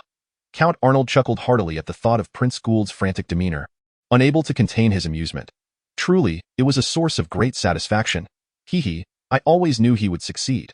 From the very beginning, I discerned that he was no ordinary individual, which is precisely why It was my mother who recognized his extraordinary qualities, while you merely opposed our union at that time. Lucy interjected without mercy, unveiling her father's dark past. In any case. Count Arnold awkwardly scratched his head, his face turning crimson. "Now, what we must do is seize this opportunity to expand our gains." Lucy, observing her father's uncomfortable demeanor, shook her head with a smile and pointed ahead. Two white unicorns snorted excitedly, ready to charge forth. With a click, the father and daughter donned their helmets, turned their steeds, and prepared to charge once more. "Come, my daughter, let us fight side by side once again." "Damn!" Count Arnold suddenly halted, gazing at the distant tempest of magical energy rising into the sky, his expression growing grave. Lucy stepped back and returned to the side of her highness. "It appears he has arrived." Count Aniel. Count Arnold's eyes were filled with a cold, murderous intent as he observed Count Aniel unleashing magic in the distance. The siege at Collins Castle concluded with a victory for the Blackwood territory. Isaac granted a leave of absence to some soldiers, yet he remained busy, attending to various matters. To reward him, the elves who commanded the plant elementals presented a platter of brown powder. It appeared they had sliced, dried, and extracted sugar from inferior quality beets. How sweet! Isaac dipped a finger into the sugar and tasted it, expressing his delight. He then dipped a piece of bread into the sugar and took a bite. The surface of the bread was coated in sparkling sugar granules, and each bite was deliciously sweet. Truly exquisite. Thus, while savoring the bread dipped in sugar, Isaac continued to manage his affairs. Knock, knock, knock. The sound of knocking interrupted Isaac's thoughts. My lord, President Meatsai seeks an audience. Administrator Peter spoke respectfully. Let her in. Isaac set aside the documents and replied with a smile. Hail to the new sovereign of the West. President Meatsai gracefully lifted her skirt and curtsied elegantly, exuding the poise of a noblewoman. She deliberately employed the term sovereign rather than the usual lord, clearly implying something deeper. President Meatsai, you jest. The Blackwood territory is but a tiny speck, hardly deserving of the title sovereign. Isaac shook his head helplessly. The foundation of the Blackwood territory is still shallow. At most, it has annexed 2 territories, hardly qualifying it to be compared with true sovereigns who possess vast lands and legions of soldiers. But as a merchant, I always focus on future possibilities. President Meatsai stifled a light laugh, skillfully employing various compliments in an attempt to bridge the gap with Isaac. The Blackwood territory is currently flourishing. To say the future is promising is not an exaggeration, wouldn't you agree? Her gaze was exceedingly fervent, causing Isaac to swiftly divert the conversation. Regarding the matter of the Collins territory, there were no delays in the transportation of goods to the capital. I trust? Rest assured, the goods successfully arrived in the capital before the roads to Collins were sealed. Thanks to your decisive actions in resolving the issues, those who might have harbored ill intentions towards our merchant convoy will think twice before acting. Chairman Meatsai expressed his gratitude once more. We are partners. Naturally, your troubles are also mine, and it is only fitting that I extend my assistance. By the way, how are the sales of the pins and carriages faring? The pins have been sold within the palace, and their exquisite design and practical functionality have garnered the royal family's approval. As for the carriages. Chairman Meatsai's tone faltered. The Belfork Trading Company, responsible for supplying the royal family with carriages, has been obstructed. It appears that gaining access to this auspicious territory of the palace is no simple task. Fortunately, Regent Pazis has taken a great liking to the pins we provided, thereby agreeing to permit our carriages into the palace. Splendid, Isaac exclaimed, pumping his fist in the air, akin to a salesman who has just secured a substantial order. It is as if a burgeoning automobile manufacturer has produced a new vehicle, which the president then chooses to ride. This will undoubtedly create tremendous publicity. Well done, Chairman Meatsai, Isaac said excitedly, grasping Chairman Meatsai's hand. The sudden gesture left Chairman Meatsai somewhat flustered, a faint blush gracing her fair cheeks. Chapter 69. I desire you. In any case, as long as His Majesty the Regent is pleased with the carriage, your plan will be halfway successful. You have experienced the comfort of that carriage yourself, and coupled with the silencing enchantment, it is bound to leave a lasting impression on the Regent. Thus, your ability to leverage connections to gain entry for the carriage into the palace is invaluable. Chairman Meatsai's tail wagged with excitement. Oh, it is nothing. It is all thanks to the superior performance of the carriage you invented. I merely added some finishing touches. By the way, Meatsai, your visit must not solely be to convey this information? Of course not. Lord Isaac, I have heard that the Blackwood territory has experienced a bountiful harvest this year. Chairman Meatsai inquired, having learned that everyone in Blackwood was now enjoying white bread. A bountiful harvest? Perhaps in Chairman Meatsai's understanding, a harvest refers to planting wheat in fertile land and, with favorable weather and no pests, ultimately achieving a good yield. However, Blackwood has undergone an agricultural revolution, employing fertilizers for meticulous cultivation, resulting in unprecedented yields. I wish to purchase some wheat from you, as much as possible. What do you need so much wheat for? With civil war erupting in the east, especially before the wheat harvest, we will soon face food shortages. If we seize this opportunity, we could reap substantial profits. Those farmers who should be tilling the land have all been conscripted, so the food production in the east is bound to decline. Chairman Meatsai seeks to seize this opportunity, daringly venturing to sell grain to the east in pursuit of substantial profits. The Dario Chamber, bolstered by its formidable financial resources, can employ powerful guards, thus deterring ordinary brigands from targeting them.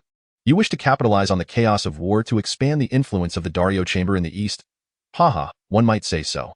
Isaac mused, considering that the Haimu territory currently lacks the capacity to transport wheat to the east. This could indeed be a profitable endeavor. There is conflict here as well. Surely you do not intend to conduct business in the west? How could I? You are the apostle of the divine. I would not dare entertain any unscrupulous thoughts on your territory. That is reassuring. I shall sell the wheat to Princess Priscilla, which will enhance my bargaining power.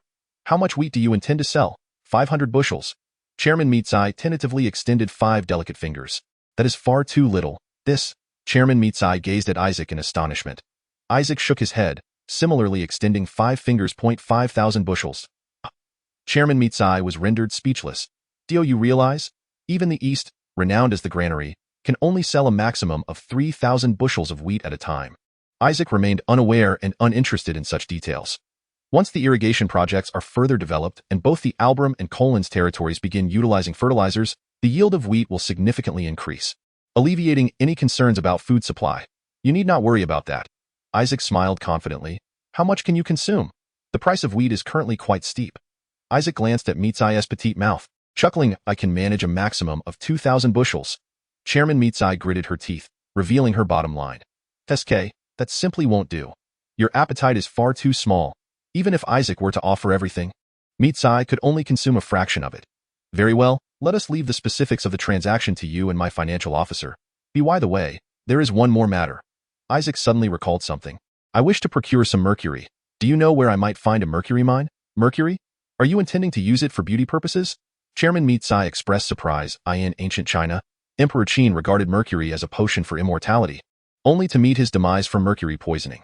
Similarly, in the West, Queen Elizabeth I once applied mercury to her face for cosmetic purposes. However, Isaac had other intentions. No, I require it for some experiments. A small quantity will suffice. No problem, leave it to me. Also, could you assist me in recruiting some craftsmen from Light City? For instance, pharmacists, gem cutters, glassmakers, tailors, blacksmiths, and so forth, with generous remuneration. This might prove somewhat challenging. The craftsmen of Light City are the backbone of the city, and the mayor would not easily allow them to depart. What if I were to offer a significantly higher price? Even if you were willing to pay an exorbitant sum, those craftsmen would not readily leave Light City, unless it faced utter catastrophe. Chairman Meatsai lamented. Alas, what a pity. The existence of free cities can be attributed to the agreements they have forged with the surrounding nobility and royalty. Surely, those short-sighted nobles would not be foolish enough to jeopardize these accords by launching an attack on Light City for immediate gains? Isaac suddenly recalled an individual. However, Prince Gould too could not possibly be so reckless as to engage in such self-destructive behavior, could he? Isaac needed to contemplate alternative means of recruiting artisans. Well then, let us set aside the matter of artisans for the moment. I have one final issue to address, my lord. Please speak freely. I shall certainly do my utmost to assist you. I want you. Me? The president of the Meatsai chamber turned crimson, her speech faltering. What do you mean? You are of Orcish descent and have undoubtedly faced discrimination within the guild. Have you ever considered seeking a different occupation? It was at this moment that the president of the Meatsai chamber comprehended Isaac's intent. Her ears drooped slightly, her tone betraying a mixture of disappointment and solitude. Are you suggesting that you wish to recruit me? Are you planning to establish your own guild? It is still uncertain. I am merely contemplating this possibility. I require a shrewd and capable merchant like you to assist me in managing the guild. A wry smile tugged at the corners of the president's mouth. Indeed, I have endured considerable grievances within the guild. Even my own father has perpetually held prejudice against me. But I do not wish for you to abandon everything and come to Blackwood territory right now. Isaac clarified, I merely wish to convey that the doors of Blackwood territory will always remain open to you. Are you serious? Torn between the desire to rid herself of her father and the prospect of joining Isaac, Meatsai found herself at a crossroads. However, Isaac's invitation had already planted a seed within her heart. I will give it serious consideration, my lord Isaac. You are the first individual to wish to recruit me. Such ignorance among them. They have failed to truly recognize your worth. Experience and knowledge constitute true wealth, especially for a merchant with extensive experience like the president of the Meatsai chamber. Furthermore, she seemingly harbored discord with other branches of the Dario Guild, yet commanded substantial popularity within the guild itself. Thus, should she choose to join Blackwood territory, it is possible that the entire branch may follow suit. Of course, the likelihood of this remains slim. To commemorate our successful delivery of goods to the royal palace and the completion of the wheat trade, shall we raise a toast? With a click, Isaac opened a barrel of beer, the golden liquid flowing gently into wooden cups. Naturally, my lord Isaac, this also constitutes one of my reasons for visiting Blackwood territory. The president of the Meatsai chamber remarked with a smile. Blackwood territory and the Dario Guild. Isaac raised his cup. Clink. The two cups met gently. Within the tent of Prince Gould too, the atmosphere was oppressively grim. Those once arrogant nobles now sat in stunned silence, their faces etched with despair. What did you say? A flash of white light pierced the air, accompanied by a deafening roar, and then our army was utterly annihilated? Prince Gould too incredulously inquired, his tone rife with fury and dread. Baron Collins, kneeling upon the ground, wept as he stammered, "Why yes, your highness." Chapter 70. The shocked nobility and the assassination of the second prince. A hell on earth. It was nothing short of a living nightmare. Baron Collins, still in a state of shock, incoherently recounted the horrors of the battlefield. Suddenly, a deafening explosion echoed from the city walls. Then, soldiers began to fall in droves. His voice trembled as he seemed to be transported back to that dreadful battlefield. We didn't even have time to assemble the trebuchet," Baron Collins gulped, terror-stricken. The moment they attempted to construct the trebuchet or any other siege weapon, enormous stones would come hurtling towards them, reducing both men and machinery to mere rubble. Left with no choice, they resorted to the battering ram for a forced entry. However, what awaited them was an even fiercer barrage of firepower. The soldiers of the Blackwood territory wielded wooden staffs that belched forth flames and thick smoke. Our heavily armored infantry appeared as mere scarecrows before them. Baron Collins clutched his head in anguish, his tone laced with despair. The nobles within the tent listened to Baron Collins's account, their expressions growing increasingly grim. How could such terrifying weapons possibly exist in this world? Indeed, the Blackwood territory had no grand sorcerers, and they lacked the time to set up trebuchets. You mean to say those wooden staffs could pierce the armor of heavily armored infantry? That is utterly absurd. Moreover, you claim they can unleash fire and explosions? Are the soldiers of the Blackwood territory monsters? This is simply preposterous. The nobles expressed their skepticism towards Baron Collins's words, a cacophony of doubts and ridicule filling the tent. No, it is not so. Please, believe me. You may inquire with those soldiers who returned, Baron Collins implored, desperation in his voice. However, the nobles remained unconvinced. They were familiar only with bows, crossbows, and trebuchets, and could not fathom, let alone believe, the existence of such unheard-of weaponry employed by the Blackwood forces. What of Alfred, the sorcerer I dispatched to assist you? How fared he? Prince Gould too inquired in a low tone. He ascended into the sky, preparing to unleash explosive magic upon the enemy. Baron Collins's voice dwindled, tinged with unease, and then, Prince Gould too pressed, his tone growing ominous. He was struck by a silver beam of light and then plummeted. "Forgive me, your highness, useless fool." Prince Gould too's countenance turned ashen, his fist crashing down upon the table in a fit of rage. He had dispatched a distinguished sorcerer, only for him to perish without achieving any effect. Begone. I do not wish to see you again. But your highness, I have done my utmost. Baron Collins stammered. Even if what you say is true, leading such a multitude of soldiers yet achieving such a dismal outcome is unforgivable. Depart. Do not let me lay eyes upon you again. Prince Gould too thundered, commanding the soldiers to expel Baron Collins from the tent. Humph! I provided him with such a multitude of soldiers, and he dares to return with such dismal results? Prince Gould too exclaimed furiously as he glared at the assembled nobles. The nobles, feeling the weight of his wrath, averted their gazes, unable to meet his fierce eyes. Your highness, what shall we do about the Blackwood territory? Baron Ching inquired, his tone tinged with a hint of resignation. What else can we do? Not even 2,500 soldiers could approach the city walls. How many more must we send to conquer Blackwood? Prince Gould too bit his lip in frustration, his eyes ablaze with indignation. He silently fumed, realizing that to deal with Isaac, they would have to wait for Count Anir to free himself. Yet, Count Anir was presently embroiled in fierce combat with Count Arnold on the front lines, unable to extricate himself. We shall proceed according to the original plan. The mercenaries are set to arrive on schedule, are they not? Prince Gould too queried. Absolutely, they are quite eager to partake in the plundering of Light City, and we secured their services at a remarkably low price, Baron Ching replied. As Count Anir fought valiantly on the front lines against Count Arnold to buy them time. The mercenaries were soon to arrive. Together, they could raid Light City to gather funds for the military. Everything was proceeding as intended. Although the Corn's territory had fallen to Isaac, the latter required time to assimilate this new acquisition. Therefore, Prince Gould too resolved to advance swiftly during this interval, planning to confront Isaac once he was able. Thus far, our plans remain unscathed.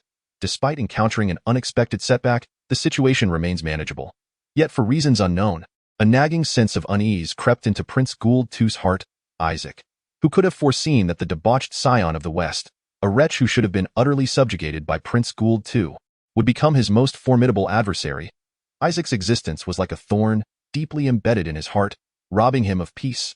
Ugh, Prince Gould too seethed, striking the pillar of the tent with a furious fist. What is all this? President McAfee inquired, astonished as he beheld the seemingly endless procession of wagons.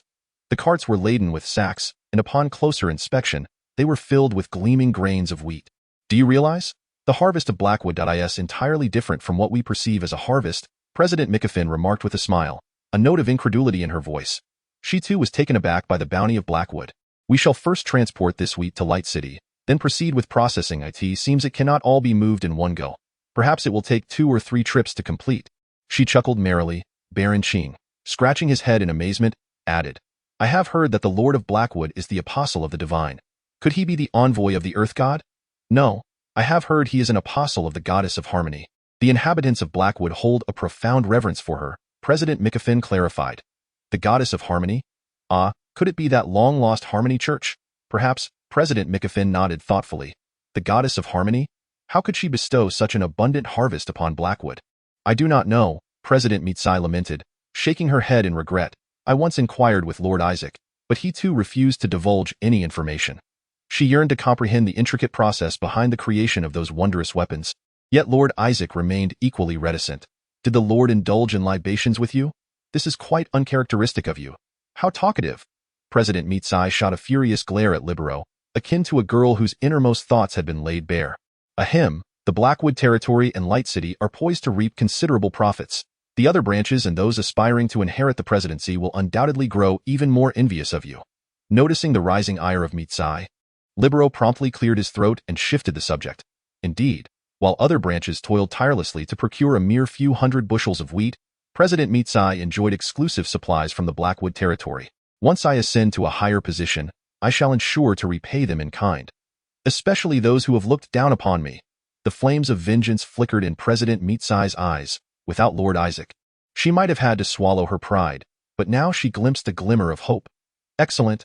Ambition is commendable. Revenge is the finest motivation, Libero remarked with a chuckle, then teasingly pointed toward Blackwood Castle. But you must first cultivate a good rapport with Lord Isaac, mustn't you? Shall we return now for another drink? Oh, be quiet, President Mitsai exclaimed, stamping her foot in frustration and casting another fierce glare at Libero. Chapter 71. Please, calm yourself, esteemed priest. The substantial grain transactions had significantly bolstered the financial income of the Blackwood territory. Following the advice of Financial Officer Charles, Isaac resolved to recruit additional soldiers. The victories in both siege and defense battles had earned Isaac a wealth of achievement points, allowing for the acquisition of more rifles. The newly enlisted soldiers would be trained as musketeers. Isaac also expanded the Elven Ranger unit, enlisting 5 new rangers and planning to equip them with specialized sniper rifles, such as the Whitworth rifle from England. Although they could not be fitted with scopes, the elves' keen eyesight more than compensated for this limitation. Furthermore, the Albram territory constructed a new structure, a temple dedicated to the goddess of harmony. The celebration attracted an even greater number of attendees than during the establishment of the first temple. Standing amidst the throng, Isaac raised the glimmering mace aloft. Faithful followers, behold this light. The mace radiated a dazzling brilliance. This is the goddess's grace, her blessing, her joy.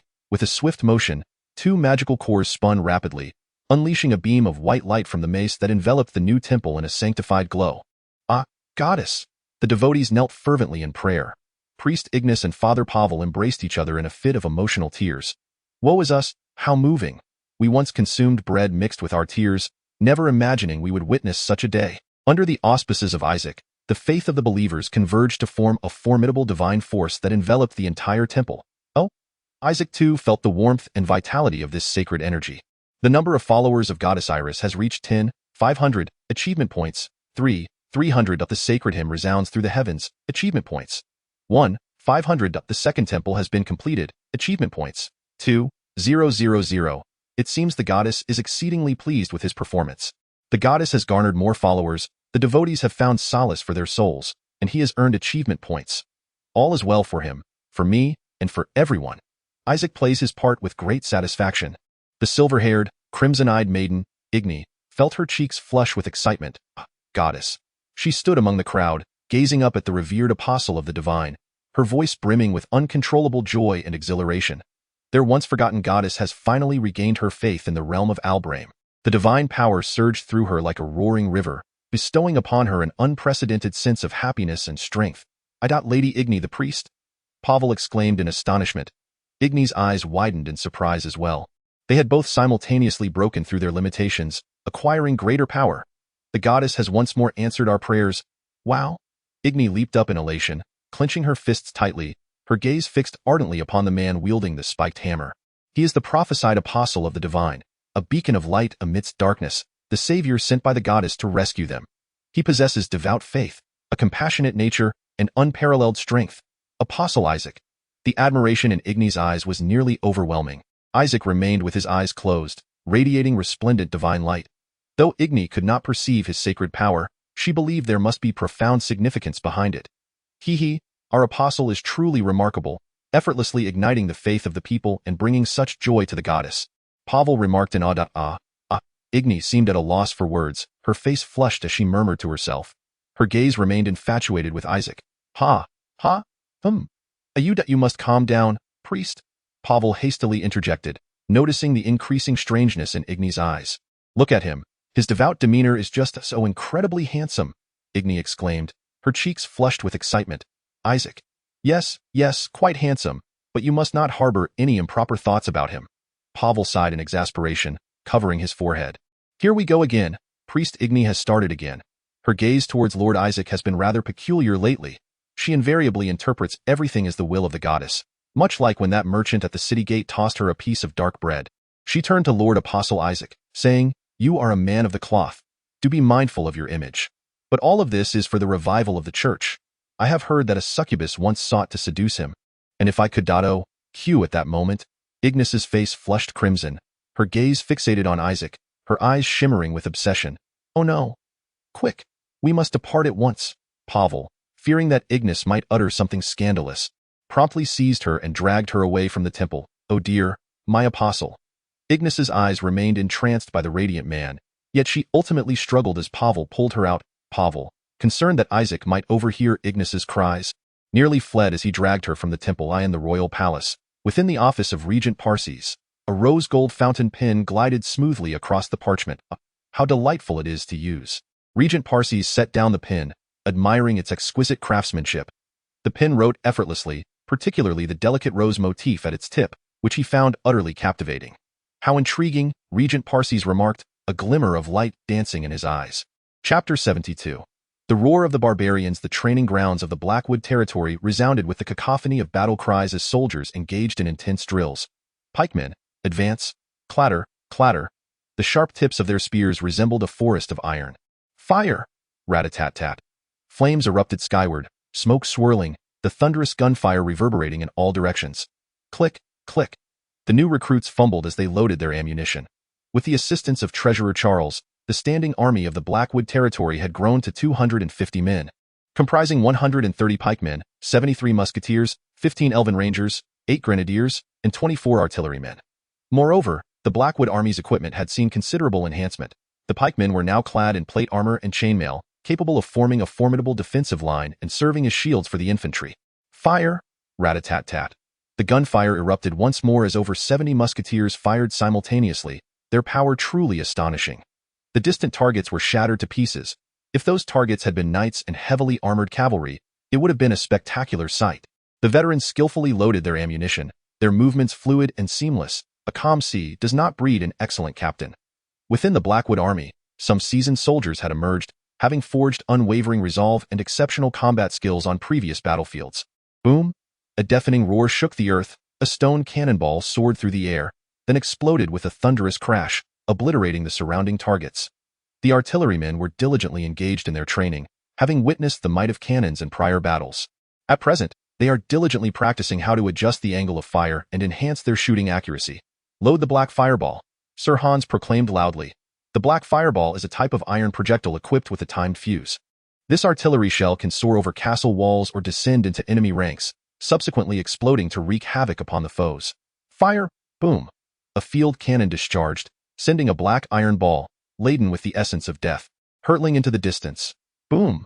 The iron ball struck the center of the target range but did not detonate immediately. A few seconds later, the ball erupted, instantly obliterating the surrounding targets into fragments. Woohoo! Isaac and the craftsman beamed with satisfaction, while the artillerymen exchanged astonished glances, captivated by the distant explosion. Excellent! Everyone has performed admirably, Isaac commended as he patted Todd Lin and the craftsman on the shoulders. From this day forth, the Blackwood Territory boasts yet another formidable weapon. Furthermore, the Blackwood Territory is in the process of developing a type of artillery known as a howitzer. The howitzer features a shorter barrel and a steeper angle of fire, enabling it to launch attacks over castle walls akin to a mortar. Should the black fireball be loaded into the howitzer, its destructive power would be even more astonishing. Now, they merely need to locate pyrite before they can upgrade to flintlock firearms. Isaac observed the soldiers meticulously maintaining their matchlock guns and murmured to himself. He had previously requested President Meatsai to assist him in the search for pyrite. If zinc ore could also be found, they could subsequently produce brass. Let us not forget that the Albram territory possesses copper mines. Once the cotton from the Duchy of Hinton arrives, we will require an even greater workforce. Without automated machinery, large-scale cotton cultivation demands a substantial amount of manpower. He pondered whether this world had individuals of darker complexion and whether cotton picking could be considered their traditional craft. The beet cultivation is still in the varietal improvement phase, but once the variety is established, it too will necessitate a considerable workforce for extensive planting. Additionally, the salt fields that have commenced operations will similarly require a significant number of laborers. Ah, indeed. Currently, the West is rife with refugees who have lost their homes due to war, wandering aimlessly. The Blackwood Territory possesses vast lands, ample food, and numerous employment opportunities, making it an ideal haven for them. A strategy must be devised to attract these refugees to settle in the Blackwood Territory. Population equates to national strength and competitiveness. Fire. Efi's crisp command interrupted Isaac's musings. A few newly joined elven rangers, unaccustomed to the recoil of the rifle, shut their eyes. 15 beams of white light cleaved through the air, striking the same target with precision. Clap, clap, clap. The target was riddled with holes, a pitiful sight indeed. Incredible, Isaac exclaimed, unable to contain his laughter as he watched the elven rangers shooting. Efi Greenleaf's bullets were silvery white, while those of the other rangers were pure white. Isaac had once inquired about the reason from Efi Greenleaf. She explained that it was due to her ability to command a more potent wind elemental spirit. So, what do you think, my lord? Efi asked playfully, blowing gently at the muzzle of her rifle with a smile. Remarkable, Effie, Isaac remarked with a thumbs up, his admiration evident. Effie responded with a charming smile and a satisfied nod. She consistently bestowed such an enchanting smile upon Isaac, leaving him often in a state of distraction. He shook his head, casting aside those wandering thoughts. Upon the hillside, hundreds of colossal wolves paced restlessly. They gazed hungrily at the bustling city below, observing the caravans that came and went, occasionally licking their sharp fangs, their eyes glinting with a bloodthirsty gleam. These were the orc mercenaries from the kingdom of Kirk, armed solely with battle axes and spears. They yearned for combat, thirsted for blood, and craved riches. My lord Lachlan, proclaimed an orc who leapt down from a wolf's back, approaching the mercenary captain. The human prince claims he has gained the upper hand on the battlefield. Let us bide our time, for he shall soon seize Light City. Wait a little longer. Lachlan spat disdainfully, his eyes brimming with avarice. Even merely robbing the caravans entering and exiting the city would yield us considerable wealth, would it not? Regold? Orcs are inherently drawn to battle and plunder. If the conflict is for the sake of profit, then one must seize every opportunity to enrich themselves. Indeed, those caravans appear quite affluent. Regold chuckled, their eyes shimmering with greed. Ha ha ha. Then let us take up arms. Those who arrive late can only blame themselves. Orcs would not contemplate notions of cooperation or consequences. Their blood boiled, filled with the desire for slaughter. Toot toot toot. Regold sounded the horn, its piercing cry echoing through the valley. For wealth, charge, boom, boom, boom. Hundreds of great wolves surged down the hillside, carrying the orc mercenaries like a black tide, roaring towards Light City. Chapter 73. The life and death crisis of Light City. Light City remained as tranquil and serene as ever, seemingly untouched by the raging fires of war sweeping across the west.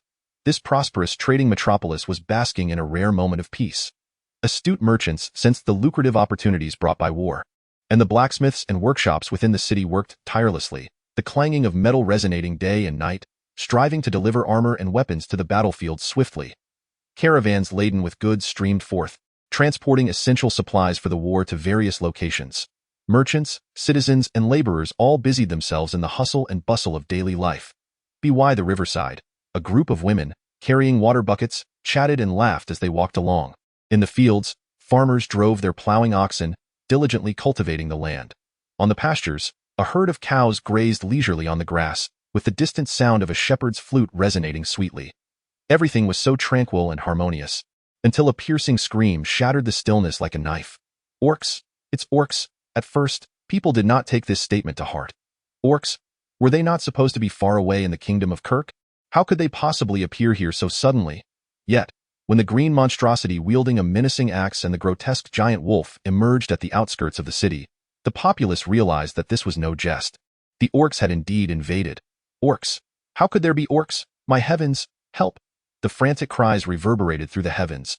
The earth began to tremble violently as ravenous packs of giant wolves surged forth like a black tide, launching a ferocious assault on the unsuspecting merchant caravan outside the city. Crack! The chilling sound of shattered bones sent shivers down spines. The defenseless merchants and citizens stood before the fully armed giant wolves like lambs to the slaughter. Utterly powerless, and in the blink of an eye, they were torn to shreds. The sharp battle axes cleaved through the air, severing heads with the ease of slicing through vegetables. The heavy wolf clubs, accompanied by a howling wind, smashed bodies into a pulpy mess. Ha ha ha, delightful. Humanity is truly feeble. The thunderous cries of slaughter intertwined with the maniacal laughter of the orcs, echoing across the battlefield like a symphony from the depths of hell. Ah, help! Save me! The blazing village illuminated half the sky, as panicked individuals rushed toward the city gate, crying out as if doomsday had arrived. Quickly, close the gates! Close the gates! Upon the walls, an armored officer gazed at the dark mass of the orc army in the distance, his face turning pale, urgently shouting orders. Rumble. The heavy city gates slowly descended, emitting a sound that made one's teeth ache, as if heralding the demise of hope. The gates are about to close. For Valhalla. Just as the gates were on the verge of shutting, a cadre of orc warriors mounted on giant wolves suddenly charged forth from the orc ranks, launching a desperate assault toward the gates. For the beast god, kill. For the beast god. For glory. Fearless orc warriors braved the rain of arrows, surging toward the swiftly closing gates in a suicidal charge. Thunk, thunk, thunk. Volleys of lethal arrows pierced their bodies, nailing them to the ground. Yet, even death could not halt their advance. Boom. With a tremendous crash, the gates were finally breached. A dozen blood-soaked orc warriors, riding their giant wolves, burst through the gates. Help! The fall of the gates plunged the citizens into chaos, as cries and screams filled the air. Bless the beast god. Slay these humans. The orc warriors who stormed through the gates were like tigers entering a flock of sheep, wielding their weapons and slaughtering at will. Kill, for Light City. The city's defense forces, after a brief period of disarray, quickly organized a defense, engaging in a fierce struggle against the invading orc warriors, erecting a final line of defense with their flesh and blood. This was a battle of starkly uneven forces, yet the soldiers of Light City did not relinquish their resistance. They fought valiantly, defending their homeland with their lives. For Valhalla. Outside the city, the orc army emitted thunderous roars, bidding farewell to their fallen warriors. For Valhalla. Outside the city, the orc army unleashed a thunderous roar, bidding farewell to their fallen warriors and celebrating the imminent victory. Ha ha ha. All these spoils are now ours. As they gazed upon the mountain of plunder, the orcs erupted in exuberant cheers, reveling in their wanton pillaging and destruction, as if the city were already theirs for the taking. The surviving human soldiers atop the walls watched this scene unfold, their eyes brimming with sorrow, fury, and a profound sense of helplessness. What did you say? The orcs have invaded. Mikai, engrossed in her official duties, sprang to her feet upon hearing the news brought by Libero, her delicate face etched with disbelief. Yes, Mississippi, the situation outside the city is in utter chaos. The orcs have raided the merchant caravans, and our forces have suffered heavy casualties, Libero responded gravely. How could this happen? Why were we not alerted beforehand? Mikai's brow furrowed, a flicker of confusion crossing her eyes. The Dario Trading Company's intelligence network spans the entire western continent. It is inconceivable that they could not have detected the orc invasion. It seems our scouts have gone dark recently, much like the last time when someone deliberately obstructed market information. I suspect foul play is afoot, Libero speculated. Bang! Mikai slammed her fist onto the table, her exquisite face contorted with rage. Damn it! Who is responsible? Why are they doing this? The pressure she had endured in her quest for family succession had already been immense, and now, with someone scheming against her from the shadows, how could she possibly tolerate it? Those wretched fiends, do they not fear the flames of retribution? Mikai hissed through clenched teeth, her eyes glinting with a dangerous light. Miss, now is not the time to assign blame. Our immediate priority must be to address the crisis at hand, Libero rationally reminded her. I understand. What is the current situation within the city? Mikai took a deep breath, striving to regain her composure. The losses are catastrophic. Numerous trading companies have suffered severely, countless civilians have perished, and all the goods outside the city have been seized by the orcs. Damn it! Mikai could not suppress a curse. Those goods were treasures of immeasurable value. How could she explain their loss to her family? What about the mayor? What does he say? She suddenly recalled, urgently inquiring. The mayor seems to have vanished. Libero hesitated before responding. What? Vanished? What do you mean? Mikai was momentarily taken aback, but quickly regained her composure, her expression darkening. Are you saying he fled? Apparently so. I heard that all valuable items from his room are missing, and he left a letter stating he needed to avoid the storm. Libero explained. Damn it! That scoundrel! Mikai trembled with rage. This despicable mayor dares to abandon the entire city at a time like this? Miss, what shall we do now? Libero sighed helplessly, looking at Mikai. What else can we do? To the city hall. Now, it is only there that a solution can be found. Mika took a deep breath, a glimmer of determination flashing in his eyes. The municipal hall of Light City had descended into utter chaos. Nobles, wealthy merchants, counselors, and representatives of prominent families from within the city had gathered to deliberate on countermeasures. However, confronted by the relentless advance of the orc army, they could conjure no effective strategies. Who is responsible for this? Who has allowed these accursed orcs to invade? What purpose does it serve to discuss this now? The pressing matter is to find a way to expel those orcs. It is easy to speak. But do you believe those orcs are so easily dealt with? Then what do you propose? Shall we simply stand by and watch as they breach our city and slaughter our families? I propose that we seek aid from the royal family. Aid. Do you truly think the royal family would send troops to rescue us at this moment? Then what do you suggest we do? Are we to merely watch as those orcs annihilate us? The crowd erupted into a cacophony of voices, yet no one could present a viable plan. I know who is behind this. That moment. A calm voice suddenly resonated through the crowd. Everyone turned to see a middle-aged man with a slightly plump figure and a distinctive mustache. President D'Amelio, do you know who is responsible? Who is it? Someone quickly inquired. D'Amelio, the president of the largest merchant association in Light City, stood as a figure of considerable influence. His willingness to speak up at this juncture suggested he possessed crucial information. It is the second prince, Gould, D'Amelio proclaimed solemnly. What? The second prince? How is that possible? Why would he do such a thing? An uproar ensued among the crowd. I have heard that the Hounds and the Black Brotherhood, two mercenary groups, have recently appeared in the West, and they seem to have allied with the second prince, D'Amelio continued. What? Hounds and Black Brotherhood? Those are the two most notorious mercenary groups on the Eastern continent. Good heavens! Has the second prince lost his mind? He is conspiring with orcs to attack us, that wretched scoundrel. He intends to ruin the entire West. Upon hearing this news, the crowd was filled with righteous indignation, erupting into furious exclamations. What do we do now? What are we to do? Are we truly to sit idly by? No. I will absolutely not surrender. Yes, we must fight back. The people's fervor surged, and they began clamoring for a decisive battle against the orcs. Silence, D'Amelio roared, his powerful presence instantly commanding the attention of all. This is not the time for rashness. We must calm ourselves and devise a way to navigate through this immediate crisis, D'Amelio stated firmly. But what can we do now? The second prince's collusion with the orcs renders us utterly powerless. Someone despaired. Indeed, we are like fish in a barrel, unable to escape. Are we truly to resign ourselves to fate? A wave of despair once again swept through the crowd. No, we still have hope. At that moment, Mitsai suddenly stepped forward and declared loudly, Miss Mitsai, do you have a solution? The crowd's eyes brightened at her words, all turning to her with anticipation. We can seek assistance from Lord Haimu. Mitsai took a deep breath and solemnly addressed the gathering. Lord Haimu? Are you referring to that Isaac Haimu? But he is merely a lowly baron. How could he possibly stand against the second prince? The crowd erupted into murmurs, expressions of skepticism etched across their faces.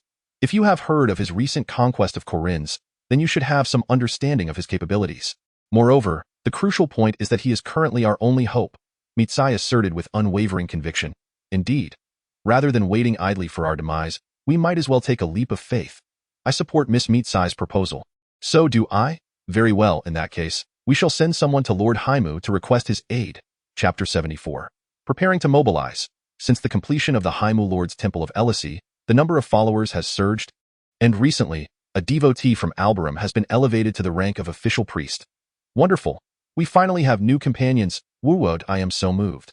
The birth of the new priest filled Ignis and Pavel with immense joy, tears of happiness brimming in their eyes. They had toiled tirelessly to cultivate their followers, and now, at last, they glimpsed the light of hope. How could they not be thrilled? Isaac observed this scene before him, a smile of satisfaction creeping onto his face. By the way, my lord, there is something else I must report to you. Ignis suddenly recalled, speaking hurriedly. What is it? Isaac inquired. Well, recently, both Pavel and I have felt that our faith has become more refined, and we can sense that the goddess's attention towards us has increased, Ignis admitted, a hint of shyness in his voice. Oh? Is that so? Isaac's interest was piqued. Yes, we are unsure of the reason, but we believe it may be related to you, Pavel added.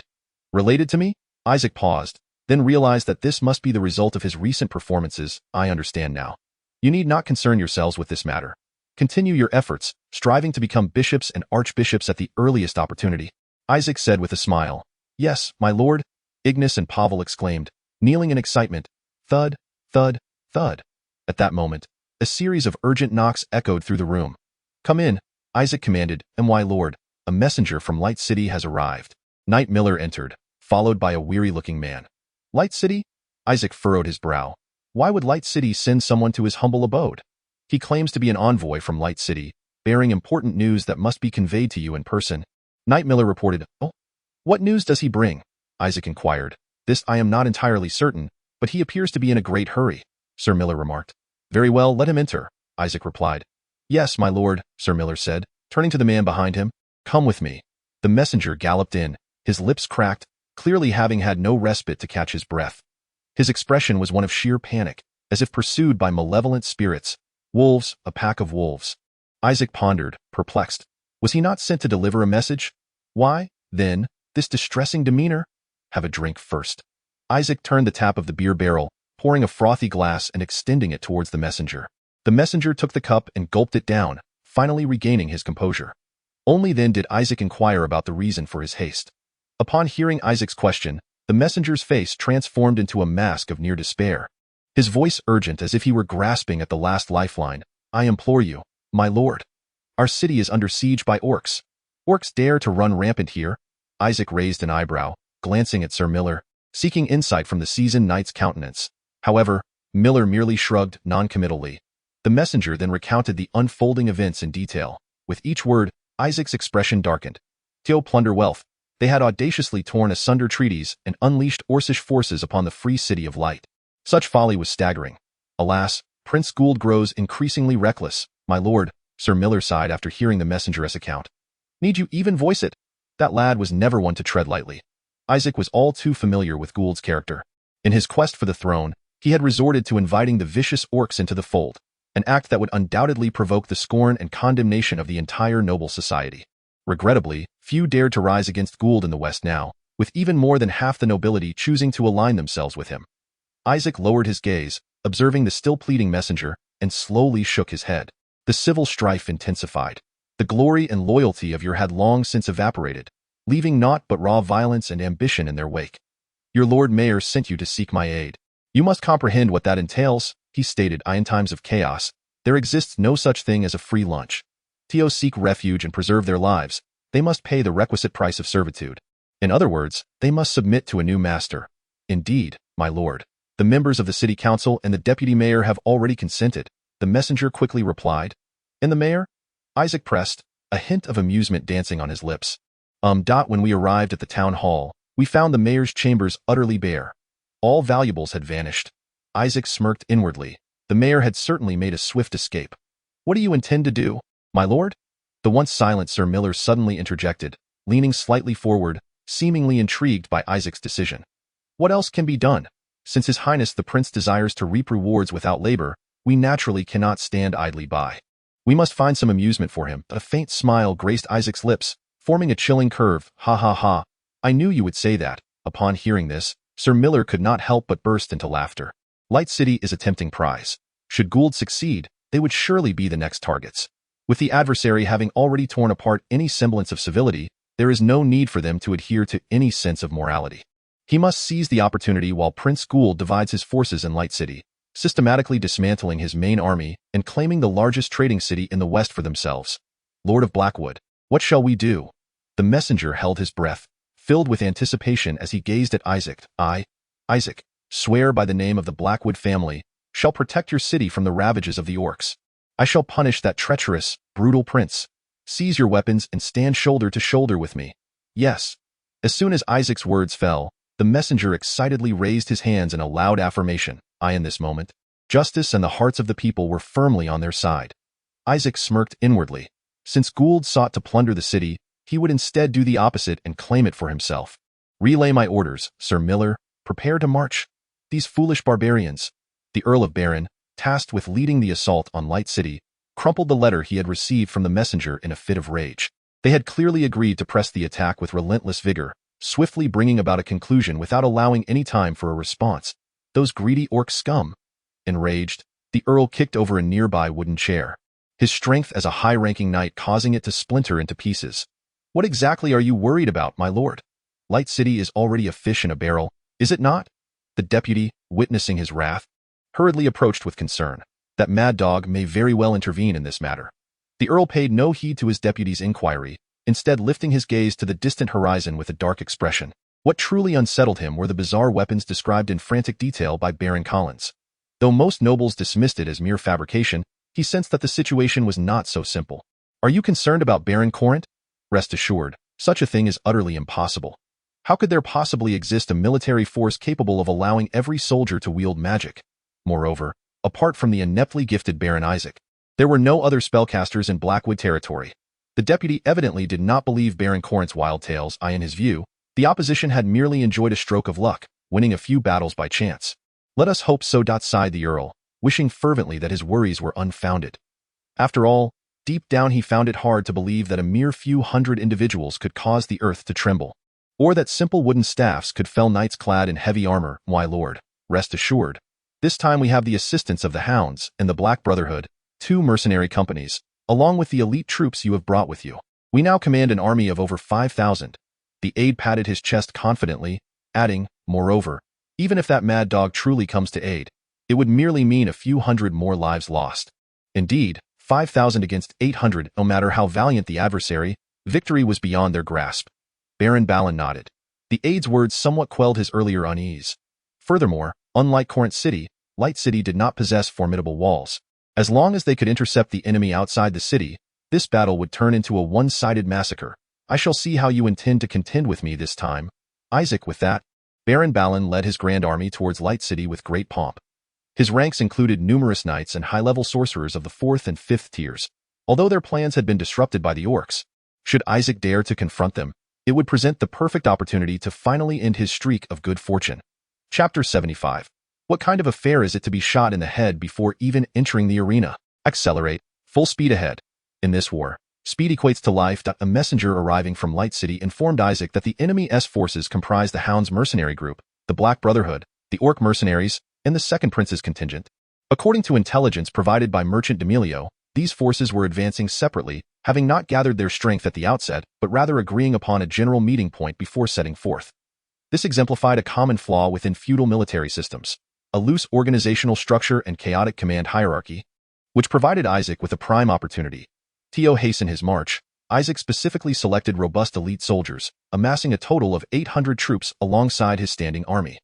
The enemy forces included approximately 600 orcs, 1,000 from the Hounds mercenary group, 1,400 from the Black Brotherhood, and about 2,000 from the Second Prince's contingent. With the main forces tied up in the western hinterlands, it was likely that most of the remaining troops, aside from the orcs, were infantry. Isaac intended to strike before these mercenary groups could assemble at Light City, aiming to defeat them one by one. Now is the perfect moment. 800 against 4,000? Not a problem. The advantage is mine. Let us not forget that these 800 are equipped with rifles, cannons, and explosives. This combat style only necessitates seizing the advantage at the moment of engagement. And Isaac was filled with confidence. He resolved to first eliminate the exposed orc forces, then take out a nearby mercenary group, and finally retreat to Light City to defend behind its walls. By that time, the enemy's numbers should have dwindled to around 3,000. Isaac had previously experienced success in utilizing the walls to overcome greater numbers. The army of Baron Collins was a prime example. Onward, my rangers. According to the intelligence provided by President D'Amelio, locate those damned orcs and, using your magic, reveal their whereabouts to me. The mission of the Ranger Battalion is of utmost importance. They are not only tasked with reconnaissance, but also with eliminating enemy officers to buy time for the main forces. After all, in modern warfare, once a sniper incident occurs, all operations come to an immediate halt as suspicious locations are investigated. With a spirited cry from the female rangers, Their steeds surged forward like arrows released from a bow, swiftly disappearing into the dense forest. After watching all the rangers leave except for Effie Greenwood, Isaac mounted his horse and called out to the soldiers behind him. Ignis, Pavel, lead the priests in blessing the soldiers. Typically, such a forced march would lead to severe exhaustion among the troops, even resulting in non-combat attrition. Fortunately, Isaac had the devoted priests of the Elish Church, particularly Bishop Ignis and Priest Pavel, whose divine strength had become remarkably potent since the last incident. As long as they were present, the soldiers would not falter due to fatigue or minor injuries. Onward. The goddess shall bless us with victory. Just before their departure, Isaac suddenly received a notification from the system. Ding. Host detected to be on the verge of engaging the Orc army, triggering side quest. Eliminate the Orc invaders, quest objective. Annihilate the invading Orc army, quest rewards. A glint of cold determination flashed in Isaac's eyes upon receiving the system task. It appeared that the objective this time was to utterly eradicate this Orc army. For the great Orc Lord. For Valhalla. A group of orcs sat around a roaring campfire, voraciously feasting on roasted meat, consuming copious amounts of strong liquor, and singing boisterously in celebration of their victory. To them, war was a revelry, a grand feast, a game wherein they could freely unleash their primal instincts. Report, Chief. We have discovered a plethora of treasures in the city. Furs, jewels, weapons, everything one could desire. If we sell these, we shall amass a fortune. We found an entire cart of gold and silver treasures. Ha ha ha. I told you, human cities are splendid. A mere raid is enough for us to live lavishly. Several orc squad leaders, brimming with excitement, rushed before a hulking orc with a brutish visage, eager to present their spoils. They deliberately raised their voices, seemingly fearful that the humans atop the walls might miss their triumph. Ha ha ha! Look at those humans, trembling in fear. It is truly satisfying, boasted an orc named Raggle, pointing at the pale-faced humans on the city walls. Those humans resembled toothless tigers, forced to cower behind their defenses, helplessly observing as the orcs indulged in their rampage. Lachran gazed greedily at the mountains of plunder, envisioning the chaos that would ensue once they breached the city. Everyone listen. Slay every last one of those humans. Pillage their treasures, burn their homes to the ground, Lachran roared, raising his massive axe high, his voice echoing with fervor. Annihilate them. Seize their treasures. Set their homes ablaze. The orcs responded in fervent enthusiasm, a palpable aura of bloodlust enveloping them. Lachran grinned malevolently, as if he could already envision the city of light engulfed in flames, with humanity mercilessly slaughtered. Witnessing the orcs' heinous acts, the individuals atop the walls of light momentarily succumbed to despair. Look, what is that? At that moment, a sharp-eyed soldier suddenly pointed towards the distance, exclaiming in astonishment. There, in the radiant sunlight, a contingent of soldiers was steadily making its way towards them. Though the numbers were few, each soldier was impeccably equipped and impeccably disciplined, unmistakably a seasoned elite force. Could it be reinforcements sent by the Second Prince? Impossible. How could the Second Prince possibly dispatch an army to rescue us? As the crowd atop the walls beheld the approaching force, a murmur of speculation erupted, with some even allowing their imaginations to run wild. At this juncture, Mitsai suddenly pointed at the battalion, exclaiming with fervor, "It is the Blackwood family. They have come to save us." The crowd was filled with disbelief. Could they truly be here to rescue them? Splendid. We are saved. Long live Lord Blackwood. May Goddess Iris bless us. Following a brief silence, the walls erupted in a deafening chorus of cheers. The pall of despair was swiftly lifted, replaced by the luminous glow of hope. For Valhalla. Charge. The orcs outside also noticed the advancing army and, with a furious roar, charged towards them. The clash of battle was imminent. What manner of weapons are those? What armor adorns those soldiers? My heavens! Their numbers seem even fewer than those of the orcs. Observing the nearing battalion, the crowd atop the walls grew tense. Though filled with anticipation for the Blackwood family as forces, the disparity in strength was undeniably vast. Gazing at the Blackwood army, which was significantly outnumbered by the orcs, anxiety coursed through the crowd. Fear not, we shall emerge victorious, for we have Lord Isaac with us. Mitsai's eyes sparkled with unwavering resolve as she beheld that familiar silhouette. She believed that the man who had wrought miracles in Albram City and Corinth City would surely conjure another miracle to rescue them from the abyss of despair. Load the cannon. As the orcs continued their raucous taunts, Isaac had already commanded his soldiers to set up the artillery and swiftly load the shells. War, Valhalla calls us. For the beast god. The orcs remained blissfully unaware of the impending peril, continuing their brazen clamoring. Fixated on the reckless orcs, a glint of cold determination flickered in Isaac's eyes, as he resolved to impart an unforgettable lesson upon them. Fei, it is entrusted to you. Understood. Fei nodded excitedly, expertly pressing her cheek against the stock, aiming at the orc leader who was posturing triumphantly amidst the throng. The specially processed black powder, the formidable Lawrence bullets, combined with the high-velocity rifling, endow this projectile with unparalleled lethality. That burly figure wielding a massive axe must be their leader. Let's take him down first, as you command. A faint smirk graced the lips of Fei Greenwood, forming a chilling arc as she resolutely pulled the trigger. Bang! A sharp gunshot shattered the tranquility of the battlefield. A silver streak shot forth like lightning, striking the orc leader's head with unerring precision. Thud! With a muffled sound, the orc leader's skull burst open like a ripe watermelon, splattering crimson and ivory in all directions. How about that? Impressive, isn't it? Fei turned, her face alight with anticipation. Well done, Isaac chuckled, patting her shoulder. Meanwhile, the orcs surrounding their leader stood frozen, wide-eyed in shock, momentarily forgetting to react as they stared at their fallen chief in a pool of blood. In their understanding, Valhalla is a hall for valiant warriors, where cowards, easily slain by foes on the battlefield, are deemed unworthy of entry.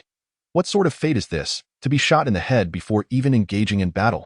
Can one still enter Valhalla after such a demise? This is a riddle their ancestors failed to elucidate. Excellent. Now, it's time to deliver a grand surprise. Isaac sneered, waving his hand. Open fire, boom, boom, boom. The deafening roar of cannon fire echoed through the skies. Black shells, trailing long tails of smoke, howled down into the ranks of the orcs, detonating instantaneously. Chapter 76. The crumbling orcs boom, boom, boom. 3 shells, wreathed in black smoke, crashed into the heart of the orc encampment. The sudden assault sent the orcs into a frenzy, scattering in all directions as they desperately sought refuge from the iron projectiles raining down upon them. Yet, before they could comprehend the chaos, the short fuses of the shells had already burned away, igniting the internal powder. Boom, boom, boom. The ear-splitting explosions enveloped the entire orc camp. Sharp shrapnel and metal debris scattered like a torrential downpour, shredding any orc or dire wolf caught unawares into mere fragments. The potency of black powder was laid bare at that moment, transforming the explosion's radius into a hellscape of mangled limbs and flesh. At the epicenter of the blast lay nothing but wreckage. The shockwave sent even this fearless horde of orc warriors into a brief panic. Fire! Seizing the opportunity, Isaac barked his orders. Bang, bang, bang. As the sound of gunfire erupted, over 70 Lawrence bullets, infused with the essence of death, surged forth. More than 50 orcs, still bewildered by the unfolding events, were turned into a sieve by the relentless hail of bullets, collapsing lifelessly to the ground. The vanguards of the orc warriors, who had yet to showcase their valor, became mere stumbling blocks for their comrades behind them. The acrid scent of gunpowder quickly permeated the air, enveloping the forces of the Blackwood in a shroud of white smoke. Lord Locke, run. Underestimating the enemy is a grave folly on the battlefield. Once again struck by an unforeseen blow, the orcs were plunged into a momentary state of chaos. The orc army faltered in disarray. Load the weapons, Isaac commanded sternly. The soldiers, well trained, poured gunpowder into the barrels and then forcefully rammed it down with a rod. Kahala! In an effort to mask their inner fears, the orcs stifled their trepidation, roaring as they surged past the corpses of their comrades towards the army of the Blackwood territory. Bang! The golden hair of Effie fluttered slightly, disturbed by the gunfire. With her rifle, she unleashed a flash of fire, delivering a fatal shot to the orc who had been bellowing loudly in an attempt to regroup his forces. Lord Ragold, cursed one of the orcs. The orc ranks fell into chaos once more. Fear spread among them like a plague. For Kahala, some orcs, in a desperate attempt to conceal their terror, roared defiantly to bolster their courage. Whoosh, whoosh, whoosh. At that moment, several grenadiers, akin to javelin throwers, hurled their black iron balls with all their might towards the orc ranks. Oblivious, the orcs continued their thunderous charge towards the army of Blackwood. Boom, boom, boom. A series of explosions erupted, engulfing the forward orc cavalry in a blaze of fire and shockwaves. Ah, my leg! My leg! In an instant, the sounds of explosions and anguished cries melded into a cacophony, halting the orcs' momentum. Fire! The musketeers, long prepared, unhesitatingly pulled their triggers. Bang, bang, bang. Flashes of fire illuminated the smoke-filled air as orc after orc fell, shrieking into pools of blood. They scarcely had time to wield their weapons before their lives were ruthlessly claimed. Loose arrows, at the command of Sir Hans, the archers, poised and ready, drew their bows and sent a hail of arrows raining down upon the panicked orcs. The deluge of arrows blotted out the sky, transforming those unable to evade into mere pincushions. Pikes. The sharp tips formed an iron wall. Were it a human army facing such a fierce onslaught, they would have long since crumbled.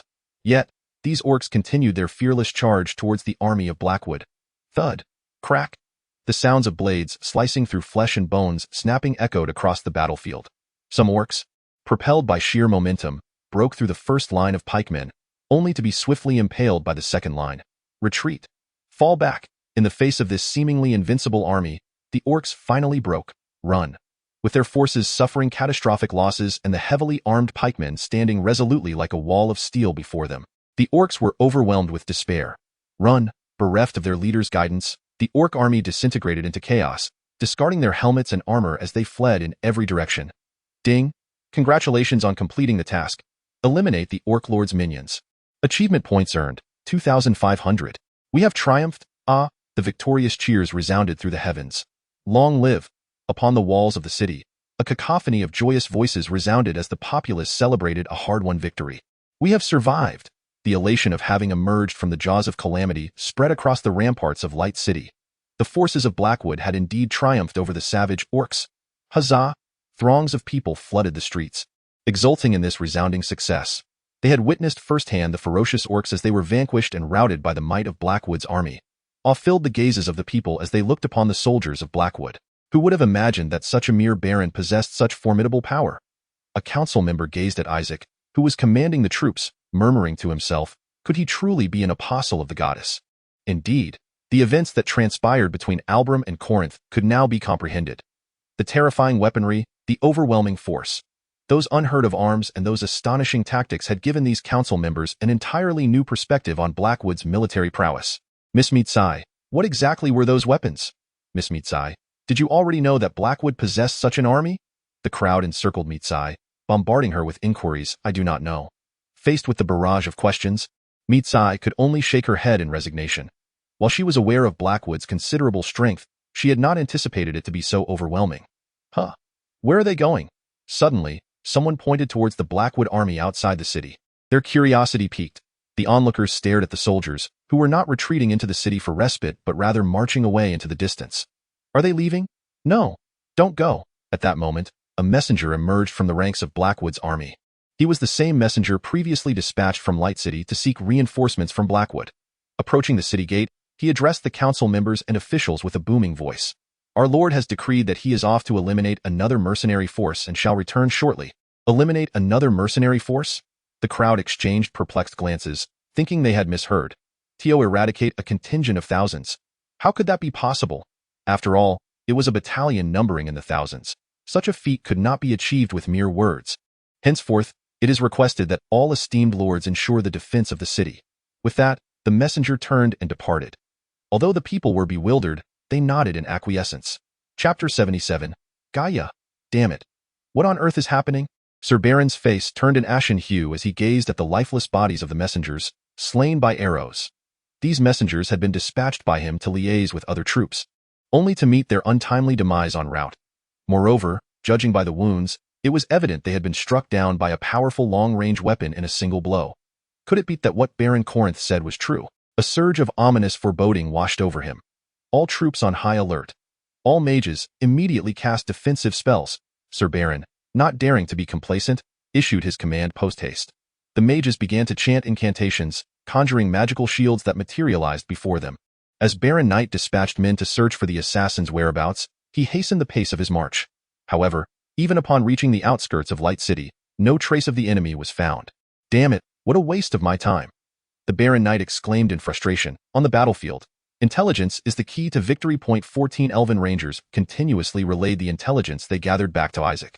Based on this information, Isaac devised a detailed battle plan and successfully defeated the enemy in succession. Wizards. So many wizards.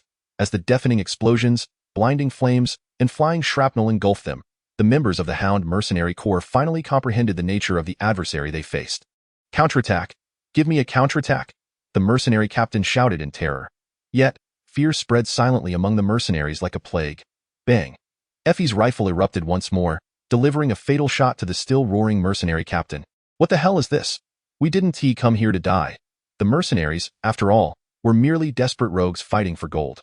Realizing they were no match for the forces of Blackwood, they hastily abandoned their armor and fled in all directions.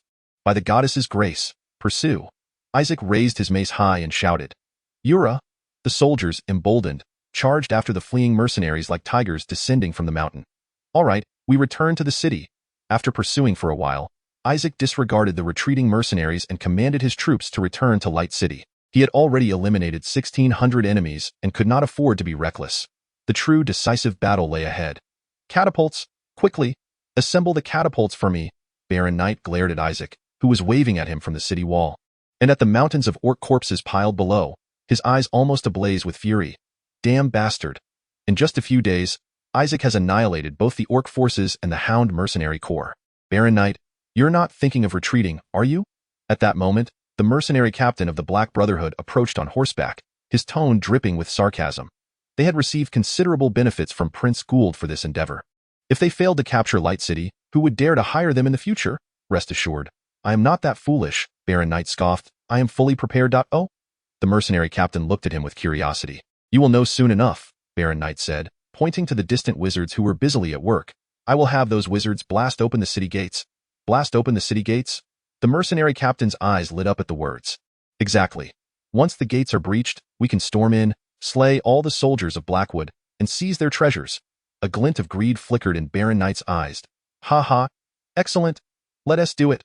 The mercenary captain exclaimed excitedly. Days later, the air outside Light City was filled with the thunderous sounds of battle cries echoing to the heavens. Thousands of soldiers surged towards Light City like a relentless tide. Fire! Without hesitation. Sir Miller commanded a counterattack against the fearless foes. Boom, boom, boom. Shells screamed through the air, crashing into the enemy ranks and erupting into clouds of crimson mist. Bang, bang, bang. The sharpshooters, undeterred, pulled their triggers, sending deadly projectiles hurtling towards their adversaries. Before long, the cacophony of battle, shouts, screams, and explosions, resounded once more beneath the city walls. The coalition of princes and mercenaries charged forward, but they were swiftly repulsed by the formidable firepower of the Blackwood territory. Witnessing the horrific scene before him, Sir Baron was engulfed by shock and terror. Damn it! How can their lethality be so overwhelming? At that moment, a powerful surge of magical energy suddenly emanated from the distance. A colossal fireball appeared in the sky, radiating blinding light akin to the sun. Not good. It's a united spell. A 6th-tier magic. Sir Miller's expression changed dramatically as he beheld 5 high-ranking sorcerers hovering in the air, collaboratively unleashing the formidable 6th-tier magic. Sir Miller, can our artillery reach them? Isaac inquired solemnly. No, they are far too distant and have cast defensive spells. Our artillery cannot reach them at all, Sir Miller replied with a stiff shake of his head. My lord, what shall we do now? Are we to stand by and watch them demolish the city gates? Isaac remained silent for a moment before abruptly turning to his companion. Ifei, it is time to unveil our true secret weapon. Hee, I have been eagerly awaiting this moment, Ifei replied with a smile. Thanks to the tireless efforts of the dwarves and artisans, the latest weapon of the Blackwood territory had finally been developed. Humanity's quest for long-range weaponry knows no bounds. Across the globe, nations have devised various large-caliber firearms to strike distant foes. The British invented wall-mounted guns operated by 2 men, while the Ming dynasty devised the formidable general's cannon. Capable of altering the tides of battle now, in Ifei's hands, lay a superweapon capable of shifting the balance of power. It was a colossal firearm that bridged the gap between cannons and rifles, boasting firepower rivaling that of artillery and a range far surpassing that of conventional rifles. It was the large-caliber front-loading rifled gun, Gaia, designed specifically for hunting colossal beasts. Is it truly appropriate to use such a weapon against humans? Sir Miller mused, gazing at the intimidating sniper rifle in Ifei's grasp, unable to suppress a gulp. His lingering chivalrous spirit felt a twinge of discomfort at the thought of wielding such a cannon-like contraption against sorcerers. What's inappropriate about it? There are 5 high-ranking sorcerers over there, intent on obliterating us with fireballs the size of houses. Isaac's eyes glinted coldly. Since they wish to greet us with spells, they should not blame me for being impolite. Leave it to me. With a swift motion, Ifei bit the cork from a barrel, pouring the dark powder granules into the enormous muzzle. Then, she delicately grasped the heavy Gaia-specific bullet with her petite hand, exhaling softly as she infused it with the essence of the wind spirit. A silvery luminescence gradually permeated the bullet. Tap, tap, tapped. A massive ramrod firmly compacted the gunpowder and the bullet. The sheer size of the firearm rendered even this simple action somewhat strenuous. At last, all the loading was complete, and Effie, panting with exhilaration, lifted her gaze towards Isaac. Regardless of the era, colossal and formidable weapons always stirred the blood of warriors. "Let us commence." Isaac, adjusting the cannon's position, hoisted the weighty gun onto his shoulder in a bipedal stance. 12 strength amplification runes activated. His heart thundering as torrents of power surged throughout his body. He stomped his feet decisively, locking his gaze on the target ahead, the magician soaring the highest. This was the sorcerer radiating the most potent magical fluctuations. As Isaac designated the target, Effie's eyes sharpened, resembling those of a predatory hawk. With a breath, Effie steadied herself, her broad chest rising and falling with anticipation. Finally, she pulled the trigger, the firing mechanism snapping down with ferocity. Boom! Flames instantly engulfed Isaac's vision, the tremendous recoil reverberating throughout his being. The silvery trajectory cleaved through the air, the bullet, imbued with the essence of the wind spirit, disregarding its influence entirely. The bullet, infused with immense physical force, shattered the magician's robust shield, obliterating the head of the high-ranking sorcerer mid-incantation in a gruesome explosion of crimson and ivory. Sir Miller was left dumbfounded. Meanwhile, the headless body crumpled to the ground. With the primary magician, responsible for providing magical energy and chanting spells, eliminated, the house-sized fireball began to wobble precariously, becoming increasingly unstable. The incantation warped and shattered in an instant. Through Isaac's eyes, a fellow magician, the collapsing spell structure and chaotic mass of magical energy were laid bare before him. Boom! The massive spell that was meant to soar towards them detonated violently above the enemy ranks, directly engulfing 4 high-ranking sorcerers who were jointly casting spells. The searing wave of heat surged forth unabated, swiftly sweeping in all directions. By the gods! This time, it was Isaac who marveled. This was truly a fortuitous windfall. Watching the enemy ranks transform into a hellish sea of flames, he couldn't help but burst into laughter. Well, not too shabby, eh? Effie, stepping forward to assess the aftermath, turned back to Isaac and inquired in that moment. Framed against the backdrop of the colossal explosion, Isaac couldn't resist giving her 2 enthusiastic thumbs up. Absolutely splendid, Effie. The surrounding elven rangers observed the interplay between Isaac and Effie with knowing smiles. Wow! The spell has been shattered.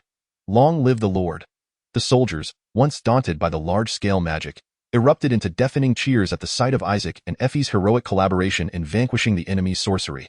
Conversely, the enemy forces, witnessing the destruction of their magic, halted in their tracks, their faces contorted with despair.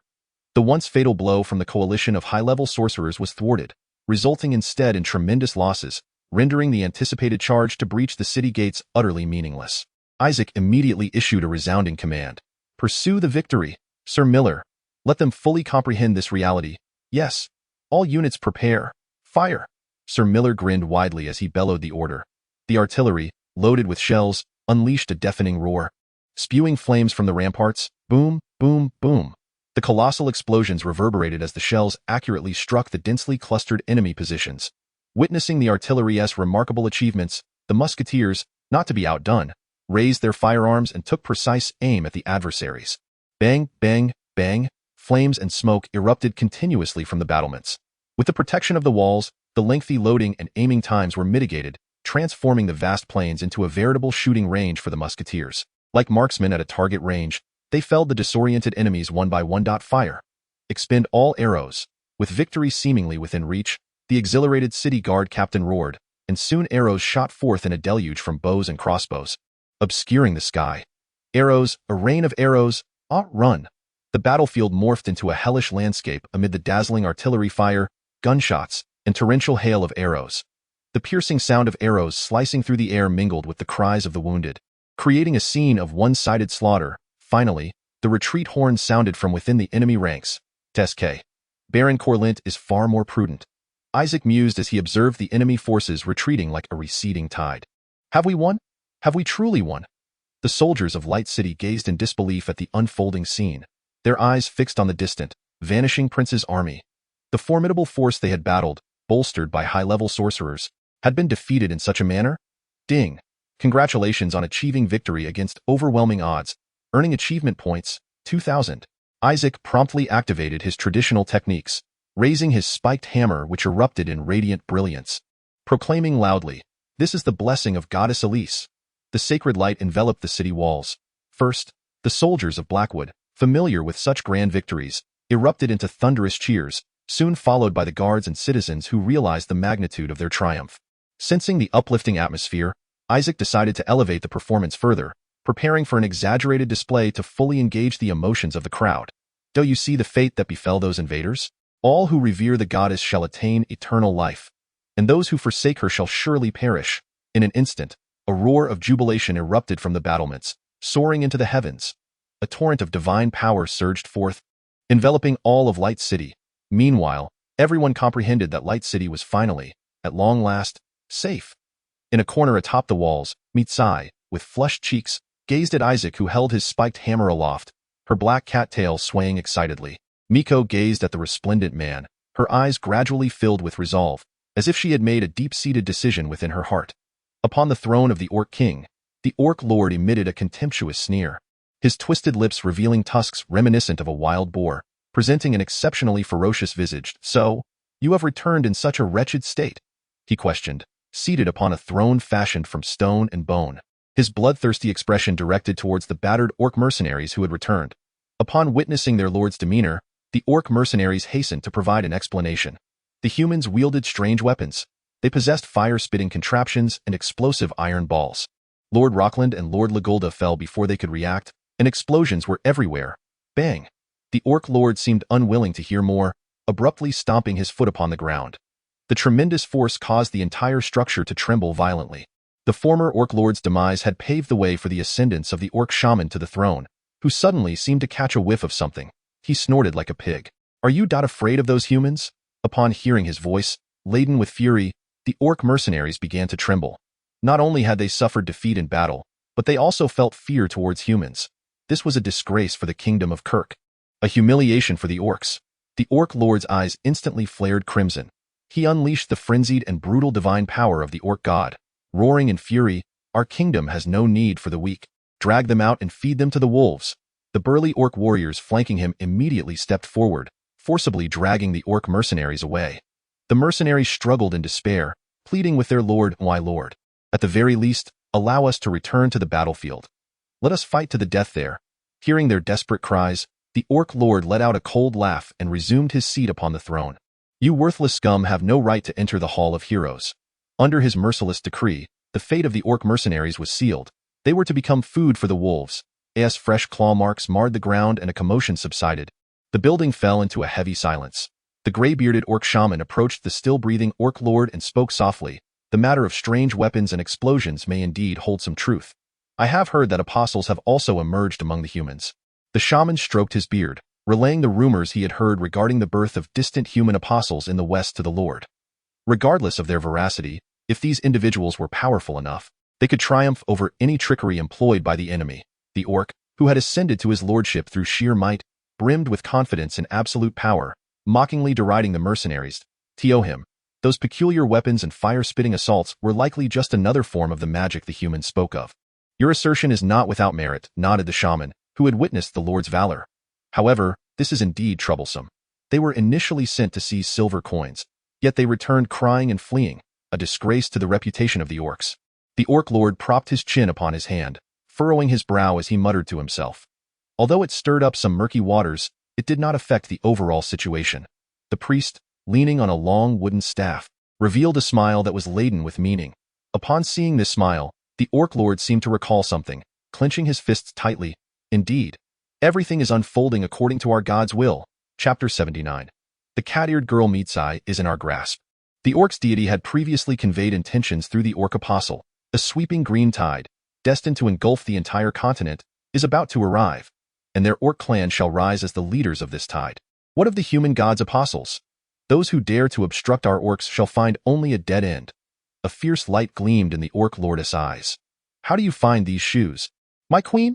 In the distant duchy of Hendon, the dark elf queen sat upon a chair adorned with soft furs, admiring a pair of new shoes in her hands. "Indeed, I am quite taken with these shoes." The dark elf queen nodded, smiling. The succubus licked her plump lips, gazing at her with eager eyes. "How do you think?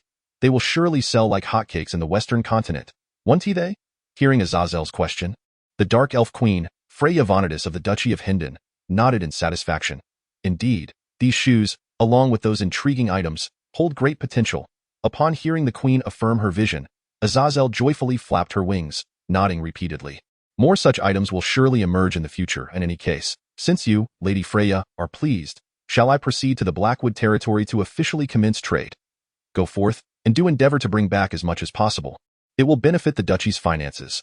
Queen Freya nodded, consenting to Azazel's request. Rest assured, with negotiation leverage, I should be able to procure a substantial amount. Azazel recalled the cotton seeds loaded on the merchant ship, displaying a confident smile. However, do exercise caution, for I have heard that the region is currently engulfed in warfare. War brings uncertainty and disrupts trade. It would be a grave loss to send a ship only to find the territory reduced to ruins upon arrival. Who knows, by the time we reach there, the domain of Blackwood might have doubled in size. That lord is an apostle just like you did. Queen Freya was well aware of the potential of the god's apostles. Thus she did not dismiss Azazel's words. Very well, travel safely. However, I implore you not to stir up trouble this time. The queen recalled the incident where Azazel had attempted to ambush a human apostle in her dreams, issuing yet another reluctant warning against causing disturbances. Oh ho ho, what are you implying? Azazel replied with feigned innocence, swaying her leather-like tail. The queen, observing her seemingly mischievous expression, helplessly covered her forehead. The festivities in Light City lasted a full 3 days and nights. In the town hall, the high-ranking officials hosted a grand banquet to celebrate their victory. Precious wines and delicacies flowed ceaselessly into the hall, and the luxurious feast continued for several days. The minstrels' joyous melodies resonated through the air, extolling the triumph and lauding the valor of the Blackwood forces. The entire city was engulfed in the euphoria of victory. Isaac yearned to bypass the elaborate formalities and swiftly attend to the aftermath, implementing his policies of integration. However, this banquet bore significant political implications, compelling him to endure the proceedings. Yet, this period was not devoid of gains. Miko, the vice president of the Dario Trading Guild, resolved to align herself with Isaac. She appeared profoundly disillusioned with her guild, contemplating the wholesale incorporation of her fellow merchants into Blackwood. Miko, have you truly made your decision? Isaac inquired, gazing at the catgirl vice president from the Dario Trading Guild. Yes, Lord Isaac, Miko affirmed with earnestness, nodding resolutely. I have made my decision. I wish to join Blackwood and become your loyal subordinate. Miko had completely lost faith in the Dario Trading Guild. Initially, she had believed it to be an organization worthy of her trust and reliance. Yet, reality had dealt her a crushing blow, and in the face of self-interest, notions of loyalty and promises held no value whatsoever. Isaac, on the other hand, was a different matter. Though he hailed from humble beginnings, he possessed an extraordinary courage, wisdom, and strength that were beyond the reach of ordinary men. More importantly, he was a truly trustworthy and dependable individual, not to mention quite handsome. Welcome aboard, Miko, Isaac said with a smile. I am confident you will become one of the most esteemed officials of Blackwood. Thus, Isaac secured the foundational connections, clientele, as well as the trade capabilities and experience necessary to establish a trading guild within his territory. With the mayor's flight and the division of power, Miko, who once held the greatest influence in the city, also pledged her allegiance to Isaac. This shift prompted subtle changes in the attitudes of the power brokers, city councilors, and leaders of small to medium-sized trading guilds. With the conclusion of the war, true politics commenced. They all began to acutely realize that a new ruler had emerged within the city. The vacant position of mayor was likely to be filled soon by Isaac appointing a compliant individual. Whereas they previously balanced each other as power and vied for dominance, the current situation hinged upon who could garner the favor of the new ruler to seize control. They observed Miko, seated beside Isaac, each calculating their next move as they approached him with beaming smiles, accompanied by their retinues. As goblets clinked and the minstrel songs crescendoed, the atmosphere of the banquet reached its zenith. While the city councilors bore sharp gazes, a current of tension simmering beneath the surface. They resembled sharks scenting blood, hastening toward the banquet's protagonist, Baron Isaac. Observing these eager individuals, Isaac could not help but chuckle. The subtle dynamics and the exchanges of glances among them were crystal clear to him. Miko, what do you think they will do? Isaac asked softly, tilting his head slightly while keeping his gaze fixed on the approaching city councilors. Seated beside him, the half-orc beauty Miko gently swayed her wine glass, the deep crimson liquid shimmering enticingly. She narrowed her eyes and replied, what else could they possibly do? Naturally, they will seek to ingratiate themselves. These individuals seem to excel at climbing the social ladder by calculating the misfortunes of others. She cast a glance at the heavily made-up young girls, swaying their serpentine waists as they trailed behind the city councilman, her brow slightly furrowing. The fluffy tail of Mitsai flicked with impatience, her expression clearly betraying her displeasure. Humph, judging by their demeanor, they must be contemplating marrying off their daughters to you as a baroness. Mitsai's tail swayed even more vigorously. Although Isaac had never owned a cat in his past life, his extensive experience as an online cat enthusiast allowed him to discern certain nuances. It was evident that Mitsai was quite agitated at this moment. Isaac could feel the probing gazes surrounding him. This sensation of being the center of attention starkly contrasted with the previous indifference he had experienced during the adulthood ceremony, prompting a moment of reflection. Mitsai seemed to sense Isaac's change in mood and anxiously turned to inquire. That you wouldn't actually be smitten, would you? Upon hearing this, Effie, who was beside them savoring roasted duck, instantly perked up her long ears. Even Sir Miller, who consistently maintained his nightly composure, couldn't help but steal a glance at Isaac. Recently, both Claire and Mitsai had shown an unusual interest in his romantic endeavors. Despite having clarified numerous times that such matters should unfold naturally, they simply refused to listen. No way. Isaac, feeling somewhat exasperated, succinctly replied, unwilling to elaborate further. A staunch advocate of free love, Isaac recognized that such sentiments were rather avant-garde for this era, and it was perhaps best left unsaid. In this time, self-serving alliances and marriages dictated by parental mandates were the prevailing norms. A toast to the new rulers of Light City. I am Reynold Eberly, and this is my daughter, Bianca Eberly. You should greet him promptly. City councilman stepped forward, bowing respectfully before Isaac and introducing his daughter. The young lady, Bianca, held the edges of her low-cut gown, beaming a radiant smile. It is an honor to meet you. My name is Bianca Eberly. Her smile, imbued with a hint of allure, was quite captivating, at least until Isaac learned of her age. Chapter 8. The Gathering of the Three Sacred Artifacts. My daughter is 16 this year, which is precisely the age for matrimony, so we are in search of a suitable match for her, he chuckled, his tone laden with implication. What? 16? So young? Isaac's brow furrowed tightly. This old man was utilizing his mere 16-year-old daughter as a means to ascend the social ladder. Is this how the nobility operates? My lord, you are also but 16, Sir Miller quietly reminded him from the side. Indeed, Isaac awkwardly scratched his head, realizing she was of the same age. He occasionally forgot this fact, as the blending of two sets of memories could lead to moments of confusion. Lord Haimu, our family's daughter, also wishes to be introduced to you. With Councilman Eberly leading the charge, other council members eagerly followed suit, clamoring to present their daughters to Isaac. As was to be expected, they all sought to seize this opportunity to leave a favorable impression before Isaac. I have long wished to introduce my daughter to the esteemed savior of the city. My daughter holds you in great admiration for your unwavering commitment, in stark contrast to that despicable and shameless second prince, who merely stands by as the city is ravaged. Amidst the cheerful melodies of the minstrel, intermingled with the sycophantic flattery of the city councilors, they extolled Isaac while disparaging the regent and the tyrannical second prince, who do nothing but allow the city to be plundered. Truly, it was a battle worthy of a divine apostle. The deafening roar and the flames that lit the sky. I have resolved to become a follower of the Church of Iris. In this chaotic era, no one can predict what the future holds. The councilors, having witnessed the formidable power of Blackwood, clung to Isaac as if he were a lifeline in a tempestuous sea. The heads of families incessantly urged their daughters forward, and those heavily adorned young ladies, like a battalion charging into battle, surrounded Isaac, chattering incessantly. The air was thick with the scent of perfumed cosmetics, while the middle-aged men behind them spoke fervently of the unbreakable alliance that should be forged between the city and Blackwood. Such effort was truly laborious. Isaac, maintaining an impassive demeanor, dealt with the councilors while inwardly shaking his head. He valued those who could demonstrate their capabilities, like Mitsai and Effie, rather than those who sought to ascend through flattery and opportunism. Perhaps in the past, such methods could have fortified their families, but now that he has arrived, this city will be driven by merit, at least. That is how his other territories will operate. However, the councilors remained oblivious to this fact, continuing their outdated practices of promoting their daughters to Isaac. Yet, it seemed that someone could no longer contain their dissatisfaction and began to stir trouble. Bang! The window was suddenly thrust open, and a wild gust of wind swept in, sending those meticulously groomed young ladies sprawling. Their carefully styled hair was instantly transformed into a chaotic mess. In a flurry of panic, they attempted to fix their hair to no avail, as their coiffures were already in disarray. Alas! They turned back to their fathers with faces full of dismay, their eyes brimming with questions of what to do. Their fathers, equally perplexed, helplessly held their foreheads. Everyone was left bewildered, searching for the source of this strange wind, while Isaac quietly directed his gaze towards the most likely suspect. Effie, catching Isaac's scrutinizing look, immediately averted her gaze, feigning nonchalance. Seeing her flustered demeanor, Isaac could not help but chuckle. Shortly thereafter, in the city hall, Mitsai, please assist me in organizing the list of artisans, technicians, and those in power within the city. Isaac occupied the empty mayor's office, commencing the aftermath management and integration efforts for Light City. And without a doubt, Mitsai, the vice president who understands the city's situation best, was the ideal candidate for this task.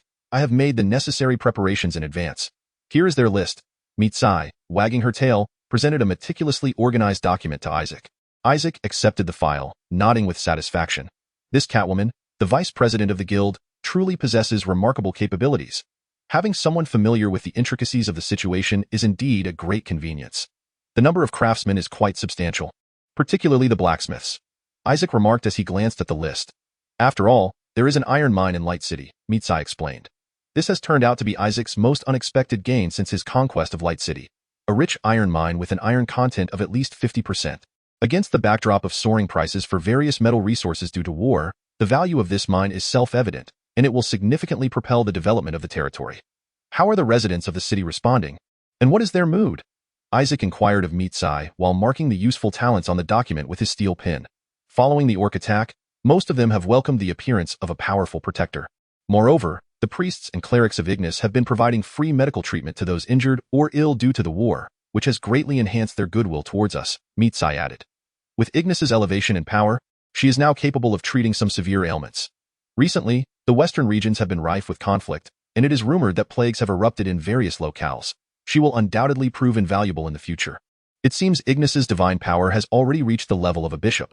We should find a time to formally discuss her promotion, and of course, the authority to appoint rests in my hands as the apostle of the divine. Lady Ignis, you surely do not wish to remain unpromoted indefinitely. Cough. That would be rather awkward. Isaac shook his head, clearing the chaotic excitement from his mind, and turned to Mitsai once more. Furthermore, the position of mayor cannot remain vacant for long. Do you have any suitable candidates to recommend? Isaac was keen to have the trustworthy Mitsai serve as the mayor of this free city, but she needed to continue leading the territory's merchant group.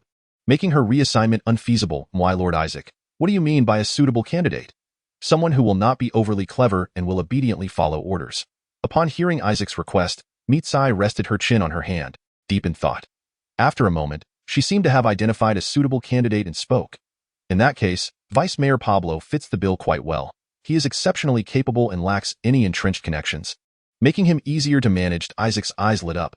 This is indeed an excellent choice.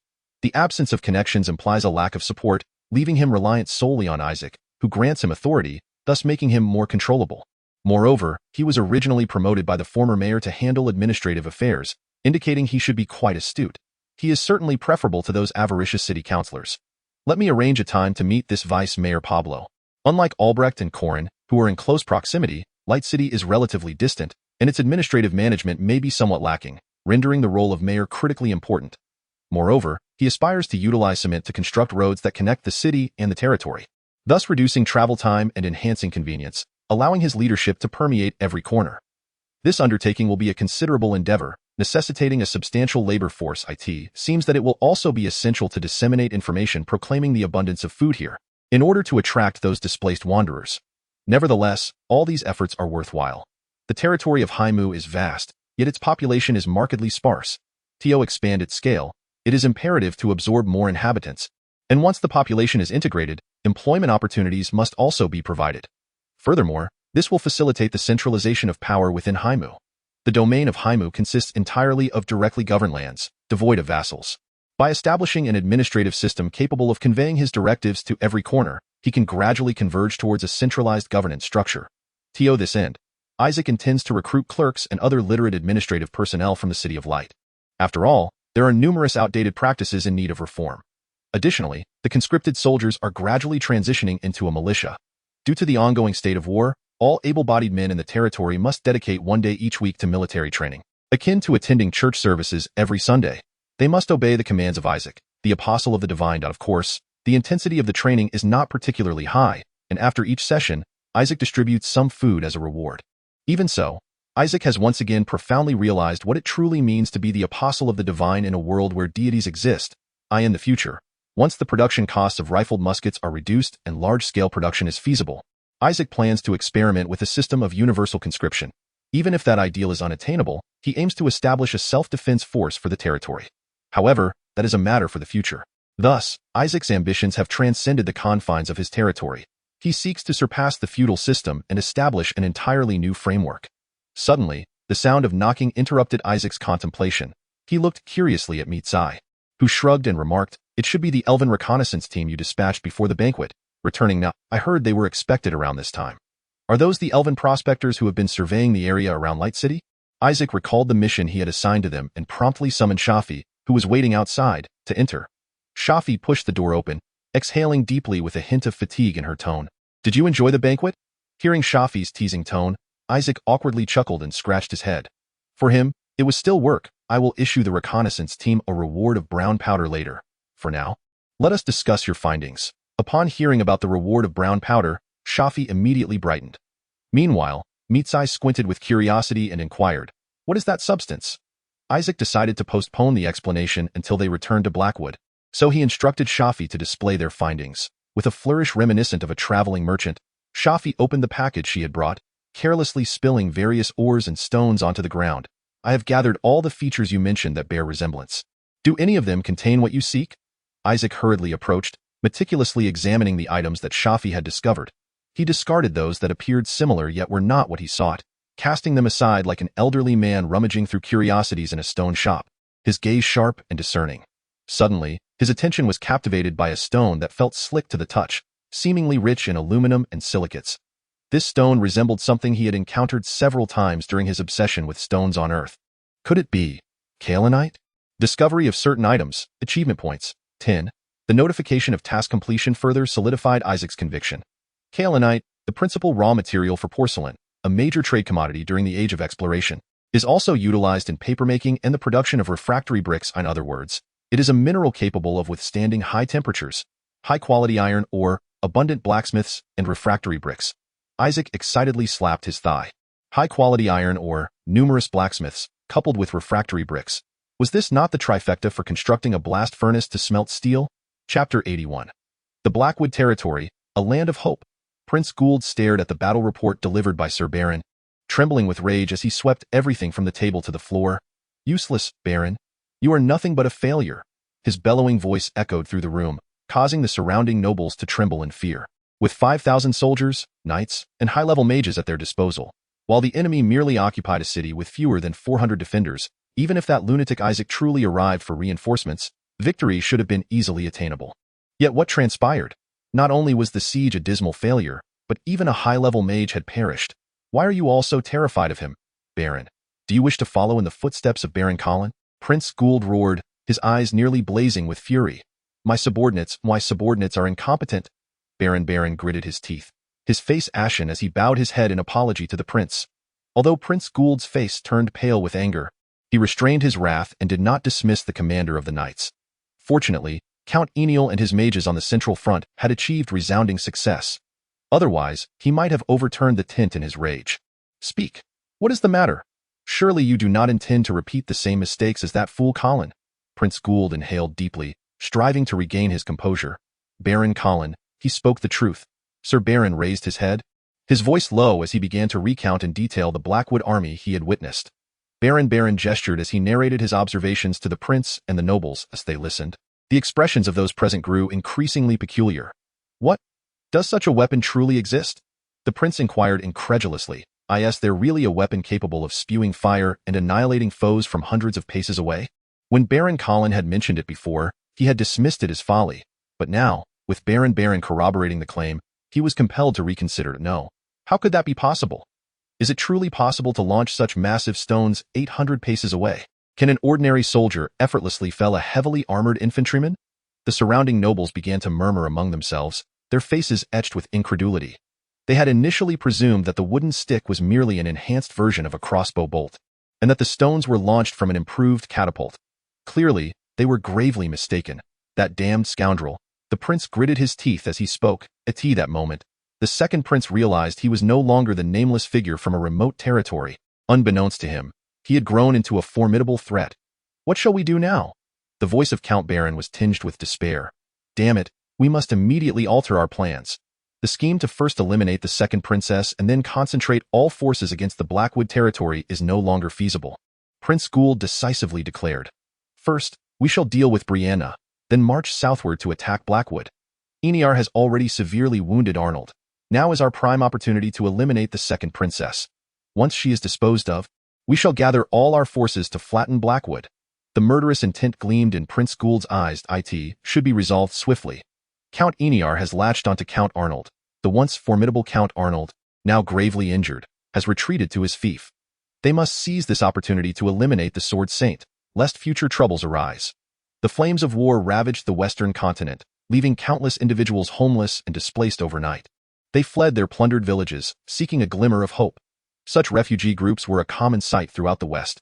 Hunger and fury transformed some of the displaced into bandits, and coupled with the diseases spawned by war, the entire region had seemingly become a hell on earth. Meanwhile, the second prince's pillaging and the second princess's retreat left them on the brink of being consumed by conflict once more. They had nowhere left to turn. These refugees found themselves utterly cornered, wandering in despair. Theo Blackwood. That is the land of hope. A former traveling merchant shouted loudly, pointing towards the west, in the direction of the beast forest. It was said that this year had brought an abundant harvest, with livestock thriving. This was a widely circulated rumor. Tales spoke of long caravans transporting countless supplies back and forth between Light City and the Blackwood territory. But would the Lord take us in? No Lord would welcome these destitute individuals, who would only increase the burdens of law and order and sanitation. Most would be regarded as beggars, especially in a territory ravaged by war and soaring food prices. It is rumored that a newly established congregation there offers free medical care, and that the Lord is an apostle of that very congregation. Hence, upon hearing the merchant's words, the refugees displayed expressions of astonishment. Would those exalted clerics truly provide medical care without charge? Perhaps he would show us mercy. Maybe it is worth a try. A faint glimmer of hope illuminated the weary eyes of the refugees. Let us go. Rather than perish here from hunger or fall victim to bandits and beasts, there remains at least a sliver of hope. Indeed, let us journey together to Blackwood. A former village chief exclaimed loudly, as others nodded in resolute agreement. Such a scene was unfolding in every corner of the West. The eyes of desperate refugees sparkled with the light of hope as they surged towards the Blackwood territory. Drawn by the promise of abundant harvests, benevolent lords and soldiers and priests ready to aid the needy. Most crucially, there was no warfare there, only the promise of life. Chapter 82. The startled Mitsai after Isaac and Mitsai attended to the aftermath and administrative affairs of Light City. They returned to Blackwood. The remaining tasks were entrusted to the newly appointed Mayor Pablo. The vice mayor, disheartened after witnessing the frenzied antics of the councilors at the banquet, was deeply moved when Isaac assured him of his capability to appoint him as mayor. He immediately knelt before Isaac, pledging his loyalty, and was revitalized, brimming with enthusiasm. This was indeed a fortuitous development. A competent and passionate individual had joined their ranks, alleviating their burdens. Recently, as the territory expanded, the workload had increased significantly, and even Mitsai, who assisted in managing the affairs, expressed his grievances. It appeared that Isaac, for his own sake, must cultivate administrative talent. This endeavor necessitated the cultivation of individuals proficient in the common tongue of the continent. To this end, he was contemplating the establishment of foundational educational institutions, such as schools, a beloved idol from Isaac's past had once proclaimed. No matter how impoverished, one must not neglect education.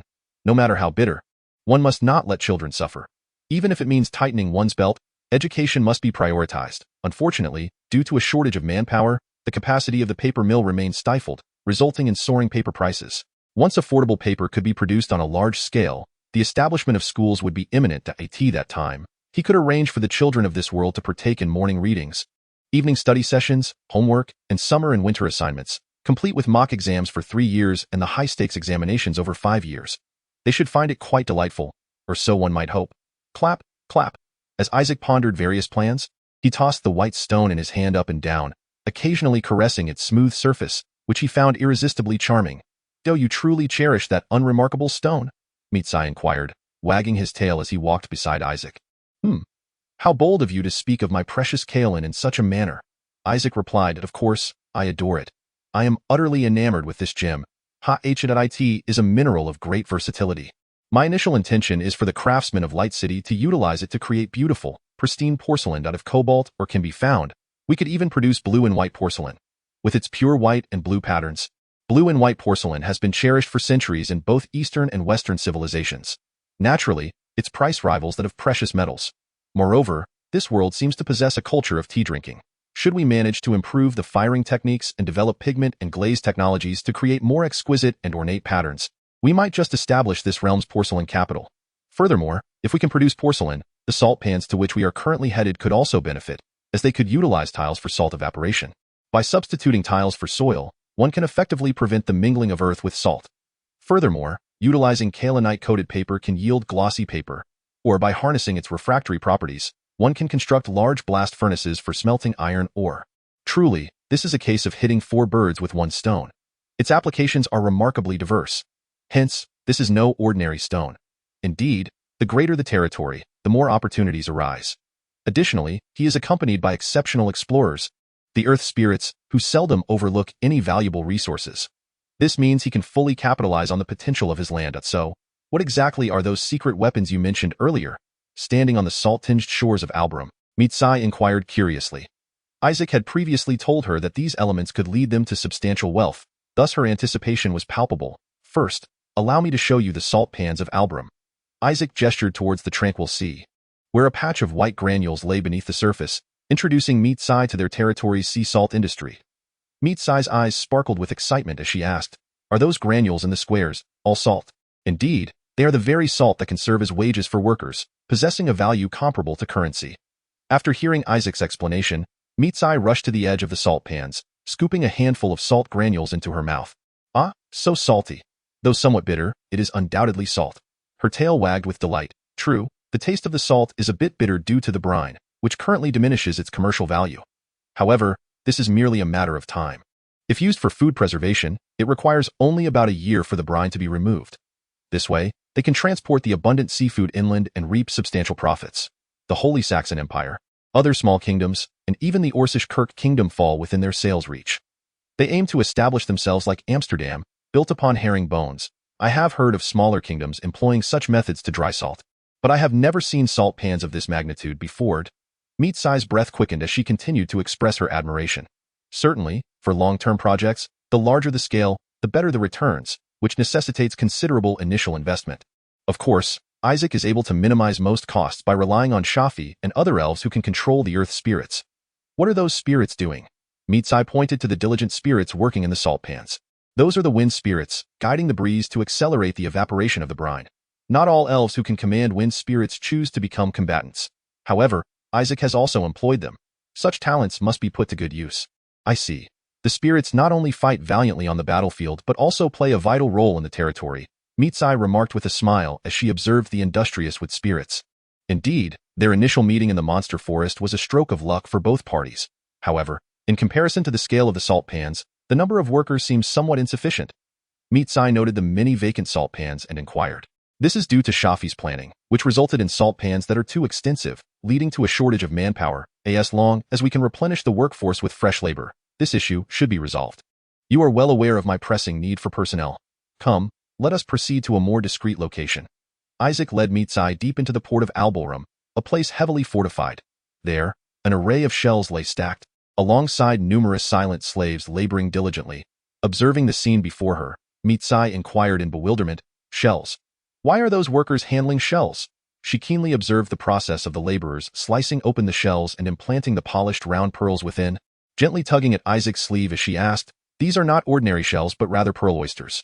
You might not know, but pearls can indeed be cultivated." Isaac briefly elucidated the principle. When he disclosed to Mitsai his intention to engage in large-scale cultivation of these precious gems, she was left astonished, her mouth agape in disbelief. To her surprise, "You have been secretly developing these industries." It was only then that Mitsai realized the steel pens, carriages, and extensive smuggling operations were merely the tip of the iceberg, leaving her in a state of shock and numbness. "Ha ha ha, now is not the time for astonishment. Ah, what else is there?" Mitsai's eyes widened, her tone laced with incredulity. Isaac smiled mysteriously, taking her weary little hand, and directly headed towards the Lord's Chamber of Albarum. Chapter 83. The Torn of Steel is about to commence. Recently, due to the abundant grain supply in the Blackwood territory, many bakers have been employed, resulting in an array of breads emerging. Blackwood can now be referred to as the capital of bread. Isaac had informed the staff of the Lord's Chamber in advance, so when they arrived, a freshly fried bread, prepared in lard, was already laid out on the table. This could be considered a small luxury reserved for the Lord. It is said that the origin of donut stems from Dutch immigrants frying bread in lard and then coating it with sugar. The bread before them was a perfect embodiment of this method. Although it was expensive and not suitable for mass sale, Isaac intended to market it to the nobility. He handed Mitsai the bread, glistening with a layer of sugar crystals, urging her to taste it while it was still warm. Mitsai inhaled its uniquely delightful aroma and, filled with curiosity, opened her rosy lips wide to take a generous bite. Instantly, she was enchanted by its chewy texture and rich sweetness. The unprecedented flavor made her pupils dilate in surprise, her lovely eyes wide with astonishment. This is sugar, produced right in our territory. Though Mitsai's mouth was occupied, Isaac discerned the shock in her gaze and quickly responded. Mitsai swallowed the bread, feeling it slide down her throat. It was evident without question that she adored the flavor. As her tail twirled excitedly like a fan. So, the brown powder you gifted to those elves was indeed sugar. It appeared she still remembered that detail. Isaac nodded in affirmation. How amusing. You have indeed gathered all the powders that can yield profit, salt, sugar, and all. Though you still lack pepper, most of the essentials are already in your possession. Tell me, do you now believe that relinquishing the Dario trading group to join us was a judicious choice? Isaac inquired with a smile. Mitsai, with a wagging tail, nodded enthusiastically, exclaiming, I have no regrets whatsoever.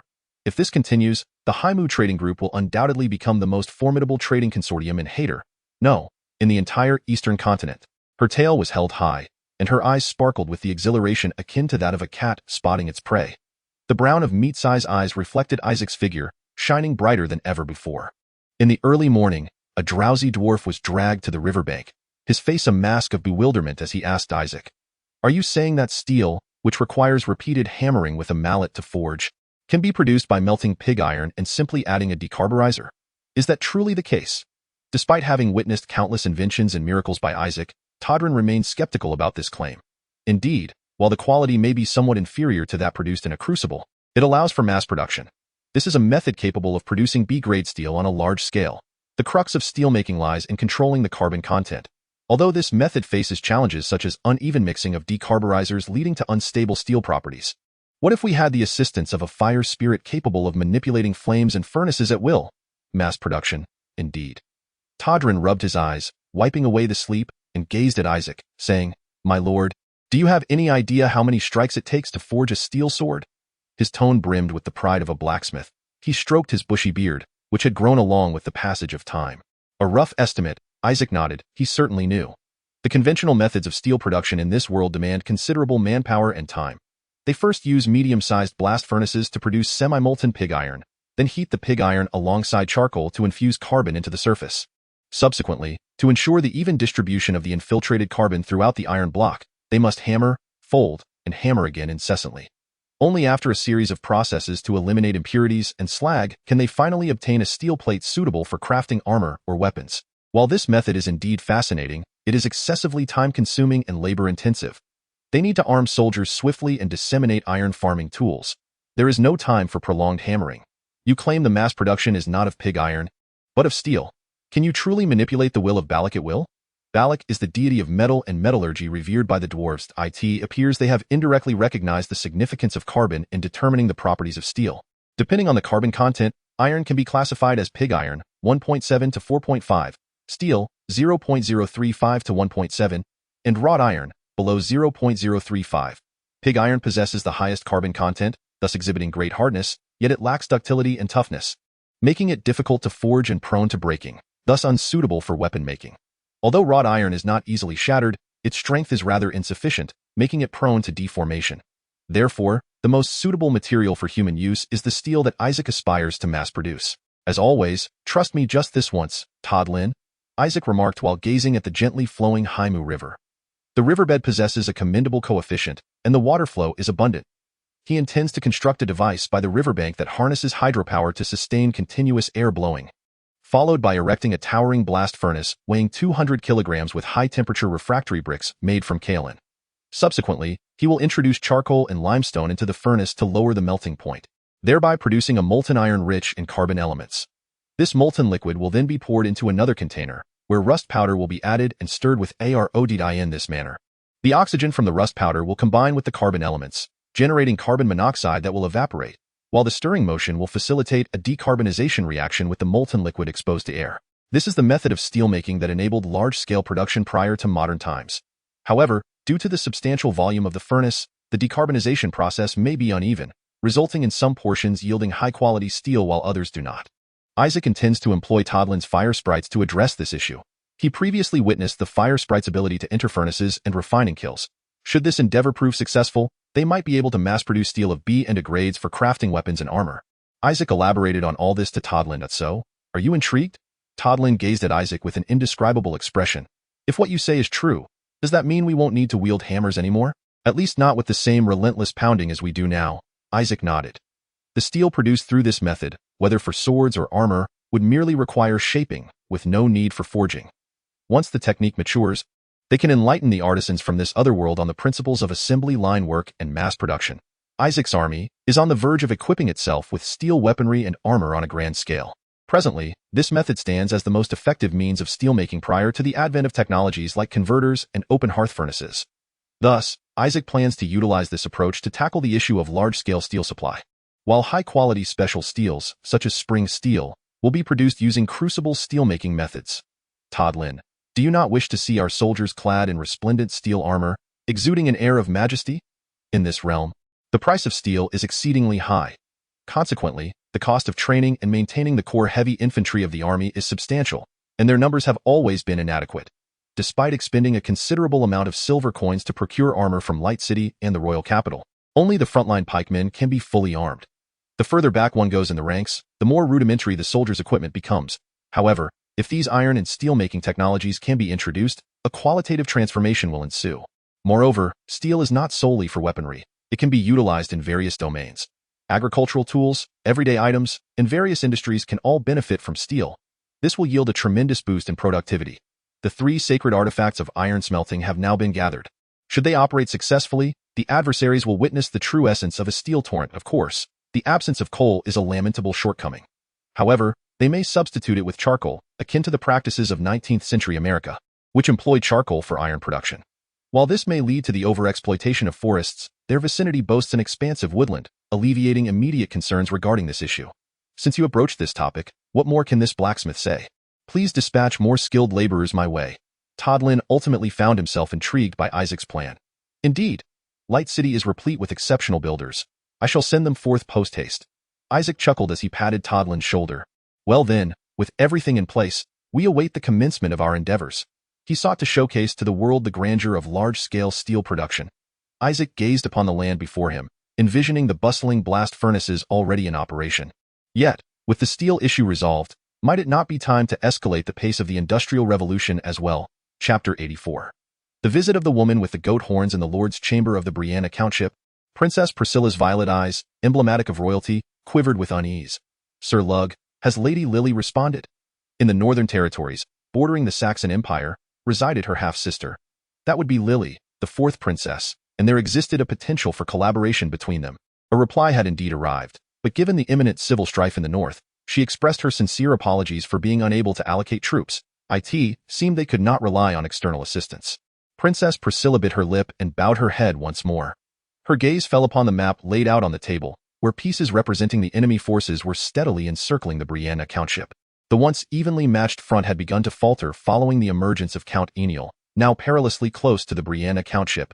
Even with their vigilant defense, they could not withstand the tempest of flames sweeping across the battlefield. The subsequent enemy assault resembled a waking nightmare. A soft sigh escaped the princess's lips, echoing throughout the chamber. The nobility from the second princess's faction wore expressions of despair, akin to candles flickering feebly in the wind, ready to extinguish at any moment. Forgive me, Princess Priscilla.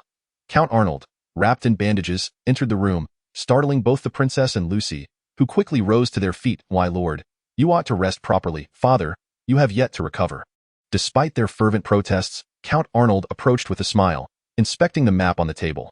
His golden eyes meticulously scanned the battlefield situation. The enemy, leveraging their numerical superiority, had steadily forced the princess's forces into a dire predicament. Cursed second prince, his arrogance grows ever bolder.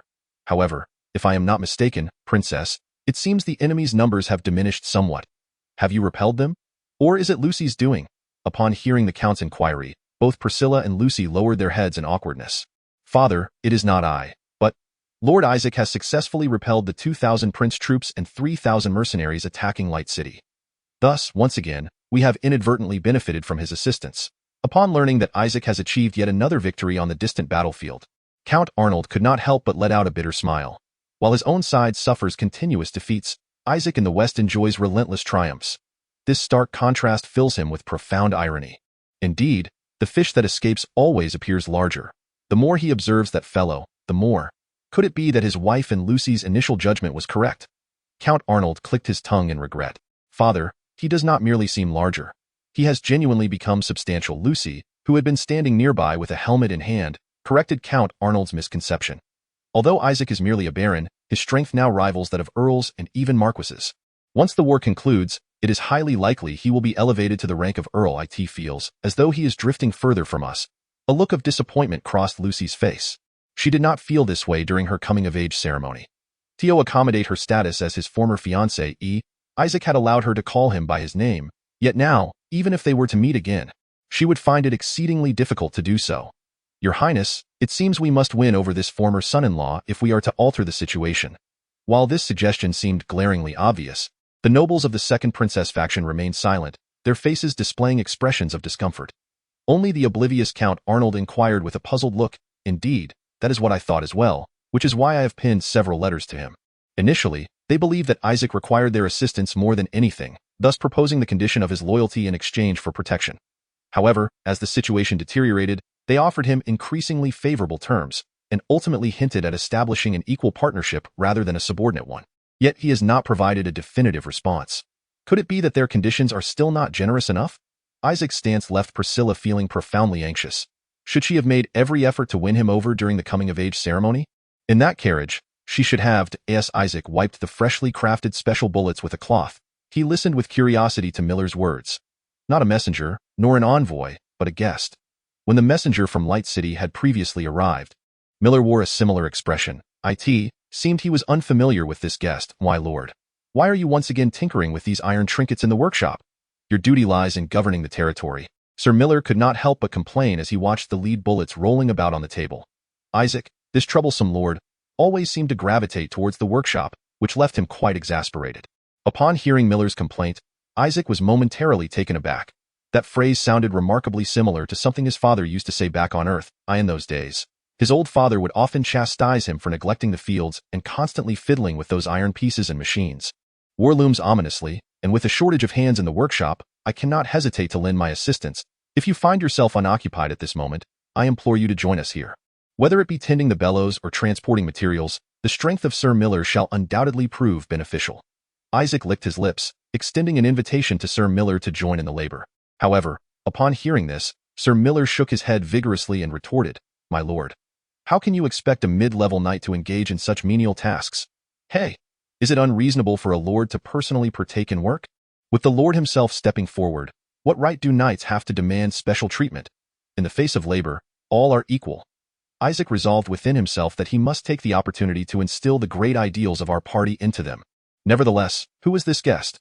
From Light City or the second princess? Isaac inquired while fiddling with the lead bullets. Sir Miller shook his head and replied, "Neither. They hail from the port of Albram. A port, so they have arrived by sea. A merchant vessel flying the flag of the Duchy of Hinden has docked, and a woman with goat horns has disembarked, claiming to seek you." Chapter 85. The cotton seeds are in hand. Upon hearing Sir Miller's description, Isaac smacked his thigh. A merchant from the Duchy of Hinden with goat horns. Who else could it be but her? Aha! It is Azazel. What a rare visitor. As summer wanes and autumn approaches, it appears that the succubus from the western continent has delivered the essential cotton for winter as promised. What are we waiting for? Hurry! Let us invite her into the castle. Days have passed. Yet Isaac vividly remembers Azazel's enchanting smile and her alluring figure. Before long, the esteemed guest arrived in the Lord's chamber. With her pink eyes, fluttering petite wings, and leather-like tail, it was indeed the merchant Azazel from the duchy. Due to Azazel's distinctive appearance, news of the succubus's visit swiftly spread throughout the territory. This directly resulted in another guest arriving uninvited in Isaac's lordly chamber, none other than the sharp-eyed priest Ignis, seated in the corner of the room. Ignis silently sipped her tea, her gaze piercing as if scrutinized by a divine presence, fixated intently on Isaac and Azazel. Upon hearing that the succubus who had attempted a nocturnal assault on Isaac in his dreams was coming, she had hastily rushed over under the pretense of desiring tea, intruding upon the Lord's chamber. Since then, she had remained there, nursing a cup of tea that was rapidly becoming mere water. Although her movements were graceful, reminiscent of a lady savoring afternoon tea, her eyes remained ever watchful of Azazel, particularly to prevent any physical contact between her and Isaac. It has been quite some time. Dear Lord Isaac, and you as well? President Mitsai, Azazel awkwardly greeted, seemingly aware of Ignis's gaze. Mitsai, seated beside Ignis and sipping tea, warmly waved at her. Haha, I am now the head of the Blackwood Trading Company. Upon hearing the news of the vice president of the large commercial group switching allegiances, the succubus immediately displayed a look of intrigue. By the way, congratulations on your victory, my lord. Your territory has expanded significantly. It is merely a stroke of luck. So, dear Duke, are you satisfied with the products from Blackwood? Isaac inquired about the feedback on the meticulously crafted fountain pins and rubber shoes, uncertain whether they would meet the standards of the nobility on the Western continent. Absolutely satisfied, she affirmed with confidence, believing that these goods would sell remarkably well in the Western continent. She even requested that I bring back more, which is why I have come here with the merchant ship, Azazel remarked with a shrug and a smile. The Dark Elf Duke had also sensed the allure of wealth. It seemed their sales reach had taken its first step from the kingdom to the entire continent. That is wonderful. I am delighted she appreciates them. Since the products that are best sellers in the Eastern continent are also popular in the West, we can consider shipping Blackwood's carriages on merchant vessels for sale in the Western continent, Isaac said eagerly, looking at Azazel. Have you brought what I requested? Azazel immediately nodded in understanding. Retrieving an item from her bosom, in her delicate white palm rested a collection of seeds wrapped in soft cotton. Isaac's eyes gleamed with excitement. This is merely a sample. There are many more aboard my merchant ship, Azazel proudly explained. Isaac could not resist seizing a handful of cotton seeds. How well done! The Duke is truly generous. He envisioned vast cotton plantations, where industrious dark-skinned individuals toiled to harvest the cotton, while he wielded a whip. No, wait. It seems this place lacks dark-skinned folk. Alas, he was quite keen on recreating a historical scene. Shaking his head to disperse certain images, he smiled broadly at the cotton seeds before him. Next, he must swiftly organize irrigation channels, recruit labor, and use fertilizers to address the cotton's depletion of soil nutrients. Furthermore, he would enlist those capable of controlling plant spirits to enhance the cotton seeds, ensuring their adaptation to the local climate. My lord, is this truly worth such elation? Mikai, seated beside Ignis, queried with a puzzled expression. She found it rather strange that Isaac was so animated over a mere handful of seeds. Of course it is worth it. You wouldn't understand. Just as tea once ignited wars and even led to the independence of a nation, cotton is also a non-food crop that has transformed human culture and history. If we can promote cotton cultivation and resolve certain technical and institutional challenges, we will not only stay warm in winter but could also revolutionize the art of warfare. Isaac chuckled gleefully, rubbing his hands together as he counted the cotton seeds. While the people of the Western continent seemed to utilize cotton solely for stuffing, he envisioned extracting oil from cotton seeds and producing paper from cotton linters. Maximizing the value of this resource, I shall purchase all of them. As for what goods to exchange and the price of the cotton seeds, you may negotiate with the treasurer and Mikai. The soft rustling of cotton seeds, which Isaac received from Azazel, rolled back and forth in his hands, the friction of the fibers providing him with a sense of comfort. Observing his actions, Azazel chuckled and remarked, To speak candidly, I was somewhat apprehensive before my arrival, as I had heard that war had erupted in your region. However, witnessing the expansion of your territory has alleviated my concerns. I sincerely hope that we can engage in a long-term collaboration moving forward. It was evident that the internal strife within the kingdom had instilled a sense of unease in them. After all, they had finally found a stable trading partner and would not wish for it to vanish overnight. By the way, how fares the Western continent? Surely there hasn't been a war there as well? Isaac inquired. Azazel brushed his hair back and replied, Regrettably, the Western continent is also in turmoil. The High Elves have suddenly invaded the Dwarven Kingdom, causing surrounding nations to grow increasingly tense. The High Elves, reputed to be uncontrollable yet possessing advanced magical technology, regard themselves highly while congregating on an island known as Avalon. They have already occupied several regions of the Western continent as their vassal territories and are continuously expanding their influence. Is the situation in the Dwarven Kingdom dire? Isaac recalled Todlin, the first Dwarven king in history to be injured by a steam engine, who resided there. Indeed, the circumstances are quite bleak. It is said the enemy wields formidable weapons known as magical devices. Magical devices? Isaac mused, the term vaguely familiar, yet lacking concrete knowledge about it. I believe I have also heard of magical devices. Apostle, at that moment, Priest Ignis suddenly raised a hand high. Chapter 86, The Spirit of Old Friends. Isaac looked on in confusion. Hadn't she been residing in the cave all this time? How could she possibly know about magical devices? This was conveyed to me by the former priest. It is said that while the sect was hiding, they were ambushed by a group exuding an aura of malevolence, who employed weapons known as magical devices. The mysterious assailants targeting the sect had indeed utilized magical devices? Isaac felt a surge of curiosity. It appeared that all news related to the High Elves was decidedly negative. Were these beings incapable of any good? It is said that the High Elves consider themselves the superior race, viewing all others as inferior, leading them to frequently invade and slaughter other races, Azazel added. Isaac squinted, sensing something amiss. There was an unmistakable, profound sense of disquiet. Azazel's words sharply reminded him of a certain historical figure from his past life on Earth, a man with a small mustache who relished delivering speeches. Surely, these High Elves wouldn't also be inclined to establish concentration camps for soap production. What of your Duchy of Hinden? Will the flames of war extend to your lands? Isaac, having grasped the nature of these beings, asked with growing concern. We are fine under the iron-fisted rule of the apostles. In any case, under her sagacious leadership, the duchy is experiencing rapid development, far removed from here, so there is no need for you to worry. Isaac immediately understood that the apostle of the Hinden Duchy worships the god of order, and it seems she has managed to govern her nation with admirable efficiency. That is reassuring. Thank you for the information. I hope we can engage in pleasant transactions again in the future. I still have much to introduce to you. The Blackwood territory has a plethora of emerging goods, such as pearls. It seems you possess many hidden treasures. I truly came to the right place. Azazel's pink eyes sparkled. As Isaac bid her farewell, she extended her fair hand once more. With a swish of her tail, she revealed a knowing smile. Isaac cast a glance at her, ultimately moved by her insistence, and grasped her hand, shaking it up and down a few times. Oh dear, Ignis gasped in surprise, suddenly standing up. Despite her cautiousness, this girl had still managed to steal a home. However, Isaac paid her no heed, for the apostle would not be affected by any mental disruptions. From another perspective, he could be considered one of the few men capable of shaking hands with a succubus without trepidation. Although he could not fathom why, he sensed that he would frequently encounter her in the future. Until next time, I look forward to your kind assistance. Azazel politely bid farewell and turned to leave, her tail still joyfully swaying until the very end. In any case, Isaac had gained an understanding of the international situation and the unsettling reality of the West. The mysterious cult enemies and the apostles appearing in various regions instilled a sense of crisis within him. He must strengthen himself as swiftly as possible. On the vast Kuan village plains, elven rangers on horseback were engaged in equestrian training, humming the song Isaac had taught them. I would guard the borders for you a lifetime. I learned that skill of the returning lance. Chase away the tigers and leopards, so you shall not suffer harm. This is a segment from the lyrics of Returning Lance. Isaac felt that this spirited song suited these elves, who could manipulate bullets at will, so he imparted it to them.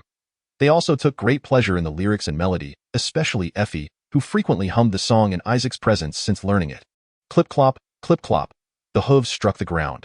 Isaac practiced riding alongside the elves. Whether on the battlefield or in retreat, mobility is of utmost importance. Yet, he struggled to ride smoothly no matter how he pulled the reins. The horse snorted and persisted in its own way. As a result, he could only advance in a tipsy manner, swaying back and forth. Unlike the vehicles on Earth with pedals and steering wheels, horseback riding requires a harmonious partnership between horse and rider, which is why training cavalry takes such a long time. Goodness, this horse is truly difficult to manage. Seeing Isaac's predicament, Miller and Claire stifled their laughter from the sidelines. Who told you not to study diligently when you were young? Sir Miller chuckled, clearly referring to Isaac's reckless days of skipping class to indulge in drinking. Not this again. Do you plan to say this until my dying breath? Isaac helplessly shook his head. Least you must wait until you learn to ride. He chuckled. Miller laughed heartily, adding, nevertheless, I still believe my brother is quite remarkable. He has finally taken the initiative to learn and practice riding. At that moment, Claire suddenly interjected with a smile, attempting to salvage what little dignity Isaac had left. She felt genuinely pleased with her brother's recent transformation, even harboring a sense of pride. All right, I suppose I am doing this for the sake of survival, Isaac murmured, tugging at the reins of the horse. This young lady had almost become his little admirer recently, elevating him in every regard. Suddenly, the horse beneath him reacted strangely, nay, perhaps unable to endure Isaac's clumsy handling. The horse reared up, whinnying loudly. Oh, no. Isaac's body lurched backward, instinctively letting out a cry. The reins slipped from his grasp. Just as he was about to tumble off, a gust of wind surged beneath him. Restoring his balance, a flash of white light darted before his eyes. Ifei? Isaac said, casting a grateful glance at her. Ifei's lips curled into a subtle smile as she shrugged, as if to say no thanks were necessary. Nearby, the elven rangers exchanged knowing glances with Ifei. Observing their silent communication, Claire suddenly had an epiphany. This atmosphere feels off. If this continues, Could it be that my brother intends to marry an elf? She had never considered such a possibility, and a wave of panic washed over her as she covered her forehead. Confusion clouded her expression. However, the age difference, even if they belonged to different races. Her brother was only 16. This seemed rather criminal, as she quietly muttered to herself. A look of turmoil crossed her face, and she found herself unwilling to gaze at her brother and Fei. Thus, while Claire wrestled with her thoughts in solitude, the others basked in a warm atmosphere as the horseback training continued. Before long, a figure emerged in the distance, galloping towards them at full speed.